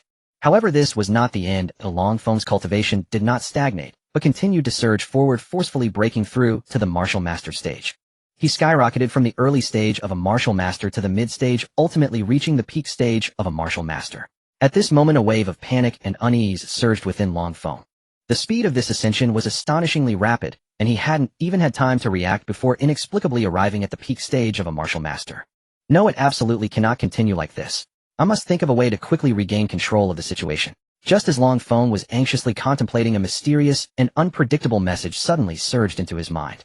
This sudden information turned out to be an incredibly profound martial arts manual. As Long Feng knew, this manual was obtained by Elder Long in a fierce battle with a formidable enemy long ago. The manual was called Feng Ling Ju, and just by hearing the name one could guess its efficacy, to seal one's own spiritual power completely, thereby stabilizing and solidifying the current realm. Long Feng did not hesitate for a moment, and immediately focused all his energy to operate Feng Ling Ju. This was the strongest martial art he could master at present. If he could not successfully control this mysterious power, the consequences would be dire. Using the meridians as a foundation, establish the base of a martial artist. Using the soul as a cornerstone, construct the path of a martial practitioner. Using the physical body as a ladder, ascend to the peak of a cultivator. Long Feng continuously recited the incantations of Feng Ling Ju in his heart, attempting to calm his mind. As he chanted, an invisible force surged forth from within his body, intertwining and entangling with that mysterious power. Long Feng could sense that the mysterious power was like a wild horse that had broken free, filled with ferocity and destructiveness. Yet under the influence of Feng Ling Ju, it began to become docile. Long Feng cautiously guided this power, gradually transferring it into the Shirtian Pearl within his mind. Once this power merged into the Shirtian Pearl, astonishing changes occurred within it. The originally dull Shirtian Pearl suddenly radiated a dazzling light, expanding at a visible rate. Simultaneously, previously unseen mountains and rivers gradually emerged, as if an entirely new world was unfolding before Long Feng's eyes. Time passed by second, and Long Feng did not know how long he had persevered. All he knew was that the mysterious power that had intruded into his body had finally ceased to flow. At that moment, Long Feng finally breathed a sigh of relief, wiping the sweat from his forehead and revealing a weary smile. However, he did not stop cultivating, for he knew this was only the beginning. Next, what he needed to do was to completely control this mysterious power, making it his ally. And all of this would require him to put in more effort and sweat. Long Feng's physical bones had received an astonishing enhancement. His physical strength alone could contend with an ordinary martial spirit early-stage expert. Under the impact of this power, Long Feng's meridians were widened 5 to 6 times compared to an average martial master. The capacity of his dantian had also increased by an unknown multiple. Long Feng continued to operate Feng Ling Ju, suppressing his previously skyrocketed cultivation. From the peak stage of a martial master, he suppressed it to the late stage, then to the mid-stage, to the early stage. Until he could no longer suppress it at the early stage of a martial master, Long Feng finally stopped. At this moment, Long Feng let out a long breath of foul air. It's good that I suppressed it to the early stage of a martial master, or else there would definitely be problems in my future cultivation. By the way, those two seniors. Thinking of this, Long Feng opened his eyes, but when he looked around he did not see the figures of those two seniors. Strange, where did those two seniors go? Seeing no one around, Long Feng headed towards the attic, and after arriving at the top floor he still did not see those two seniors. At this moment, on the top floor of the attic there was an array, and beside it was a chair resembling an emperor's throne in the secular world. Long Feng's lips curled slightly. Isn't this the emperor's throne? Should I try the feeling of being an emperor? Thinking of this, Long Feng looked around again, and seeing that there were indeed no traces of those two seniors, he tiptoed and sat on the throne. Suddenly golden tentacles extended from the chair, binding Long Feng tightly, and he was taken aback. No matter how he struggled, he could not escape the chair's grip. Long Feng shouted loudly, Seniors, I was wrong, I was just playing for a moment. Please spare me this time. However, Long Feng shouted for a long time, yet those two individuals did not appear. As the tentacles tightened, the barbs on them pierced into Long Feng's skin. Seeing his body, which was comparable to an early martial spirit's, being pierced by these tentacles, he couldn't help but panic, thinking, oh no, one moment of mischief could lead to my demise. Just a moment ago, I was still happy about my cultivation improvement, and the next moment I am about to end my cultivation journey. Sigh. As the barbs pierced into Long Feng's skin, they began to siphon his blood. The originally golden throne gradually turned blood red, and when the entire chair transformed into blood red, the tentacles slowly retracted. At this moment, Long Feng had lost a significant amount of weight, resembling a desiccated corpse. If it weren't for the rising and falling of his chest, one might think he had already. After a long while, Long Feng slowly lifted his head and emitted a series of hua hua hua hua sounds, and within his mind a small tower identical to the soul suppression tower stood beneath the Shirtion Pearl, with the Shirtion Pearl perfectly embedded at the top of that small tower. It was as if the Shirtion Pearl and this small tower were one and the same. Long Feng opened his eyes and two beams of golden light shot forth, piercing through the void before him. At this moment most of the others participating in the martial arts competition had also arrived on the 6th floor. It seemed that each of them had reached the early stage of a martial artist, while Feng Lanting, Mo Tiansheng, and Hao Zehua had all broken through to the mid-stage. Everyone wore smiles on their faces, seemingly unconcerned about being trapped in this tower. Senior Muhan must have reached the 9th floor of this soul suppression tower by— Yes, I think he must have reached the 9th floor. I wonder how we can leave this soul suppression tower. At this moment Duan Zihan Jishui Air and Hong Yisi were quietly chatting, with several other female students occasionally bursting into laughter, attracting the gaze of the male students. What are you all talking about? Laughing so joyfully. Upon hearing this everyone turned to look towards the passage leading to the 7th floor. Senior Muhan, Brother Muhan. Upon seeing that it was Long Feng they all clasped their hands in greeting. Senior Muhan, what happened to you? Why do you look so haggard? Wang Tao hurriedly approached Long Feng with concern. Only then did everyone closely examine Long Feng. Brother Muhan, what happened to you? How did you end up like this? Is there some irresistible demonic soul up there? If that's the case we should go up together. I don't believe we can't handle them. Yes, Brother Muhan, we are friends, sharing adversity. Now, we should face any difficulties together. Sister Jishui Air from the Azure Academy also spoke up. Long Feng felt a warm current well up in his chest at the sight of their concern, and a deep pang of emotion moved him. Rest assured, those loathsome demon souls have been utterly annihilated. It is time we leave this accursed place. What do you all say? He spoke in a low voice. Leave here. Senior Brother Muhan, have you found a way out? Ji Quanshun of Azure Academy asked eagerly. Long Feng nodded slightly to signify affirmation. Indeed. After some exploration I discovered that if every demonic spirit within this tower is slain cleanly, those trapped inside will have a chance to depart. He spoke in a low voice. Leave here. Senior Brother Muhan, have you found a way out? Ji Quanshun of Azure Academy, he explained with a resolute tone. I had wondered why all the passage doors were sealed when we tried to return by the same route, yet Senior Brother Muhan could descend from above. The key lay in this.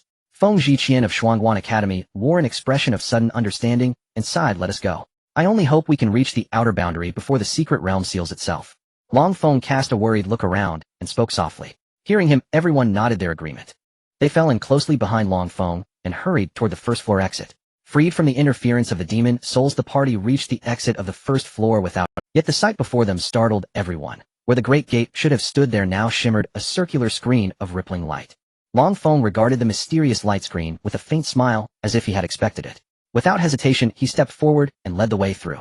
Though some harbored doubts, they followed him without hesitation. Haha, we are finally out. While the Jinma Tower did temper the soul, staying too long truly drives one mad. Yes, the air outside feels so free and fresh. As they emerged from the light screen, they chattered excitedly, faces alight with joy. All right, don't dawdle. We must hurry to the outer boundary, or we may run into trouble. Long Feng warned them. One by one, they turned to look back at the Jinma Tower towering into the clouds. Emotions complex and mingled in their eyes. They then turned without hesitation and followed Long Feng racing toward the outer regions. Long Feng had not claimed the Jinma Tower in front of everyone, not out of distrust. On the contrary, it was out of consideration for the larger picture and a cautious approach that he made such a choice. After all, the Jinma Tower concerns the safety of the world, any ripple could provoke great turmoil. Only after confirming the tower was out of sight did Long Feng focus his mind, and by will alone take the Jinma Tower into his consciousness. During the journey, Long Feng deliberately radiated a potent soul aura comparable to the Wu Wang realm. That presence, like an unseen shockwave, kept nearby powerful beasts and brutes at bay. They instinctively perceived the threat emanating from Long Feng and chose to keep their distance. Under his protection, the group faced no major beast attacks along the way. Compared with the arduous obstacles of their last venture into the core, this passage was unusually smooth. In barely 2 days they had advanced from the core region to the border between the inner and outer areas. As the outer boundary came into view, joy swelled in their hearts. Yet amid that elation lay boundless sorrow for the companions left behind. Those comrades had fought beside them through countless trials, but ultimately perished. That grief would be carved into their hearts forever, an indelible memory along the road. Let us go. I am sure they would be glad to know we can return safely to the outer boundary, Duan Zihan said, comforting the dejected faces. By my reckoning, today should be the day the secret realm closes. We had better depart at once. There is no point in prolonging this contest. No sooner had Mo Tianqing finished than Ji Shui'er shot him a fierce glare. Who says this contest is meaningless? We have endured so much together. How could it be without meaning? Besides standing shoulder to shoulder with Senior Brother Muhan, is that not the most meaningful thing of all? We also forged so many like-minded friendships on this adventure. Is that not a gain in itself? Ji Shuer grew increasingly impassioned as she spoke, a resolute light shimmering in her lovely eyes. Mo Tianqing felt somewhat embarrassed. He scratched his head and hastily agreed, yes, you are right. It was meaningful, of course it was. Heh. Ji Shuer nodded satisfied, yet still tinged with reluctance. After all, the experience had been unforgettable for her, not only fostering immense growth, but also gifting precious friendship. Yet when they reached the teleportation array at the secret realm's exit, they waited the whole day in vain. There was no sign of the array activating. Seeing this, doubts took root. Had they truly missed their chance to leave? Were they fated to be trapped here with no certainty of escape? For a time the group sat listless around the array, spirits downcast. Compared with the others' despondency, Long Feng appeared contemplative. He sent a thread of his spiritual sense into the Jinma Tower to take a look. After an hour of probing, his lips curved into a slow smile. He discovered that the Jinma Tower bore a curious likeness to the Shitianzhu. Both possessed the miraculous function of accelerating time. Long Feng reflected, that means the 10 or so days we spent inside the Jinma Tower amounted to little more than a single day to the outside world. Counting also the time we used to travel from the core to this outer area, there are still around 6 days before the secret realm seals. With that, he let his gaze sweep across the others. Everyone, in my view, we have not missed the chance. We simply arrived here several days earlier than expected. Why say that? Could it be? At that moment Feng Lanting seemed to catch the crucial detail. Long Feng smiled toward him with a hint of approval in his eyes. Exactly so. Your intuition was right. The issue is one of time. At once Mo Tianqing, Hao Zihua, and the others understood and spoke in unison. The Jinma Tower. No wonder when we entered it was noon, and by ordinary reckoning we should have emerged near dawn. Yet in fact we came out at dusk, Ji Shuer hurriedly added. Duan Zihan nodded repeatedly upon hearing this, expressing his agreement. If that's the case, we still have plenty of time, but the exact number of days remaining is still uncertain. Long Feng wore a faint smile at the corner of his mouth, his calm and deep gaze fixed on the crowd. He softly said, I just roughly estimated that there are about 6 days left until the teleportation array opens. In that case, why don't we split into pairs and explore the outer space, while also searching for the competition tokens? What do you all think? The members of the 3 major academies expressed their agreement upon hearing this. They all believed that this idea was excellent, as it was rare to have the opportunity to enter here, and leaving so easily would be a pity. Just as everyone was preparing to scatter and begin exploring, Long Feng suddenly called out to them. With a serious expression he warned, remember, absolutely do not enter the inner area. Although we have already stepped into the realm of martial artists, the dangers within the inner area far exceed what we can currently endure.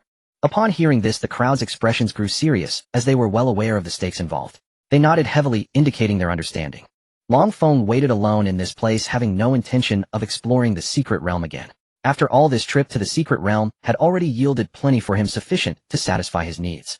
At this moment he needed to calm his mind and wholeheartedly consolidate his cultivation. At the same time, he needed to carefully select a few cultivation techniques suitable for his current martial artist level. Otherwise, if the techniques did not match his level, his combat power would undoubtedly suffer a significant drop. First, Long Feng focused on a marvelous movement technique, Jinghong Step Method. Once this technique is executed, the speed is as fast as lightning, astonishing all. When it reaches its peak state, it can even leave behind a phantom figure. If the practitioner reaches the martial spirit realm and possesses strong soul power, they can endow this phantom with a certain degree of intelligence akin to a clone of. Next, Long Feng selected a combat technique, Thunderstrike. Once perfected, the sword's light would be as swift as lightning, leaving enemies defenseless.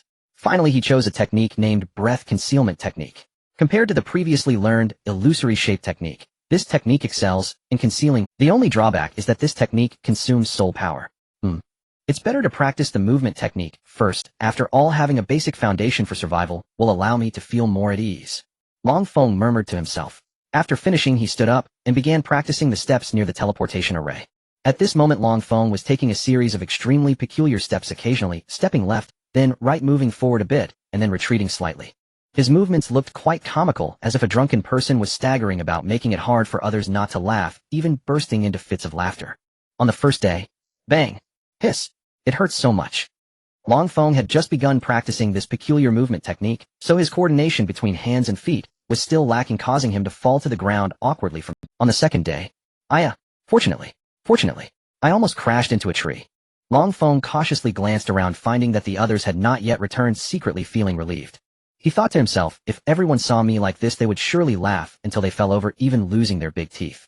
For the next few days, Long Feng persistently practiced this mysterious movement. By the 3rd and 4th days, he gradually grasped the key techniques and skills. Finally, on a certain day, I did it! Long Feng exclaimed excitedly, his eyes sparkling with confidence and satisfaction. After this period of effort and dedication, he finally broke through himself and completed this difficult, yet interesting challenge. At this moment, he was filled with anticipation and confidence for the future. Accompanied by Long Feng's thunderous laughter, a figure as swift as lightning dashed around the teleportation array. His speed was like a gale, leaving others dazzled, as if he had left behind phantoms in the void. In this state, Long Feng continued to train diligently, repeating his skills over and over again. After a long period of effort, he finally came to a stop, but the smile on his face remained undiminished. Next, I should start practicing Thunder Strike. I hope it won't take too much time this time. Long Feng murmured to himself, taking out the purplish-red spirit sword from his bosom. Thus he immersed himself in the cultivation of the technique, while his companions continued to explore the outer regions of this mysterious realm. Fortunately, Thunder Strike wasn't too difficult. After all, Long Feng had already mastered the previous 10,000 sword strike, providing a solid foundation, making this cultivation progress much smoother. In just a little over a day, he successfully melded Thunder Strike. As Long Feng swung the sword in his hand, thunderous sounds echoed through the skies. The sound was akin to the roar of thunder in the sky, spreading out in all directions with great momentum, shocking all around. What left Long Feng speechless was that since he perfected the phantoms of the 10,000 sword strike, he had never used it. After Long Feng finished practicing Thunder Strike, not long after Wang Tao and the others gradually returned to the teleportation array. They saw Long Feng sitting cross-legged with closed eyes and did not approach to disturb him. However, the smiles on Wang Tao and the others' faces indicated that they must have gained a lot in these few days. Long Feng sensed their return, but had no intention of opening his eyes to speak with them. The reason was that he was currently in a crucial moment of practicing the breath concealment technique. As Long Feng continuously operated the technique, his aura became At times his aura resembled that of an ordinary person, at times it was as powerful as that of a martial king. Such a drastic change shocked the returning group. Unable to withstand the soul pressure radiating from Long Feng comparable to that of a martial king, everyone retreated, trying to keep their distance from him. This situation continued until the teleportation array opened and Long Feng finally stopped. Long Feng opened his eyes and looked at the crowd. Seeing everyone's expressions, you must have gained quite a bit, right? Yes, thanks to Senior Brother Muhan's help we were able to successfully reach here. There are some things here that I believe will be useful for Senior Brother Muhan as well. One of the students said, handing a storage bag to Long Feng. Seeing this, Long Feng shook his head slightly. These are all things you obtained yourselves. I haven't helped everyone much, so you should keep them. The path of martial arts emphasizes wealth partners techniques and land. These things will be more beneficial for you. Seeing that everyone still wanted to say something, Long Feng continued. Let's go, it's time to leave this place. I believe the instructors are already waiting impatiently. Thus everyone no longer spoke further, simply remembering this kindness from Long Feng in their hearts. As a sensation of vertigo swept over them, everyone finally emerged from the secret realm. It felt as exhilarating as riding a roller coaster, yet it left them dizzy, as if the entire world was spinning. The instructors displayed a flicker of joy on their faces upon seeing their disciples emerge. However, when they carefully counted the number of people, they noticed something was amiss. Of the 10 who originally entered the secret realm, not all had returned. At that moment, a sense of foreboding surged within Hui Daoling. He hurriedly approached Mo Tianqing and anxiously asked, Tianqing, where are the others? Why are only a few of you back? Mo Tianqing felt a tightening in his chest at Hui Daoling's inquiry, and overwhelming sorrow surging through him. He took a deep breath, striving to control his emotions, and slowly replied, due to a malfunction in the teleportation array, we were all sent to the inner region. It was fraught with countless unknown dangers and challenges, and the others. They sacrificed themselves to protect us. Mo Tianqing's words struck Hui Daoling like a bolt from the blue, causing him to gasp in shock. He widened his eyes and incredulously pressed on. What? The teleportation array malfunctioned. How is that possible? It was a teleportation array that underwent rigorous testing. At that moment, the instructors from the Divine Weapon Academy and the Xianguan Academy also turned their gazes toward their respective leading disciples, hoping to get confirmation. The disciples nodded silently, affirming Mo Tianqing's words. In an instant, the atmosphere became heavy with silence and sorrow. Everyone found it hard to accept this brutal reality. Those lost disciples had entered the secret realm with a love for cultivation and hopes for the future. Yet now they could never return to their loved ones. Each person's heart felt unbearably heavy, as if a great mountain pressed upon it. Feng Lanting and Hao Zihua solemnly nodded. Indeed, for some unknown reason, we found ourselves in the inner region as soon as we entered the secret realm. Due to our complete unfamiliarity with the surroundings, we were attacked by powerful demonic beasts, and they all tragically perished. Xiaoshin cast a glance at Long Feng and his group, a hint of astonishment in his eyes. He pondered inwardly. This little brat has already stepped into the initial realm of the martial master. How could this be? It has only been a short time, and he has jumped 2 levels within a month. It's simply too monstrous. Moreover, this little guy is still not even 10 years old. Although he was internally amazed, he felt it inappropriate to openly express it at that moment. Muhan, did you really get directly teleported to the inner region? What exactly did you experience inside? Tell me in detail. Long Feng looked at Xiao Shun and nodded slightly. Yes, master. We found ourselves in the inner region as soon as we appeared, since we were unaware of our exact location. Next, the instructors from various academies inquired in detail about their respective disciples. They occasionally turned to Long Feng, their eyes filled with shock. In the end, when Long Feng and the others mentioned the tower, after a period of silence and contemplation, it was as if a bolt of lightning had cleaved through the dark night sky. Yu Shaoshun from Tianfeng Academy suddenly recalled something significant. His expression became extremely grave, his eyes reflecting deep contemplation as he slowly spoke. Could it be? That legend is indeed real. Upon hearing Shaoshun's words, Hu Daoling immediately turned his gaze toward him, a look of surprise and confusion appearing on his face. Are you saying that tower really exists? Hu Daoling pressed on. Shaoshun nodded slightly, confirming, indeed, I believe it has something to do with that tower. If it weren't for that, the teleportation array could not have malfunctioned so severely. Shaoshun's tone was filled with determination and decisiveness, instilling a sense of trust in what he said. He continued, according to legend, that tower is called the Demon Suppression Tower, which suppresses the souls of the most wicked and ferocious demons from thousands of years. It is said that the tower opens at specific moments, guiding fated individuals inside to expel the imprisoned demon souls. Hu Daoling furrowed his brows, falling into deep thought. He understood that this matter was of great significance, and if not handled properly, it could greatly impact the future 4 Academy martial meet. Thus he raised his head, scanning the instructors present, and solemnly stated, at this moment the situation is urgent. We must deliberate carefully and formulate a response plan together. Otherwise the future 4 Academy martial meet may not proceed smoothly. The instructors all understood the severity of the situation, bowing in salute before rising to leave. They were acutely aware of the heavy responsibilities they bore and needed to promptly inform their respective academy heads, discussing solutions with them. As the instructors departed, the scene fell into silence. The students from various academies also dispersed, returning to their residences to rest and recuperate. Though they felt confused and curious about what had just occurred, they understood that they needed to remain calm and await further instructions and arrangements. At the Qin family study, a shadow emerged. Master, the 4 Academy martial meet has concluded, and that brat has already come out. He has now been assigned to the residence of Tianfeng Academy. What should we do next? A glimmer of killing intent flashed in Qin Weiming's eyes. Keep a close watch on his movements. Once an opportunity arises, eliminate him immediately. The shadow bowed in agreement, and then vanished before Qin Weiming. After the shadow disappeared, Qin Weiming muttered to himself, Humph, how dare a mere person from Tianfeng Academy interfere in the affairs of the imperial capital of Mou Nation? Their audacity is commendable. However, reports suggest that this brat may not be something an ordinary martial artist can handle. It seems I must take action myself this time. The day after the 4 Academy martial meet, Long Feng diligently practiced in his room, as usual. Xiao Yaoer led a group of girls from other academies to find Long Feng. She knocked on Long Feng's door. Mohan, are you in there? Initially, Xiao Yaoer thought Long Feng was still sleeping in, so she knocked a bit harder. The sudden noise startled Long Feng, who was meditating, nearly causing him to jump up. Angrily, he opened the door and instinctively gave Xiao Yaoer a playful knock on the head. It hurt so much that tears nearly welled in her eyes. Only after knocking on Xiao Yaoer's head did Long Feng notice the others behind her, feeling quite embarrassed. Yaoer, what are you all doing? At this moment, Xiao Yaoer was glaring at Long Feng, visibly annoyed. We originally came to tell you about the gathering tonight at the Listening Rain Tower in the capital of Mou Nation, but it seems there's no need for that now. Saying this, she pulled the group of girls and angrily left, leaving Long Feng dumbfounded in place, unsure of what to do. After a while, Long Feng returned to his room to continue practicing, as his cultivation still needed time. Now Long Feng decided to practice the arts of formations, weapon forging, and alchemy. Additionally, he needed to research some obscure, yet practical secret techniques in preparation for unforeseen circumstances. In the evening, as the sun sets, golden rays spill over the earth, creating a dazzling spectacle. Xiao Yaoer walks gracefully, resembling a lively butterfly. This time she appears to have become a bit wiser. After gently knocking on the door, she swiftly hides beside it like a mischievous child plotting a prank. A sly smile plays on Xiao Yaoer's lips, revealing her anticipation for what is about to unfold. She fixates her gaze on the door that is about to be opened, secretly devising how to give Long Feng an unexpected surprise.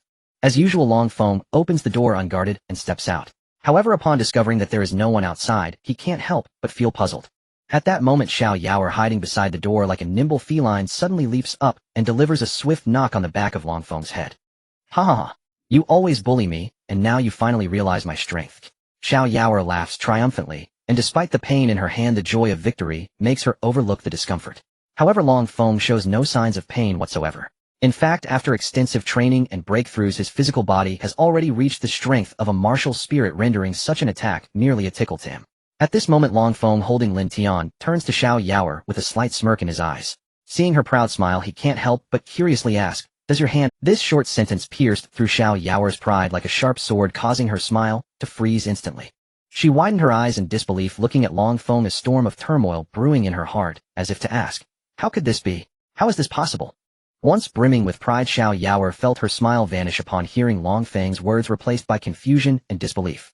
Instinctively, she knocked Long Feng again, wanting to verify her thoughts. Yet to her shock, Long Feng remained unresponsive, as if that gentle knock was nothing to him. Why? Why don't you feel pain? You're not allowed to use your cultivation to resist. Xiao Yaoer glared at Long Feng, her eyes filled with suspicion.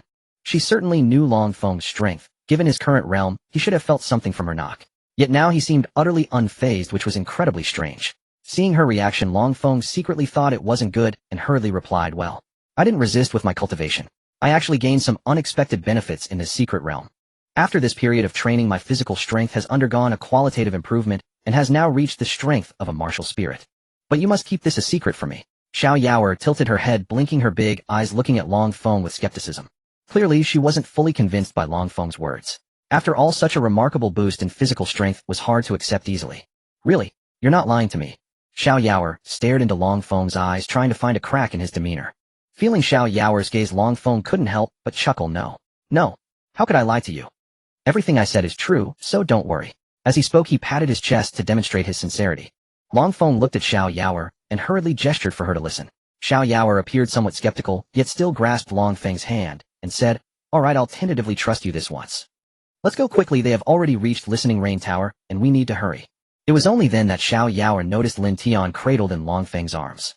She was instantly captivated, reaching out to snatch Lin Tian, exclaiming, wow, when did Muhan Gij get such an adorable little dog? It's simply too cute. Lin Tian seemed to enjoy Xiao Yaoer's embrace and did not resist, instead allowing her to gently stroke its fur.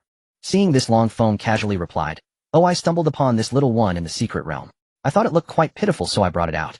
After saying this, Long Feng and Xiao Yaoer continued walking side by side, chatting as they headed towards Listening Rain Tower. Even in the evening, the imperial capital of Mou Kingdom remained lively rather than tranquil as night fell. At this moment, many young ladies and gentlemen from noble families were out enjoying themselves.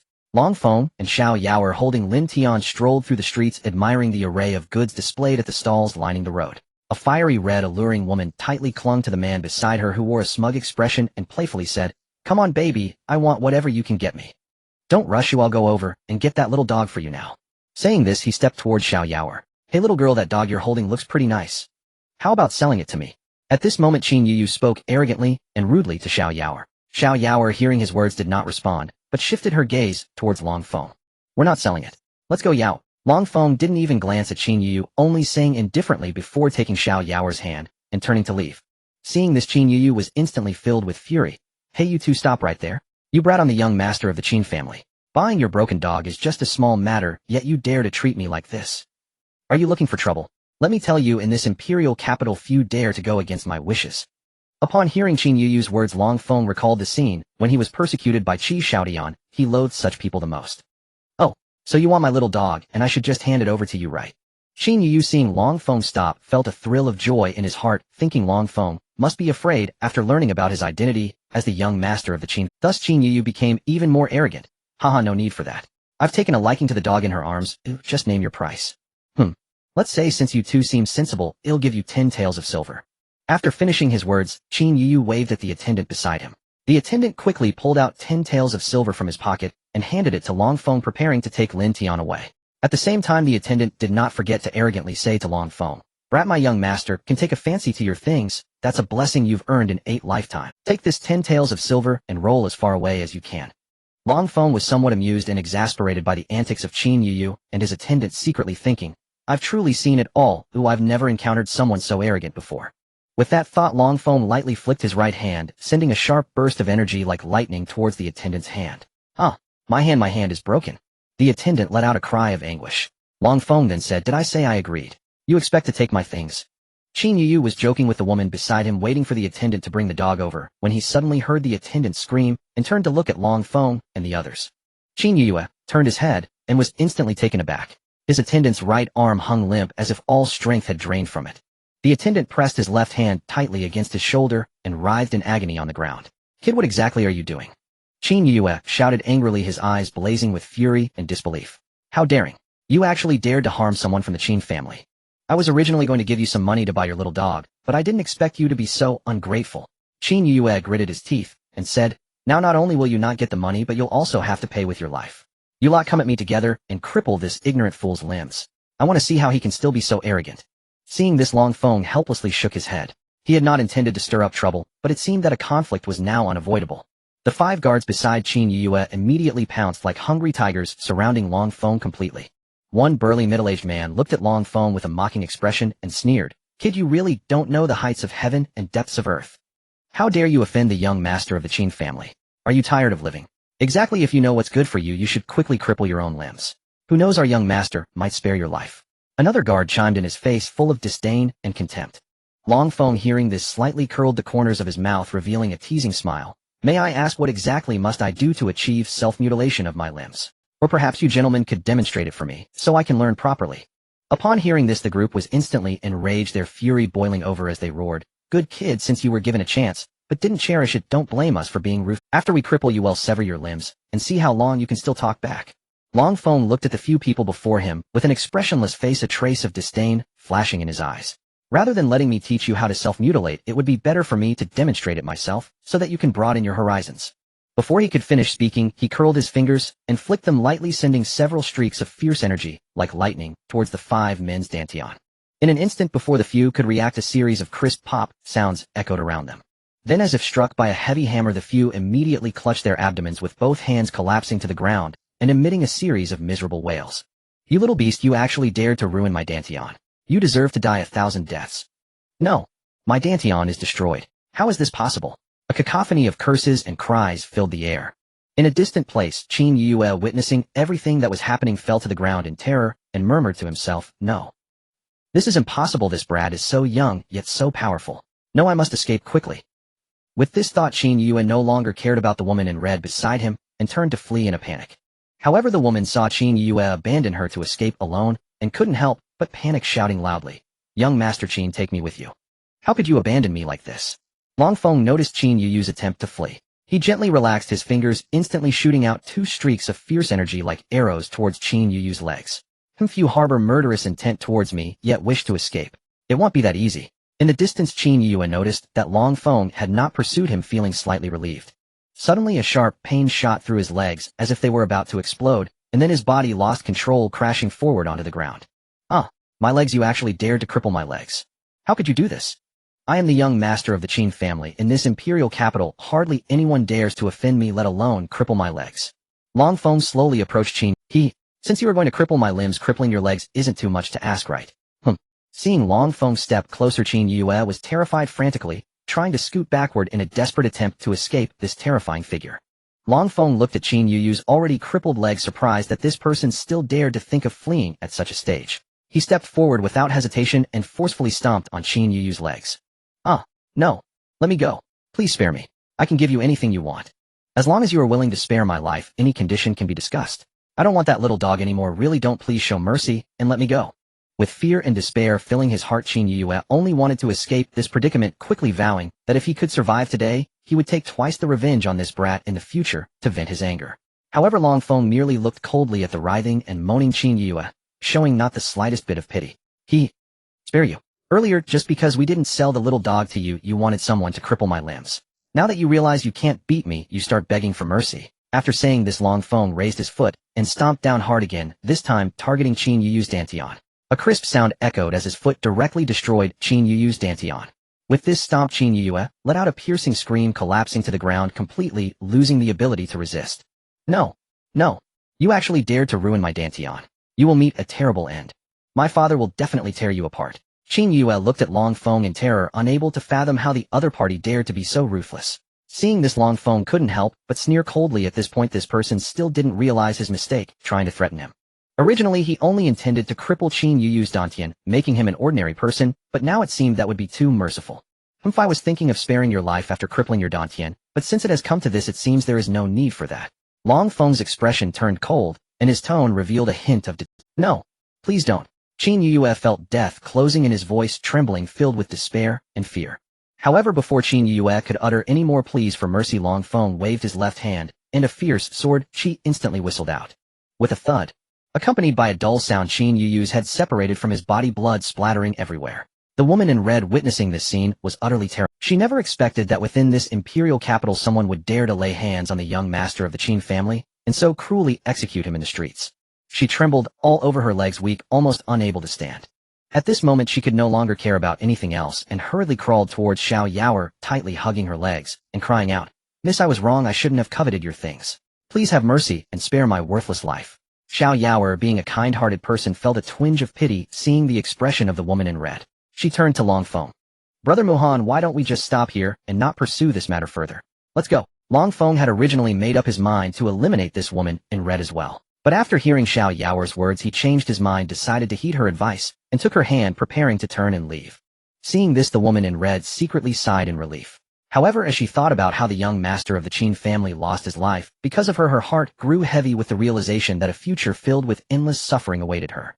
As she saw Long Feng and his companion turning their backs to leave, she gritted her teeth and made a bold decision. She extended her hand, summoning a sharp longsword, and without hesitation thrust it toward Long Feng's head. The onlookers gasped at this thrilling scene, inwardly exclaiming, "This young man is surely in grave danger now." However, contrary to everyone's expectations, when the longsword struck Long Feng's head, there was no bloody scene, as imagined, with brain matter splattering. Instead, a clear sound of metal clashing rang out. With a bang, Long Feng's head was unscathed. He did not look back. Instead, his body shook, causing the longsword tightly gripped by the woman in red to fly back through her chest. Only at this moment did the crowd awaken from their stupor. They widened their eyes, staring in shock at the young man before them, marveling inwardly at the incredible strength of his physique. Long Feng remained calm, leaving the scene with Xiao Yaoer in a composed manner, leaving behind a pool of blood and a group of moaning guards. Inside the listening Rain Tower, people from the 4 major academies were gathered anxiously, awaiting the arrival of Long Feng and Xiao Yaoer. When they saw Long Feng and his companion approaching, smiles of joy appeared on their faces as they enthusiastically greeted them. At this moment, Ji Shuer hurriedly walked to Xiao Yaoer, tightly grasping her hand, and asking with concern, "Yao, why have you only just arrived now? We thought something had delayed you and that you wouldn't come." Xiao Yaoer smiled gently and recounted in detail her encounter with Qin Yu along the way. Mo Tianqing snorted in response indignantly, saying, "Humph, well done. If it weren't for the fact that he was the young master of the Qin family, I would have torn him to shreds already. That bastard has been running rampant in the imperial city, committing all sorts of atrocities, unaware of how many innocent citizens he has harmed. Earlier, he even had his eyes on Shuer. If it weren't for..." Before he could finish, Mo Tianqing felt a sharp glare directed at him. He looked up to see Ji Shuer glaring fiercely, her eyes filled with warning. Thus he wisely shut his mouth and ceased further comments. Ji Shuer then turned to Long Feng, her beautiful eyes filled with worry, saying, "Although Qin Yu is unruly and has done countless bad deeds, he is still the young master of the Qin family. In this imperial city, how many people dare to deliberately offend him, not to mention killing him? I fear this matter may not be easy to handle." However, Long Feng appeared indifferent, seemingly unconcerned about these issues. He merely waved his hand and said, "It's just trivial matters. It's rare for everyone to gather together. Let's have a good chat." Seeing Long Feng so calm and composed, although the others felt a bit worried, they did not say much more. After all, they understood Long Feng's strength quite well. Knowing that he was so confident, they believed he must have a plan. Moreover, the Qin family was quite powerful, with at least 4 members having reached the martial master realm. 2 of them were early-stage elders, while the head of the family, Qin Weiming, was a mid-stage martial master. The most formidable was the ancestor of the Qin family, Qin Ran, who had entered the late stage of the martial master realm. The one leading the group from Tianfeng Academy this time was the vice president Xiao Shun. It is rumored that Vice President Xiao Shun's cultivation is unfathomable, even surpassing the depth of the presidents of various academies. As Xiao Shun was Long Feng's master, it was unlikely he would allow the Qin family to harm Long Feng. During the interaction between Mo Tianqing and Hao Zerhua, everyone began to relax, and they treated Long Feng sincerely. Long Feng decided not to hide his true identity any longer. For him at this moment, Qi Xiaotian was dead, and there was no longer any threat. In the midst of everyone's astonished expressions, he revealed his true identity. "I apologize, everyone, and due to various reasons I kept my identity hidden before. I would like to apologize for that." As he spoke, Long Feng bowed to everyone. What appeared before them was a boy of about 10 years old with a youthful face, but his gaze was deep, resembling an ancient monster who had lived for countless years. The boy had a head of jet black long hair, appearing especially sunny. Aside from those deep-set eyes, he looked like an ordinary child in every other aspect. Everyone found it hard to believe that such a young child could lead them safely out of that secret realm. It was simply unbelievable. Long Feng looked at the astonished expressions of the crowd and said, "My real name is not Muhan, but Long Feng. As for my origins, my parents are just ordinary farmers. I hope you all won't hold it against me." At this moment, Feng Lanting quickly shook his head and said, "How could we hold it against you? We are delighted to meet such a talented young... Isn't that right?" he said, glancing at Mo Tianqing and the others. The others also laughed and replied, indeed, with your current strength already so formidable, you will surely become even stronger in the future. We might have to rely on the future powerhouse like you. Long Feng felt deeply moved that everyone was not dissatisfied with his concealment and did not hold his humble origins against him. While Long Feng and the others were enjoying a happy gathering at the Listening Rain Tower, the Qin family was in an uproar. Because their young master had been directly killed in the street, and even now they had not seen the family head come forward to resolve the situation. People could not help but speculate, with some believing that Qin Yu had offended a powerful entity that made the family head dare not provoke him. Others thought that the family head had gone to investigate the murderer alone. As for the specifics, the people of the Qin family did not know. At this moment, Qin Weiming was in a secret chamber, no longer displaying the demeanor of a family head, but kneeling on the ground. Before him sat an old man back, facing Qin Weiming, meditating on a mat. Father, please help me kill that Muhan. He actually dared to kill Yuer in public. You must know that Yuer has been our Qin family's super genius for so many years, and now he was killed by that little bastard. At this moment, Qin Weiming was crying to the old man. After a long while, the old man's voice finally came through. Weiming, it seems your time as the family head is coming to an end. A nameless person first ruined your plan to ambush the young lady of the Feng family, and then killed the young master of the Qin family. Yet you dare not take action against him, instead thinking of asking me to intervene. What reason do you have to continue sitting in that position as the family head? Qin Weiming was shocked by these words, and quickly explained, Muhan is not worth fearing, it's just that he is the disciple of Xiao Shun, the vice president of Tianfeng Academy. I am worried that Xiao Shun will intervene at that time. At this point, the old man turned to look at Qin Weiming. Don't worry, he won't intervene at that time, and not just him. Even the other mentors and presidents from the major academies will not take action this time. Upon hearing this, Qin Weiming hurriedly flattered, congratulations, father, on your advancement. Before Qin Weiming could say anything further, the old man spoke in a deep voice. This is simply nonsense. I have only just stepped into the late stage of the martial master realm. How could it be so easy to advance again? Upon hearing this, Qin Weiming was immediately taken aback. He never expected that his attempt to flatter the elder would backfire. Beside him, Qin Ran shook his head helplessly and sighed. Alas, I really don't know how you've been the head of the family these years, completely unaware of such important news. Qin Ran looked at Qin Weiming with a gaze filled with disappointment. Forget it, since it's come to this, let me tell you, so that you can confidently resolve the issue with Muhan. Hearing this, Qin Weiming couldn't help but feel delighted. Thank you, father, for your guidance. Seeing Qin Weiming's respectful attitude, Qin Ran thought to himself, if it weren't for the fact that this child has always held me in such high regard, I probably wouldn't have passed the position of head of the family to him back then. Qin Ran's gaze turned cold as he looked at Qin Weiming, speaking in a somber tone. This time the 4 Academy martial arts competition encountered unexpected circumstances, and I've heard the situation is quite tricky. Now the heads of the 4 academies were gathered together discussing countermeasures. After a heated discussion, they ultimately decided to send 10 elite individuals from each academy to explore the situation in the secret realm. Those selected were all outstanding individuals from their respective academies. This included not only the heads and deputy heads of the various academies, but also several esteemed elders and mentors. This is a wonderful opportunity. You must seize it. You must leave no trace. Remember, your actions must be swift and clean. You must leave no trace behind, or else, once discovered, our Qin family will fall into an irreparable situation. Qin Weiming was overjoyed upon hearing this, nodding repeatedly in agreement. Yes, I understand. Please rest assured I will not fail in my mission. After that, he conversed with Qin Ran for a moment before bowing respectfully and turning to leave. However, all these schemes and plots were completely unknown to Long Feng. Even if he were aware, he probably wouldn't take it to heart. After all, Long Feng had already entered the early stage of the martial master realm. His strength significantly increased, making him a different person from before. Although defeating a latest-stage martial master might be somewhat challenging, it was not without a chance of success. Moreover, Long Feng possessed a physical strength comparable to that of a martial spirit realm, and even an ordinary peak martial master might struggle to break through his defenses. In the following days, Long Feng would occasionally come out to meet with everyone. Meanwhile, the higher-ups of the 4 academies were hastily making their way to the Red Fire Academy, located in the Mou Kingdom.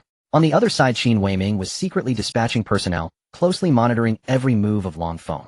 He was patiently awaiting the perfect opportunity. Once the higher-ups of the 4 academies entered the secret realm, it would be the best time for him to strike against Long Feng. In this tense atmosphere, Qin Weiming finally welcomed the long-awaited day. On this day, the experts from the 4 academies set out, all heading towards the secret realm. After they left, only the students from the various academies remained in the imperial capital, interacting with individuals from other academies to enhance their understanding. That night, the moon hung high in the sky, casting a cold light. As Long Feng and Xiao Yaoer stepped out of the Ting Yu building, an indescribable sense of unease. Long Feng keenly sensed this anomaly, but did not show it. He merely made an excuse to handle an urgent matter, allowing Feng Lanting and the others to escort Xiao Yao. However, Duan Zihan beside him was not an ordinary person. With a meticulous mind and sharp eyes, he instantly caught the hint of danger revealed in Long Feng's words. He couldn't help but cast a questioning glance at Long Feng, who seemed not to have expected that Duan Zihan could perceive the anomaly so keenly. Long Feng slightly shook his head, signaling him not to raise an alarm. Seeing this, Duan Zihan, though filled with doubts, understood that it was not the time for further questions. She silently led Xiao Yaoer and the others away, disappearing. Once he confirmed that Xiao Yaoer and her group had moved far away, Long Feng finally let out a sigh of relief. His expression turned serious, as if he was contemplating something significant. Then he took a step forward and slowly walked towards the street. As Long Feng moved further away, several ghostly figures gradually emerged from the dark corners around it. They silently followed Long Feng like phantoms in the night. Yet Long Feng seemed completely unaware, steadily heading towards a sparsely populated alley not far down the street. His steps were steady and calm, seemingly unconcerned about the impending danger. When those figures saw Long Feng heading directly into the secluded alley, a hint of vigilance arose in their hearts, but in an instant they followed without hesitation. However, once Long Feng entered the alley, he vanished without a trace, as if he had evaporated into thin air. Those figures, upon entering the alley and discovering Long Feng was nowhere to be found, were stunned. The leader's expression changed dramatically as he solemnly exclaimed, "No, we've been tricked, run." As soon as his words fell, he turned and sprinted toward the alley's entrance. The others dared not delay, closely following behind. Quite a smile. "We've been tricked, run." As soon as his words fell, he turned and sprinted toward the alley's entrance. The others dared not delay, closely following behind. Quite a smile. The leader was taken aback. He couldn't fathom how Long Feng could appear behind them without a sound. However, based on the intel they had received earlier, this Muhan was only equivalent to the latest martial artist. They were all martial masters. Especially the leader himself, who had reached the mid-stage of the martial master realm. Why should he fear him? With that thought, he felt somewhat reassured. Thus he no longer thought too much, merely casting a cold glance at Long Feng before signaling his two companions to attack together. The leader was none other than Qin Weiming, the head of the Qin family, whose strength was unfathomable. The other two were Qin Fei and Qin Jin, elders of the Qin family. All three of them were experts who had been entrenched in the early stage of the martial master realm for many years, and an average mid-stage martial master was not their opponent. Long Feng, seeing the three charging at him without any sign of care, simply flipped his right hand, and a purplish red spirit sword appeared in his grip. This spirit sword shimmered with mysterious light, as if it contained boundless power. Seeing this, Qin Weiming sneered and said, Shinshio was indeed killed by you, but seems our intel was correct." With that, he thrust a spear towards Long Feng's forehead with great force. As the spear was thrust forth, it transformed into a gigantic python that coiled around the spear shaft, its enormous mouth wide open, flicking its tongue menacingly, appearing extremely ferocious. At the same time, Qin Jin gripped a pair of sharp twin hooks, tightly lunging toward Long Feng's legs. The hooks emitted dazzling arcs of light, exuding a fierce aura that sent chills down one's spine. As for Qin Fei, at this moment a pair of claws made from unknown material appeared on his hands, clinging tightly to them. He swung those eerie claws viciously, aiming for Long Feng's chest, as if he intended to directly rip out Long Feng's heart. Faced with such a ferocious attack, Long Feng remained unafraid. A glimmer of cold light flashed in his eyes as he swiftly dodged the spear thrust by Qin Weiming. Then he swung the purplish red spirit sword fiercely, unleashing a wave of purple sword energy that sliced toward Qin Fei and Qin Jin. Qin Fei and Qin Jin felt the immense power of the sword energy, not daring to delay, and hurriedly unleashed their martial skills to defend themselves. In an instant, the arena was filled with sword energy, crisscrossing, sparks flying, as both sides engaged in a fierce battle. After a few exchanges, a bold idea sprouted in Long Feng's mind to test whether the attacks from Qin Weiming and others would harm him by using his own flesh. Without hesitation, Long Feng gripped his spiritual sword and coldly gazed at the several people charging towards him. Suddenly, he sheathed the sword in his hand, standing proudly in place without making any defensive moves. At this moment, the fastest among them, Qin Weiming, dashed forward, arriving before Long Feng in the blink of an eye, thrusting his spear fiercely toward Long Feng's forehead. Seeing this, Qin Weiming felt a swell of pride. This kid is nothing special. He actually remains motionless after dodging just a few of our strikes. Watch me pierce his head with one blow. However, what happened next completely took Qin Weiming by surprise. As his spear aimed for Long Feng's forehead, it seemed to encounter an invisible resistance. No matter how hard he tried, the spear could not advance an inch. It even emitted a series of harsh screeching sounds, making it quite unpleasant to hear. At the same time, the other two managed to strike Long Feng successfully. Qin Fei's claws dug deeply into Long Feng's heart, while Qin Jin's dual hooks accurately caught hold of Long Feng's legs. To their astonishment, their weapons, just like Qin Weiming's spear, could not advance even a fraction. Seeing this, Long Feng lightly shook his head, a barely noticeable cold smile creeping onto his lips. "Are you all not eating? Or are you just tickling me?" His voice, calm, yet laced with faint sarcasm, resembled that of a spectator watching three self-important clowns. Upon hearing this, the faces of Qin Weiming and his companions turned pale, and they inwardly cursed their misfortune. They never anticipated that Long Feng would be so powerful as a single sentence from him instilled unprecedented pressure in them. Without hesitation, they turned to retreat, attempting to escape from this terrifying enemy. However, just as they were about to move, Long Feng had already acted. His left hand clenched into a fist with lightning speed, carrying a fierce momentum as he struck towards the nearest Qin Fei. With a thud, a dull sound echoed as Qin Fei let out a blood-curdling scream. His entire face was almost distorted, blood gushing from his mouth and nose. Then, like a kite with a broken string, he flew backward, crashing heavily against the wall of the alley, gradually sliding down the wall before collapsing. Long Feng looked coldly at everything before him, devoid of any pity. His gaze shifted to Qin Jin, a trace of disdain flickering in his eyes. Since you've come, don't think you can leave," he said casually, his figure flashing like a phantom as he lunged towards Qin Jin. In the blink of an eye, he stood before Qin Jin, his left hand swirling with spiritual energy, tightly gripping the hook in Qin Jin's hand. Qin Jin looked at Long Feng in terror, unable to comprehend how his opponent could so easily catch his weapon with bare hands. He struggled desperately to break free, but Long Feng's grip was like a vice, firmly locking onto his hook. With no other option, he had to abandon his weapon and retreat rapidly, hoping to escape Long Feng's pursuit. Long Feng watched as Qin Jin abandoned his weapon to flee, a smirk curling at the corner of his mouth, letting out a cold snort. "A return is only polite. Hey, raise your hook." Before he finished speaking, Long Feng swung his arm, launching the hook he had grasped like a bolt of lightning towards Qin Jin. The hook flew rapidly through the air, accompanied by a sharp whistling sound like a deadly missile shooting straight towards Qin Jin. Hearing the whistle coming from behind, Qin Jin was alarmed and hurriedly turned to look. When he saw the hook approaching swiftly, his face turned pale, beads of sweat forming on his forehead.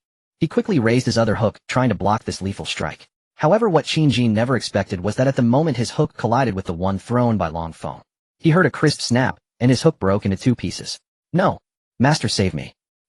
Qin Jin screamed in terror, his voice filled with despair. At that moment, with a thud, the hook thrown by Long Feng continued unabated like an incredibly sharp spear.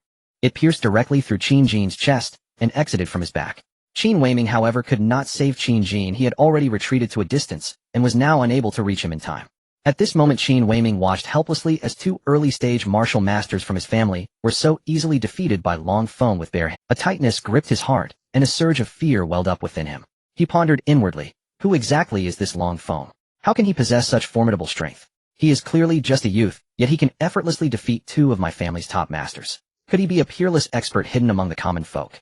As he contemplated this, sweat began to bead on Qin Weiming's forehead, and his legs felt weak. It had been a long time since he experienced such a feeling after becoming the head of the Qin Weiming was deep in thought. Looking at the two elders lying in pools of blood, their fates uncertain, he knew he should not linger here. Just now the three of us combined still could not subdue this kid, and now the two elders have suffered a terrible fate. Alone I am surely no match for him. I must quickly return to the Qin family and seek help from my father. This thought flashed through Qin Weiming's mind. Without hesitation, he turned and sprinted towards the direction of the Qin family. "Old dog, don't run. Since you're here, stay with those two useless ones." A furious shout from Long Feng rang out behind him. Hearing that Long Feng dared to pursue him, Qin Weiming couldn't help but feel delighted. He had been worried that if Long Feng didn't chase after him, but instead went to Tianfeng Academy to find Xiaoshun, then the Qin family would surely fall into a great crisis. Now that he saw Long Feng intent on chasing him, a sinister smile crept onto his lips. "If it's good that you're following me, I was afraid you wouldn't dare. As long as you follow my father, Qin Ran will definitely tear you to shreds. By then, even Tianfeng Academy won't have enough evidence or reason to act against my Qin family." Long Feng intentionally slowed down, for he knew that the Qin family would not stop here and would surely send others to deal with him. Rather than wait for the Qin family to strike, it would be better to resolve this trouble in one go, ensuring peace forever. Both Qin Weiming and Long Feng held their own thoughts as they swiftly flew towards the Qin family. Before long, the two arrived at the Qin family. Upon seeing this, Qin Weiming accelerated and entered the Qin family, then rushed towards the hidden chamber where Qin Ran was located to seek help. Long Feng stopped at the entrance of the Qin family, shouting loudly, "Qin Weiming, come out. Aren't you the one who wanted to eliminate me? Quickly." Long Feng stopped at the entrance of the Qin family, shouting loudly, "Qin Weiming, come out. Aren't you the one who wanted to eliminate me? Quickly."